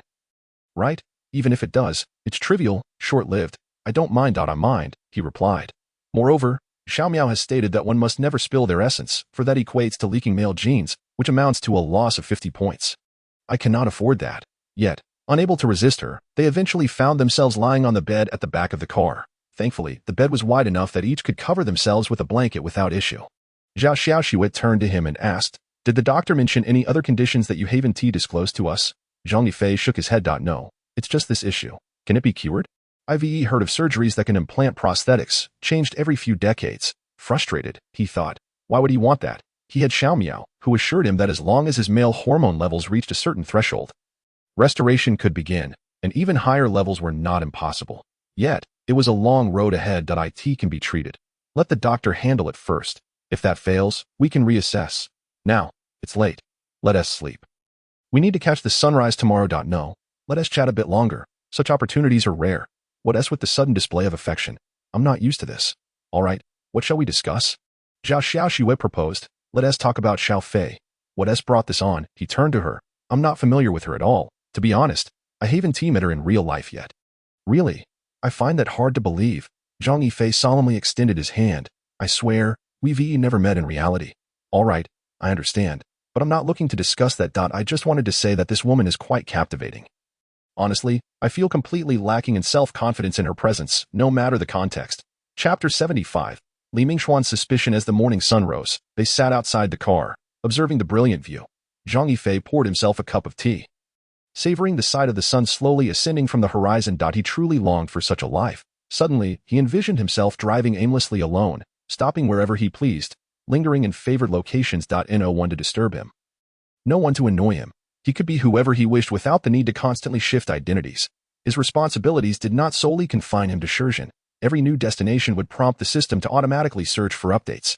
Indeed, this was preferable to remaining in Shenzhen. Yet, he soon realized a flaw in his character. He was prone to impulsive decisions. Originally, he intended to purchase a house in Zhao Yufei's name, but it had inadvertently ended up under Zhong Yifei's name, leading him to buy 2 properties instead. The car, originally meant for a female buyer, was now registered under a male name. Would he need to buy another? However, he considered that if he ventured out as a female, what would happen to his male identity? Males had families and friends who would call to inquire about him, to request photos for reassurance. A female's identity was inherently mysterious. An abrupt disappearance would cause minimal disruption. The real complication arose from the fact that both were online influencers, both needing to edit and upload videos. If they traveled to the same locations and posted similar scenery, it would undeniably raise suspicions. The likelihood of people guessing he was simply another version of himself was near zero, yet they could suspect they were traveling together, which would leave him utterly speechless, especially given his current relationship with Zhao Xiaoxue, which hovered between friendship and something more. If news of this spread, he would face public condemnation. The potential backlash would leave him utterly speechless. What's the matter? You seem rather displeased. Did you not sleep well last night? Haha. Observing Li Mingxuan's lewd expression, Zhong Yifei felt an urge to imprint his shoe on his face. Get lost. I'm not in the mood for your nonsense. I'm simply deep in thought. Li Mingxian sat down, eyeing the 2 women nearby, who were taking photos. He gravely stated, I know nothing will happen between you 2, as the doctor informed me that you have a deformity, only a few centimeters in that area. Correct. This doctor, do you not fear I might silence you? Li Mingxian continued, Brother, I want to ask you something. Many men now enjoy dressing as women. adorning themselves in feminine attire. He gazed into Zhong Yifei's eyes. What about you? Would you consider it? What was going on? Did he uncover something? Zhong Yifei quickly responded. I have no such inclinations. Li Mingxian remarked. True, you lack a cross-dressing fetish. But I find it perplexing that since returning from the magical city, you've begun wearing makeup and using perfume, particularly those that lean towards femininity. It's rather bewildering. Zhong Yifei replied. What nonsense are you spouting? I'm merely seeking a style that suits me. Li Mingxian pressed. I don't believe you. Is it true that 47XXY exists? Do you truly possess a uterus? Damn. Are you ever finished? Didn't you see the test results? Machines can't fabricate data. They can. Didn't you say the hospital in the magical city made an error?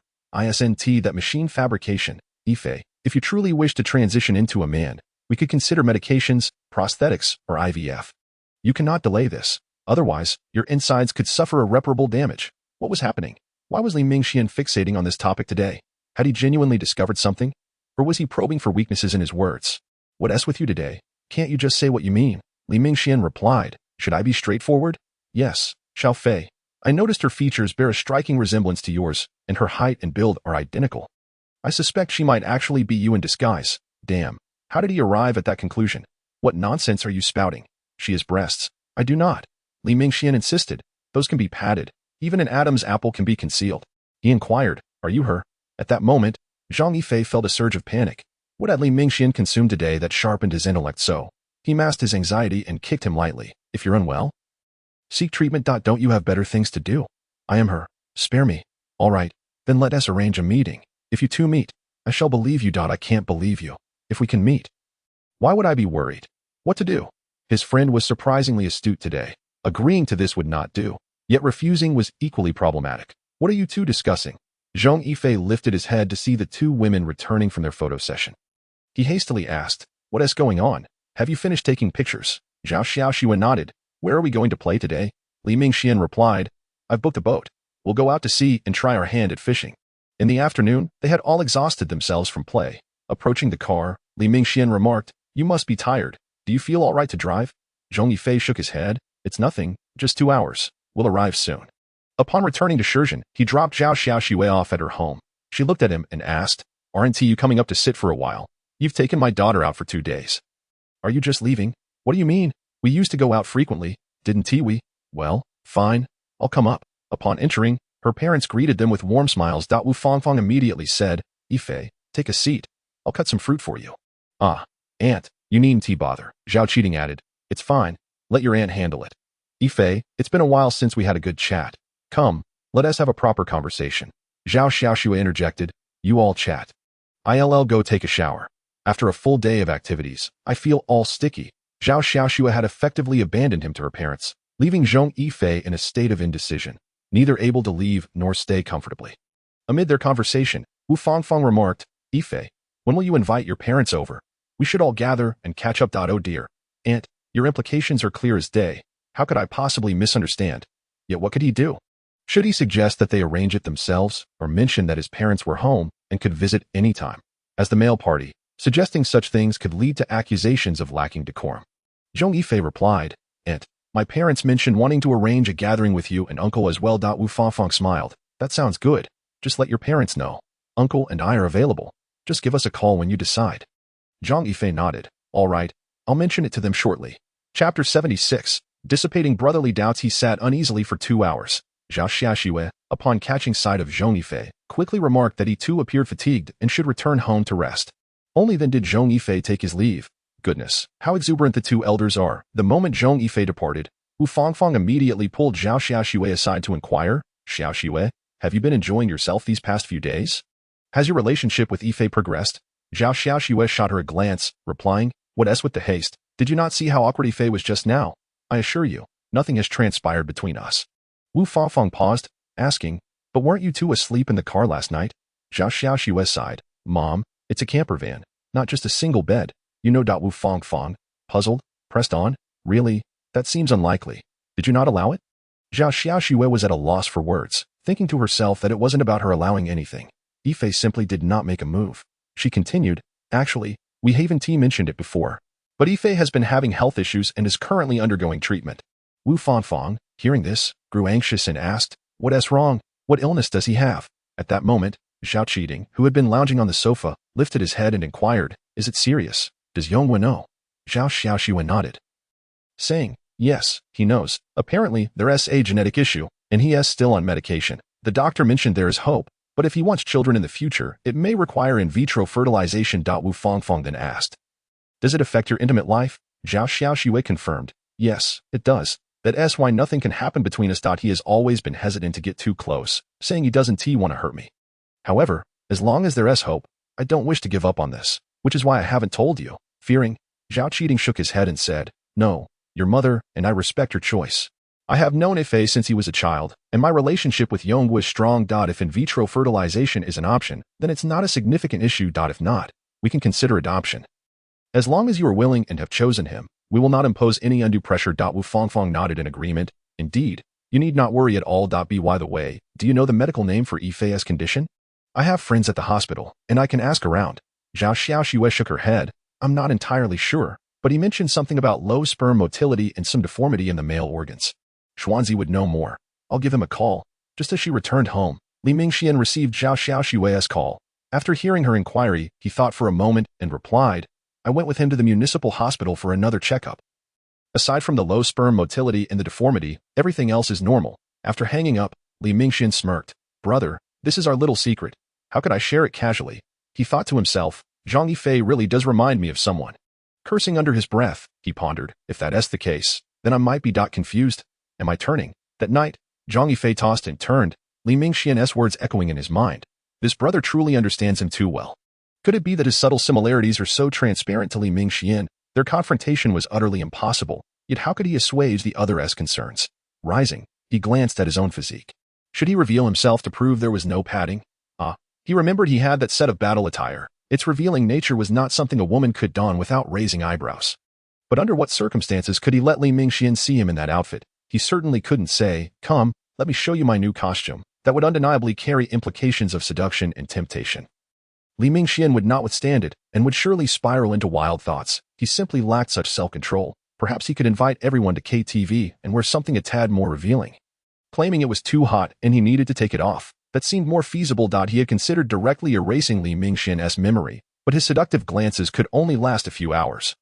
Completely incapable of erasing all memories related to his identity. The entire day, Zhong Yifei remained at home. It was only in the evening that he called Wang Xiaoqiang. "Xiaoqiang, gather your brother-in-law and sister.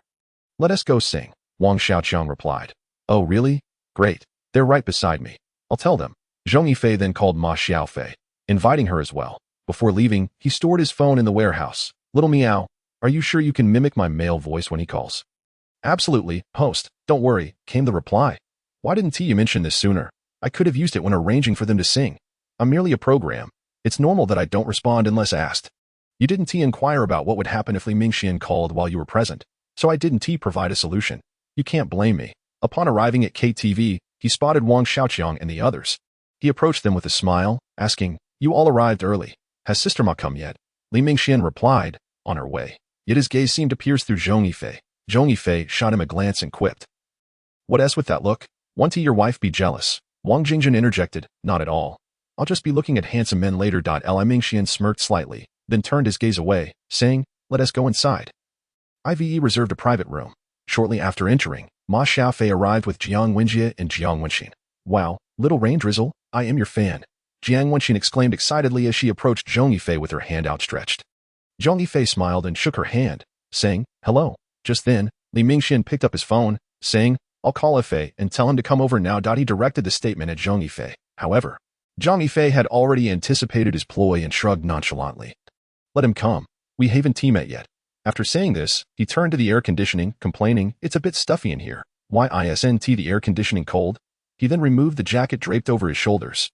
Wang Xiaoqiang and Li Mingxian, who had been on the phone, stared in disbelief, especially Li Mingxian, who appeared shocked. Could it be that he had misjudged the situation? No man could possess such depth of femininity. Wang Jingjin pouted, "Xiaofei, give us a break. Hurry and put your clothes back on. It's hot. I'll ask the staff to adjust the air conditioning." She then kicked Li Mingxian, who stood frozen like a statue, exclaiming, "Aren't you going to make that call? Don't just stand there like the Statue of Liberty." It was only then that Li Mingxian reacted, dialing Zhong Yifei's number. The phone rang twice before it connected. "Hello, what's up?" Li Mingxian looked on in disbelief at Zhong Yifei, who was now dressed and holding a drink. Goodness, he had indeed misjudged the situation. Chapter 77. An invitation from the police. The group left KTV only after midnight. To further convince Li Mingxian that he was not Zhong Yifei, he inadvertently allowed him to see Zhong Yifei's ID card. Now, he had no choice but to believe it. As he drove home. Just before arriving, Little Meow spoke up. Host, their essay task, do you accept? Yes, he replied. A body by the roadside 20 meters ahead on the flower bed. There lies a male corpse. Please report to the police and ascertain the cause of death. What? A dead body? Zhong Yifei hurriedly grabbed his phone to call the police. After informing them of the location, he rode over. He found the male corpse lying face up on the flower bed. In the darkness, he saw the bloodied soil in the knife handle protruding from the corpse's abdomen. The man appeared to be in his early 30s, with dyed blonde hair, earrings, and visible tattoos on his arms. Though lying down, he estimated the height to be between 170 and 175 centimeters. He was dressed in a white t-shirt stained with blood and denim jeans. Blood was not only on the flower bed but also dripped onto the non-motorized lane, indicating that the victim had not died instantaneously after being stabbed but had staggered to the flower bed, seeking help from a vehicle, only to collapse there. Zhong Yifei did not approach but sat on his electric bike, waiting for the police to arrive. Approximately 20 minutes later, a police car arrived first, and Li Wenhui stepped out. Upon seeing Zhong Yifei, he paused and asked, "Is that you?" Zhong Yifei replied, "Officer Li, thank you for your hard work. I was out singing with Li Mingxian and the others when I came across this. I didn't get close. The deceased is a male in his 30s with a knife embedded in his abdomen. Though I don't know the weapon. Li Wenhui nodded, saying, "All right, Zhao Xiaoxue will be here shortly. She'll take your statement." Zhong Yifei replied, "Sure." When Zhao Xiaoxue arrived, she held a notebook and asked, "May I see your ID?" Zhong Yifei handed it over, and after glancing at it, she remarked, "What a lovely name." Zhong Yifei responded, "Thank you. Please go ahead with your questions." Zhao Xiaoxue asked, "Where did you go tonight, and why are you out so late?" Zhong Yifei explained, "I was out singing with Sister Ma and Li Mingxian. I was just on my way home when I spotted the deceased. I didn't approach but went straight to call the police." Zhao Xiaoxue inquired, "Did you go out singing? Was Yifei with you?" Noticing her slight tension, Zhong Yifei smiled, saying, "Unfortunately, he couldn't make it. Li Mingxian called him, but he said he was busy editing videos." It was evident that Zhao Xiaoxue relaxed at this, and she asked, "Sister, what do you think about this incident?" Zhong Yifei shook his head. "I didn't get close, so I'm not quite sure, but given the knife wound, it's likely a homicide. Moreover, there are bloodstains not only on the flower bed but also on the non-motorized lane, so this is not the primary crime scene. The time of death was likely not long before, around 11 o'clock. As this time would see fewer passers-by, even if vehicles were to pass on the road, it would be difficult to notice. At this moment, when Dongji, accompanied by the stationed officers, arrived at the scene, he crouched down beside the corpse. The deceased, a male aged approximately 30 to 35, bore numerous mechanical injuries on his body and face, indicating blunt force trauma. The cause of death was determined to be exsanguination due to a stab wound inflicted by a dagger, located on the upper right side of the abdomen, with the entry point oriented from bottom to top. He took out a ruler to measure the wound, stating, "The diameter is 3 centimeters. With the lower edge skewed to the left." Upon examining the joints of the body, he noted, "The right ulnar bone is fractured." He instructed the stationed officers to help turn the body over. On the right side of the back, the 5th and 6th ribs were fractured, and there was a 24-centimeter long mark indicating blunt force trauma on the waist. The mark appeared to have been caused by a hollow tube. Standing up, he remarked, "Team Leader Li, this is the preliminary autopsy result. A more detailed examination will be conducted later." He added, "I detected the scent of alcohol. He had been drinking. Furthermore, this is not the primary crime scene. There are blood droplets on the non-motorized lane, which can lead us to the original scene." Li Wenhui nodded. "Thank you for your hard work, Uncle Wenda." He then turned to approach Zhong Yifei. Arriving beside her and Zhao Xiaoxue, Li Wenhui inquired, "Xiaofei, would you like to join?" Zhong Yifei replied, "Of course. I enjoy reasoning and solving cases. If you dismiss me now, I would be quite displeased." Li Wenhui asked, "What is your perspective on this case?" Zhong Yifei responded, "He had been drinking, right? This is neither a vendetta nor a personal grudge. It's possible that an altercation occurred during drinking, leading to a group attacking him. He was likely intercepted while on a non-motorized vehicle, with 2 possibilities, either walking or riding a bicycle." Zhao Xiaoxue interjected, "Drinking and riding a bike?" Zhong Yifei explained, "Sister, many people behave this way nowadays, driven by a sense of invincibility. As long as they do not encounter a sobriety checkpoint, they might drive. I lean towards the bicycle theory. As you can see, there are no villages nearby, nor shops, indicating that the assailants must have gone to Shenzhen for drinks, hence returning on a bike. Just then, when Dongji approached, stating, "Team Leader Li, I found needle marks on the deceased's arm. He was a drug addict. I checked his clothing and discovered that the lining had been tampered with, revealing a small packet of white powder inside." After speaking, he glanced at Zhong Yifei. "Are you the one who reported this?" Zhong Yifei nodded. "Hello, Medical Examiner 1. When Dongji was taken aback, scrutinizing Zhong Yifei with curiosity, as he did not recognize her, Li1 who remarked, "Uncle 1, do you remember the woman who assisted us significantly in previous cases?" "That's her." After hearing this, when Dongji replied, "Oh, so it's you. So young. Thank you for your assistance." Zhong Yifei waved her hand dismissively. "No need for thanks. It's my duty." Zhang Shufeng hurried over. "Team Leader Li. The first crime scene is 20 meters ahead. The ground shows clear traces, and the bloodstains originated from there. That we found numerous tire tracks, but no vehicles were present." Zhong Yifei remarked, "They must have driven away. They certainly would not leave the scene."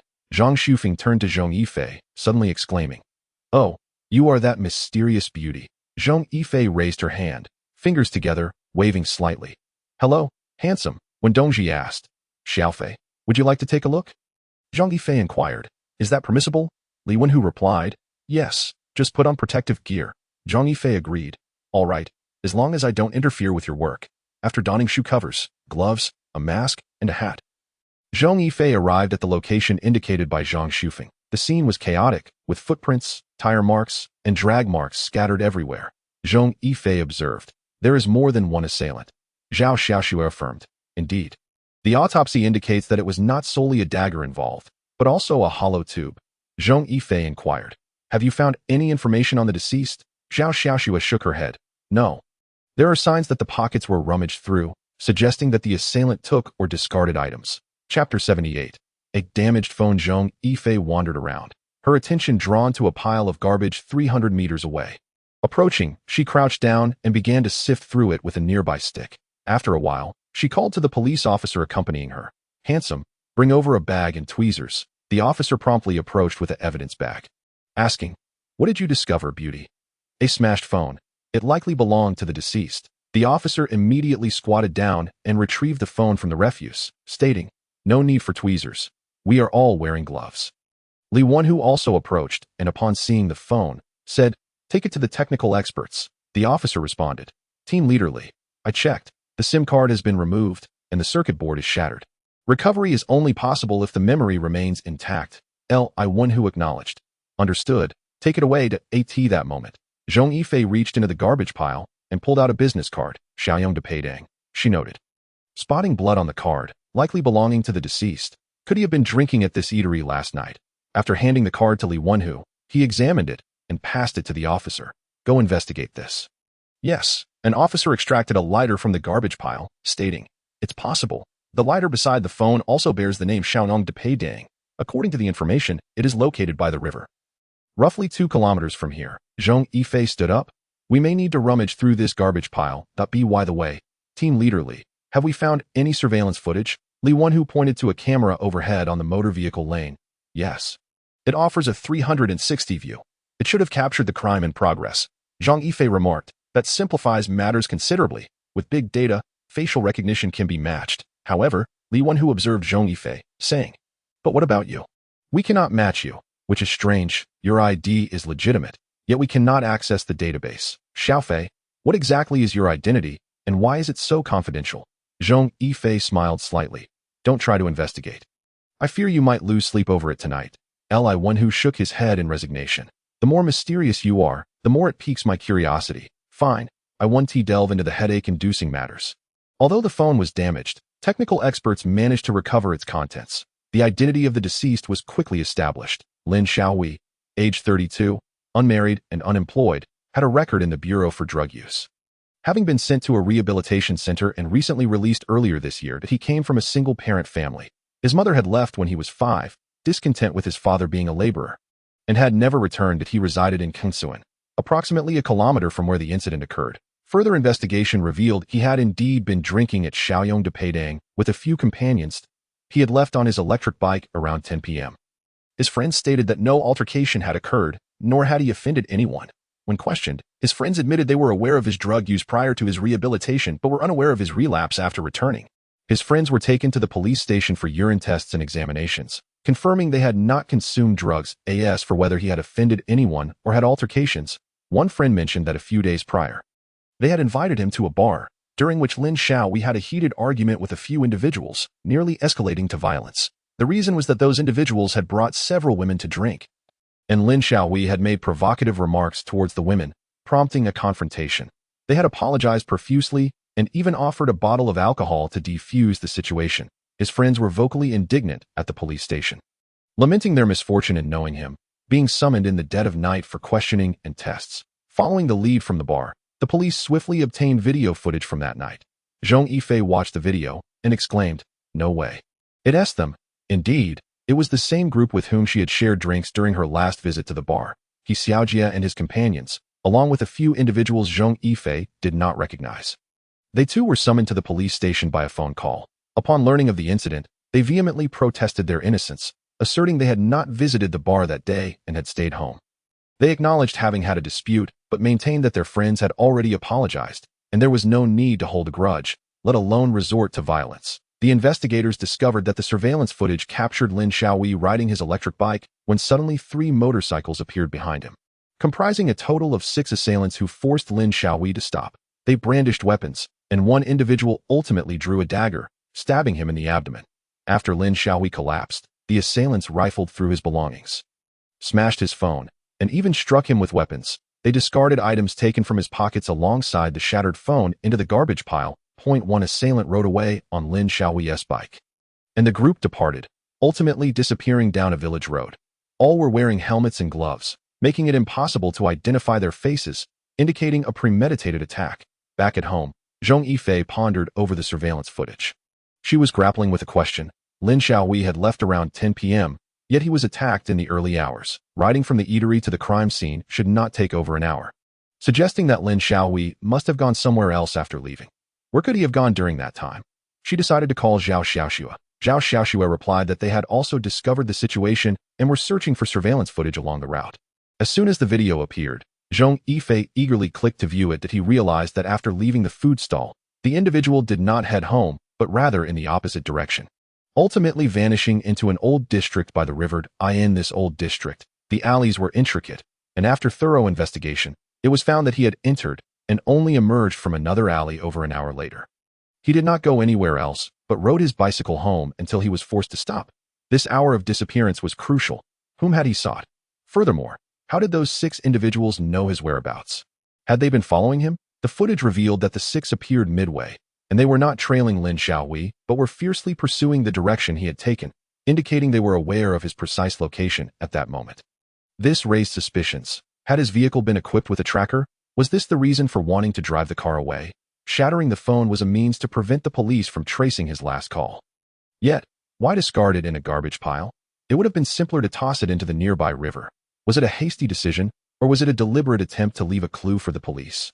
If it were the latter, what was the motive behind such an act? Was it an effort to leverage the police to dismantle a certain gang or force? Only this explanation could make sense. Chapter 79. Xiao Zhihua rose and left his home, arriving at the alley. Just as he was about to enter, he spotted Li Wenhu and his group approaching, which included Captain Xiao from the narcotics team. Upon seeing Zhong Yifei, Captain Xiao hurried over and extended his hand, exclaiming, "Hello, beautiful. I'm a fan of yours. I'm Xiao Zhihua." Zhong Yifei was taken aback. I didn't expect Captain Xiao to enjoy watching beautiful dancers. Captain Xiao smiled slightly. Come on. As men, we all appreciate beauty, don't we? Zhong Yifei grinned. Were you not the one who specifically sought out my account to follow after I left that day? Realizing he had been exposed, Xiao Zhihua laughed. Oh, that little fey beauty. Are you here to investigate too? Let us do this together, Li Wenhu explained. Since the suspect is a drug user, we sought out Captain Xiao. Once he arrived, he mentioned they had received information about someone selling heroin here. They had been observing for quite some time. Zhong Yifei shared his speculation regarding the shattered phone. I suspect the killer deliberately smashed it and discarded it in the garbage to ensure we would find it. This suggests that the perpetrator is possibly not affiliated with the drug dealers, but rather a rival attempting to use the police to dismantle them. After all, they could easily have tossed the phone into the nearby river. Captain Xiao responded, I am beginning to see a pattern. Recently, We have received numerous calls from concerned citizens, all pointing to this location. Combining your insight, I suspect these concerned citizens may be the very killers. Zhong Yifei pretended to inquire about the appearance of the 6 individuals in the video. After Li Wenhu spoke, he remarked, "It's strange why the 6 only appeared long after Lin Xiaowei had left. Did they have real-time updates on his movements?" Li Wenhu squinted, catching the implication in Zhong Yifei's words. "You mean he had a tracker on him?" Zhong Yifei clarified. "No, it was the vehicle that was fitted with one. Otherwise, why would they need to drive away that car? Leaving it at the scene would suffice." Were they planning to sell scrap? The two nodded in agreement. Captain Xiao suggested, "Let us head in. Since we've identified the suspects but lack information about them, we should apprehend this group. It may lead to valuable insights." He turned to Zhong Yifei. "Little Fei Beauty, the operation may involve firearms that I would recommend you stay back. We might not be able to ensure your safety." Zhong Yifei waved her hand and entered the alley. Suddenly turning to wink at Captain Xiao, "Don't worry. Remember, I was the one who caught that individual last time." Captain Xiao was left speechless. That incident had indeed been quite embarrassing, as several trained men had been outsmarted by a mere rookie. Nearly letting the suspect escape, he sighed. "Let us not bring that up again, shall we?" After Zhong Yifei waved farewell, she disappeared into the alley. As the officers entered, Captain Xiao gaped. "Did she just teleport?" Li Wenhu shook his head. "I don't know. She is quite mysterious." Meanwhile, Zhong Yifei had donned her combat attire, swiftly navigating the alleys. She did not need to inquire about the target's location. It was already detailed in her mission brief. Upon arriving outside a 2-story building, she did not rush in but instead climbed up the wall, reaching the rooftop. The building lacked a balcony, but she noticed a window slightly ajar. Approaching the window, she cautiously peeked inside. The room was dimly lit, but she could hear the sound of snoring. Slowly, she opened the window and saw someone lying on the bed. Entering the room, she approached the bedside and swiftly inserted a needle from her ring into the person's neck, rendering them unconscious. She began to survey her surroundings. In a cabinet, she discovered a plethora of drug paraphernalia, aluminum foil, and packages of narcotics, roughly estimating around 2 kilograms, enough to deal with several batches. There surely could not be only one person in the room. Zhong Yifei pulled out her laptop, attempting to locate a network connection. Upon connecting, she searched for any cameras. To her relief, most were positioned outside in discreet locations. Thankfully, she hadn't approached directly. Otherwise, she would have been caught on tape. She quickly froze all camera feeds and cautiously opened the door, listening for any sounds outside. Finding it quiet, she slowly stepped out. On the second floor, she could hear voices from the first floor. There were 2 more rooms on the second floor, so she took out her tools, picked the lock, and stealthily entered, incapacitating the occupants inside. Just then, Xiao Miao informed her that the police were closing in. She decided to leave the first floor to them, hiding in the stairwell, ready to strike when someone came up. Suddenly, the front door was violently forced open, and she heard Captain Zhao's voice. "Police. Don't move. Everyone down on the ground." The commotion inside was chaotic. Bang! A gunshot made Zhong Yifei's heart skip a beat, but soon, she heard Captain Xiao shout for everyone to lie down. It seemed the police had fired, and she breathed a sigh of relief. Noticing no one was coming up the stairs, Zhong Yifei returned to the initial room she had entered, leaped out the window, and quickly vanished into the night. The police ascended to the second floor. Upon discovering several individuals lying on the bed, confusion initially swept over them. However, Li Wenhu soon asserted, "This is the work of little Fei. No need for alarm." "Everyone, search the area," Captain Xiao inquired. "She came in." "When?" Li Wenhu replied. "She must have entered before us. The current state of these individuals is her doing." He gestured to the open window. "She likely came in through here." An officer entered, saying, "Captain Xiao, Captain Li, we've found that the surveillance footage has been tampered with. The images are all frozen in place. Perfectly timed for our entrance. Otherwise, we would have been discovered," Li Wenhu remarked. Once again, her handiwork. "All right, let us investigate." Soon, the police uncovered a significant amount of drugs and equipment in the room. There was no need for weighing. Just by visual assessment, they could have executed these individuals multiple times over. Captain Xiao had been persistently pestering Li Wenhu since earlier. "Brother Hu, please, give me her contact information." Li Wenhu, exasperated, responded, "Calling me Brother 1T help. I don't have it. Only Xiaoxua has it, but contacting her depends on her mood. She has been blocking me for quite some time. Aren't you her fan? Try messaging her privately." Captain Xiao retorted, "You think I haven't tried? She doesn't respond at all." Li Wenhu sighed. "Then I'm afraid I cannot assist. You'll need to rely on luck at that moment." Zhao Xiaoxue, who was on guard outside, rushed over. "Captain Li, Little Fei contacted me, asking us to look for the computer in the room. She said Captain Xiao would be thrilled and unable to sleep upon seeing it." Chapter 81v7. Everyone assumed Zhong Yifei had departed. However, she remained, stealthily following a man as he navigated through the alley. Just as she stepped out, she observed a man lurking suspiciously nearby. As the police entered, he promptly turned to leave. The gunfire had awakened the surrounding residents, who were now emerging to investigate. This man appeared intent on departing, prompting her to follow discreetly to discover his ultimate destination. The man exited the alley and entered the street. It was late at night, and very few people were around. He walked instead of riding a bike, moving forward while occasionally glancing back. Zhong Yifei maintained a safe distance, skillfully evading his gaze whenever he turned.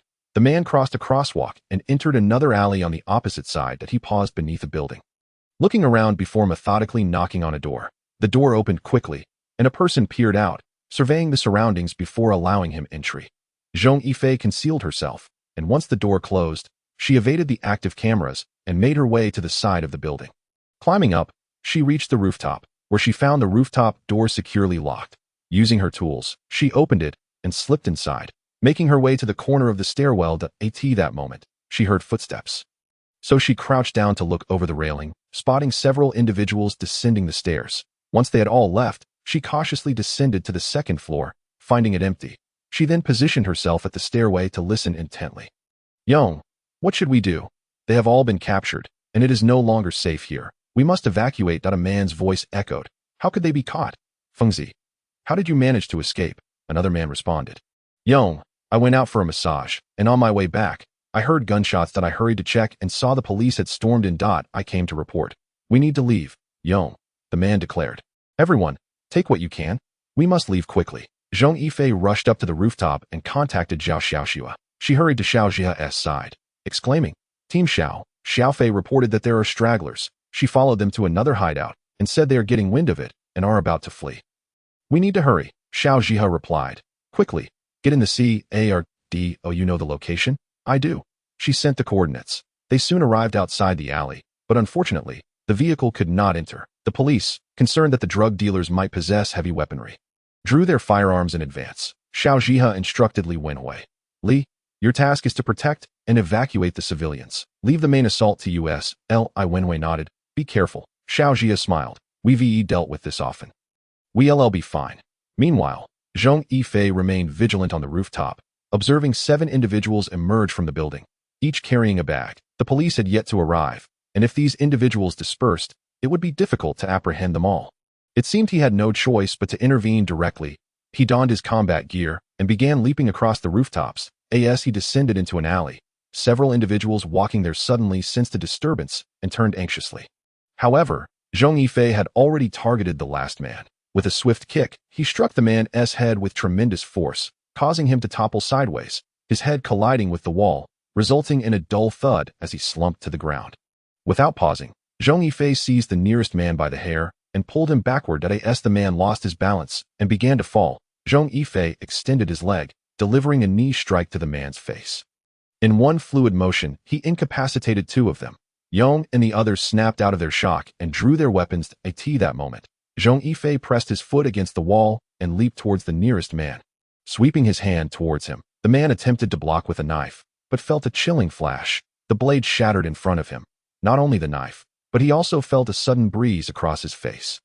The pain caused him to clutch his face and collapse to the ground. Dodging another man's blade, Zhong Yifei pivoted and struck his elbow towards the man's chin, the sound of breaking bones resonating in the alley. The man fell to his knees, eyes wide, clutching his jaw. 3 more remained, now wary of Zhong Yifei's prowess. With a disdainful smirk, he charged towards them. In the darkness of the alley, devoid of moonlight, the human eye struggled to perceive. They only saw a shadow darting towards them with such speed that before they could react, the leftmost man had already crumpled to the ground, clutching his groin. The 2 remaining men, terrified, backed against each other. One shouted, "Who is it? If you have the guts, face me one-on-one." Zhong Yifei recognized the voice as Yong's and chuckled. "One-on-one. 7 grown men can't handle me. And you still want to challenge me? Who gave you such courage?" "A woman." Yong's pupils constricted. The sound of high heels tapping against the stone pavement echoed in their ears. Yong witnessed a figure slowly emerge from the shadows. Upon seeing Zhong Yifei, he was taken aback, not by his physique, but by the glint of yellow light in his eyes. "Who are you? And why are you attacking us?" Yong demanded. Zhong Yifei replied, "I believe you are well aware of the reason." Yong was stunned. The opponent was a police officer. With such skill, could he be a special forces soldier? Without hesitation, he drew his gun and aimed it at Zhong Yifei.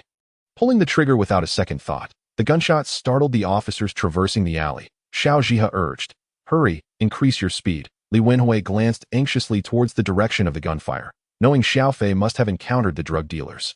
He felt a surge of worry for her safety. When the police arrived in the alley, they found Yong and his associates writhing on the ground in agony, while Zhong Yifei had vanished.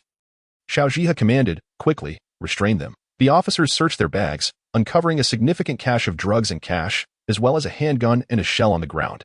Zhao Xiaoshua's phone rang, and she quickly answered. "Sister, are you all right?" Zhong Yifei replied, "I'm fine.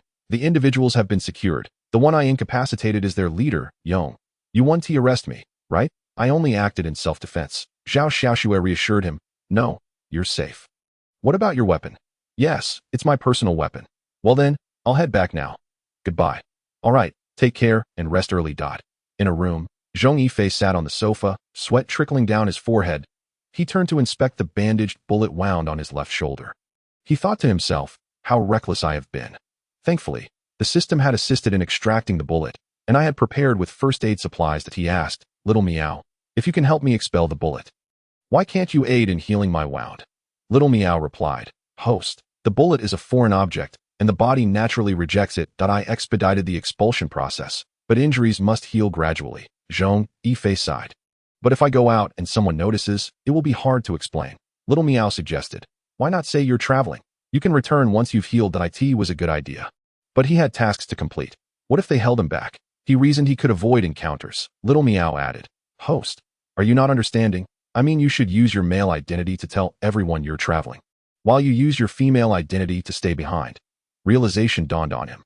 With his live streaming equipment, he could easily simulate his absence. As for the vehicle, he could park it at the train station. Completing his tasks before returning to it. He had always intended to travel to the southernmost part of the country. After finishing his mission, he could explore for a month before returning. Decidedly, he prepared his gear. Enduring the pain in his shoulder, and drove to the train station. By now, the sun had risen. He took several selfies in the RV, edited a video, and posted it with captions. Exiting the vehicle, he summoned a ride-sharing car and casually arrived at a secluded location in Shenzhen to change his appearance. He checked the progress of his house renovations and noted the pace was slow. Since returning home was not an option, a hotel seemed the best choice. With sufficient funds, he bypassed budget accommodations and opted for the finest hotel in Shenzhen. Checking in without delay. Once in his room, he picked up his phone to find messages flooding in. "Where are you? Why didn't you invite me? Hurry, find a rest stop and send me the coordinates." Li Mingxian's frustrated voice came through. Zhong Yifei chuckled, "Not inviting you, remember? It's a solo trip." "Darn. By the way, where are you headed?" Zhong Yifei replied, "Not sure. Just wondering about." Li Mingxian paused before asking, "Are you going for surgery?" "What part, male or female? I'm not having any surgery. Enough already." Zhong Yifei exclaimed, "Come on, brother. After all this time, you know me well. You always keep things to yourself." Zhong Yifei pleaded, "I swear, I'm not hiding anything this time. You saw the report. It can't be fabricated. Please, let us drop it." Fine. When are you coming back?" Zhong Yifei answered, "Not sure. Maybe a month, perhaps by New Year. Don't say New Year. I'm getting married in October. If you don't come, I'll hold a grudge for life." Zhong Yifei's eyes widened. "Wait, you've set a date? When did this happen?" "Last night. My mom and Jingyun's mom consulted a fortune teller for the date and told us this morning." "Be sure to return." "Understood." Next came Zhao Xiaoshua's call. After a long pause, she asked, "How long will you be gone?" "Alone?" "Yes, just me. Who else would I bring? I'll be back soon, not planning to go far." Xuanzi mentioned the wedding in October. "Be careful on the road. If you get tired, find a place to rest. Don't drive while fatigued." "All right, got it. Don't worry." After responding to all his acquaintances, Zhong Yifei lay back on the bed, feeling grateful for the concern. After changing his dressings, Zhong Yifei began to sift through information, searching for valuable leads. Through the interrogation of those drug dealers, it was confirmed that Lin Xiaohui had indeed gone to procure narcotics that night. The transaction occurred in an alley, not within the confines of a room. Even before entering the rehabilitation center, Lin Xiaohui had been closely involved in transactions with Young Good. even assisting him on numerous occasions by delivering goods for the sake of drug funds. After awakening in the hospital, Yonggu also clarified that they had no intention of harming Lin Xiaowei. He was their client and had aided them in their dealings, so why would they want to kill him? When asked if he had any rivals, Yonggu recounted an incident point 3 months prior. A mysterious gang had emerged, offering their product at remarkably low prices. This group was shrouded in secrecy, conducting transactions exclusively online rather than face-to-face. No one knew the location of their hideout or the identities of their members. Due to the affordability and sufficient purity of their product, Yonggu noticed a gradual decline in clientele for his own operation. He had even sought to collaborate with other factions to uncover the identities of this group, but had come up empty-handed. Learning of the police's knowledge regarding their location, Yonggu could not help but curse the gang under his breath. Lamenting their unscrupulousness in alerting the authorities, with no leads on this group, the police were left to pursue alternative avenues of investigation. At this juncture, Zhong Yifei felt despondent. This mission was proving to be rather arduous. Xiao Miao, could you provide more information? Xiao Miao replied, since the police are at a standstill and you have no leads, the system will furnish you with one clue to pursue. Excellent, a lead, he exclaimed excitedly. Xiao Miao, does this mean my suggestion has gained the system's approval? Indeed, did I not mention that your feedback was received? Your suggestion was quite reasonable, and the system must acknowledge it. We are partners after all. Zhong Yifei expressed his admiration. Xiao Miao, I truly wish to give you a kiss. Xiao Miao responded playfully, moi. Soon after, Zhong Yifei received a map indicating the location of Lin Xiaowei's electric bike, by comparing it with a map of Long City. He discerned that the bike had been abandoned at a scrapyard in Haijin. He promptly called Zhao Xiaoxua. Sister, I have a location for you. Ask your master to drive you here. I've found a clue, and will lead you there. All right, I'll head over with my master immediately, Zhao Xiaoxua replied. Once in the car, Li Wenhu, the driver, inquired, what clue have you found? Lin Xiaowei's electric bike was sold at a scrapyard. We need to hurry before it gets purchased. Chapter 82. A drug manufacturing factory. After Li Wenhu presented their credentials to the owner, the latter nearly collapsed in fright. Upon inquiring about the electric bike, he shakily led them to where it lay abandoned amidst debris. Its battery already removed. Zhong Yifei donned sunglasses and quickly crouched down, pointing to a spot. Bloodstains. Li Wenhu immediately called the police station to send personnel for collection. Zhao Xiaoxue addressed the owner. Who sold you the bike? The owner's face had turned pale. With a trembling voice, he replied, 2 young men, probably under 30, arrived on a motorcycle along with this electric bike, claiming it was for sale. They had already removed the license plate and assured me it was no problem. Officer, I am guilty.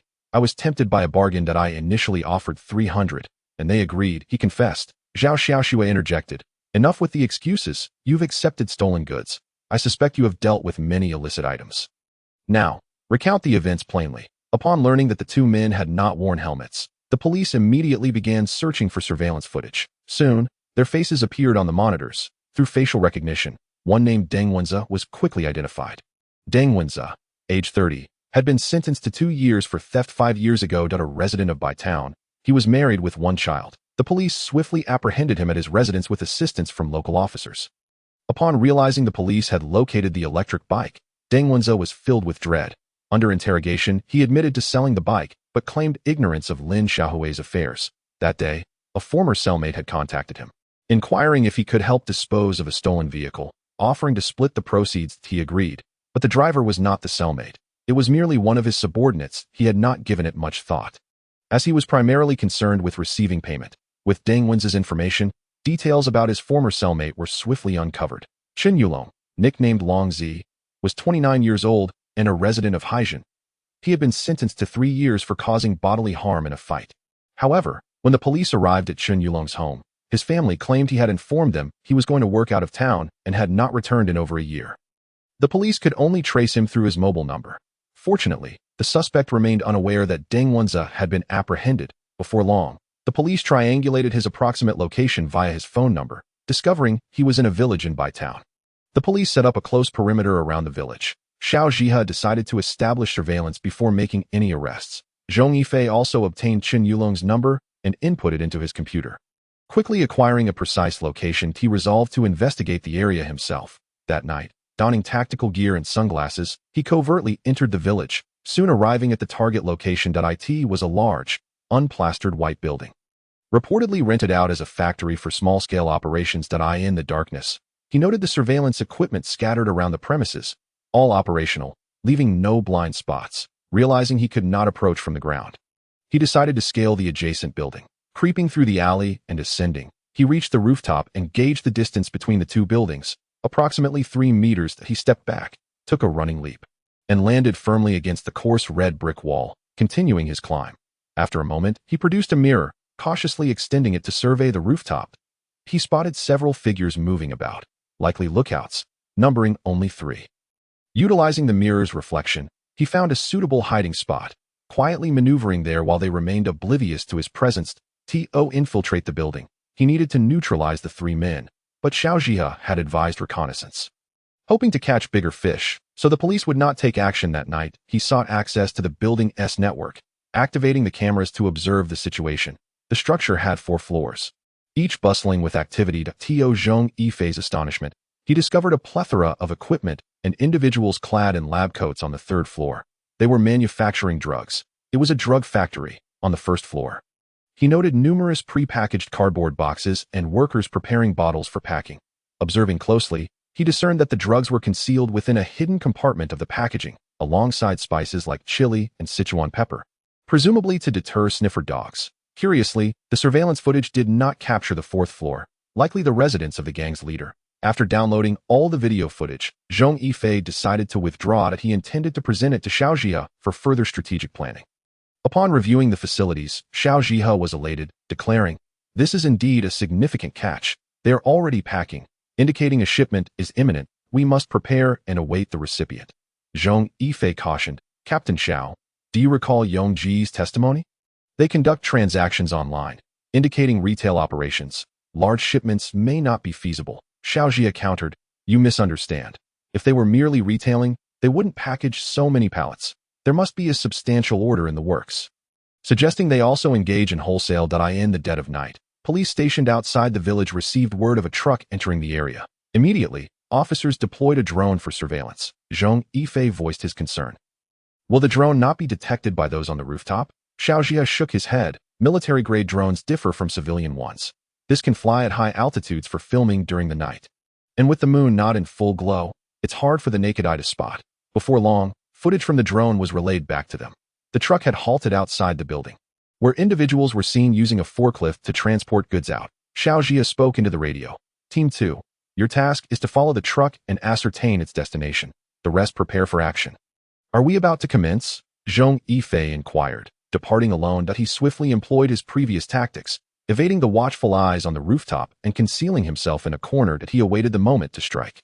Anticipating the police's coordinated assault, as time ticked by, Zhong Yifei successfully manipulated the external surveillance cameras. Once all the goods were loaded onto the truck, the driver finally departed. Zhong Yifei was poised for action. Approximately 20 minutes later, a convoy of police vehicles arrived swiftly at the building, encircling it with remarkable efficiency. The lookouts immediately relayed the information to their accomplices, who hastily collected the prepared narcotics and made their way toward the restroom to dispose of the evidence. Recognizing that the moment to act had arrived, Zhong Yifei fixated on the nearest drug dealer, silently counting down before charging forth, launching a decisive strike. Chapter 83. Potential hostages. He chose to attack, while the 3 men were not making eye contact.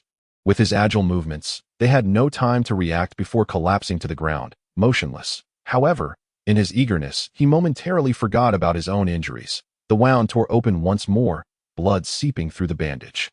He grimaced and withdrew the zip ties, binding the 3 individuals securely. That moment, a loud explosion reverberated, shaking even the 4th floor where he stood. Leaning over the railing to glance down, he discovered that the police had opted for a forced entry with explosives. Approaching the edge, he witnessed a billowing mass of smoke and flashes of white light. Smoke grenades and flashbangs were indeed deployed. This was quite the operation. Suddenly, he noticed a glimmer in the distance. A sniper. He realized he might be a target. It was only natural. They must have arranged for such forces. They probably had witnessed his earlier confrontation as well. As for why the sniper hadn't taken a shot at him, it must be because they assumed he was on their side after taking down those 3 men. Perhaps they had already reported back, and Li Wenhui and his team believed he was one of theirs. Fortunately, he was aware that this skirmish might intersect with the police, and he knew there were drones overhead. Thus, he wore a suit designed to conceal his tail. To maintain balance, he had chosen to wear only ankle-length boots this time. Otherwise, should his tail emerge, it would spell disaster. Naturally, he waved his hand in the direction of the reflection and made a playful kissing gesture, eye in the distance. The sniper and the observer shuddered at the sight. The observer remarked, "She spotted us." The sniper nodded in agreement. "Indeed. Did you see her prowess in taking down those foes? Remarkable. But with that outfit, if I didn't react, I'd be no man." The observer concurred. Captain AI mentioned she had an ally. And it must be her. I thought Captain AI had an impressive figure, but it seems she has some competition. Just then, a woman's voice crackled through the earpiece. "Are you two idling about? Return and each carry a 10-kilometer load with a 10,000-word reflection." Only then did they realize they had forgotten to turn off their earpieces. Good heavens, the mother dragon is furious. All the SWAT members stifled their laughter. Yet they were also curious about just how beautiful that woman must be to overshadow even Captain AI. Shinran snorted softly. "Xiaofei, I'll have to see what you look like," she commanded. "Advance as a unit." Zhong Yifei seized his phone. "Sister, the third floor is where the drugs are manufactured, the second floor is the living quarters, and the first floor is the warehouse," Zhao Xiaoxue replied. "Hold on, I'll hand the phone to the SWAT team leader. You speak with her," Zhao Xiaoxue addressed AI Shinran. "Captain AI, Xiaofei is on the line." AI Shinran took the phone. "I am AI Shinran." "The SWAT team leader," Zhong Yifei exclaimed.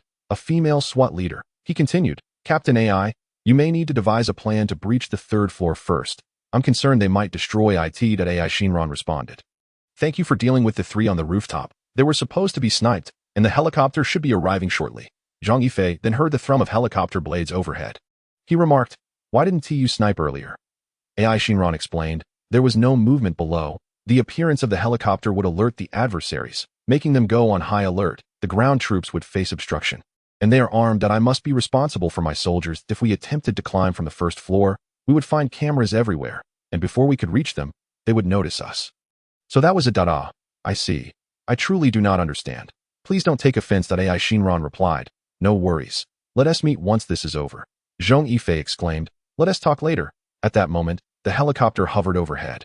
Its rotor wash stirring up dust on the rooftop. A rope was dropped down. Armed SWAT officers descended swiftly along the rope. AI Shinran spoke into her earpiece. "Fox, that woman is one of ours.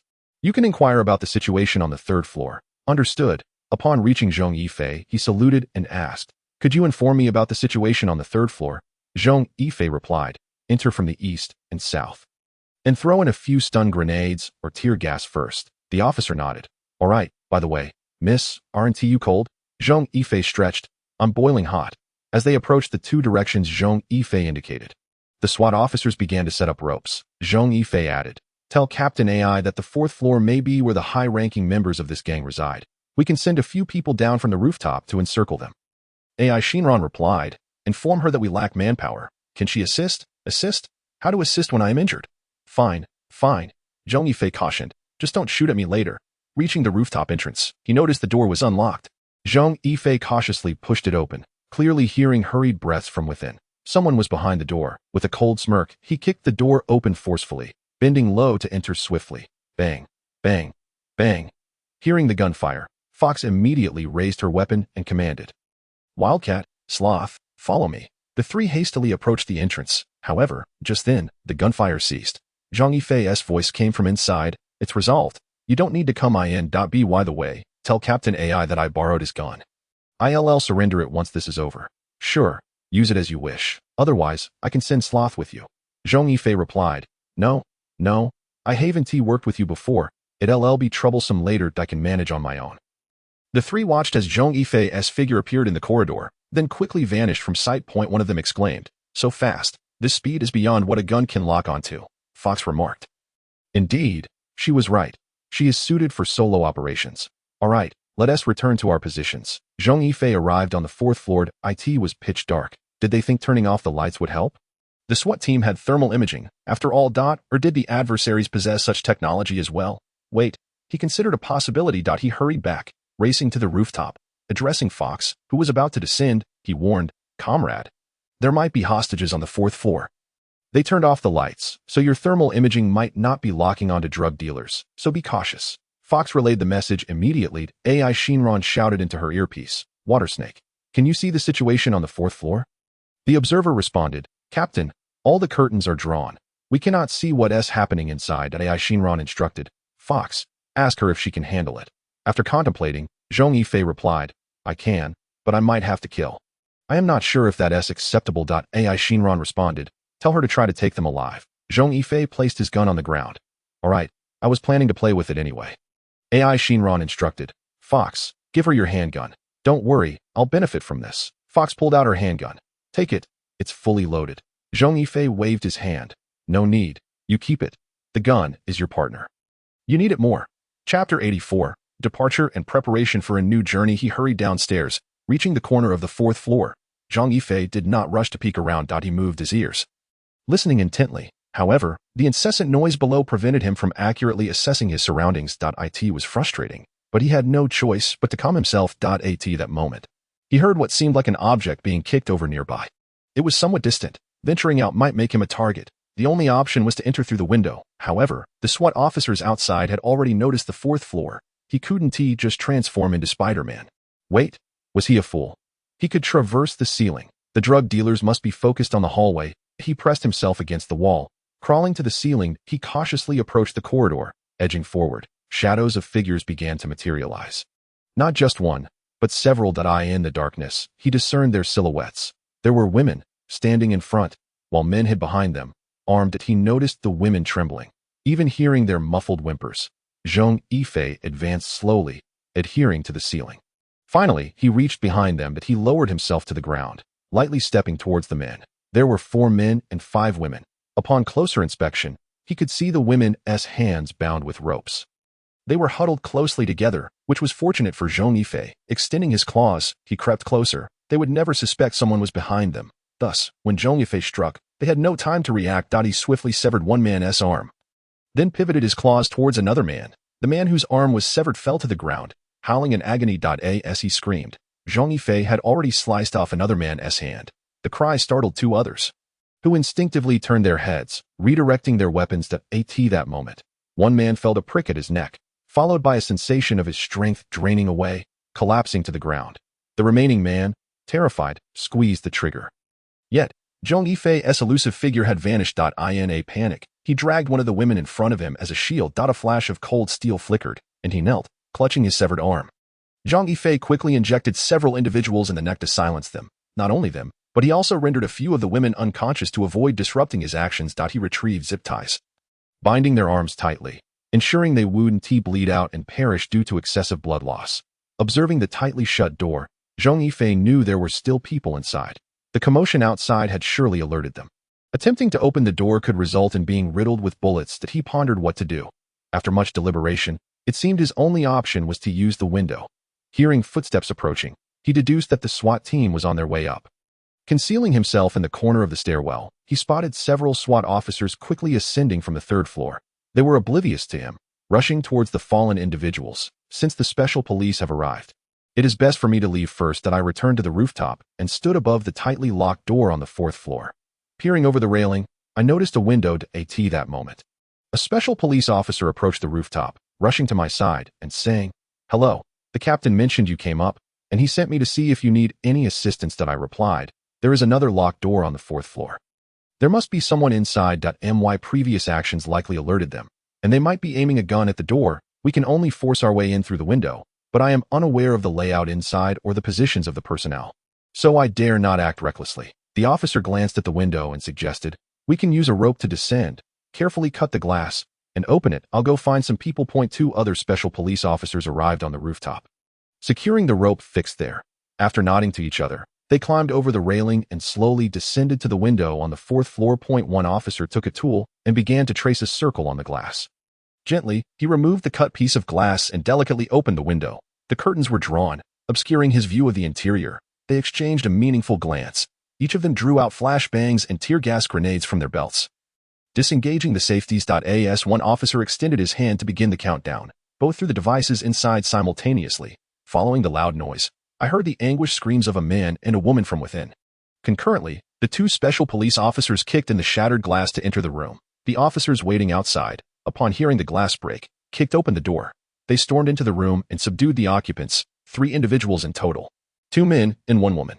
The woman was also bound by ropes and lay on the floor. The special police turned on the lights, causing everyone to squint to their shock. they discovered that the woman was strapped with a bomb, a timed explosive device. Immediately, an officer spoke into his earpiece. Quickly, there's a bomb. Send in the bomb disposal unit. Everyone else evacuate. The two men were pulled from the room, while one officer approached the woman with tools in hand. The effects of the tear gas and flashbang left the woman writhing in agony on the floor. The officer reassured her, "Don't worry, just endure a little longer. I will disarm it. Please remain still." Despite his words, the woman continued to thrash about. The officer turned to the doorway and called out, "Two of you, come in and hold her down, or I won't be able to disarm it."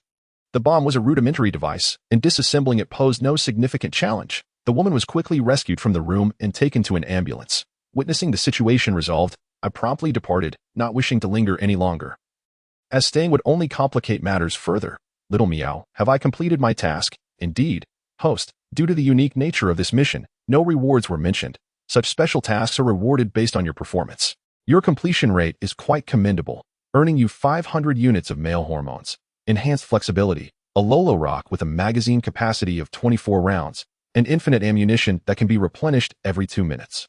Additionally, you receive an electric gun, also with unlimited supplies. What man does not love firearms? I was ecstatic.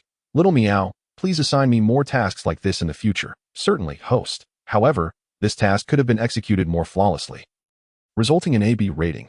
What? How many rating levels are there? Little meow explained that there are 5 levels. S, A, B, C, and D.S. Oh, I landed right in the middle. Why is that? Is there some clue I failed to notice? Host, the task is complete. If you wish to reassess, the rating will not change. If it won't change, then I won't check. I'm heading to the train station. It's time for a short road trip. Upon arriving at the hotel, I received a message from Zhao Xiaoxiwei. Sister, why did you leave? Captain AI is nearly going mad looking for you. What does he want from me? I'm not going back. I want to sleep at home. You should rest early too, sister. Okay, good night. After spending a night at the hotel, I checked out the next day and took a taxi to the train station. After paying for parking, I left the station, pondering where to travel for a short getaway. Perhaps a few days in Guangdong province? I opened the map to look for a scenic route. Should I go for some beef? That's settled then.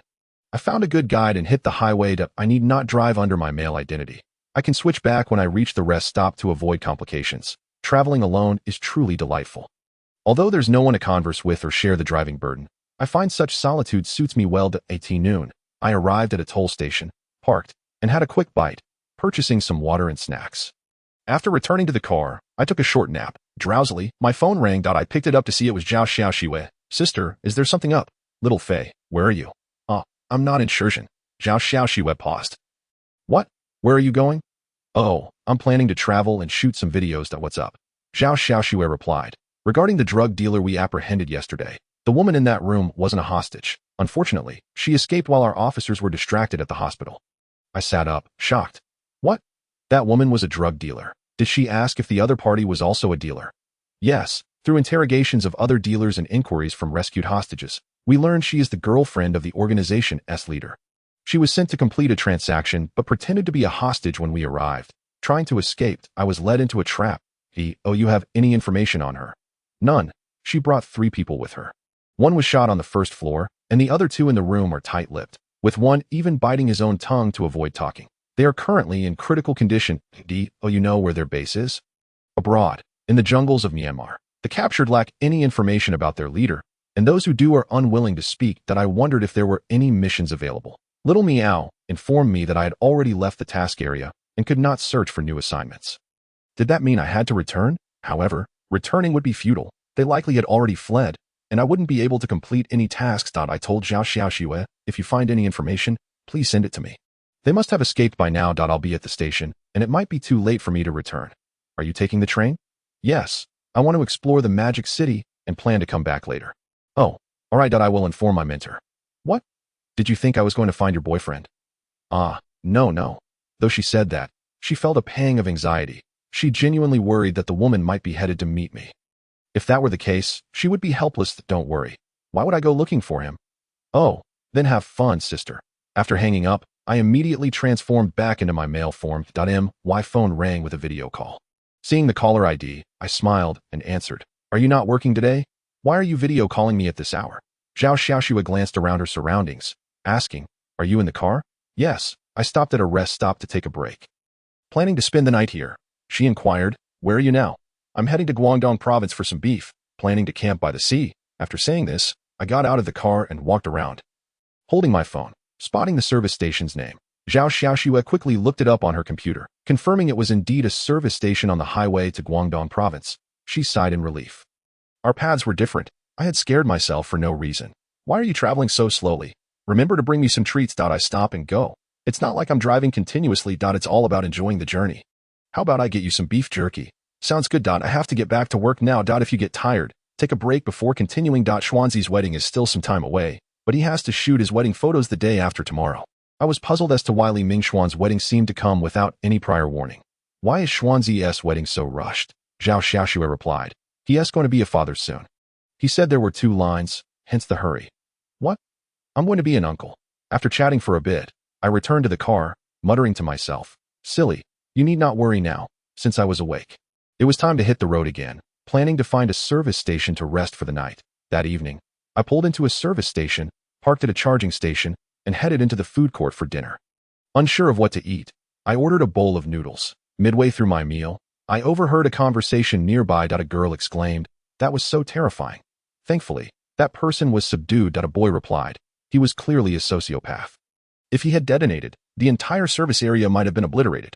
The girl responded, yes, I heard it was a homemade bomb.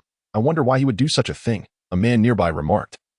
I heard that fellow's girlfriend works at that gas station. They've said she has an affair with a leader from the service area, which has led to his betrayal. He contemplated a mutual demise.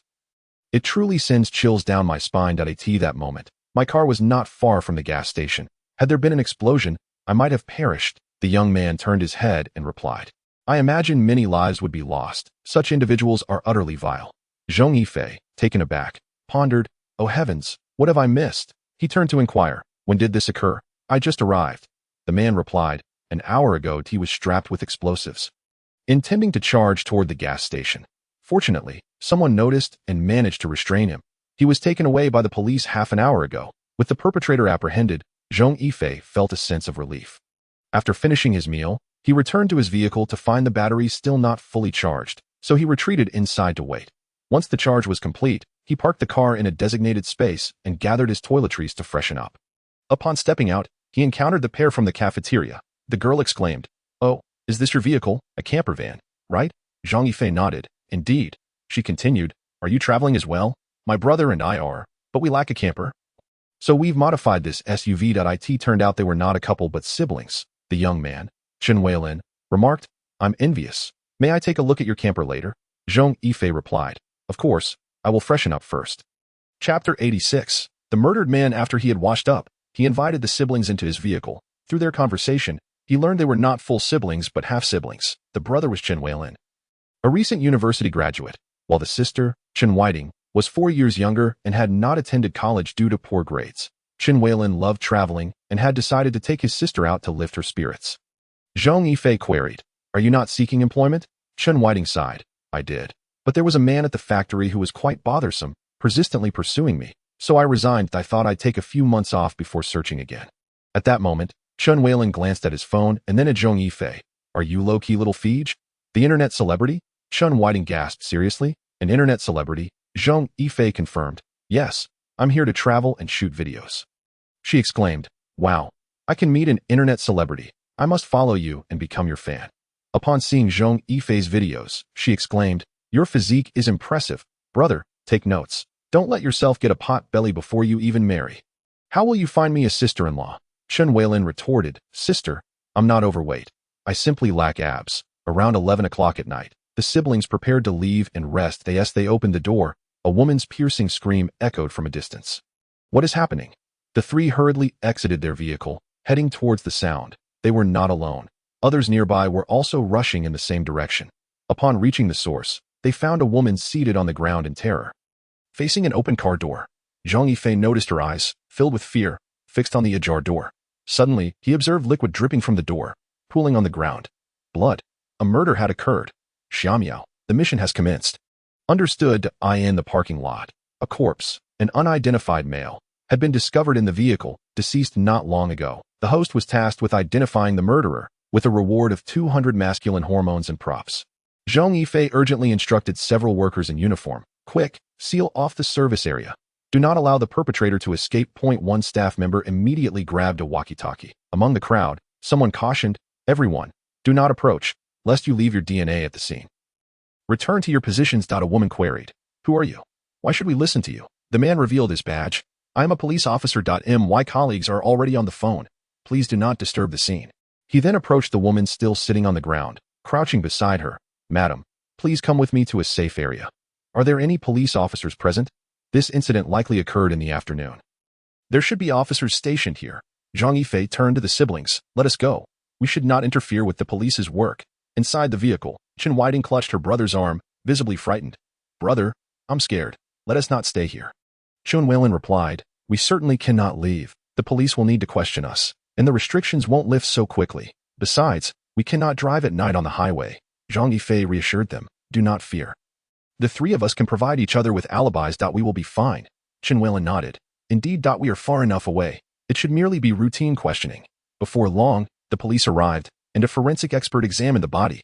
The deceased was a male, aged between 40 and 45, with the cause of death being gunshot wounds that a bullet had struck his head, ending his life instantly. There were no signs of restraint or other visible injuries, and the time of death was estimated to be within the last 2 hours. One officer remarked, "Let us check if he arrived alone or with someone else.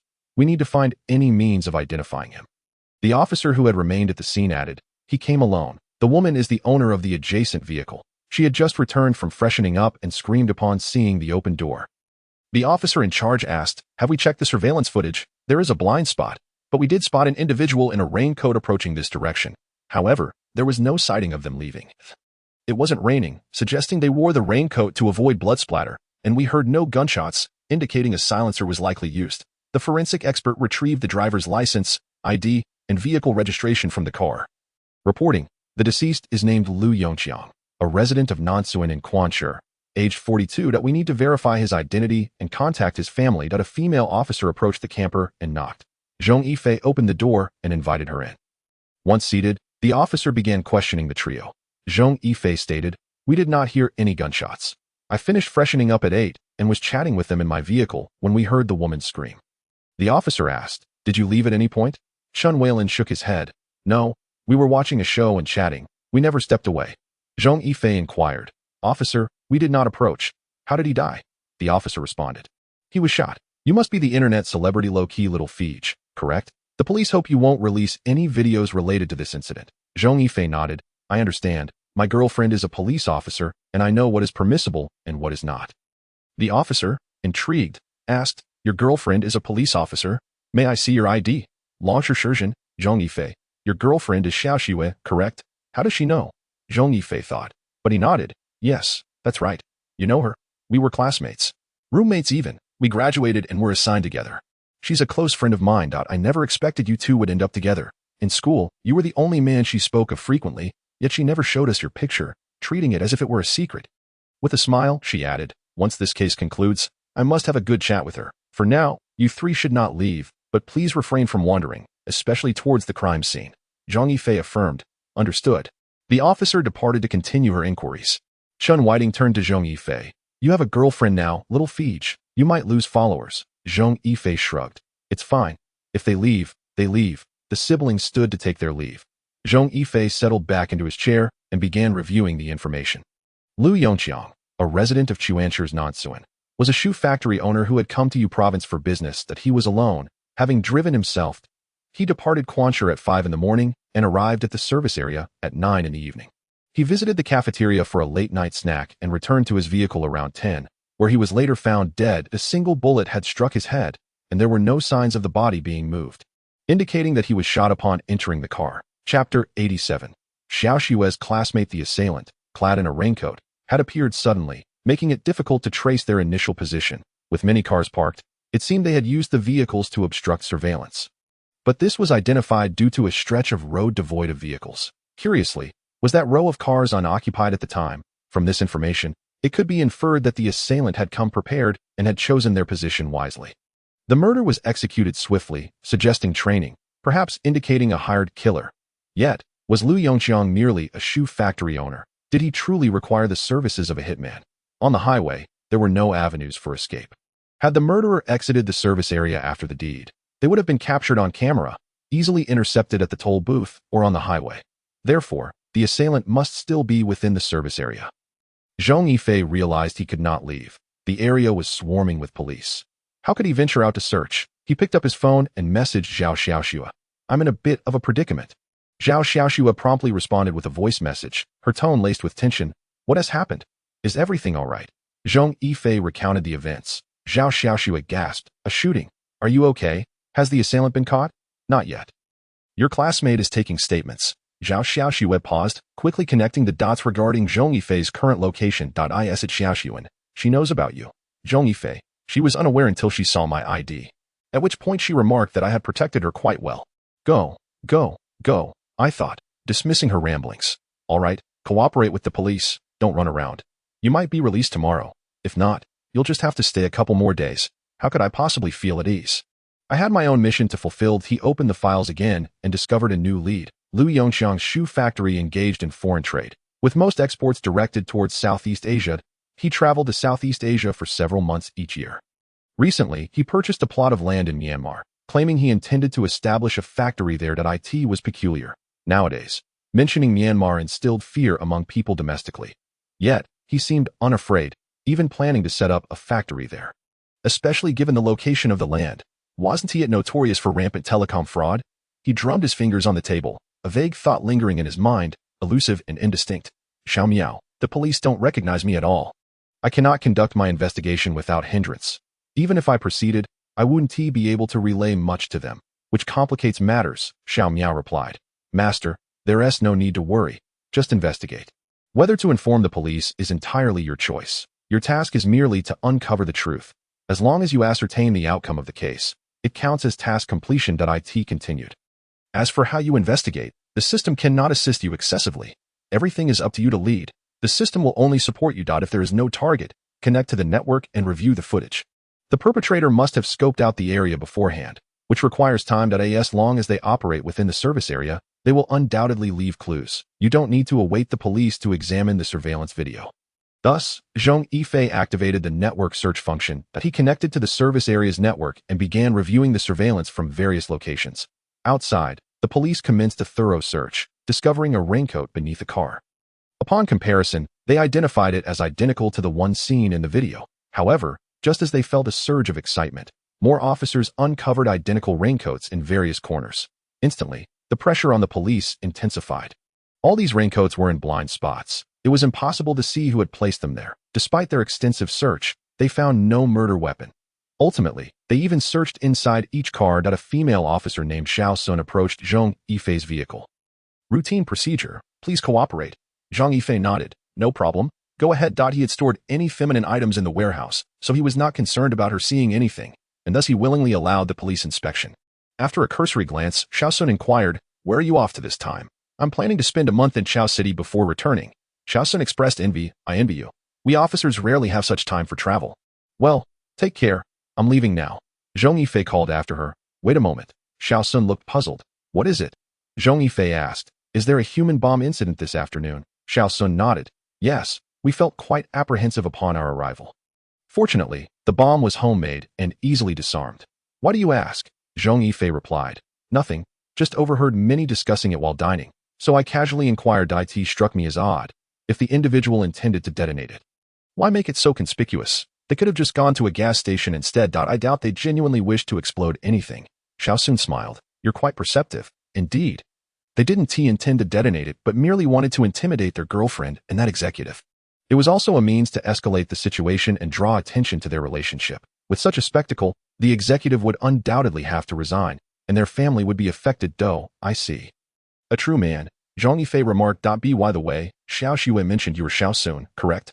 "Ah, so you spoke with her." "Yes, I am Zheng Xiao Sun." Zhong Yifei continued. "Xiao Sun, do you think the perpetrator might have known the victim's whereabouts in advance? Perhaps they were aware of where he would rest in the service area, having scoped it out beforehand? Or might there have been a tracking device installed in the victim's vehicle?" Zheng Xiao Sun paused, her expression quickly turning serious. "Indeed, your point bears merit. Thank you. I will discuss this with my captain." Zhong Yifei added, "We may need to further investigate the victim's identity. It might be more complex than it appears." The gunshot wound suggests the perpetrator could be professional. If the victim's identity is too simplistic, it may imply the involvement of someone with substantial financial resources or perhaps deep-seated animosity towards the victim. Zhang Xiaosun nodded. Yes, the captain shares that perspective. Thank you. I must go now. Zhong Yifei exited the vehicle, and Zhang Xiaosun asked, What will you do? Zhong Yifei replied, Nature calls, and I prefer not to use the restroom in the car. Disposing of waste is troublesome. Zhang Xiaosun acquiesced. All right, go ahead. As he walked towards the restroom, Zhong Yifei scanned the crime scene. The restroom was a short distance away but not too far. He entered the men's room, donned sunglasses, and surveyed the area. Upon reaching the stalls, he systematically tried each door. At that moment, his glasses relayed feedback. The toilet tank lid exhibited a gap of several millimeters. Donning gloves, he opened the tank. Alas, disappointment washed over him as he replaced the lid. He was becoming overly sensitive. Chapter 88. The man entering the restroom driven by suspicion. Zhong Yifei continued to examine each stall's tank, disheartened. He washed his hands at the sink and exited the restroom. Glancing at the women's restroom, observing no one around, he quickly transformed into a female appearance and entered. The women's restroom was equally deserted. Naturally, at this hour, even those in urgent need would hesitate to leave. He swiftly conducted a search. Upon reaching the last stall, he opened the lid, his pupils dilating, a smirk appearing on his lips. Found you. You were hidden here. As he exited the restroom, someone entered, someone familiar. Zhang Xiaosun had been assigned to search the restroom. Upon entering, she spotted Zhong Yifei emerging from the last stall and froze momentarily. Then, her instincts as a police officer kicked in, prompting her to ask, Hello, I don't believe we've met. Please show me your identification. Zhong Yifei smiled slightly. Officer, do you really need to see my ID just for using the restroom? He approached Zheng Xiao Xun. My ID is in the car. Why don't you accompany me to retrieve it? Just as Zhang Xiaosun was about to speak, Zhong Yifei extended his hand, saying, Officer, are you searching for a gun? It's hidden in the tank of the stall I just came from. Zhang Xiaosun was taken aback, instinctively reaching for her sidearm. She had found the situation odd. She had never seen this person before, and there was something peculiar about her demeanor. At that moment, Zhong Yifei pressed her hand down, saying, What is this? Drawing a weapon on a whistleblower. Isn't that a bit excessive? Who are you? I'm a police officer, and I have the right to investigate your identity. Zhong Yifei replied, You're Zhang Xiaosun, correct? Don't be so tense. I'm not a bad person. The revelation of her name only heightened Zhang Xiaosun's suspicion. She attempted to draw her weapon, but Zhong Yifei held her wrist firmly. Hey, don't act rashly. I'm worried you might get hurt. Let go. Otherwise, I'll call for backup. Seeing her struggle, Zhong Yifei swiftly embraced her, pinning her against the wall. Feeling her hands restrained, Zhang Xiaosun anxiously kicked out, but Zhong Yifei countered effortlessly. Gazing into her eyes, Zhang Xiaosun accused, You are the murderer. Zhong Yifei shook his head. Not at all. If I were. Do you think you could still converse with me? I'd rather you not discover my identity, as it would complicate things for me. Rest assured, I harbor no ill intent. Go check the tank. I haven't taken the gun. It's still there. Fine, I'll check, but you must return with me for questioning. Zhong Yifei apologized. I'm afraid I must decline. As I said, I prefer to keep my identity a secret. It is quite troublesome. Please, let us pretend you didn't see me. Zhang Xiaosun replied, That is impossible. Suddenly, she appeared ready to scream. Zhong Yifei, feeling anxious, thought, Heavens, why is this woman so stubborn? With both hands occupied restraining her, he had no means to cover her mouth. Desperate, he leaned in and kissed her forcefully. Zhang Xiaosun's eyes widened, momentarily forgetting to evade or shout. The sensation overwhelmed her, rendering her mind blank. Suddenly, she felt something attempting to pry her mouth open. At that moment, she snapped back to reality, trying to bite him, but Zhong Yifei had already pulled away. Just as she prepared to speak, she locked eyes with him. Zhong Yifei exited the restroom, glanced around, and reverted to his male form as he headed towards the convenience store. About 10 minutes later, Zhang Xiaosun emerged from the restroom, excitement radiating off her as she clutched a bag containing a handgun. She rushed to her squad leader, exclaiming, Captain Fong. In the women's restroom, the tank of the last stall, Captain Fong immediately took the bag. Good job, Xiaosun. How did you find it? Zhang Xiaosun responded. I just thought to check the tanks after entering, opening them one by one. I didn't expect to actually find it. Captain, do you think the murderer could be a woman? The squad leader remarked. It is possible, but we cannot reach a definitive conclusion. Inform Jixiong to ensure that the surveillance does not overlook any women, particularly those near the restroom. Zhang Xiaoxuan dashed toward the service station. Passing by the convenience store, she chanced upon Zhong Yifei emerging with a bag in hand. Yifei, are you still buying snacks at this late hour?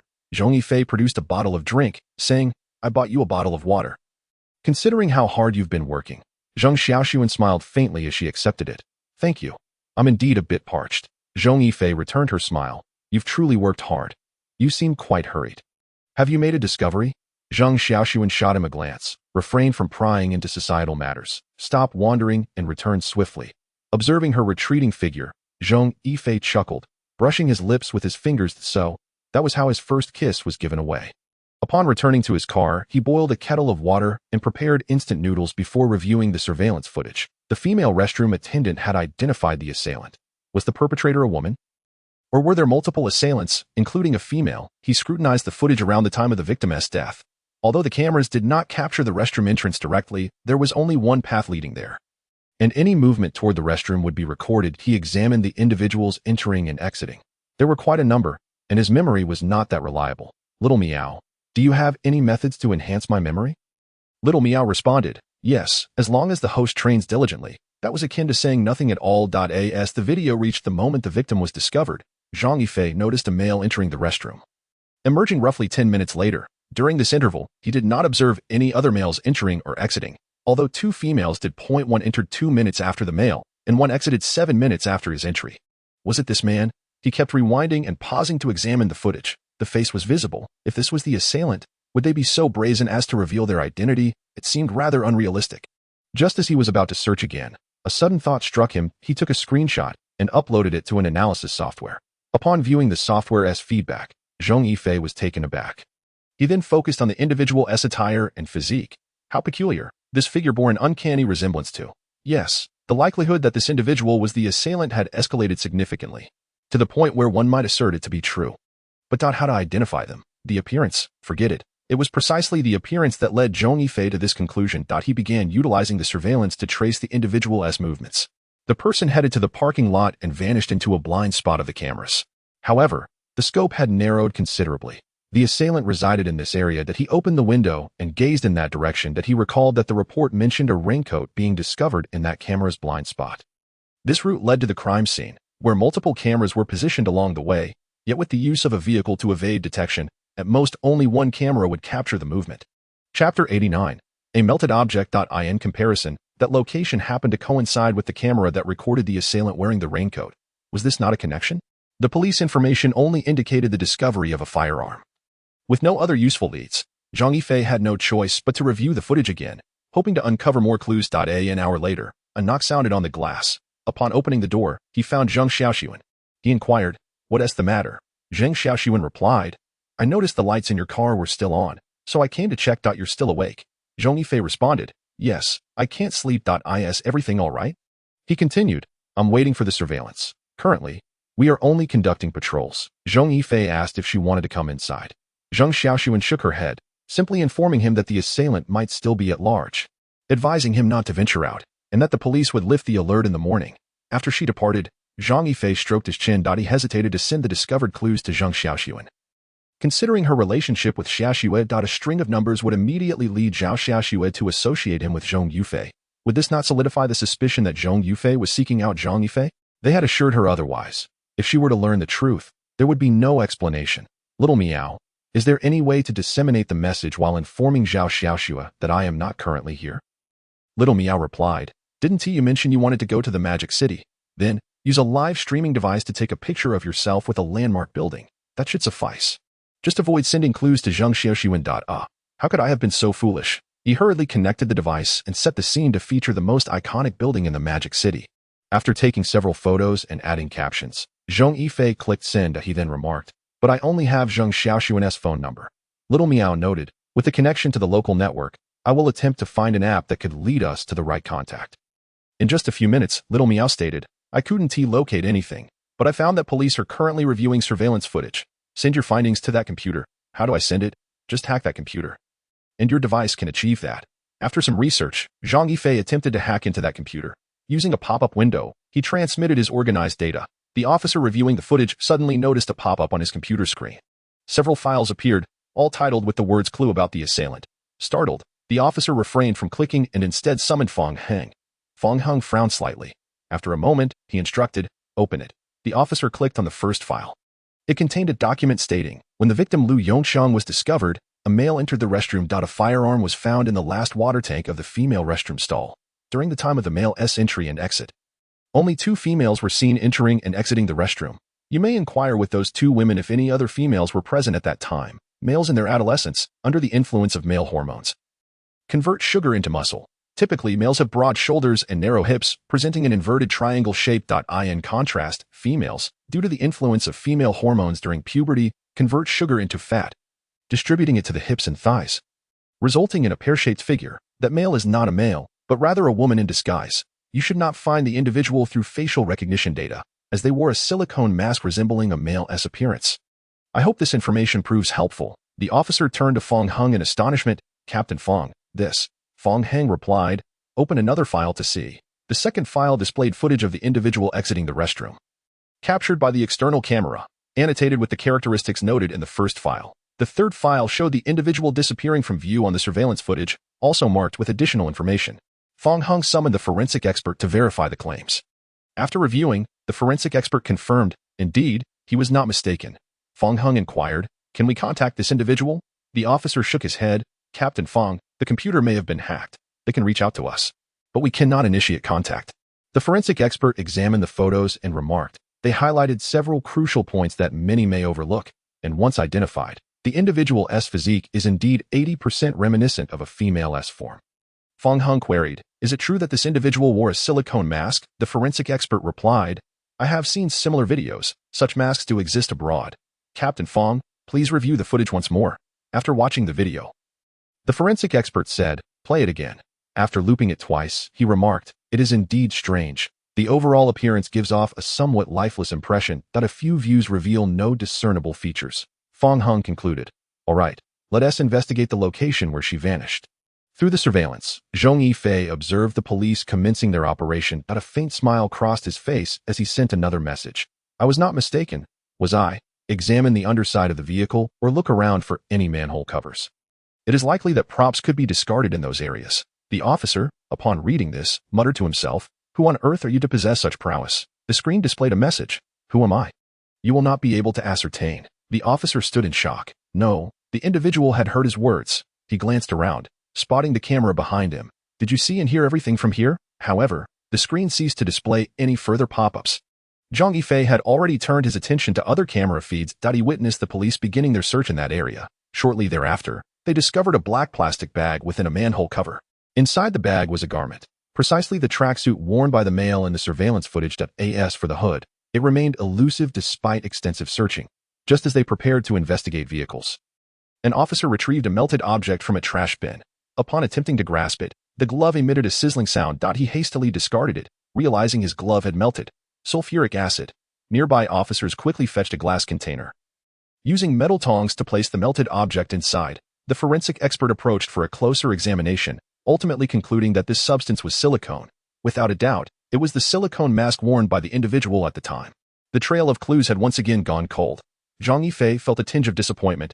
He was still a step behind. At that moment, the 2 women who had entered and exited the restroom were also located, and the police urged them to recall their experiences. One of them stated that she did not go to the last stall and left immediately after using the restroom, unaware of anyone else being present.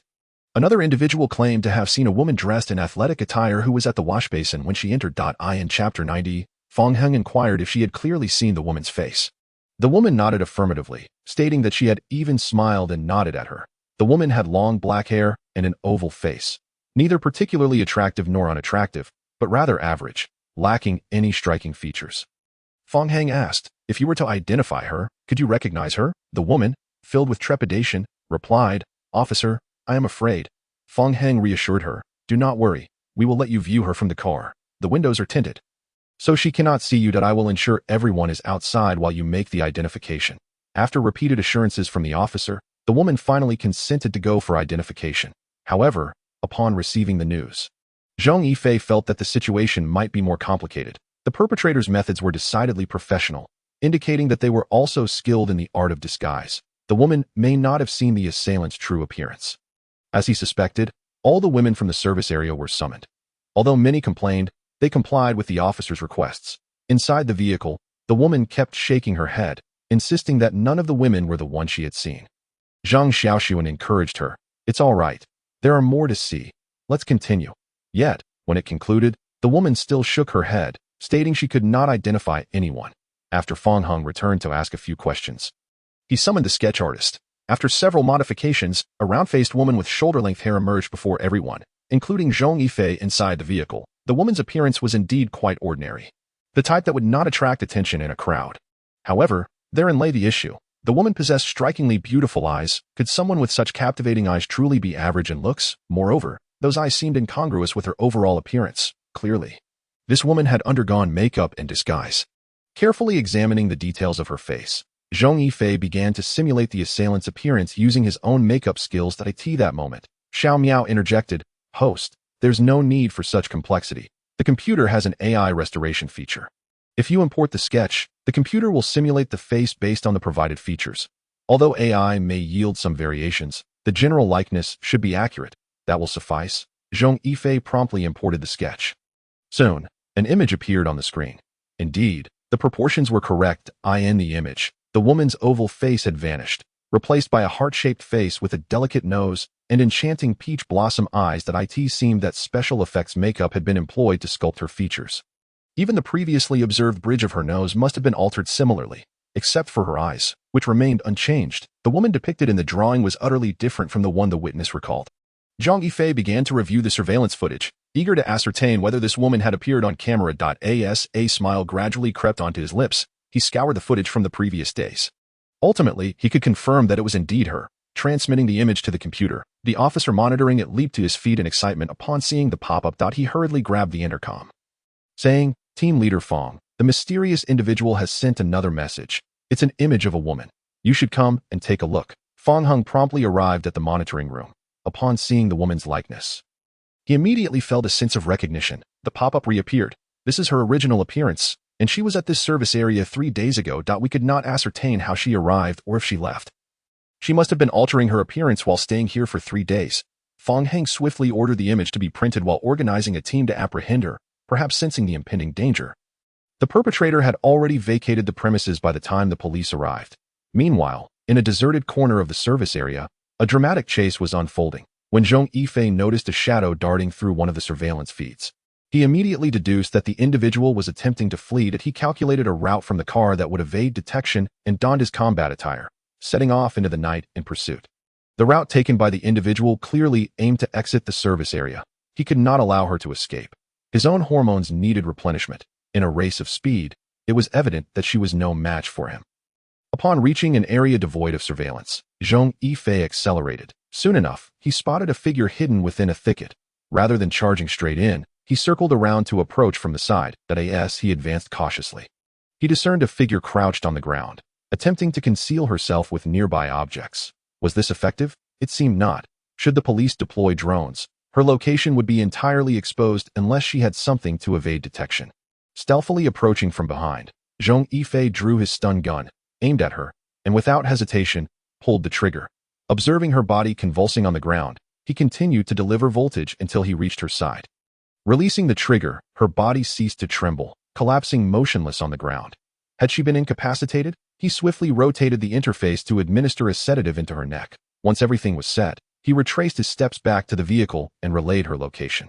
Fang Heng watched as the woman was carried out. At that moment, he felt no joy in having captured the assailant. Instead, he pondered the identity of the mysterious individual. It was certain that this enigmatic figure was still within the service area. Although they were assisting him, what were their true intentions? Zhang Xiaoxuan approached him, stating, "Team Leader Fang, she was struck by a stun gun." Fang Heng replied, "Indeed, but it feels like a thorn in my heart. It is unsettling." Zhang Xiaoxuan remarked, "That mysterious person truly leaves one in a quandary. However, the positive is that the perpetrator has been captured, so let us not dwell on it." Fang Heng nodded in agreement. "By the way, your holiday resumes tomorrow. You need not return to the station." Zhang Xiaoxuan shot him a glance. "What do you mean tomorrow? Today? Okay. I finally have a vacation. I thought it was all for naught." Fang Heng chuckled. "Yes, today. Oh, how forgetful of me. Now, go and enjoy your well-deserved break." Zhang Xiaoxuan yawned. "Thank you, team leader." Inside the vehicle, Zhang Yifei was listening to the rewards for this mission. 200 units of testosterone and an invisibility cloak. While not truly invisible, the cloak would render him undetectable to all instruments unless viewed by the naked eye. Quite impressive, as he need not worry about thermal imaging. Xiao Miao also informed him that although the cloak did not cover the entire body, wearing the hood would provide an invisibility effect. However, removing it would result in detection. Just as he contemplated retrieving the cloak to examine it, a knock at the door interrupted him. Upon opening it, he discovered Zheng Xiaoxuan. Have I not drawn the curtains? Can the light still seep through? Zheng Xiaoxuan replied, No, I was unsure if you were asleep. I just knocked to wake you. What do you need from me? Zhong Yifei inquired. Chapter 91. Zheng Xiaoxuan's intentions. Zheng Xiaoxuan stated, I came to inform you that the assailant has been captured. You will be able to leave in the morning. Zhong Yifei feigned surprise, asking, You captured her? You all are incredible. Zheng Xiaoxuan suddenly felt her cheeks flush. What do you mean? We are incredible. It's that mysterious person who is truly remarkable. She continued, By the way, could we make a brief stop off the highway tomorrow? Zhong Yifei asked in confusion, For what purpose? Well, to take me back to the dormitory to collect my luggage, and maybe drop me off at home. Hailing a cab is rather expensive. Are you treating me like a free chauffeur? Is it even on the way? Zheng Xiaoxuan replied, If it's not on the way, then I won't ask. Besides, I am a good friend of Xiaoxua. I'll treat you to some local delicacies when the time comes. Zhong Yifei was not swayed by her charm. If I take you, how much testosterone will I waste? He insisted, Let us first discuss the location. Zheng Xiaoxuan pouted, It may be a slight detour, but we have a highway entrance near our place. You traveling for leisure, not for work. Come on. Observing her adorable pout, memories of their previous encounter in the restroom, where they had shared over a minute of close proximity, flooded his mind. Ultimately, Zhong Yifei relented. Fine, I concede. Zheng Xiaoxuan smiled as she turned to say, I'll go inform team leader Fong. Watching the officers depart, Zhong Yifei sighed. Goodness, I earned 200 units of testosterone only to use it here. Once Zheng Xiaoxuan settled into the car, she stretched and said, Just 2 hours until dawn. I might as well stay awake and catch up on my show. Zhong Yifei exclaimed, Sister, I need to sleep. How else can I drive tomorrow? Zheng Xiaoxuan retorted. Oh, but you only have one bed. What do you expect me to do while you sleep? Watch you. Zhong Yifei pointed to the dining table. That's just a bed. I have a blanket. Besides, you're not in a rush, right? We may not leave until after lunch tomorrow. I need to catch up on my sleep in the morning. Zheng Xiaoxuan gave an okay hand gesture. No problem.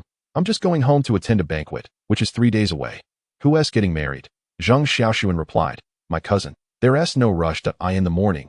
Zhong Yifei awoke to the sound of Zheng Xiaoxuan rustling about. Upon opening his eyes, he saw her lying on the bed, engaged in a phone conversation. Listening carefully, he thought, What are you doing to me? All he could hear was her saying, Xiaoxua, your boyfriend is truly handsome and such a nice person. How so? He wondered. Well, my cousin is getting married, and you know how far the police station is from my home, mostly through mountain roads.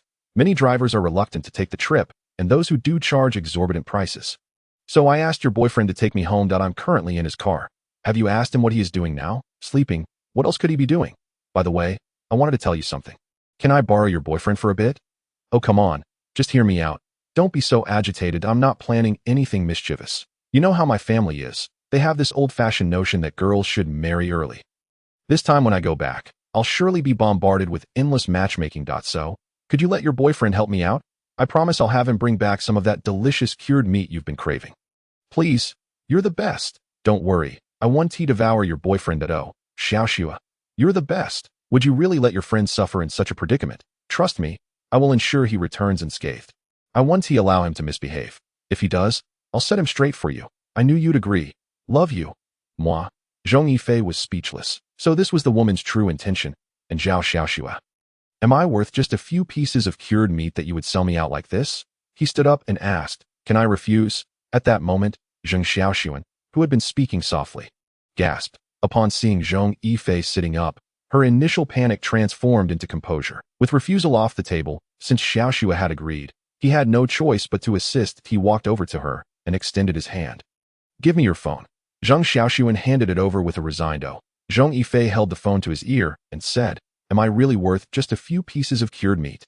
On the other end, Zhao Xiaoxua replied, My parents make the best cured meat. You'll see for yourself. Zhong Yifei sighed in exasperation. Is it the cured meat that concerns me? What I care about is the impending 3 days. How much of my testosterone will diminish? Do you genuinely want what's best for me? I need to get out and enjoy life. Xuanzi is getting married. Zhao Xiaoxua interjected. Xiaoxuan said it will only be 3 days. And then she'll leave with you. Besides, you've never been to her home, right? I've been there once. It's beautiful, unspoiled, with mountains and streams, perfect for camping. I think you'd fall in love with it. It's a treasure trove. Zhong Yifei, after contemplating, felt a twinge of interest. If it was indeed as she described, it would be a splendid place. Noticing his silence, Zhao Xiaoxue continued, "Trust me, you will adore it. I want to go there as well." Zhong Yifei sighed. "You have such faith in me." Zhao Xiaoxue replied, "Of course, why wouldn't I trust you?" "Whoa, that's a bit infuriating," Zhong Yifei retorted. "What can I do? I am just a bit peculiar, but I'm still useful, and by the way, I just had a snack a few hours ago." Reluctantly, Zhong Yifei agreed. Seeing Zhang Xiaoxuan's delighted expression, he returned to the bed, saying, "You must have planned all this from the moment you met me." Zhang Xiaoxuan hurried down and sat beside him. "Oh, come on, it's fate. When we go camping, you'll fall in love with my hometown." Zhong Yifei turned abruptly. All right, let me sleep a bit longer. Do what you want, just don't disturb me." Zhang Xiaoxuan sprang up. "Okay, I'll go buy some food. Do you want anything? It's on me." "What I want most right now is to sleep." 18 noon. He got up to freshen up, realizing the Chin siblings hadn't left yet. However, the car was empty. They must have gone out to eat. Upon entering the cafeteria, he spotted the two. Zhong Yifei approached and asked, "You're still here?" Chen Weilin replied, "We'll leave shortly. We didn't sleep well last night, but we heard they caught the culprit this morning. So we're catching up on sleep. What about you? When are you leaving?" "As soon as I finish eating," Chen Whiting asked. "Want to share a ride?" Zhong Yifei shook his head. "No thanks. I'm driving my girlfriend's friend, the cop, home. I'll get off the highway soon." Chen Weilin exclaimed, "Oh, that police officer. So she was in your car last night." He said this with a suggestive grin. Zhong Yifei rolled his eyes. "Dude, do you want me to die?" Chen Weilin laughed heartily. Chapter 92. Playful yet cautious. Don't overstep. After exiting the highway, following the navigation, they arrived at Zhang Xiaoxuan's dormitory. Seeing Zhong Yifei showing no intention of getting out of the car, Zhang Xiaoxuan shot him a look. "Hey, be a gentleman. You owe it to that cured meat, so don't slack off. Hurry up and help me with my luggage." Zhong Yifei replied, "Come on, you're just going home for a few days. Do you really need to take all your kitchenware back?" Zhang Xiaoxuan insisted. "No, just one box. But as your boyfriend, isn't it a bit shameless to make me carry it alone?" Zhong Yifei retorted, "Oh, it's no problem. You're strong enough that you're driving me crazy," she exclaimed, turning and stomping upstairs in frustration. Zhong Yifei, unfazed, thought, "You can't command me. Dream on." When Zhang Xiaoxuan finally brought her luggage upstairs, she still wore a sulky expression. She picked up the remote and began watching her show, not uttering a word. Zhang Yifei didn't indulge her either. He started the car and continued on the route. Halfway through, Zhang Xiaoxuan piped up, "Let us go to the mall and buy some things. You can't show up empty-handed." After shopping and carrying several bags, Zhong Yifei remarked, "How much cured meat could we buy with this? I feel like I've lost out." Once back on the highway, Zhang Xiaoxuan introduced herself. "I'm Zhang Xiaoxuan, nicknamed Xuan, 24 years old, born on the 12th of May in the lunar calendar, height 168 centimeters. Weight. Don't mind the weight. I don't eat cilantro, and I love spicy food. I'm allergic to alcohol. That's it. Remember these key points and tell me about yourself." Zhang Yifei responded, "I'm Zhong Yifei. No nickname, 23 years old, born on the 23rd of March in the lunar calendar, height 178 cm, weight over 120. I have no dietary restrictions and am a live streamer. My family raises pigs," Zhang Xiaoxuan said. "All right, think if there's anything else to add." Zhong Yifei shook his head. "Nope. If your family asks how we met, what should I say? Just say we were introduced by a classmate. Xiaoxue's parents have met." After about half an hour of driving, they exited the highway and traveled approximately 20 kilometers into the mountains. Though mountainous, the roads were all paved with concrete, albeit a bit rugged, thankfully with guardrails. Zhang Xiaoxuan explained, "In recent years, the government has funded road repairs, making travel easier. There's even a bus that goes to our village, and many tourists come for self-driving trips. Our village has slowly become prosperous through tourism.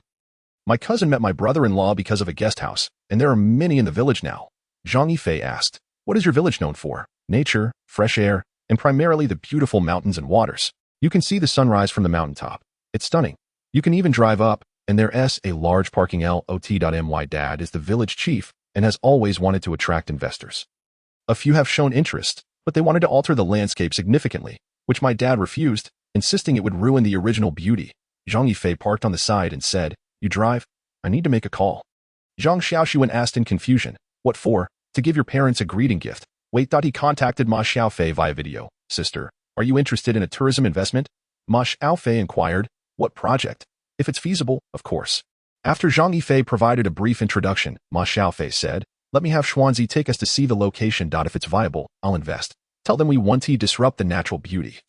We'll only add protective and supportive facilities, ensuring we don't alter the environment. That it will attract nature-loving tourists. Zheng Xiaoxuan was astonished. The words echoed her father's sentiments. Zhong Yifei replied, no problem.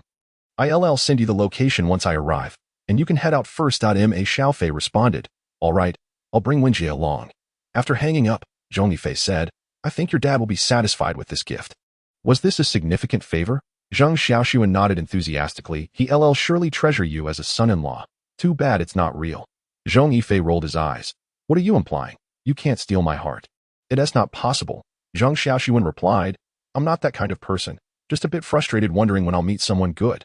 While they chatted, Li Mingxian sent a video call. Have you confirmed the location?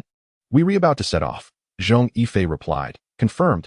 By the way, just so you know, don't mess things up. He turned the camera to Zheng Xiaoxuan and said, this is my girlfriend. Remember that. Immediately, Li Mingxuan's furious voice erupted. Zhong Yifei, what are you playing at? Do you know what you're saying? You're actually finding a mistress. How can you do this to Xiaoxue? Zheng Xiaoxuan turned and smiled slightly. Is that you? Li Mingxian, Xiaoxue mentioned you. She said you're not as handsome as Yifei. Li Mingxian, who was fuming, suddenly froze. What was happening?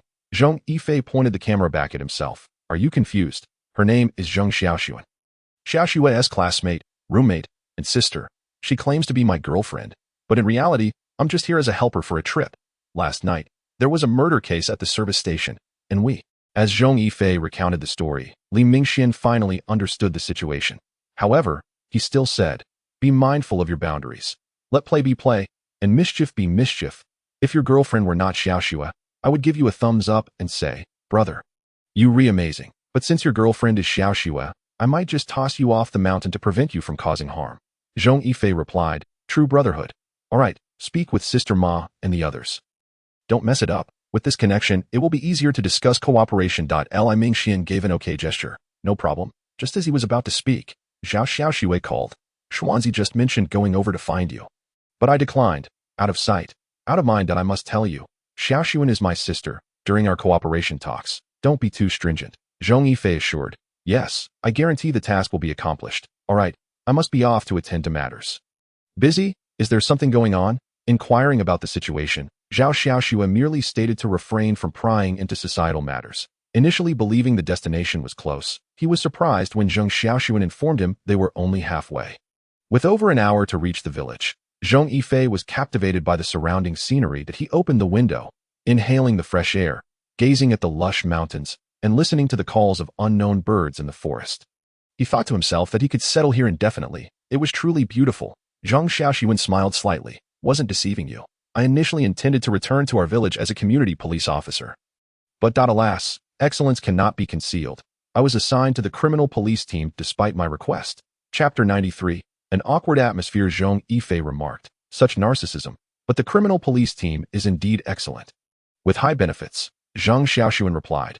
I didn't join for the benefits. Continuing their journey, Zhong Yifei observed numerous vehicles approaching from afar. Zheng Xiaoxuan remarked, they must be tourists, preparing to head back. By the way, we will arrive after 5 more bends. After navigating a turn, Zheng Xiaoxuan pointed to the distant wisp of smoke, saying, that's it, isn't at a paradise on earth. Zhong Yifei nodded as he gazed at the village nestled halfway up the mountain. Indeed. By the way, do you have reliable internet and water and electricity facilities? Zheng Xiaoxuan affirmed. Yes, we have charging stations, campsites, and public amenities. Thanks to this road, everything has become simpler. Even though we have running water, we prefer drinking spring water, which has been tested and meets drinking standards, perhaps even better than tap water. Zhong Yifei expressed surprise. You have running water? Zheng Xiaoxuan explained. Yes, it cost quite a bit to lay the pipes. The running water is pumped into a reservoir and then supplied to each household, but we mostly use it for washing rather than drinking. Zhong Yifei inquired. Why doesn't your village have better buildings? Zheng Xiaoxuan stated. They are all uniformly constructed, with a maximum of 2 stories, and the appearance cannot be modern. It's a unique characteristic. Before reaching the village, Zheng Xiaoxuan parked in an open area and said, your turn to drive. It is not customary for the woman to drive when visiting the man's family. Zhong Yifei responded. All right, let us switch places. He was about to exit the vehicle when Zheng Xiaoxuan said, Why get out? We can just switch seats. As Zhong Yifei was getting out, Zheng Xiaoxuan began to climb over him, but suddenly lost her balance and fell into his arms. At that moment, their faces were a mere few centimeters apart, and their eyes locked, momentarily forgetting the awkwardness of their position, simply gazing at each other. Thump, thump, thump. They could hear each other's heartbeats. Looking closely at Zhong Yifei, Zheng Xiaoxuan suddenly thought he was quite handsome. Reminiscing about the videos she had watched of him, filled with wild muscular lines, a blush crept across her cheeks. Meanwhile, Zhong Yifei recalled the time they were in the restroom, particularly the sight of her luscious red lips. Leaving his mind blank, neither of them dared to break the awkward silence. Gradually, Zheng Xiaoxuan closed her eyes, signaling a kiss. Suddenly, Zhong Yifei snapped back to reality. What am I doing? Why do I feel the urge to kiss her? If I do, it would be disastrous. He quickly exclaimed. You're quite heavy.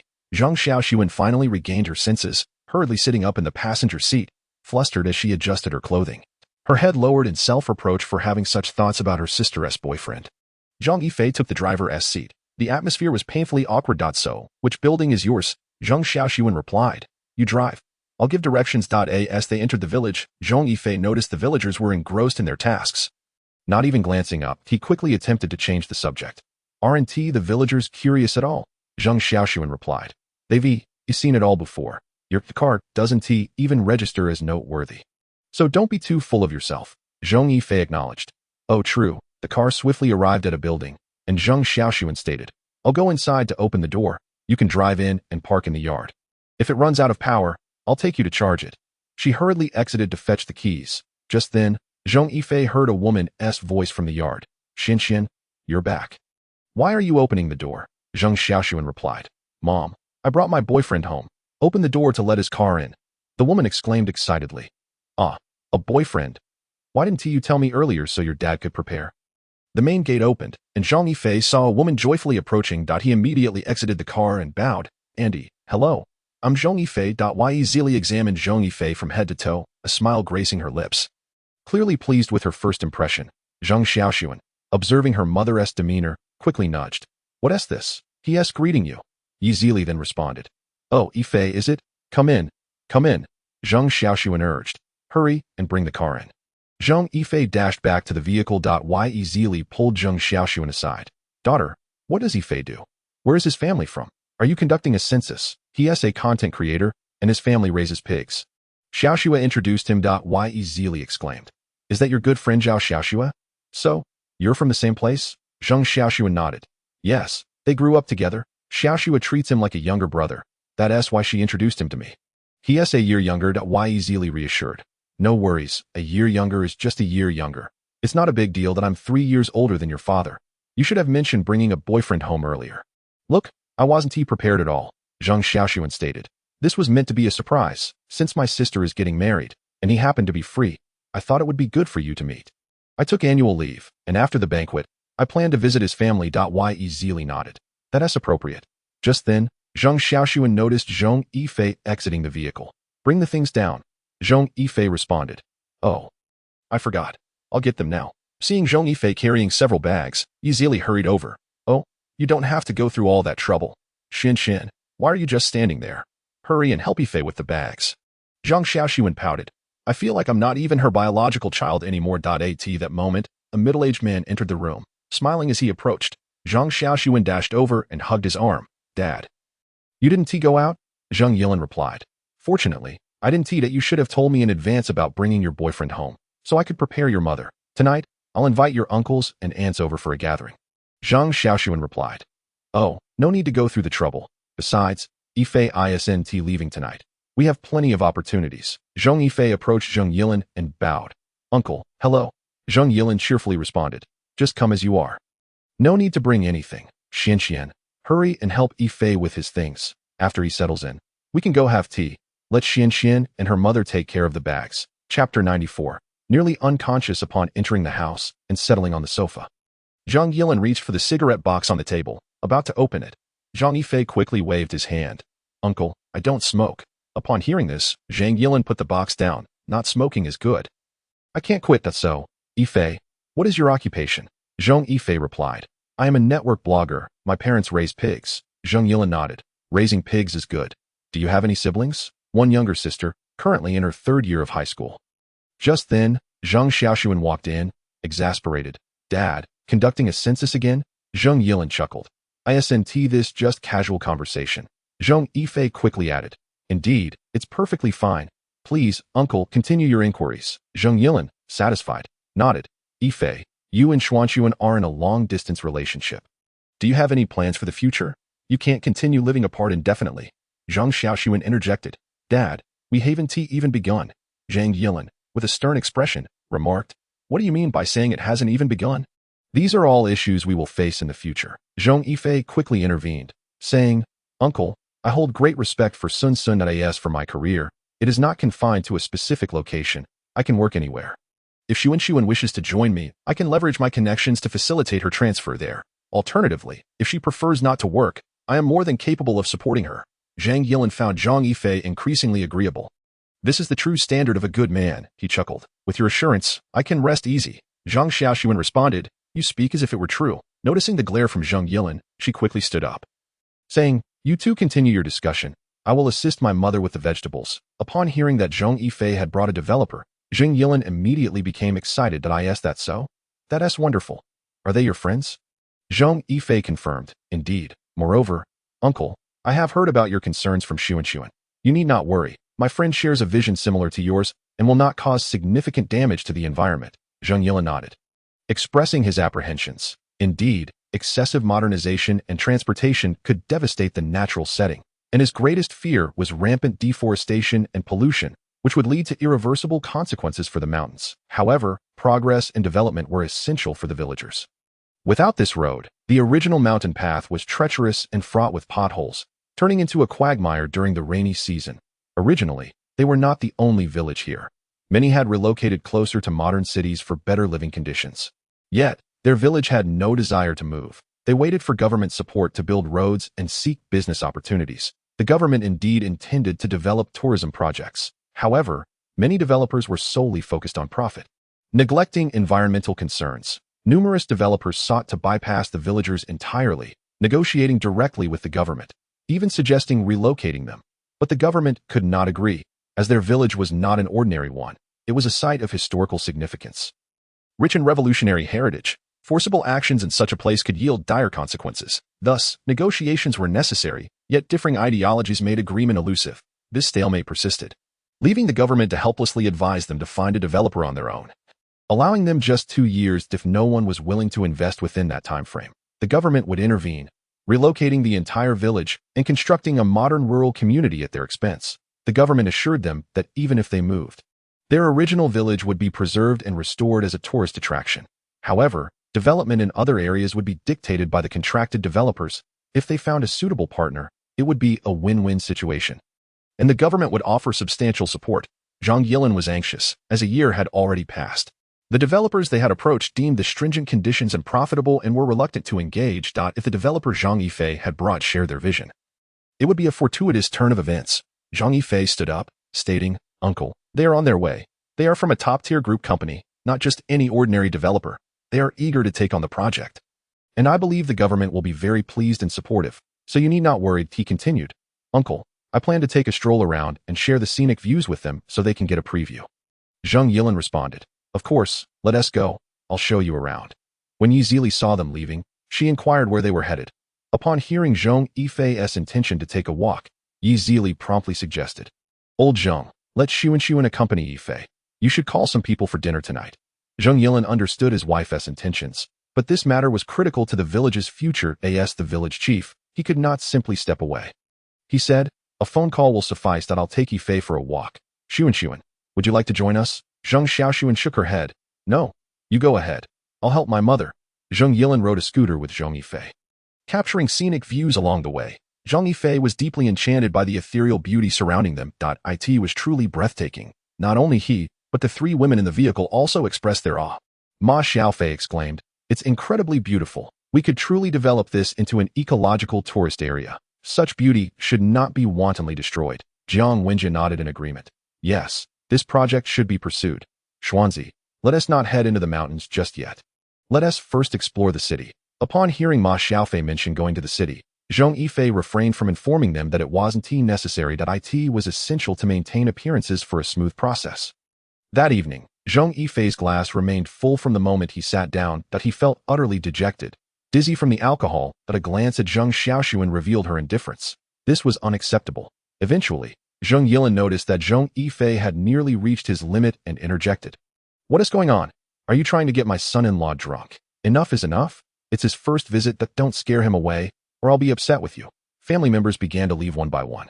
But before departing, they cheerfully informed Zhong Yifei, "We'll continue drinking tomorrow and the day after."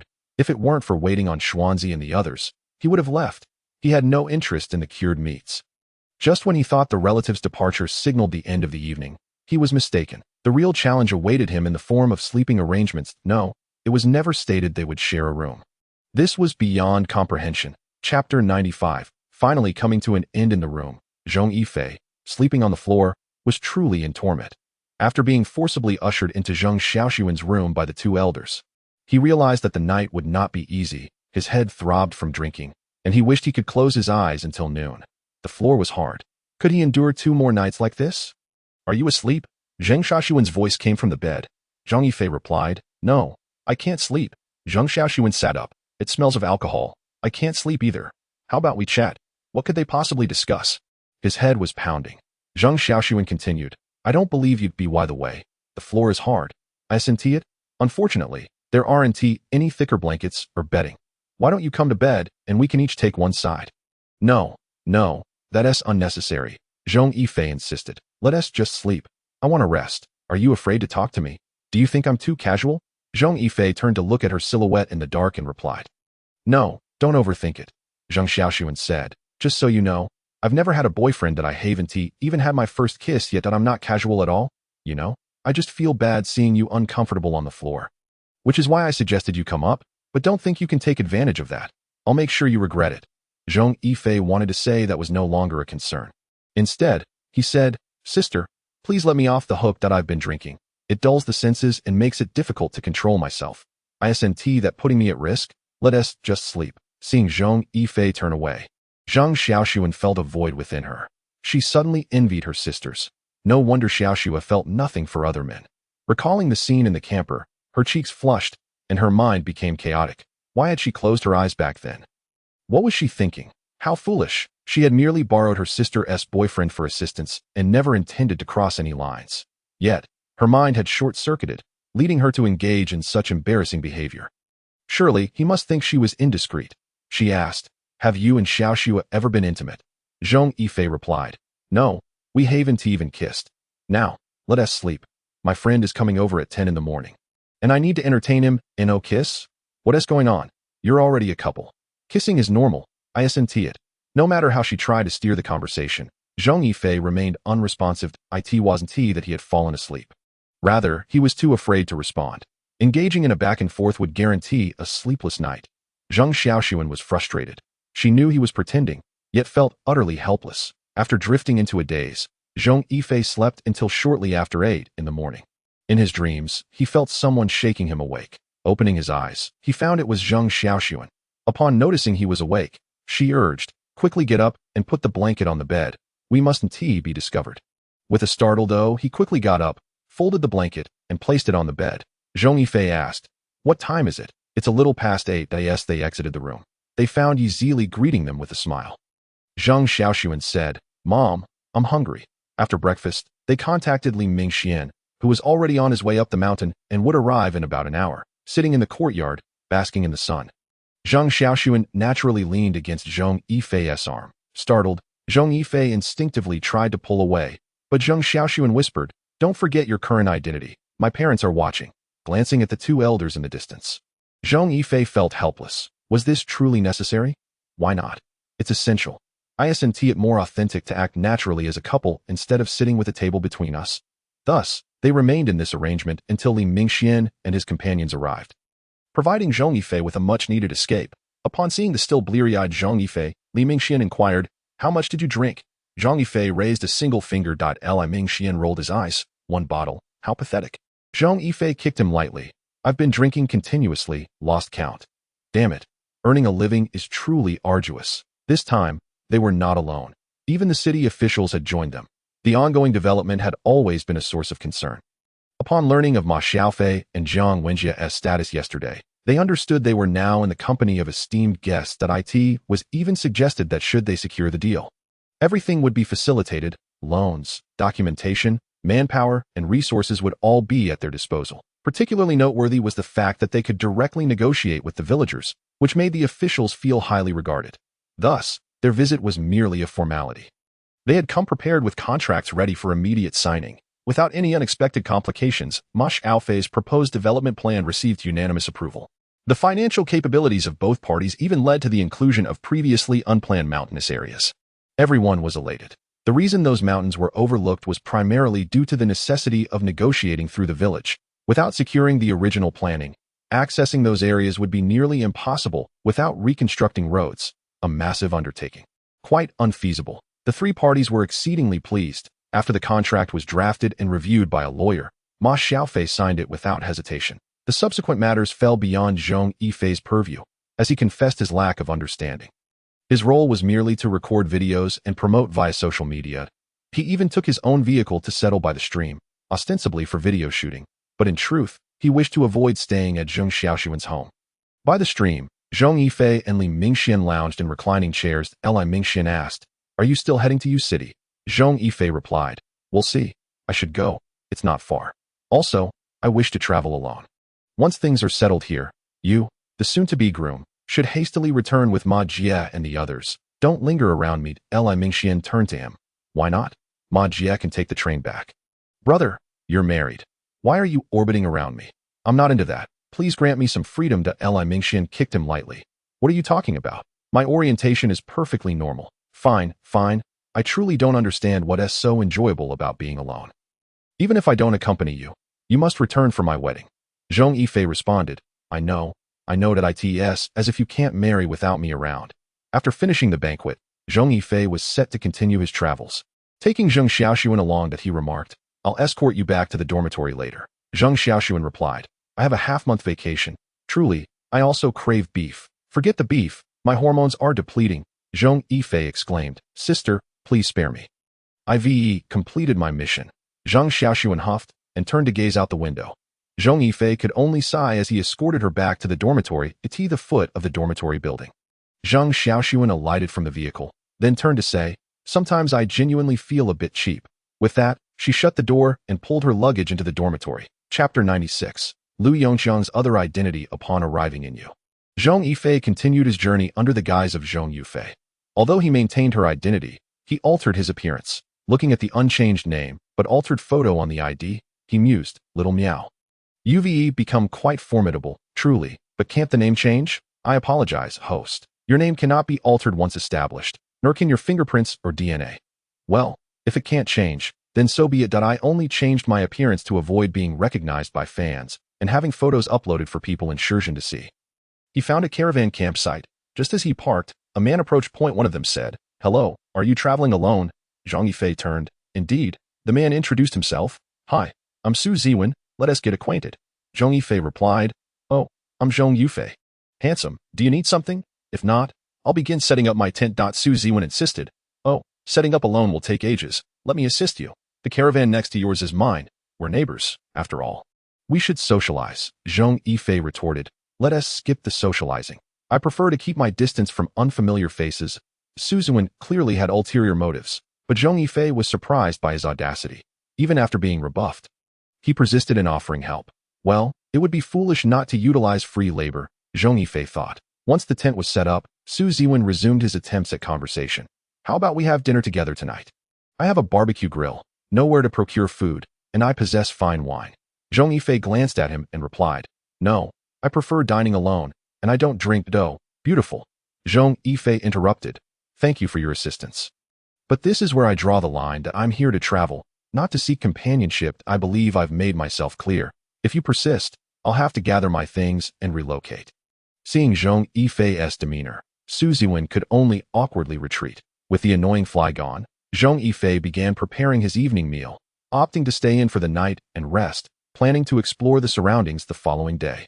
That evening, Zhong Yifei video called Zhao Xiaoxue, adopting his male identity. Noticing her fatigued visage, he asked, What's wrong? Been busy lately. Zhao Xiaoxue nodded. Yes, there's a tricky case. I've only been sleeping a few hours. Observing her yawning repeatedly, Zhong Yifei refrained from prolonging the conversation, advising her to rest early before hanging up. He picked up Zhong Yifei's phone and messaged, Sister, has anything occurred in Shenzhen recently? Zhao Xiaoxue replied. Sister, when are you returning? Indeed, there's something. A woman who escaped that we've learned that the hideout we dismantled was merely one of many in Long City. That woman didn't flee, she moved to another hideout. But we only know it's in Baizhen, with no specifics on the village. She hasn't escaped? How reckless can she be? Zhong Yifei responded, Sister, I may take some time before returning. There are matters here that require my assistance. Zhao Xiaoxue replied. Oh, you have a case too? Well, that has find out I'm a bit bored here alone. After chatting with Zhao Xiaoxue for a while, Zhong Yifei received a message from Zhang Xiaoxue and my vacation ended too soon. If I had known, I wouldn't have returned. The squad found out and cut my leave short. What? A case? What happened? Zhang Xiaoxue explained, the killer we apprehended last time is actually a hitman. It's primarily about the victim's identity. Why am I telling you this? Have you reached your destination?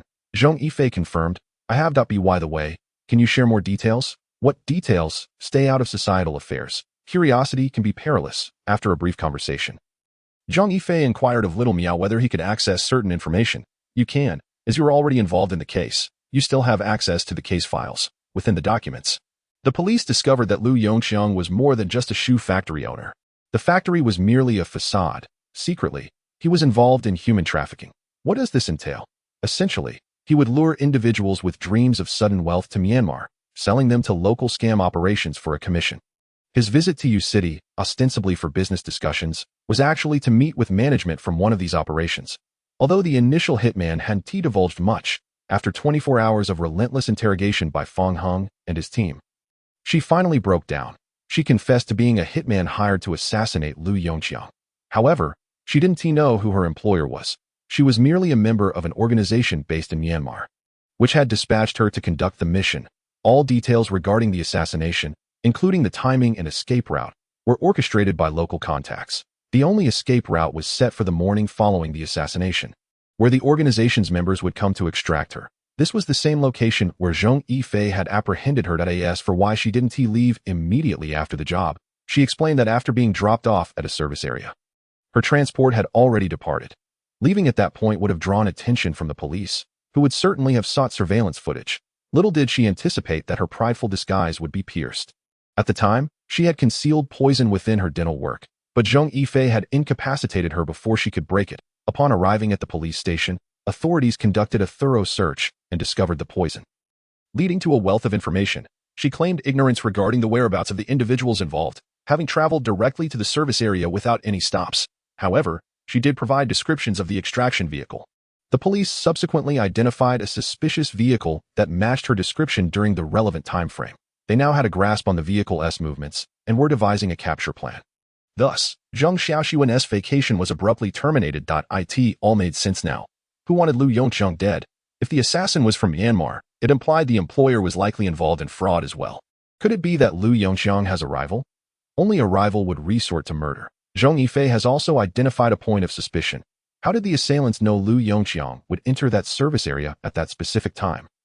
Even if surveillance was installed, the woman had been placed there 3 days prior, suggesting they had absolute certainty about his arrival. In Chapter 97, titled The Mission in the Camp, searching for Lu Yongqiang's information, it was revealed that Lu Yongqiang had decided to head to Guangdong 6 days before his death. As a prominent businessman with a covert identity that was quite sensitive, could he truly be safe alone? It indeed seems peculiar, and a thought crossed his mind. Could Lu Yongqiang have intentionally gone to meet someone whose identity he wished to keep from those around him? Was his death linked to this meeting? Upon reviewing his call records, Zhong Yifei found nothing unusual. All calls appeared normal. Could it be that he possessed another phone, one that was untraceable? Perhaps the murderer took it after the crime. Furthermore, Lu's presence at the service area might have been orchestrated by someone else. Or perhaps his itinerary included a stop at this very location. Who could he have been meeting there? The more he pondered, the more plausible this scenario became, as it seemed to be the only explanation that fit. Had his movements been monitored, prompting the orchestrators to devise this assassination? He accessed the surveillance footage from that time, scrutinizing every detail. Given that he parked in a blind spot, the identity of his contact remained a mystery. Was the intended contact also present, abandoning their plan upon witnessing the murder? What sort of meeting could have led to such a fatal outcome? If he was meeting with a rival faction, one opposed to his original allies, then that faction might have received word and acted before the meeting could take place. What kind of entity would be at odds with his original allies? Competitors? Or perhaps the police? Was he attempting to turn the tables, providing crucial information to law enforcement in exchange for leniency during a potential trial? However, if that were the case, Fong Heng and his colleagues should have been aware of it. Not necessarily. If it was a clandestine contact, it would typically be kept secret, known only to a select FEW. It would not be surprising if Fong Heng or even the entire police department remained oblivious. Yet, if they were to meet, there would have been no need to travel 1,000 kilometers. He could have gone directly to his home or a nearby city for the rendezvous. The critical question remained: had they successfully met? From the footage, it appeared Lu Yongqiang had visited the cafeteria upon his arrival. He was murdered on his way back. If the meeting was successful, it would likely have occurred during that time frame. The information was indeed sparse. After poring over the materials until dawn, Zhong Yifei, disheartened, lay down to rest. The next day, after freshening up, he locked his car and stepped out for a stroll. He indulged in some beef and visited several scenic spots to take photographs. Upon returning to the camp, he noticed Su Ziwen enjoying a barbecue with a few others. Seeing Zhong Yifei, Su Ziwen greeted him warmly and invited him to join. It was an all-male gathering, and Zhong Yifei declined, opting instead to return to his vehicle. One man remarked, "This woman has quite the personality." Su Ziwen replied, "Indeed, I had hoped to meet a beauty sitting next to me, but it turns out she is more like a cactus." Another man added, "True, it just goes to show that such women are merely here for a vacation. There are plenty of others to meet, so one less doesn't matter." Zhong Yifei entered his room. Feeling somewhat fatigued from the day's activities, he retrieved his purchases from the storage room to take stock. After confirming he had sufficient supplies, he continued searching for information. He accessed the surveillance footage from the cafeteria, meticulously observing every action and movement of Lu Yongqiang. Aside from interactions with the cafeteria staff, it appeared he had no other contact. After finishing his meal, he visited the restroom and purchased a bottle of water before returning. Could the restroom have been the site of the meeting? Or had he concealed something there?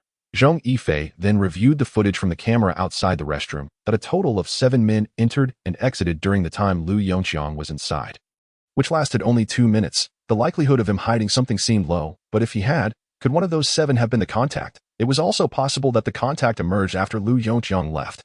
He meticulously documented the times and actions of each individual. After checking all surveillance footage from that time period, Zhong Yifei contemplated how to relay his findings and thoughts to the police.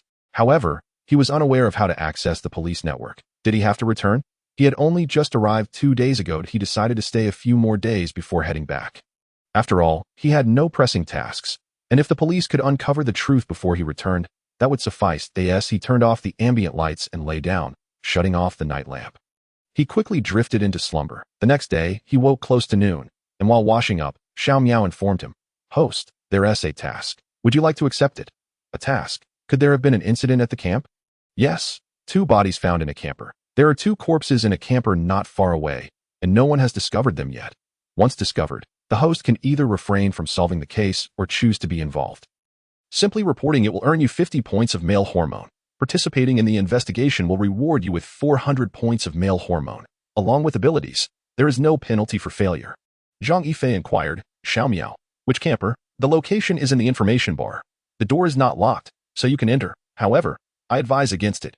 The victim's details will be provided after the report is made." After dressing, he exited the vehicle. At that moment, Zhong Yifei noticed that Lu Yongqiang had left the adjacent camper at some point. Perhaps it was for the best, as it spared him from annoyance. Following the provided location, Zhong Yifei spotted the camper parked nearby. But how could he ensure everyone noticed? Of course, an anonymous report would suffice. Returning to his vehicle, he accessed the internet to find the camping site's network, located the supervisor's computer, and composed a brief message. "There are 2 bodies in camper B5721 that you may wish to check it out, and then contact the authorities." The supervisor, engrossed in a movie, was startled by the sudden pop-up. Nearly losing his balance, cursing under his breath, he exclaimed, "What's this? Just watching a film, and now I'm being pranked." The pop-up appeared again. "This isn't prank. Hurry and check. You'll see that I've sent you the camper's location. If you fail to handle this properly, the camp will be shut down." The supervisor's mouth fell open in disbelief. "Wait, is this real?" After seeing the camper's location, he pondered briefly before rising to leave the office, summoning a few others to accompany him. Indeed, The camper's license plate matched a T this moment. The supervisor felt a chill run through him. Could it be that this was not a joke? If there were indeed fatalities, it would spell disaster for him. He instructed a nearby security guard, "Go knock on the door and see if anyone's inside." Chapter 98. Captain Ouyang, the security guard, puzzled but compelled by the supervisor's orders, approached the door and knocked. "Is anyone there?" Silence ensued. The guard turned to the supervisor, who urged, "Keep knocking."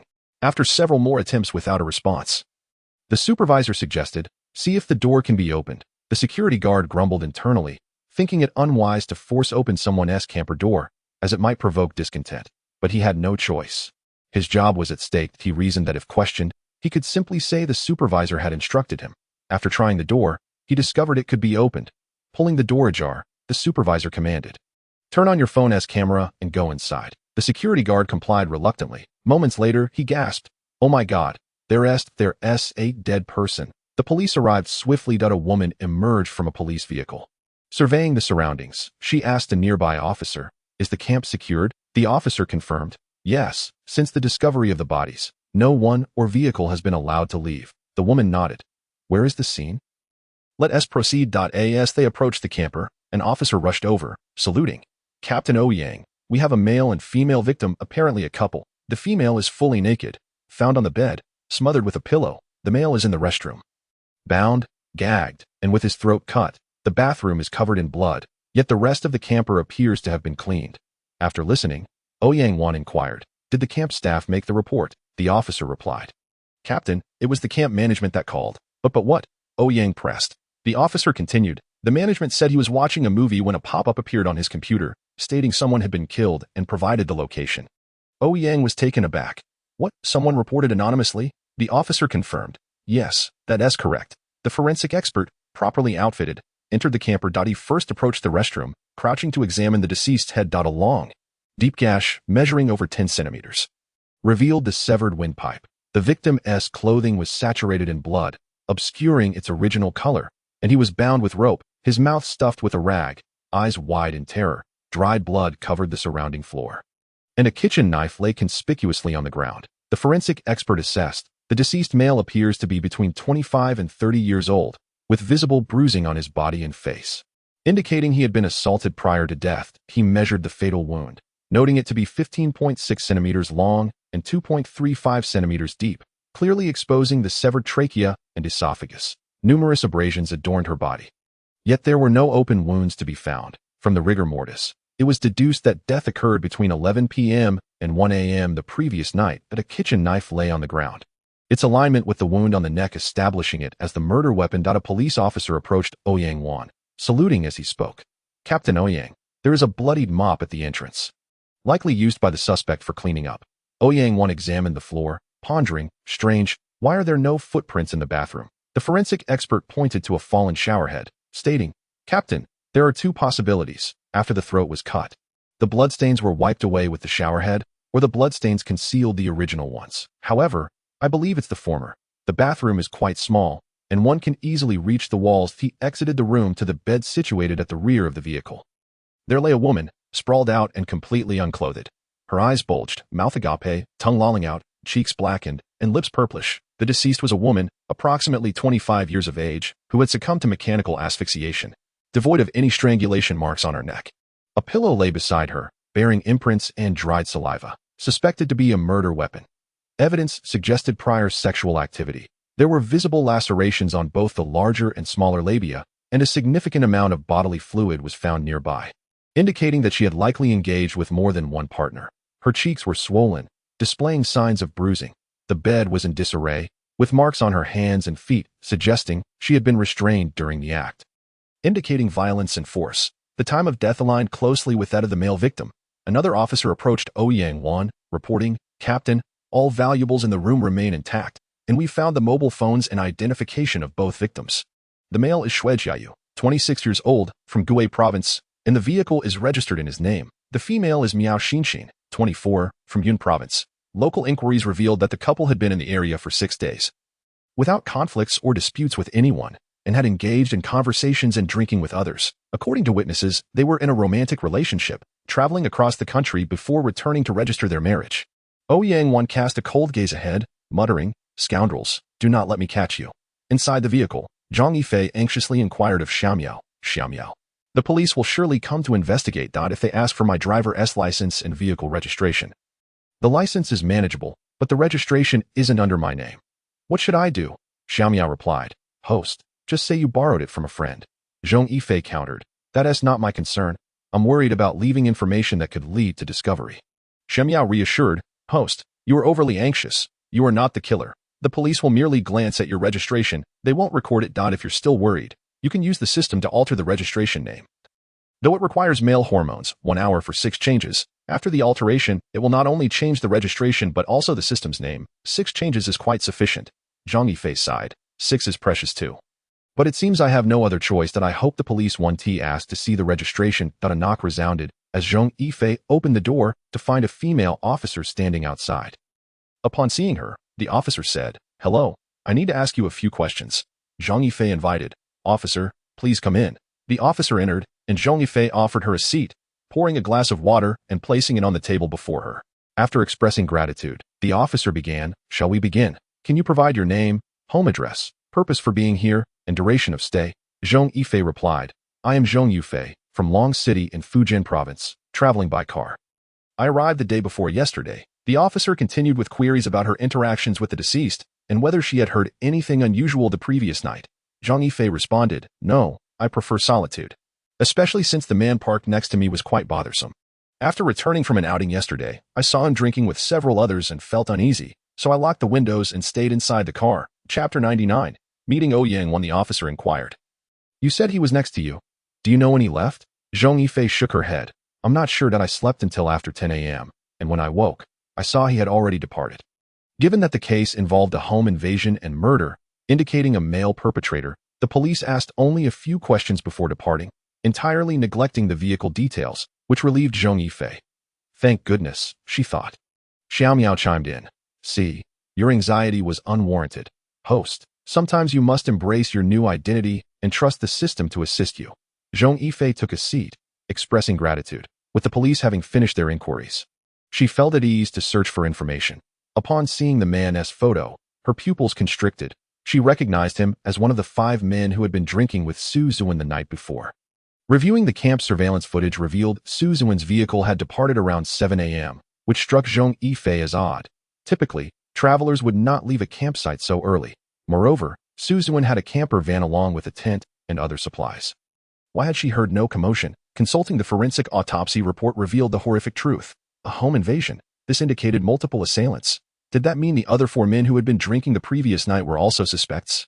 Were they still at the campsite? Due to privacy concerns, the campsite's cameras were only positioned in public areas, making it difficult to capture activities in the living quarters. Thus, the exact time of the deceased return, whether alone or accompanied, remained unknown to the footage. Rising from her seat, she exited the vehicle. The crime scene was a considerable distance away, allowing her to roam freely as long as she remained within the campsite and did not approach the scene. She observed numerous officers canvassing the area, interviewing the campers. Groups of people gathered, discussing the incident. Zhong Yifei opted not to join the fray but instead approached the parking space previously occupied by Su Zhuan. The ground was in disarray, with empty bottles and berry remnants strewn about, suggesting a hasty departure. She also spotted a folding chair and some neglected equipment, indicating a rushed exit. Why the urgency? Did this not heighten his suspicion? Just then, she noticed a female officer approaching with several individuals in tow. Ouyang addressed Zhong Yifei.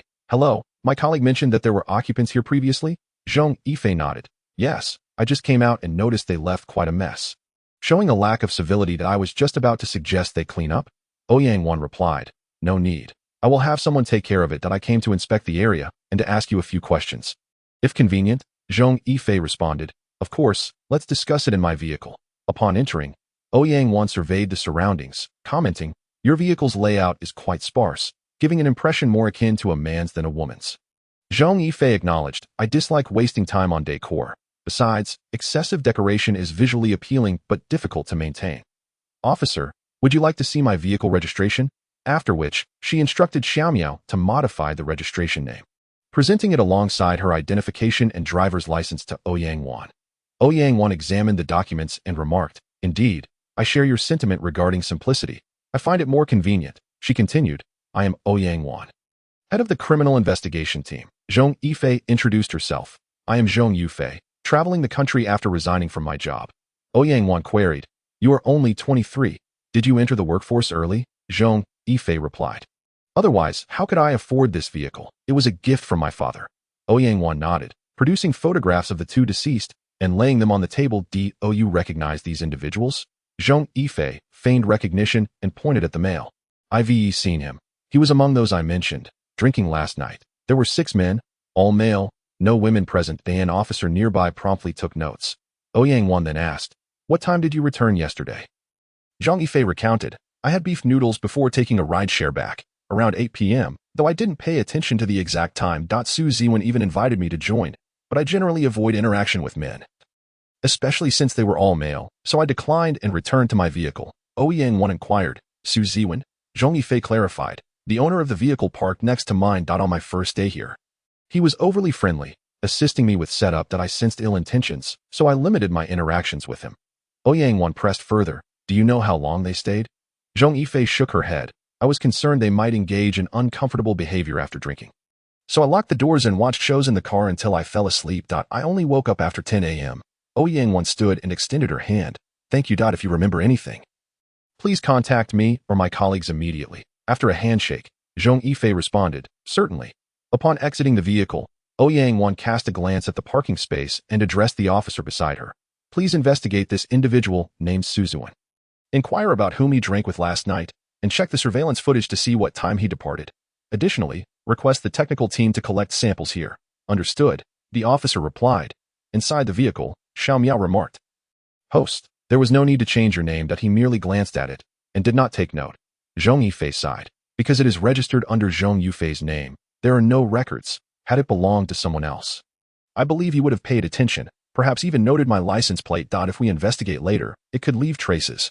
Xiao Miao, we shall continue using Zhong Yifei's identity as a precaution. All right. By the way, host, do you wish to continue the investigation? Yes, you mentioned that as long as we report to the police, there will be information available, correct? Indeed, it is already in the information column. Upon opening it, Zhong Yifei meticulously examined the data provided by the system.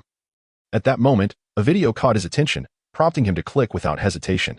The footage depicted a nighttime scene, clearly captured at the campsite. The angle of the video was low, indicating it was not from the campsite's surveillance cameras but rather from one installed in a vehicle. Many drivers equip their cars with cameras for safety, especially at night. The presence of such footage suggested that evidence would emerge. Zhong Yifei scrutinized the video and pressed the pause button, noting a figure appearing in the surveillance.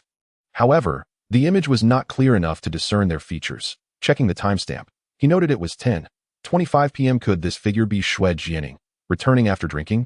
Was he alone? As he continued the playback, he found no other figures passing behind him. After the silhouette vanished, Zhong Yifei observed that the video was still lengthy, indicating further clues were available. He adjusted the playback speed to 2.5x. Approximately 3 hours later, he spotted 3 hurried figures in the surveillance, emerging from the direction where Xue Jianing had disappeared. Suspects. The time frame aligned closely with the forensic estimate of the time of death, compounded by their cleaning of the RV, rendering the trio highly suspicious. Cross-referencing the video with the campsite map, Zhong Yifei identified that it was filmed from an RV approximately 15 meters from Xue Jianing's. Xiao Miao, when did these 3 appear? Isn't there footage of them in the previous video? Host, there are 2 segments of video, their appearances in the other segment. You may check it. Zhong Yifei exited the original video and opened the second one. This video commenced at 7:25 p.m. and concluded at 8:00 p.m. spanning merely 25 minutes. However, numerous individuals moved about during this time, making it challenging to identify the 3 suspects. Did this imply that the 3 had already headed to the RV to commit the crime? If so, Su Ziwen and the trio would be absolved of suspicion, as they were drinking at that time. Even if they left briefly, they could not have been gone for long. What could have prompted Su Ziwen to leave so early? Xiao Miao interjected. Host, information regarding Su Ziwen has arrived. Please take a look. Opening it revealed an interrogation segment. The inquiry disclosed that Su Ziwen had hurriedly received a call from his mother at 5 a.m. Informing him that his father had suffered a sudden heart attack and was being resuscitated at the hospital. Consequently, he rushed back without even tidying up. Already en route on the highway, the police contacted his mother and sister, even video calling the doctor to confirm the situation. While there were witnesses, the police informed Su Ziwen that upon exiting the highway, they would accompany him to the hospital and would require a DNA test. Su Ziwen, upon hearing this, readily agreed. With his father's life hanging in the balance and his own innocence intact, he had nothing to fear from the investigation. Seeing his prompt compliance, Yang swiftly removed him from the suspect list. The other 3 individuals were also located at the campsite, and they cooperatively allowed the police to collect their DNA samples. Once the results were in, their suspicions were similarly dispelled, if not them. Then who could it be? As Yang pondered this, she suddenly heard someone call her from behind. Upon recognizing the individual, she approached and said, "Yifei, what brings you to seek me?" Zhong Yifei replied, "Officer Yang, I believe I may have a lead that could assist your investigation. Many vehicle owners install external cameras, particularly at night. It's possible they captured the perpetrator." Yang's eyes brightened at this revelation. "Thank you. This information is indeed a significant aid." Zhong Yifei waved dismissively. "It's the least I could do. I shall not disturb you further. Thank you once again," she replied. Zhong Yifei then pulled out his phone. "Officer Yang, may I have your contact information?" Without hesitation, Yang retrieved her phone, of course. Once back in the car, Zhong Yifei grinned. He had successfully obtained her number. With the 4 suspects cleared, the police began randomly testing the DNA of the male individuals at the campsite. As for whether any vehicles had departed the previous night, they found that only incoming cars had been recorded since around 1 a.m. This indicated that, aside from those on foot, everyone else remained at the campsite.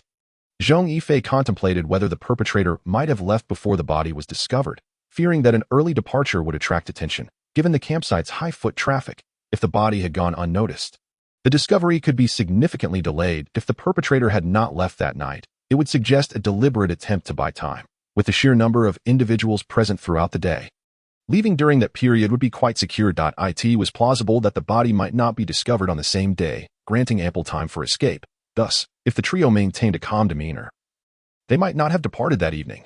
Perhaps Yang considered this as well, prompting her to examine the DNA of all the males at the campsite.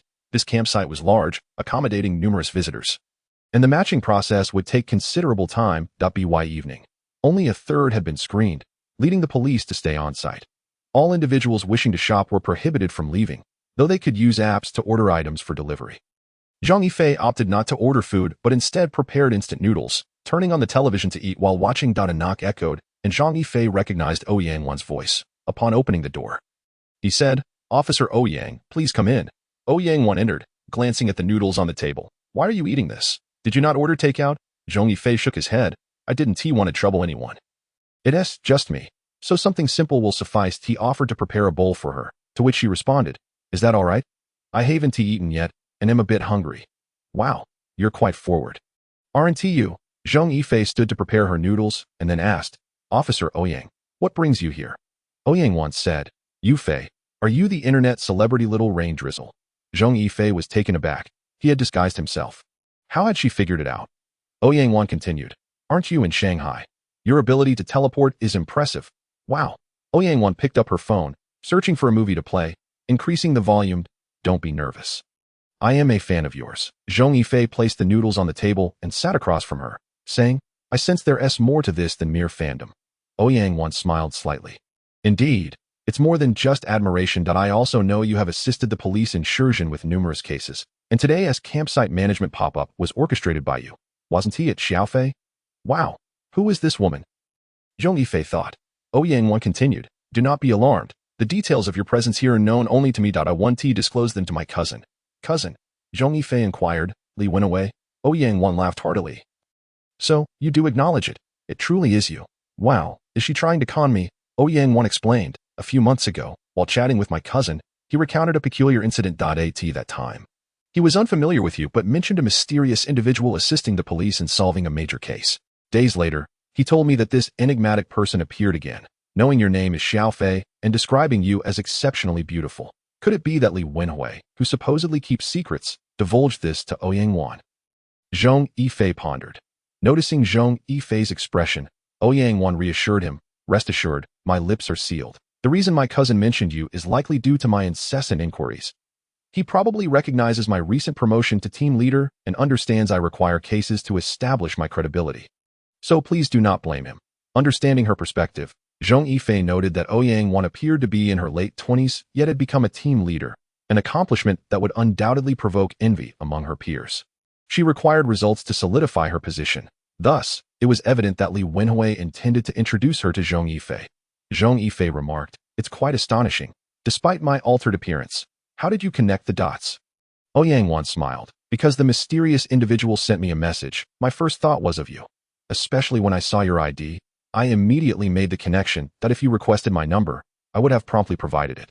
I was curious to see if I could receive a number with all asterisks, but alas, that hasn't occurred yet. Zhong Yifei shrugged. You've bested me, but I hope you will keep my presence here a secret. It could lead to complications. Ouyang nodded. That's fine, but you must assist me in solving this case. Even if you don't say anything, I would manage. Zhong Yifei inquired. May I know about your background? As such a young captain, what are your capabilities? Ouyang opened the instant noodle lid and replied. What? Do you think I rely on connections? I do have some connections, she said, picking up her fork. But I also possess abilities. I was formerly a soldier, serving in a special forces unit stationed at the border. You understand, I sustained injuries during a mission, and my father, concerned for my safety, arranged for my discharge and assigned me to criminal investigations. Ah, I see. So you have both connections and capabilities, Zhong Yifei remarked. All right then, but I have already shared everything I know with you. There are cameras outside the RV, but I truly have no further information. Ouyang responded. Yes, we have checked, but the footage is too unclear. We can only see shadows and cannot determine when they passed by. Between 7:25 and 8:00. You should investigate. I couldn't find anything. She then contacted the officer monitoring the surveillance, instructing them to focus on that time frame. After hanging up, she said, this means they bullied the victim for several hours. Zhong Yifei affirmed. Indeed, and the victim might have recognized them. Otherwise, the vehicle would likely have been locked. How did they deceive the victim into opening the door? They couldn't have just lingered outside. During that time frame, there were passers-by. You could ask them if they noticed anyone entering the RV. He continued, additionally, you're comparing DNA, and I believe you'll soon uncover the identity of the murderer. It seems the assailants originally planned to leave around noon or in the afternoon, but because the body was found early, they were unable to escape in time or perhaps had already abandoned the vehicle. This too can be investigated. At that moment, Ouyang's phone rang, and her expression brightened as she answered. All right, I understand. Let's check the identity information. After hanging up, she exclaimed, you were right. They indeed abandoned the vehicle, and there were exactly 3 of them. They probably fled when they realized we were about to conduct extensive DNA testing. Zhong Yifei responded. Then that confirms it. I believe you'll find them soon. Ouyang extended her hand. Thank you. Your suggestion to check the RV surveillance was immensely helpful. Zhong Yifei reciprocated. Well, it wasn't solely my doing. Much of the investigation was yours. Ouyang quickly finished her meal, wiping her mouth with a tissue as she said, I must take my leave now, but by the way, don't rush off. Stay a few more days. Once the case concludes, I'll take you to some hidden gems not mentioned in travel guides. Zhong Yifei smiled faintly. All right, I plan to stay longer. I won't return until next month. Ouyang replied. That's splendid. Well then, I'm off. Thank you for the meal. I feel much warmer and more comfortable now. After her departure, Zhong Yifei sighed. Zhao Xiaoxua, I hope you don't find out. Otherwise, I truly wouldn't know how to explain. Host, should we revert the name on the vehicle registration? Zhong Yifei mused about his testosterone levels and finally resignedly stated, let us change it back. I doubt she would be bored enough to look into it. In the dead of night, Zhong Yifei was awakened by noises outside and he opened the window to find the police beginning to withdraw. Picking up his phone, he noticed a message from Ouyang sent 15 minutes prior. We've located the 3 individuals. We're going to apprehend them. If we succeed and close the case, I'll come find you. So don't you dare run. That woman. Zhong Yifei replied with an acknowledgement and then returned to bed. The next morning, he stepped outside to see many people gathered, discussing the previous day's incident. Not inclined to join the crowd, he grabbed his toiletries and headed for the restroom, back in his vehicle. He prepared himself a cup of coffee and began messaging acquaintances. Xiao Miao, has the mission concluded? Not yet. They only captured 2 suspects yesterday, and one escaped by jumping into the river. They are currently in pursuit. As the operation is only complete once all 3 are apprehended. But if you wish to conclude it early, that is possible. There are 2 key phases in this mission. Forget it. I wouldn't want to. I expended a considerable amount of testosterone yesterday, and taking 2 pills still wasn't sufficient. The camp has been lifted. Perhaps I should go shopping today. I might as well check the river where he jumped. If I can assist, I will, for my own sake. After a brief organization, he departed the camp. The location where the individual jumped into the river was 6 kilometers away. Zhong Yifei acquired a bicycle for transportation. Upon arrival, he noticed numerous police vehicles, alongside rescue and fire teams. Opening the documents, he observed, they are wasting time. The person has already fled. Checking the route provided by the system, Zhong Yifei sighed. It seems I'll have to take matters into my own hands. Following the map, he reached the designated spot, examining the photograph and information of the fugitive, Zhu Jiming, age 27, from Guangdong province, unmarried and unemployed, with only a junior high school diploma. The two individuals captured were from the same area and also unemployed. The trio met at a drinking table and quickly decided to embark on a road trip. However, according to the records, their first stop was the camp where Zhong Yifei currently resided, and they had only been there for 6 days. Presently, Zhong Yifei found himself outside a dilapidated inn where Zhu Jiming was holed up. Zhong Yifei had no intention of making an arrest, having noticed suspicious individuals lurking around the inn. These people exuded an air of danger and were certainly not police officers. Therefore, he resolved to inform Ouyang Wan to handle the situation. Chapter 102. I prefer women. Upon receiving the call, Ouyang Wan immediately became excited. Waving her hand to rally the police en route, Zhong Yifei warned her. This inn might be problematic. I see many individuals keeping watch. Can you verify that? Ouyang Wan queried. Dear sister, I'm not that skilled that I suggest you change into plain clothes. Otherwise, they might escape, Zhong Yifei advised. Understood, she replied. After hanging up, he glanced at the inn, then settled into a nearby milk tea shop. Ordering a cup, he asked, Xiao Miao, is it possible to connect to the inn's network from here? Yes, it is. Xiao Miao affirmed. That is sufficient, he said, and she pulled out her laptop to attempt a connection. After a few minutes, she finally located the inn's network name. Upon connecting, she immediately checked the surveillance footage. The inn had very few cameras, primarily situated on the ground floor and surrounding areas. She observed several scantily clad women seated inside, of various ages. Could this be a brothel? Checking the front desk's registration records, she discovered 2 entries, one lacking an ID number or featuring a false one, while the other appeared legitimate, likely for inspection purposes. She also found a record detailing the activities of the sex workers, noting their daily sales, pricing, and commissions. Compiling the information, she sent it to Ouyang Wan. Upon reviewing the data, Ouyang Wan responded, A brothel? I understand. We'll raid it. Zhong Yifei texted, I suspect there's a back exit. Be cautious when you arrive. I'll leave the rest to you. Ouyang Wan replied, Thank you for your hard work. Zhong Yifei remained in the tea shop, watching the inn from a distance. In the recent footage, he had indeed seen the soaked Zhu Jiming enter the inn, but which room he occupied remained unclear. After about half an hour, he noticed Ouyang Wan, dressed in plain clothes, arriving outside the inn. Moments later, he witnessed several pedestrians rush into the establishment. The patrons inside were taken aback, and even ordinary passers-by halted to stare at the inn host. It seems Zhu Jiming has noticed. He is attempting to escape through the back window. There is an alley he could flee into. Do you wish to pursue him? Zhong Yifei grasped his milk tea. Absolutely. The sooner this concludes, the sooner I can obtain my testosterone. Entering the alley, Zhong Yifei swiftly moved toward the window. Below, he saw a pile of cardboard boxes and foam, which appeared to be placed by the inn for guests who might need to make a hasty exit. Xiao Miao, do you have a route map? Yes, you can put on the glasses. I'll transmit the map into them. Following the trajectory of Zhu Jiming's escape, Zhong Yifei soon spotted him limping ahead. Indeed, from the 3rd floor, though there was cushioning below. Injury was inevitable. Let us see how far you can run. He dashed forward and kicked Zhu Jiming from behind, causing him to tumble. Zhong Yifei swiftly restrained him with a knee to his back and used zip ties to secure his hands. You think you can escape? Let me go, let me go. Zhu Jiming protested as Zhong Yifei disregarded his struggles and contacted Ouyang Wan at that moment. Ouyang Wan, filled with indignation at Zhu Jiming's escape, was thrilled to hear that Zhong Yifei had apprehended him. She shouted in excitement, leading her officers away from the inn toward the alley. Upon reaching the location Zhong Yifei had indicated, they found only the unconscious Zhu Jiming on the ground. Take him away, she commanded, instructing all officers to depart first. Standing alone in the alley, she scanned her surroundings. Are you there? Step out so I can thank you. Zhong Yifei emerged from a side alley. How did you know I hadn't left? Ouyang Wan approached him and replied, I guessed. Zhong Yifei smiled faintly. Is that so? I feel as though I have no secrets in front of you, which troubles me greatly. Ouyang Wan replied, Is that so? Yet I find you quite mysterious.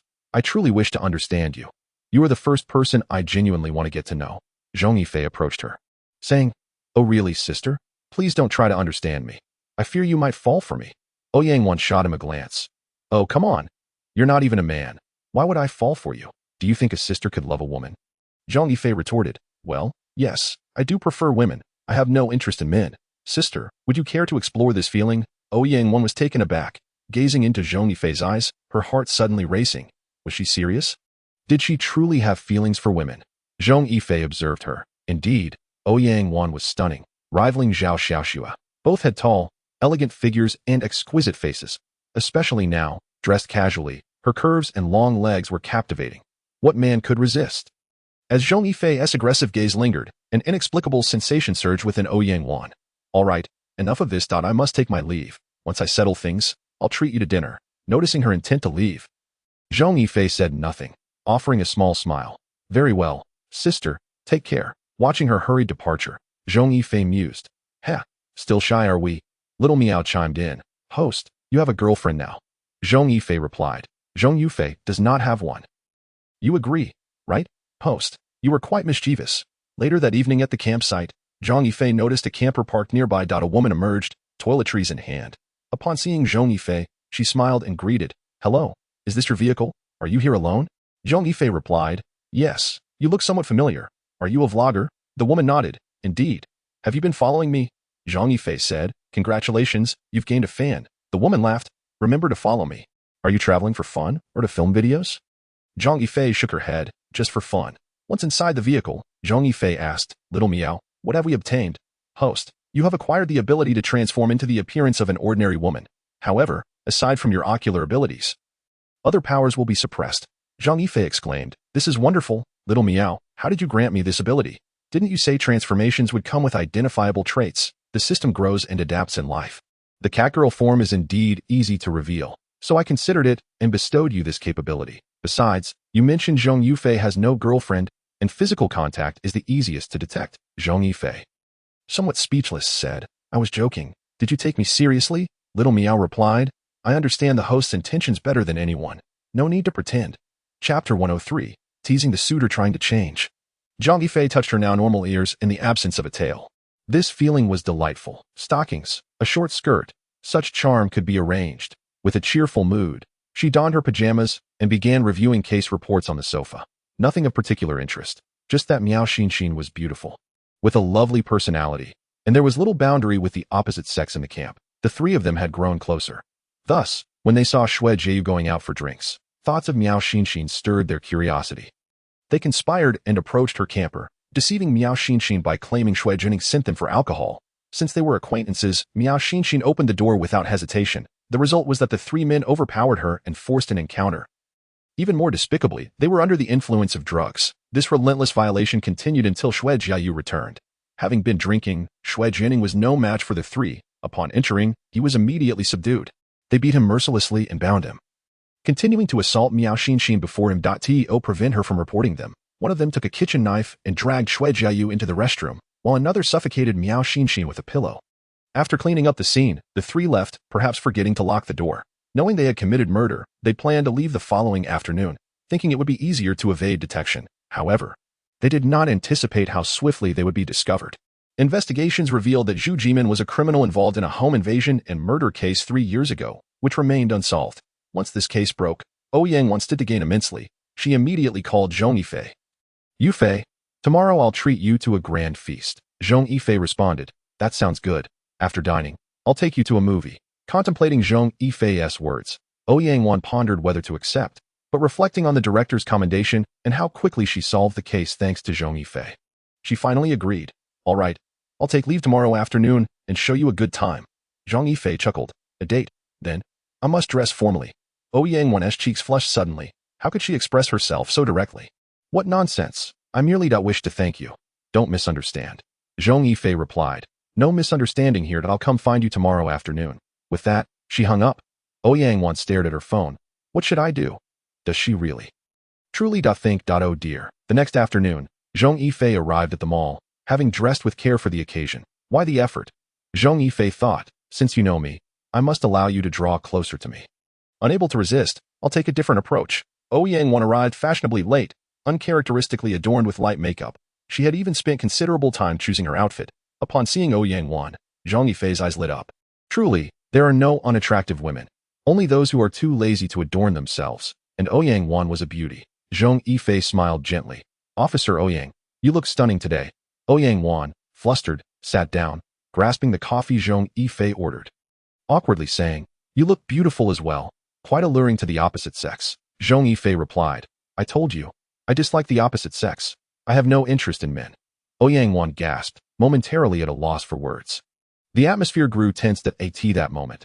A man approached, phone in hand, greeting the two beauties. Zhong Yifei looked up and asked, Hey handsome, with that phone, are you looking to add someone's contact? Or perhaps both of us? The man was momentarily taken aback by her boldness. Realizing her words were both sharp and enticing, but he quickly smiled. Ladies, you each have your unique charms. I see no need to choose. Might we be friends? Zhong Yifei replied, Is that so? Then tell us, what makes each of us unique? If your answer satisfies us, we might just share our contacts. The man pondered and said, You two are like verses from a poem. One is graceful like by the water's edge, while the other is bold like by the bank of the water, together composing a captivating chapter. You resemble two musical notes, one soaring like high mountains and flowing water, the other gentle like little bridges and flowing streams, harmoniously creating a beautiful melody. You are akin to two exquisite paintings, one vibrant and colorful, the other elegantly simple, together forming a stunning landscape. Zhong Yifei exclaimed, Oh, where did you copy that from? The man chuckled, From the internet. I wonder if it suffices? Zhong Yifei responded, It's passable, but remember, meeting is not about flowery words, and understanding is not merely clever speech. Since you've copied it online, I wonder how many others you've said this to. The man quickly extended his hand. No, I swear this is my first time using it. Zhong Yifei replied, First time, not the last. Huh, you've disappointed me, handsome. Observing the man's awkwardness, Ouyang interjected, All right, enough teasing. Sir, if you wish for my contact, I shall provide it. Just note it down. The man eagerly grabbed his phone. Go ahead, point 110, then have the operator connect you to the criminal investigation team and ask for Captain Ouyang. The man was taken aback. Good heavens. I was just trying to flirt, and now I'm dealing with a police officer, no less the captain of the criminal investigation team, but he awkwardly added, Officer, I merely wish to get to know you. Zhong Yifei, smiling, pulled out her phone. Oh, don't be nervous. Here, scan me. I'm not a police officer. I have no operator. You can reach me directly. She winked at him. The man hesitated, thinking, should I add her? It seemed she was the one initiating. And she claimed to not be a police officer, so why should he be afraid? He quickly opened the scan feature and added Zhong Yifei's contact. All right, handsome, we're off now. Let us keep in touch. With that, she blew him a kiss and took Ouyang hand, leaving. The man shivered, staring at the contact in his phone. Damn, you can't have both fish and bear as paw. This isn't half bad either. About 10 minutes later, he pulled out his phone, opened the chat, and wrote, Beautiful, how about I treat you and that police officer to hot pot tonight? Then he hit send. As he gazed at the exclamation mark in the chat box, alongside the words indicating that the other party was not his friend and that chatting was impossible, the man felt a profound sense of despair. He had indeed been played for a fool. Chapter 104. The guidance of Little Meow. The two strolled through the mall, and Ouyang inquired, Why did you give her your contact information? A person like that clearly has a penchant for flirting and might very well be a player. She gestured towards the ostentatious car key hanging from his waist, noting, Even if it's a luxury vehicle, I don't see you as the materialistic type. Zhong Yifei chuckled, adding her contact doesn't guarantee she can reach me. I can delete her later. Ouyang let out a laugh. You're quite mischievous. Suddenly, Zhong Yifei grasped her hand. Startled, Ouyang attempted to withdraw, only to find her efforts futile. To her surprise, despite her regular training and having outperformed 70% of the boys at the police station, she could not break free. Let go. It wouldn't look good if someone sees us. Zhong Yifei nonchalantly replied. What's the issue? Girls holding hands will only make others think we're close friends. If it were two guys, that would be a different story, wouldn't it? They'd be labeled disgusting. Ouyang rolled her eyes. What kind of logic is that? I'm not wrong, he said. Come on. Let us keep shopping. Unable to escape, she allowed herself to be led by Zhong Yifei. Gradually, Ouyang transformed from being tense to adapting, eventually ignoring the situation as they laughed and chatted while browsing through shops. After dinner, Zhong Yifei cheerfully suggested, So, shall we go to a cinema or a private screening room? Ouyang was taken aback. A private screening. Isn't that a bit too fast? Let us just go to the cinema. Zhong Yifei acknowledged, Okay, the cinema has more people. I understand your concern. Upon purchasing tickets and settling into their seats, Zhong Yifei naturally took hold of her hand. Ouyang shot him a sideways glance but chose to ignore it. Hand in hand, they watched the film, which Zhong Yifei had deliberately selected for its emotional depth. They witnessed a passionate kiss on screen, Zhong Yifei discreetly traced his finger across her hand. Turning to look at Ouyang Wan, who was engrossed in the film, he prepared to make his move. He slowly shifted his hand to her shoulder, eliciting a sudden shiver from her, attempting to push him away. She felt a surge of force that caused her to lean into his embrace. "Yifei, don't do this. Let me go," she murmured, her voice barely audible. Zhong Yifei smiled gently. "It's just a sisterly hug. No one will care. Besides, look around. There is hardly anyone here." Ouyang Wan, slightly irritated, remarked, "You deliberately chose a secluded spot, didn't you?" "I'm upset." Zhong Yifei replied with a playful smile. "Your angry voice is quite delightful. It sounds almost like you're being coy." Ouyang Wan was rendered speechless by his audacity. "All right, let us just watch the movie." As time passed, the film reached its climactic moments, showcasing the protagonist overcoming evil and embracing one another. Zhong Yifei lifted Ouyang Wan's chin, causing her to gasp in surprise as he leaned in closer. Only when the theater lights illuminated did Zhong Yifei pull back, observing Ouyang Wan with her eyes closed. He hadn't expected her tough exterior to harbor such softness. After all, she was merely a woman. Ouyang Wan opened her eyes, her cheeks flushed. She couldn't bear to meet his gaze. What was happening to her? Why was she allowing him to take such liberties? Was it possible that she had an affinity for women? In a moment of introspection, she recalled her past, realizing that she had never been particularly interested in men. Despite numerous suitors, she had always rejected them on the spot. Yet with him, she had not resisted. Instead, she felt an undeniable attraction. Suddenly, self-doubt crept in. Was she truly? "Wan, let us go. The movie is over," Zhong Yifei said. Breaking her reverie. "You're such a scoundrel. Aren't you afraid I'll report you?" she retorted. Zhong Yifei leaned in close, whispering, "You wouldn't dare. I'm genuinely infuriated by you," she replied, exasperated. As they sat in her car, Zhong Yifei asked, "Aren't you coming to my place?" Ouyang Wan shot him a glare. "You're getting too demanding. Let us just head home and get some rest." Upon reaching the campsite, Zhong Yifei looked at her. "Aren't you going to give me a goodnight hug?" With a huff, Ouyang Wan replied, Fine. I genuinely doubt you're a woman." Zhong Yifei embraced her. "You can verify that if you wish. No. I genuinely want to lock you up for a few days to cool off," she declared, attempting to pull away. Unexpectedly, Zhong Yifei tightened his hold and kissed her once more. Ouyang Wan found herself lost in the sensation. Could it be that she was indeed enamored with this delightful experience? Later that night, in her room, Ouyang Wan tossed and turned, replaying the reckless feelings from the cinema and the car. She couldn't sleep, beginning to accept the possibility that she might be attracted to women. What would her parents think?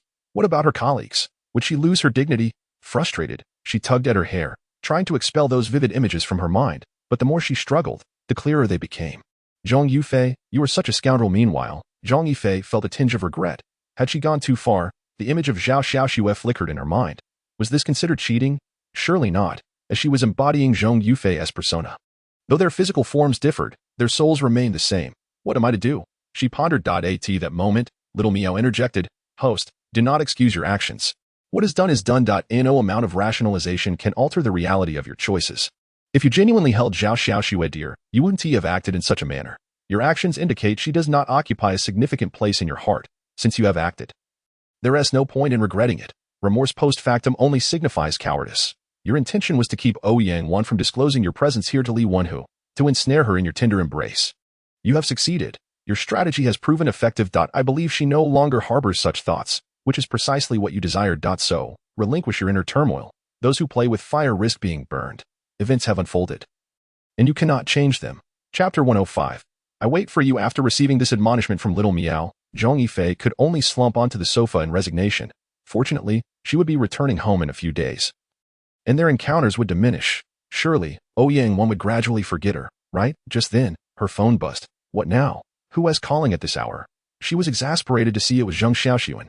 Why was this woman calling her so late? Transforming back into Zhong Yifei, she answered, "What is the matter at this hour?" Zhong Xiaoxuan replied, "I can't sleep. I've been restless lately. Work is exhausting, and the pressure is immense. I just needed someone to talk to." "Me? You're coming to me for support?" Zhong Yifei questioned. "What is bothering you?" "If I don't know the details, how can I help?" Zhong Xiaoxuan continued. "It's about that case we discussed. I need to confide in you. But please don't share this widely. It's more complicated than it seems. It involves a scam syndicate. We recently received information that the deceased was originally an intermediary. The police were trying to get him to cooperate and provide useful evidence for a lighter sentence.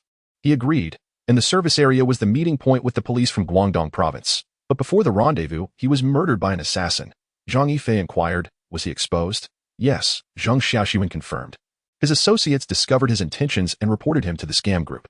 His phone was monitored, along with his office and car, and they placed listening devices in his home. As a result, when he contacted the police, they were immediately aware, including the meeting location. Hence, they dispatched an assassin to kill him.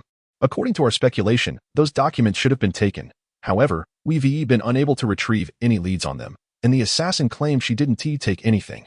Her mission was simply to eliminate him. Yet, when we dismantled the entire vehicle, we found no listening devices or hidden cameras. We suspect that someone sneaked in after the assassination and took those items, including the evidence meant for the police. Zhong Yifei's pupils contracted. Is there yet another person involved? She posed a question that had been troubling her. Why was that location chosen for the meeting? Wouldn't it have been safer to meet in the deceased city? The people around him were unsafe, and this operation was meant to be secretive. The police involved were from Guangdong because the public there had reported him. Additionally, the deceased's higher-ups were also from Guangdong. Conducting a sensitive operation in another jurisdiction is fraught with risks. It was a calculated decision to meet at the service area to avoid leaks. The service area in question does not fall under the jurisdiction of either Shin or Quan. The deceased, while driving, had to stop at that service area that night, as calculated by the route. Hence, the clandestine meeting was arranged there, driven by a fear of information leakage. Zhong Yifei immediately inquired. Are you implying that certain high-ranking individuals from both Shin and Quan are involved? Possessing such extensive capabilities that they had to operate beyond their respective territories? Zhang Xiaoxuan acknowledged. You are quite astute. That is indeed the case. However, all evidence has vanished, leaving them completely at ease. Alas, it has been quite bothersome. I've noticed many gray hairs sprouting lately. Zhong Yifei responded. This cannot be blamed on you. I doubt there will be any repercussions from above. Zhang Xiaoxuan nodded. Yes, indeed, there are none. Yet, Fong team is determined to identify the second individual who slipped away right under our noses. But the clues are utterly elusive. The other party is far too cautious. Zhang Yifei reassured. Well, sometimes clues emerge unexpectedly. Do not let it trouble you. Zhang Xiaoxuan asked, by the way, when will you return from Guangdong? Zhang Yifei replied, in a few days. Why? Zhang Xiaoxuan continued. It's just that you have painted such grand dreams for my parents. They inquire daily if you will return to accompany me back, and Sister Ma and the others are now residing in the village. Waiting for you to take them back to Shenzhen. Zhong Yifei asked, did Ma Xiaofei and the others not return? What about my brother? Zhang Xiaoxuan shared, he has returned, stating he is preparing for marriage. Sister Ma and the others stayed behind as work has commenced. All right, make sure to come visit me when you get back. Zhong Yifei confirmed. All right, I will return in a few days. She responded, I will await your return. By the way, Xiaoshui has been exceedingly busy lately. She mentioned her case is overwhelming, leaving her with only 4 to 5 hours of sleep each day. Upon hearing this, Zhang Yifei felt a pang of distress. He scolded himself internally for being so inconsiderate. He stated, I will call her tomorrow. Now, rest up. It's late, and you have work in the morning. After a moment of silence, Zhang Xiaoxuan remarked, honestly, Yifei, I find myself in a dilemma. Why did you come here? Is it not better to remain in Shenzhen?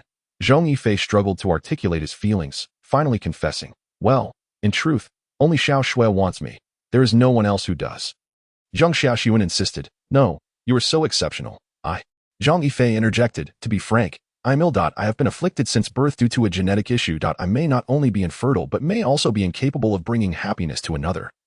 As there are deformities involved, Xiao Shui claims she does not mind, which touches me deeply, but our union may ultimately lead to no fruitful outcome. Zhang Xiaoxuan gasped in shock. Zhong Yifei is ill? Is it a genetic issue? Can it be treated? Zhong Yifei explained, yes, it can be addressed through in vitro fertilization, but regarding the deformities, the doctors claim they are powerless, unless implants are utilized. Some have even suggested gender reassignment surgery. Zhang Xiaoxuan's mouth fell open in disbelief. The prospect of him becoming a woman was staggering. However, Zhong Yifei clarified, that was merely the opinion of a quack. I am not considering gender reassignment at present. My male functions are usable, albeit not ideal. I am working hard to earn money and following medical advice. If necessary, I will undergo surgery.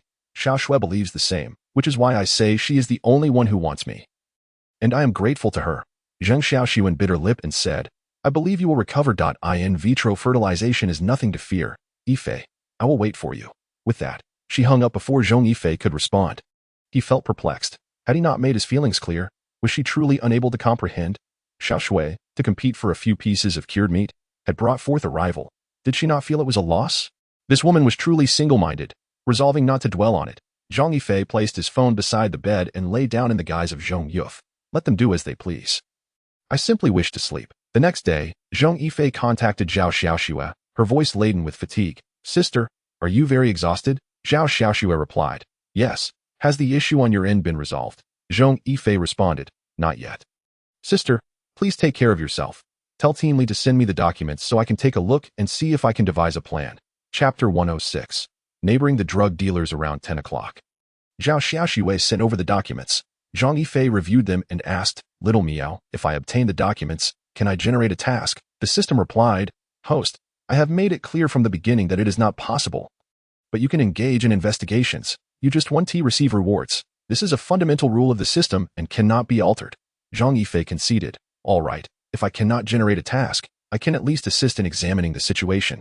He then recalled, Wait, wasn't there a task completed previously that still allowed me to review? The case concerning Xiao Sun. Why can't I do the same for the Shenzhen case? The system responded. Host, these are two distinct cases. You have already resolved that case, and even if you review the documents again, they pertain to the previous task. The documents Zhao Xiaoxue sent are for a different task. Hence you cannot accept them, as the nature of the cases with Zhang Xiaoxuan and her group is fundamentally different.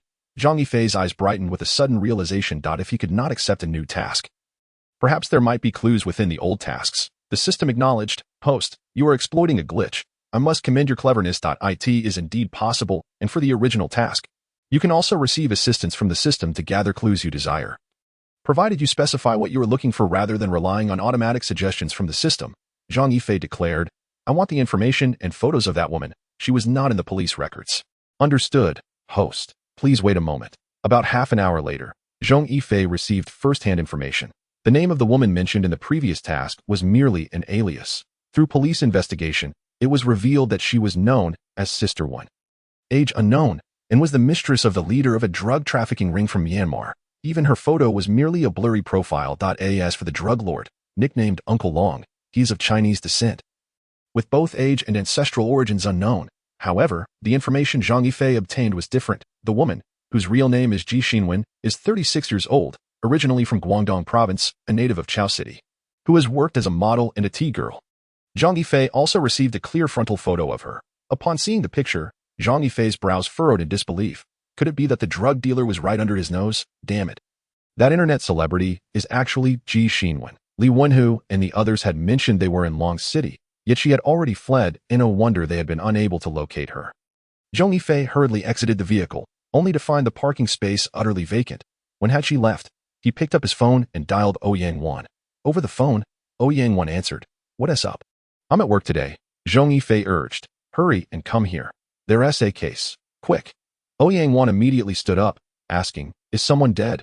Zhong Yifei clarified. No one is dead. Just come alone. Ouyang Wan hesitated. Are you serious? Zhong Yifei reassured.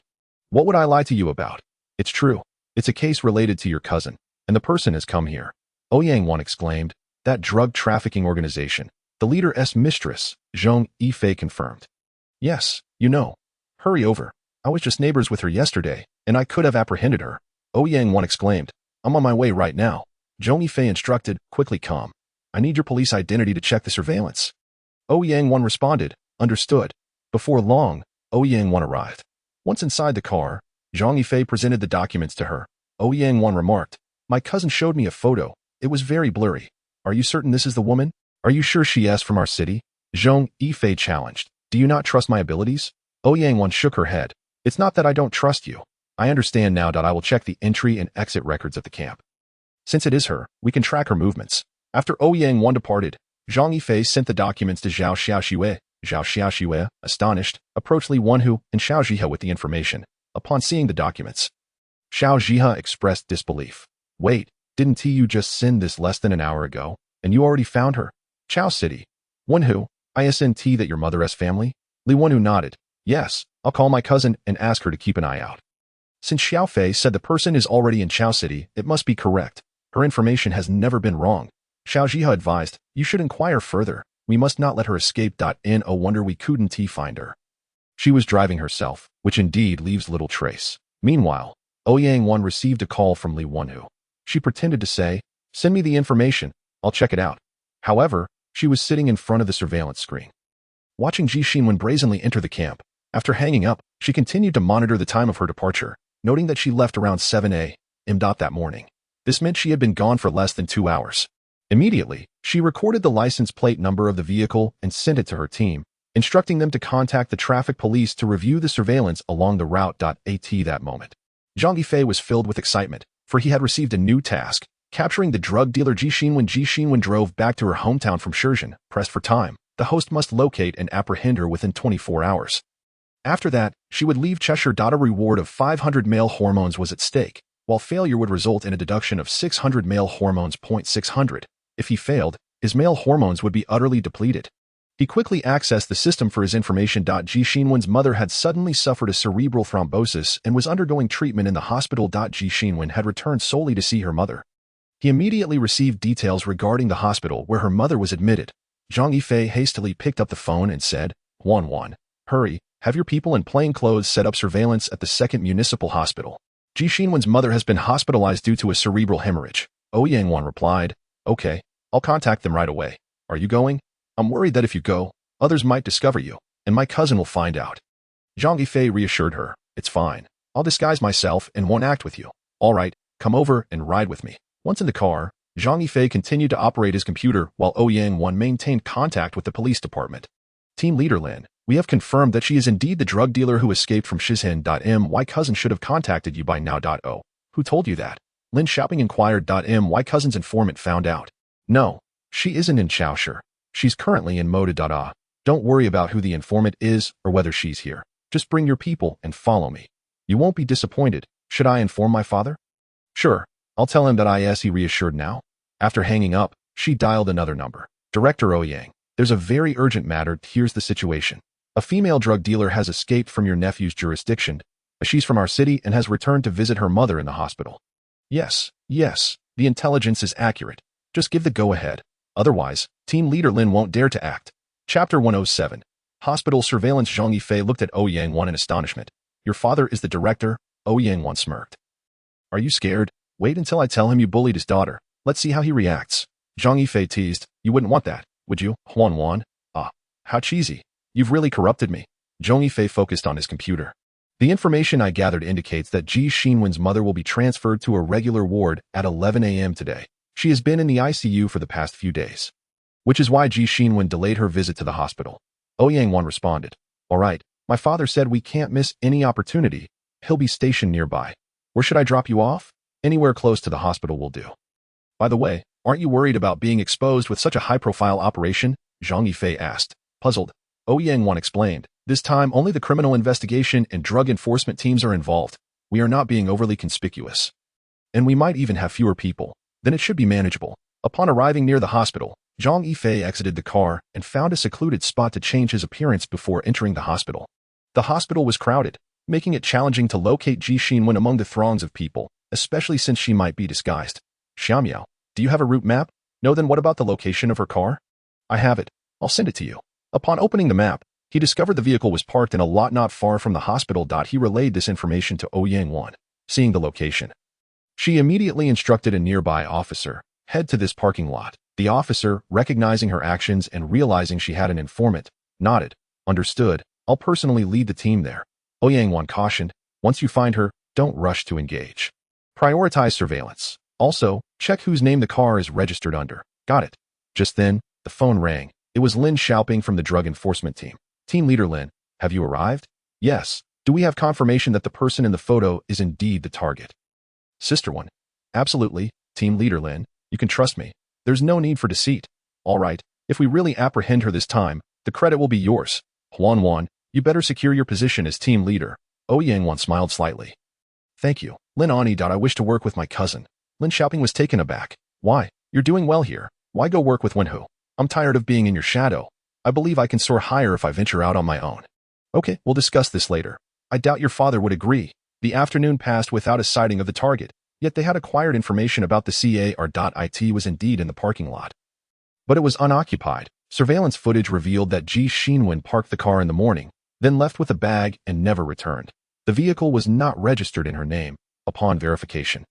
It belonged to a Zhang Hu from Shenzhen, Guangdong province. Investigations revealed Zhang Hu had pawned the car due to gambling debts. Someone approached him, offering to buy the vehicle at a high price. And Zhang Hu agreed. Eager to pay off his debts. As for the transfer paperwork, the buyer said it could wait, allowing Zhang Hu to drive it for a while to assess its performance. Although he was initially hesitant, the substantial offer and his gambling obligations compelled him to consent. The police refrained from searching the vehicle, as they noticed the external surveillance cameras were still operational. As night fell, Zhong Yifei chose not to rush to Ji Xinwen's mother's ward. He sat outside the hospital, monitoring surveillance footage on his computer. She hadn't come all day. Where could she have gone? Was she meeting someone else and planning to visit later? If so, he thought, she might abandon the car. Ji Xinwen likely remained unaware that the police were monitoring her. Would she dare to make an appearance? As time ticked away, her absence in the hospital corridors raised concerns. Had the information leaked, causing her to stay away? If so, did the criminal investigation or drug enforcement teams have a mole? Xiaomiao, no route map this time. Right? Correct, host. This task will not provide a route map. Everything depends on your own efforts. A message arrived. It was from Ouyang Wan. Is it true? Everyone thinks she won't come now. Zhong Yifei replied. Rest assured, she will show up. I suspect the information has leaked. What? Are you implying that there's a mole in our team? It seems likely if her presence weren't compromised, she would boldly visit her mother. The fact that she hasn't indicates a leak.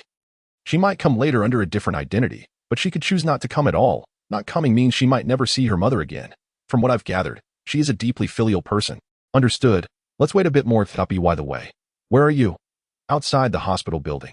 After ending the call, Zhong Yifei pondered. If she arrives, would she take the elevator? Probably not. The only access would be via the stairwell. If he waited there, would he encounter her? It was already late at night. She might choose this time to come. He stood up and headed toward the inpatient department. Upon entering, he took the elevator to the highest floor. After checking the corridor for anyone, he entered the stairwell. Cautiously descending, he noticed police officers were stationed there. The police had also considered this possibility. In that case, there was no need for him to descend any further. He returned to the previous floor and pressed the elevator button. The area was now devoid of blind spots. Would Ji Xinwen still come? Surely she wouldn't dare. Her life was more important than risking exposure. He picked up his phone and composed a message, instructing the officers at the stairwell to withdraw, creating an opening for her. With them encircling the area like an iron barrel, she would truly hesitate to come. Ouyang Wan replied, all right. Zhong Yifei added, also, have the personnel on that floor withdraw to create a false impression of police retreat. Oh, have your father issue the command. Make it convincing. Trust me, the hospital is under my surveillance. I understand. Should I leave a few people to assist you? No need. If you do, just assign a few female officers to pose as nurses at the service station or disguise as patients near her mother's empty hospital bed. Sure, I'll inform my father. As the police began to withdraw, Zhong Yifei found a monitoring blind spot on the first floor and opened his computer to review the footage. Approximately 2 hours later, external surveillance captured a woman wearing a mask and loose sportswear approaching the inpatient department. Has she arrived? Zhong Yifei secured his computer and moved towards the woman. From a distance, he saw her reach the elevator and press the button. He hurried over and called out just as the doors were about to close. Wait. Chapter 108. Mission complete. Departure. The woman pressed the open button, allowing Zhong Yifei to enter. Thank you. He noted she did not press the button for the floor where Ji Xinwen's mother was located. Zhong Yifei paid no mind and pressed the button for the floor 2 levels above Ji Xinwen's mother's ward. They remained silent as they awaited the elevator's arrival. When the doors opened, the woman stepped out. Zhong Yifei observed her retreating figure and quickly typed a message, instructing that if a woman in sportswear and a mask were to ascend, they should not apprehend her, as she could be a decoy. Ouyang Wan inquired, how can you be so sure? Just then, the elevator doors opened, and Zhong Yifei stepped out. She edited the information, stating, there is just a slight height difference. And the fragrance she wears is not particularly appealing, especially her eyes, which do not resemble Ji Xinwen's. It's fine, regardless of whether it's true or not. Once she appears, we can follow her. Ouyang Wan replied affirmatively. As they entered the corridor, Zhong Yifei leaned over the railing to look down. Her ears perked up as she heard footsteps echoing in the hallway.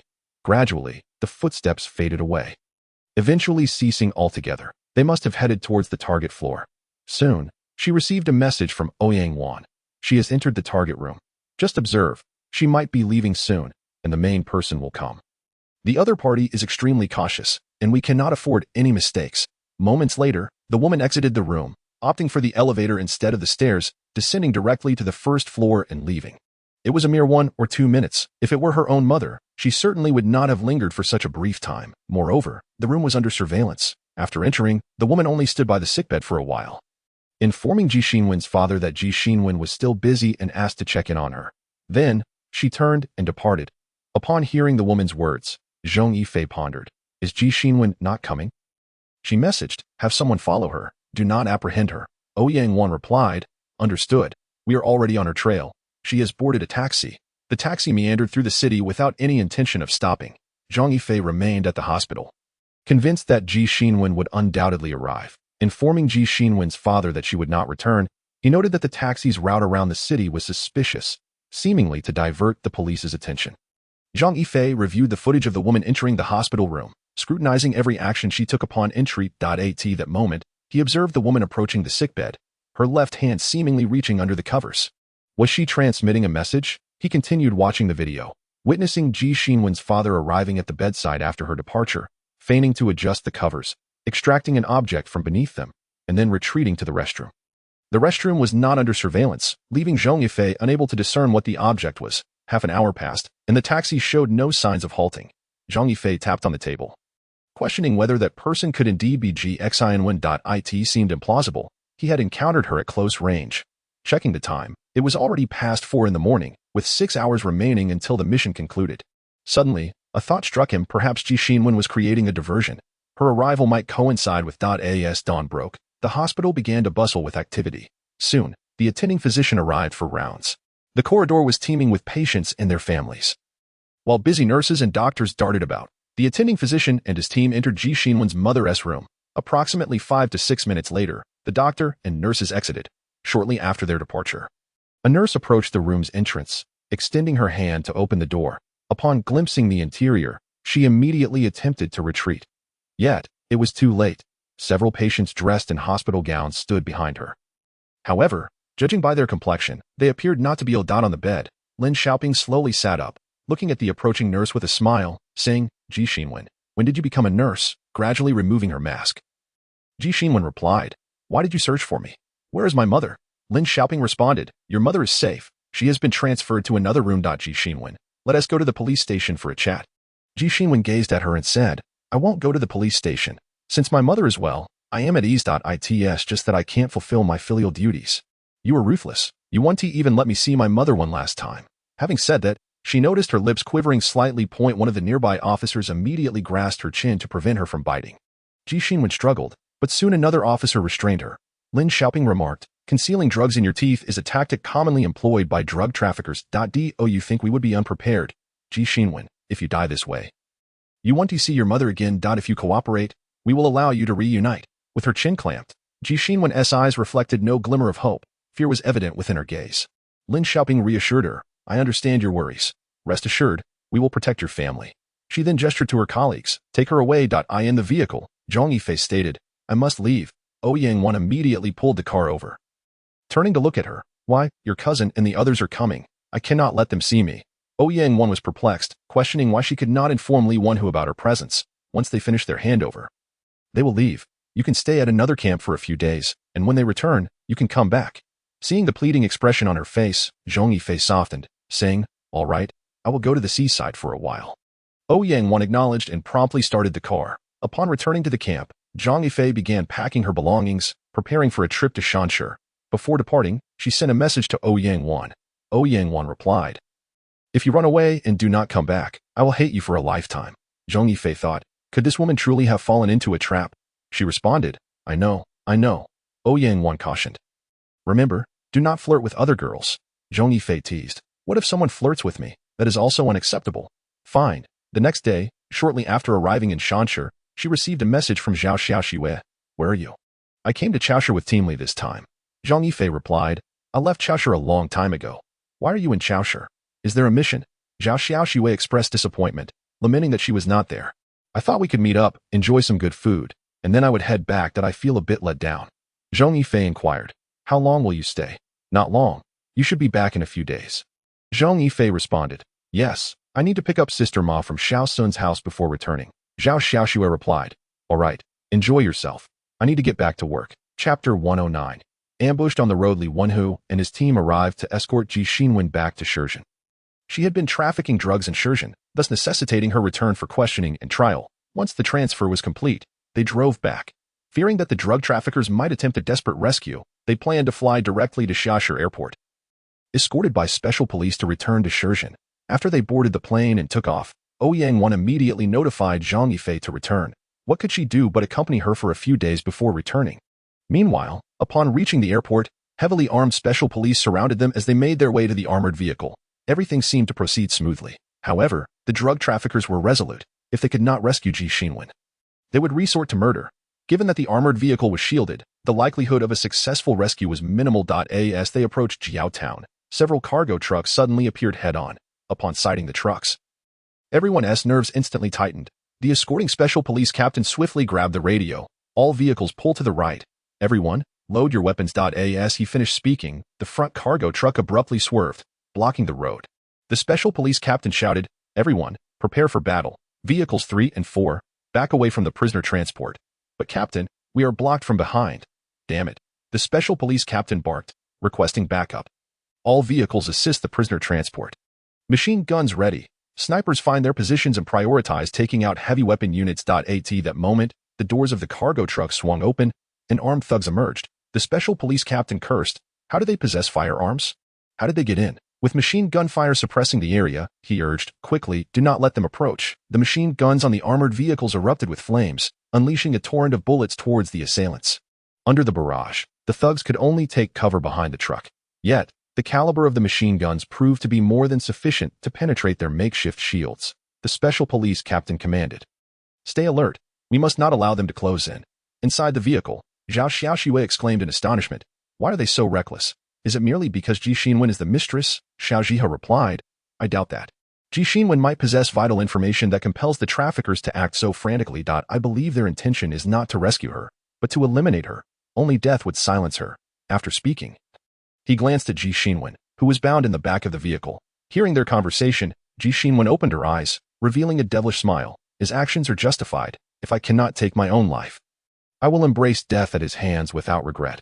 With that, she closed her eyes again. Xiao Zhihe realized that questioning her would yield no results. Her words revealed a singular desire for death.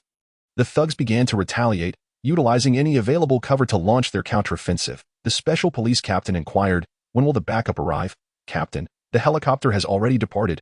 It may take 10 minutes. Ground forces are contacting traffic police to clear the roads. It will take 20 minutes to reach Xiashi and 30 for Longshore." "What about the military?" "ISNT, there are regiments stationed in Jiaotown. We have already contacted the military. They are assembling. But it will take at least 15 minutes. The captain replied, "All right, everyone hold your ground." Damn these madmen. Bullets flew, and the special police captain refrained from ordering anyone to disembark, instead utilizing the shooting ports to return fire. Li Wenhu stared out of the window, gripping the pistol tightly in his hand. With buildings looming on either side, he expressed his grave concern for the safety of the civilians. The special police officer reported, "We have notified them via broadcast to stay in their rooms and not to come outside. Our only option now is to contain the situation. We cannot allow them to storm the building, or the consequences would be dire." "How did this group even emerge?" Xiao Zhihe remarked. "We need to interrogate the captured drug traffickers. They've been operating in secrecy for over 6 months. Suddenly, a bullet shattered the car window, prompting everyone to duck instinctively. The officer cautioned, "Although the glass is bulletproof, everyone should remain vigilant and avoid the windows." Zhao Xiaoxue instinctively looked up towards the window. "Did I see a reflection on the building? Are they our people or snipers from the other side?" The special officer immediately inquired, "What direction?" Zhao Xiaoxue replied, 3 o'clock, on the top floor." The officer grabbed his radio. "Captain, this is Wind Wolf. We have a sniper at 3 o'clock on the rooftop." The captain responded urgently, "Understood. Stay away from the windows." Bang! Another bullet struck the car's glass, piercing through into the interior. "Damn, that was close," Xiao Zhihe thought, glancing at the bullet hole just centimeters away from him. The officer shouted, "Quickly, everyone move to the right side. And don't expose yourselves." Bang! Another bullet flew into the car. The captain, hearing the commotion, shouted, "Hurry, take out that sniper." "Firefox, what are you doing?" Firefox's voice crackled through the radio. "Captain, it's a matter of angle. I can't take the shot. I need to go outside and move to the adjacent building. Go outside. Is that even a feasible option now?" "Vehicle 4, position your machine guns to suppress the rooftop." The captain urged. "Captain, shooting could bring down the building. We still have time to worry about that. Hurry up. The helicopter arrives in 5 minutes." The machine guns of Vehicle 4 whirred into action, directing fire at the sniper's position. Bullets tore through concrete, sending debris flying. Meanwhile, a voice crackled over the radio. "Captain, The cab of the container truck is turning. Is it going to ram us?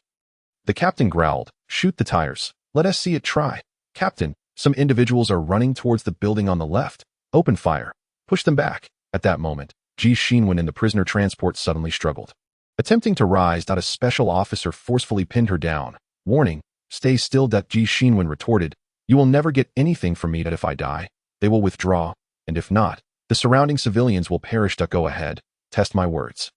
Xiao Jia furrowed his brow. From the current battlefield situation, they still held a significant advantage. Reinforcements would arrive shortly, and these thugs would be rendered powerless. Yet Ji Xinwen's words instilled a sudden sense of panic in him. Did the adversary possess a hidden plan? He demanded. Speak. What is their backup strategy? Ji Xinwen smiled cruelly. Oh, if you want to know, I'm afraid I can't help you. He won't allow me to leave alive. He doesn't care about the lives of others. To achieve his goals, he will resort to any means necessary. You don't understand him. He is a devil from hell. Suddenly, a bullet pierced from the other side, shattering one officer's shoulder. He gritted his teeth against the pain as he collapsed to the ground. Zhao Xiaoxue hurriedly crawled over, exclaiming, Are you okay? The officer shook his head. I'll be fine. I have a medical kit in my belt. Help me with the bleeding. In a panic, Zhao Xiaoxue fumbled to retrieve the kit and opened it to tend to his wound. Bang! Another bullet zipped past Zhao Xiaoxue's cheek. Xiaoxue, that spot is dangerous. Drag him back, Li Wenhu ordered. Xiao Jia crawled over, saying, Let me help you. They pulled the injured officer aside and began to treat his wound. Ji Xinwen smirked slightly. Not bad. Having so many people with me is worth it. Li Wenhu's pupils constricted at her words. He shouted, Quickly, abandon the vehicle. We can't stay here. Contact your captain for cover fire to allow our retreat. The special officer snapped back to reality, seizing the radio. The captain's eyes widened in disbelief. Hurry, retreat immediately. Provide machine gun cover. Everyone from vehicle 4 and 5, support us now. The doors swung open, revealing shields as the occupants quickly exited behind them. 7 or 8 special officers emerged from the nearest 2 vehicles, some wielding shields while others aimed their firearms upward. A special officer carried his injured comrade. Are you all right? I'll be fine. Li Wenhu urged. Hurry, we must retreat. Just as they had moved a few meters, an armor-piercing incendiary round struck the fuel tank, leaving no time for anyone to react. The vehicle exploded in a massive fireball, sending shockwaves that tossed everyone aside. Even the closest vehicles suffered varying degrees of damage. The captain roared in anger. At that moment, the sound of helicopter blades filled the air. In the distance, 3 armed helicopters approached rapidly. A sniper aboard one of the helicopters spotted the rooftop marksman. Without hesitation, he aimed and fired within a second. The sniper collapsed, unable to rise again. 2 helicopters landed on the rooftops, lowering ropes for the special officers to descend. They rushed towards the rooftop door, descending swiftly to find the assailants hiding in the buildings. The machine guns mounted on the helicopters began to fire, causing the ground-level assailants to scatter in panic. Countless police and military vehicles sped towards the scene from the direction of Chao City. With the arrival of reinforcements, the assailants suffered casualties, and the injured were overwhelmed. Medical personnel hurried to the fallen, assessing their injuries. One officer approached Li Wenhu, who lay on the ground.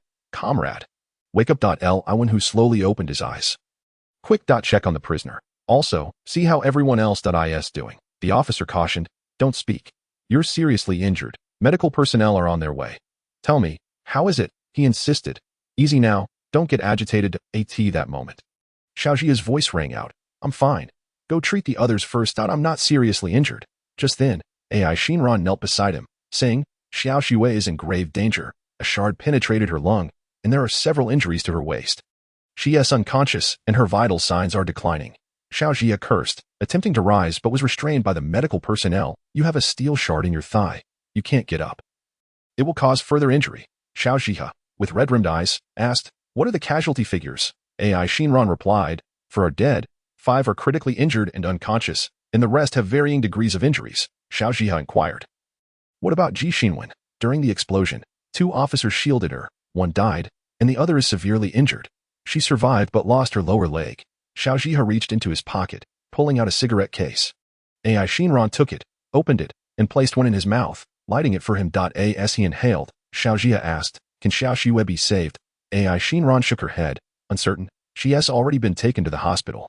The doctors said they would do their utmost. Xiao Jia's eyes glistened with tears. She didn't have to come. She only applied to be here because she heard her boyfriend was involved. If only I hadn't brought her along. She will be fine. She has good fortune on her side. Ai Shinran reassured him. Their marksmanship is precise. They are no ordinary foes. That Long Yi is courting death. challenging the limits of Huagua, Xiaojia said. Yes, it's been a long time since we've seen this level of aggression. The higher-ups will undoubtedly be furious. This incident also reveals that Ji Xinwen is a significant target. She must possess information that could ruin Long Yi, or he wouldn't have made such a grand move. Xiaojia nodded. By the way, how is Wenhu faring? He.s. in serious condition. His left leg may. Xiaojia looked at her, asking, is it irreparable? AI Shinran replied, it's mangled. The doctors say the chances are slim. Damn it. In Chao City, Zhong Yifei gripped his phone tightly, trembling all over. I'm heading back immediately. Yifei, the doctor said it might. Damn it. Shut up. It's impossible. It will never happen. Zhong Yifei roared in fury, tears welling in his eyes. He didn't want to hear it. He truly didn't. Li Mingxian shouted back. Do you think I wish for this? Damn it. She said she wanted to find you, that she missed you after not seeing you for so long. And you? Where did you run off to? Driving off for no reason. She applied to come here because she wanted to see you. If you're just going to shout here, what good is it? I swear I want to beat you to a pulp. Zhong Yifei shut his eyes, tears streaming down his cheeks. Yes, he wasn't human. It was all his fault. She had feelings for him. And what had he done? He pounded his thigh in anger, howling helplessly. Li Mingxian sighed deeply on the other end of the line. I think your current state isn't suitable for driving. Take the train back. However, Zhong Yifei did not respond to him at all. Li Mingxian shouted, Zhong Yifei, do you hear my words? You coward. Events have transpired, and there is no way to alter them. Is this truly entertaining for you? With your behavior, can Xiaoxue possibly be well? Zhong Yifei placed the phone to his ear and replied. I understand. I shall drive back. I am fine. You cannot drive right now, Li Mingxian retorted. Zhong Yifei insisted, Xuanzi, trust me. I am capable. Please keep an eye on Uncle Bo and Aunt Li Mingxian countered. They are not as fragile as you.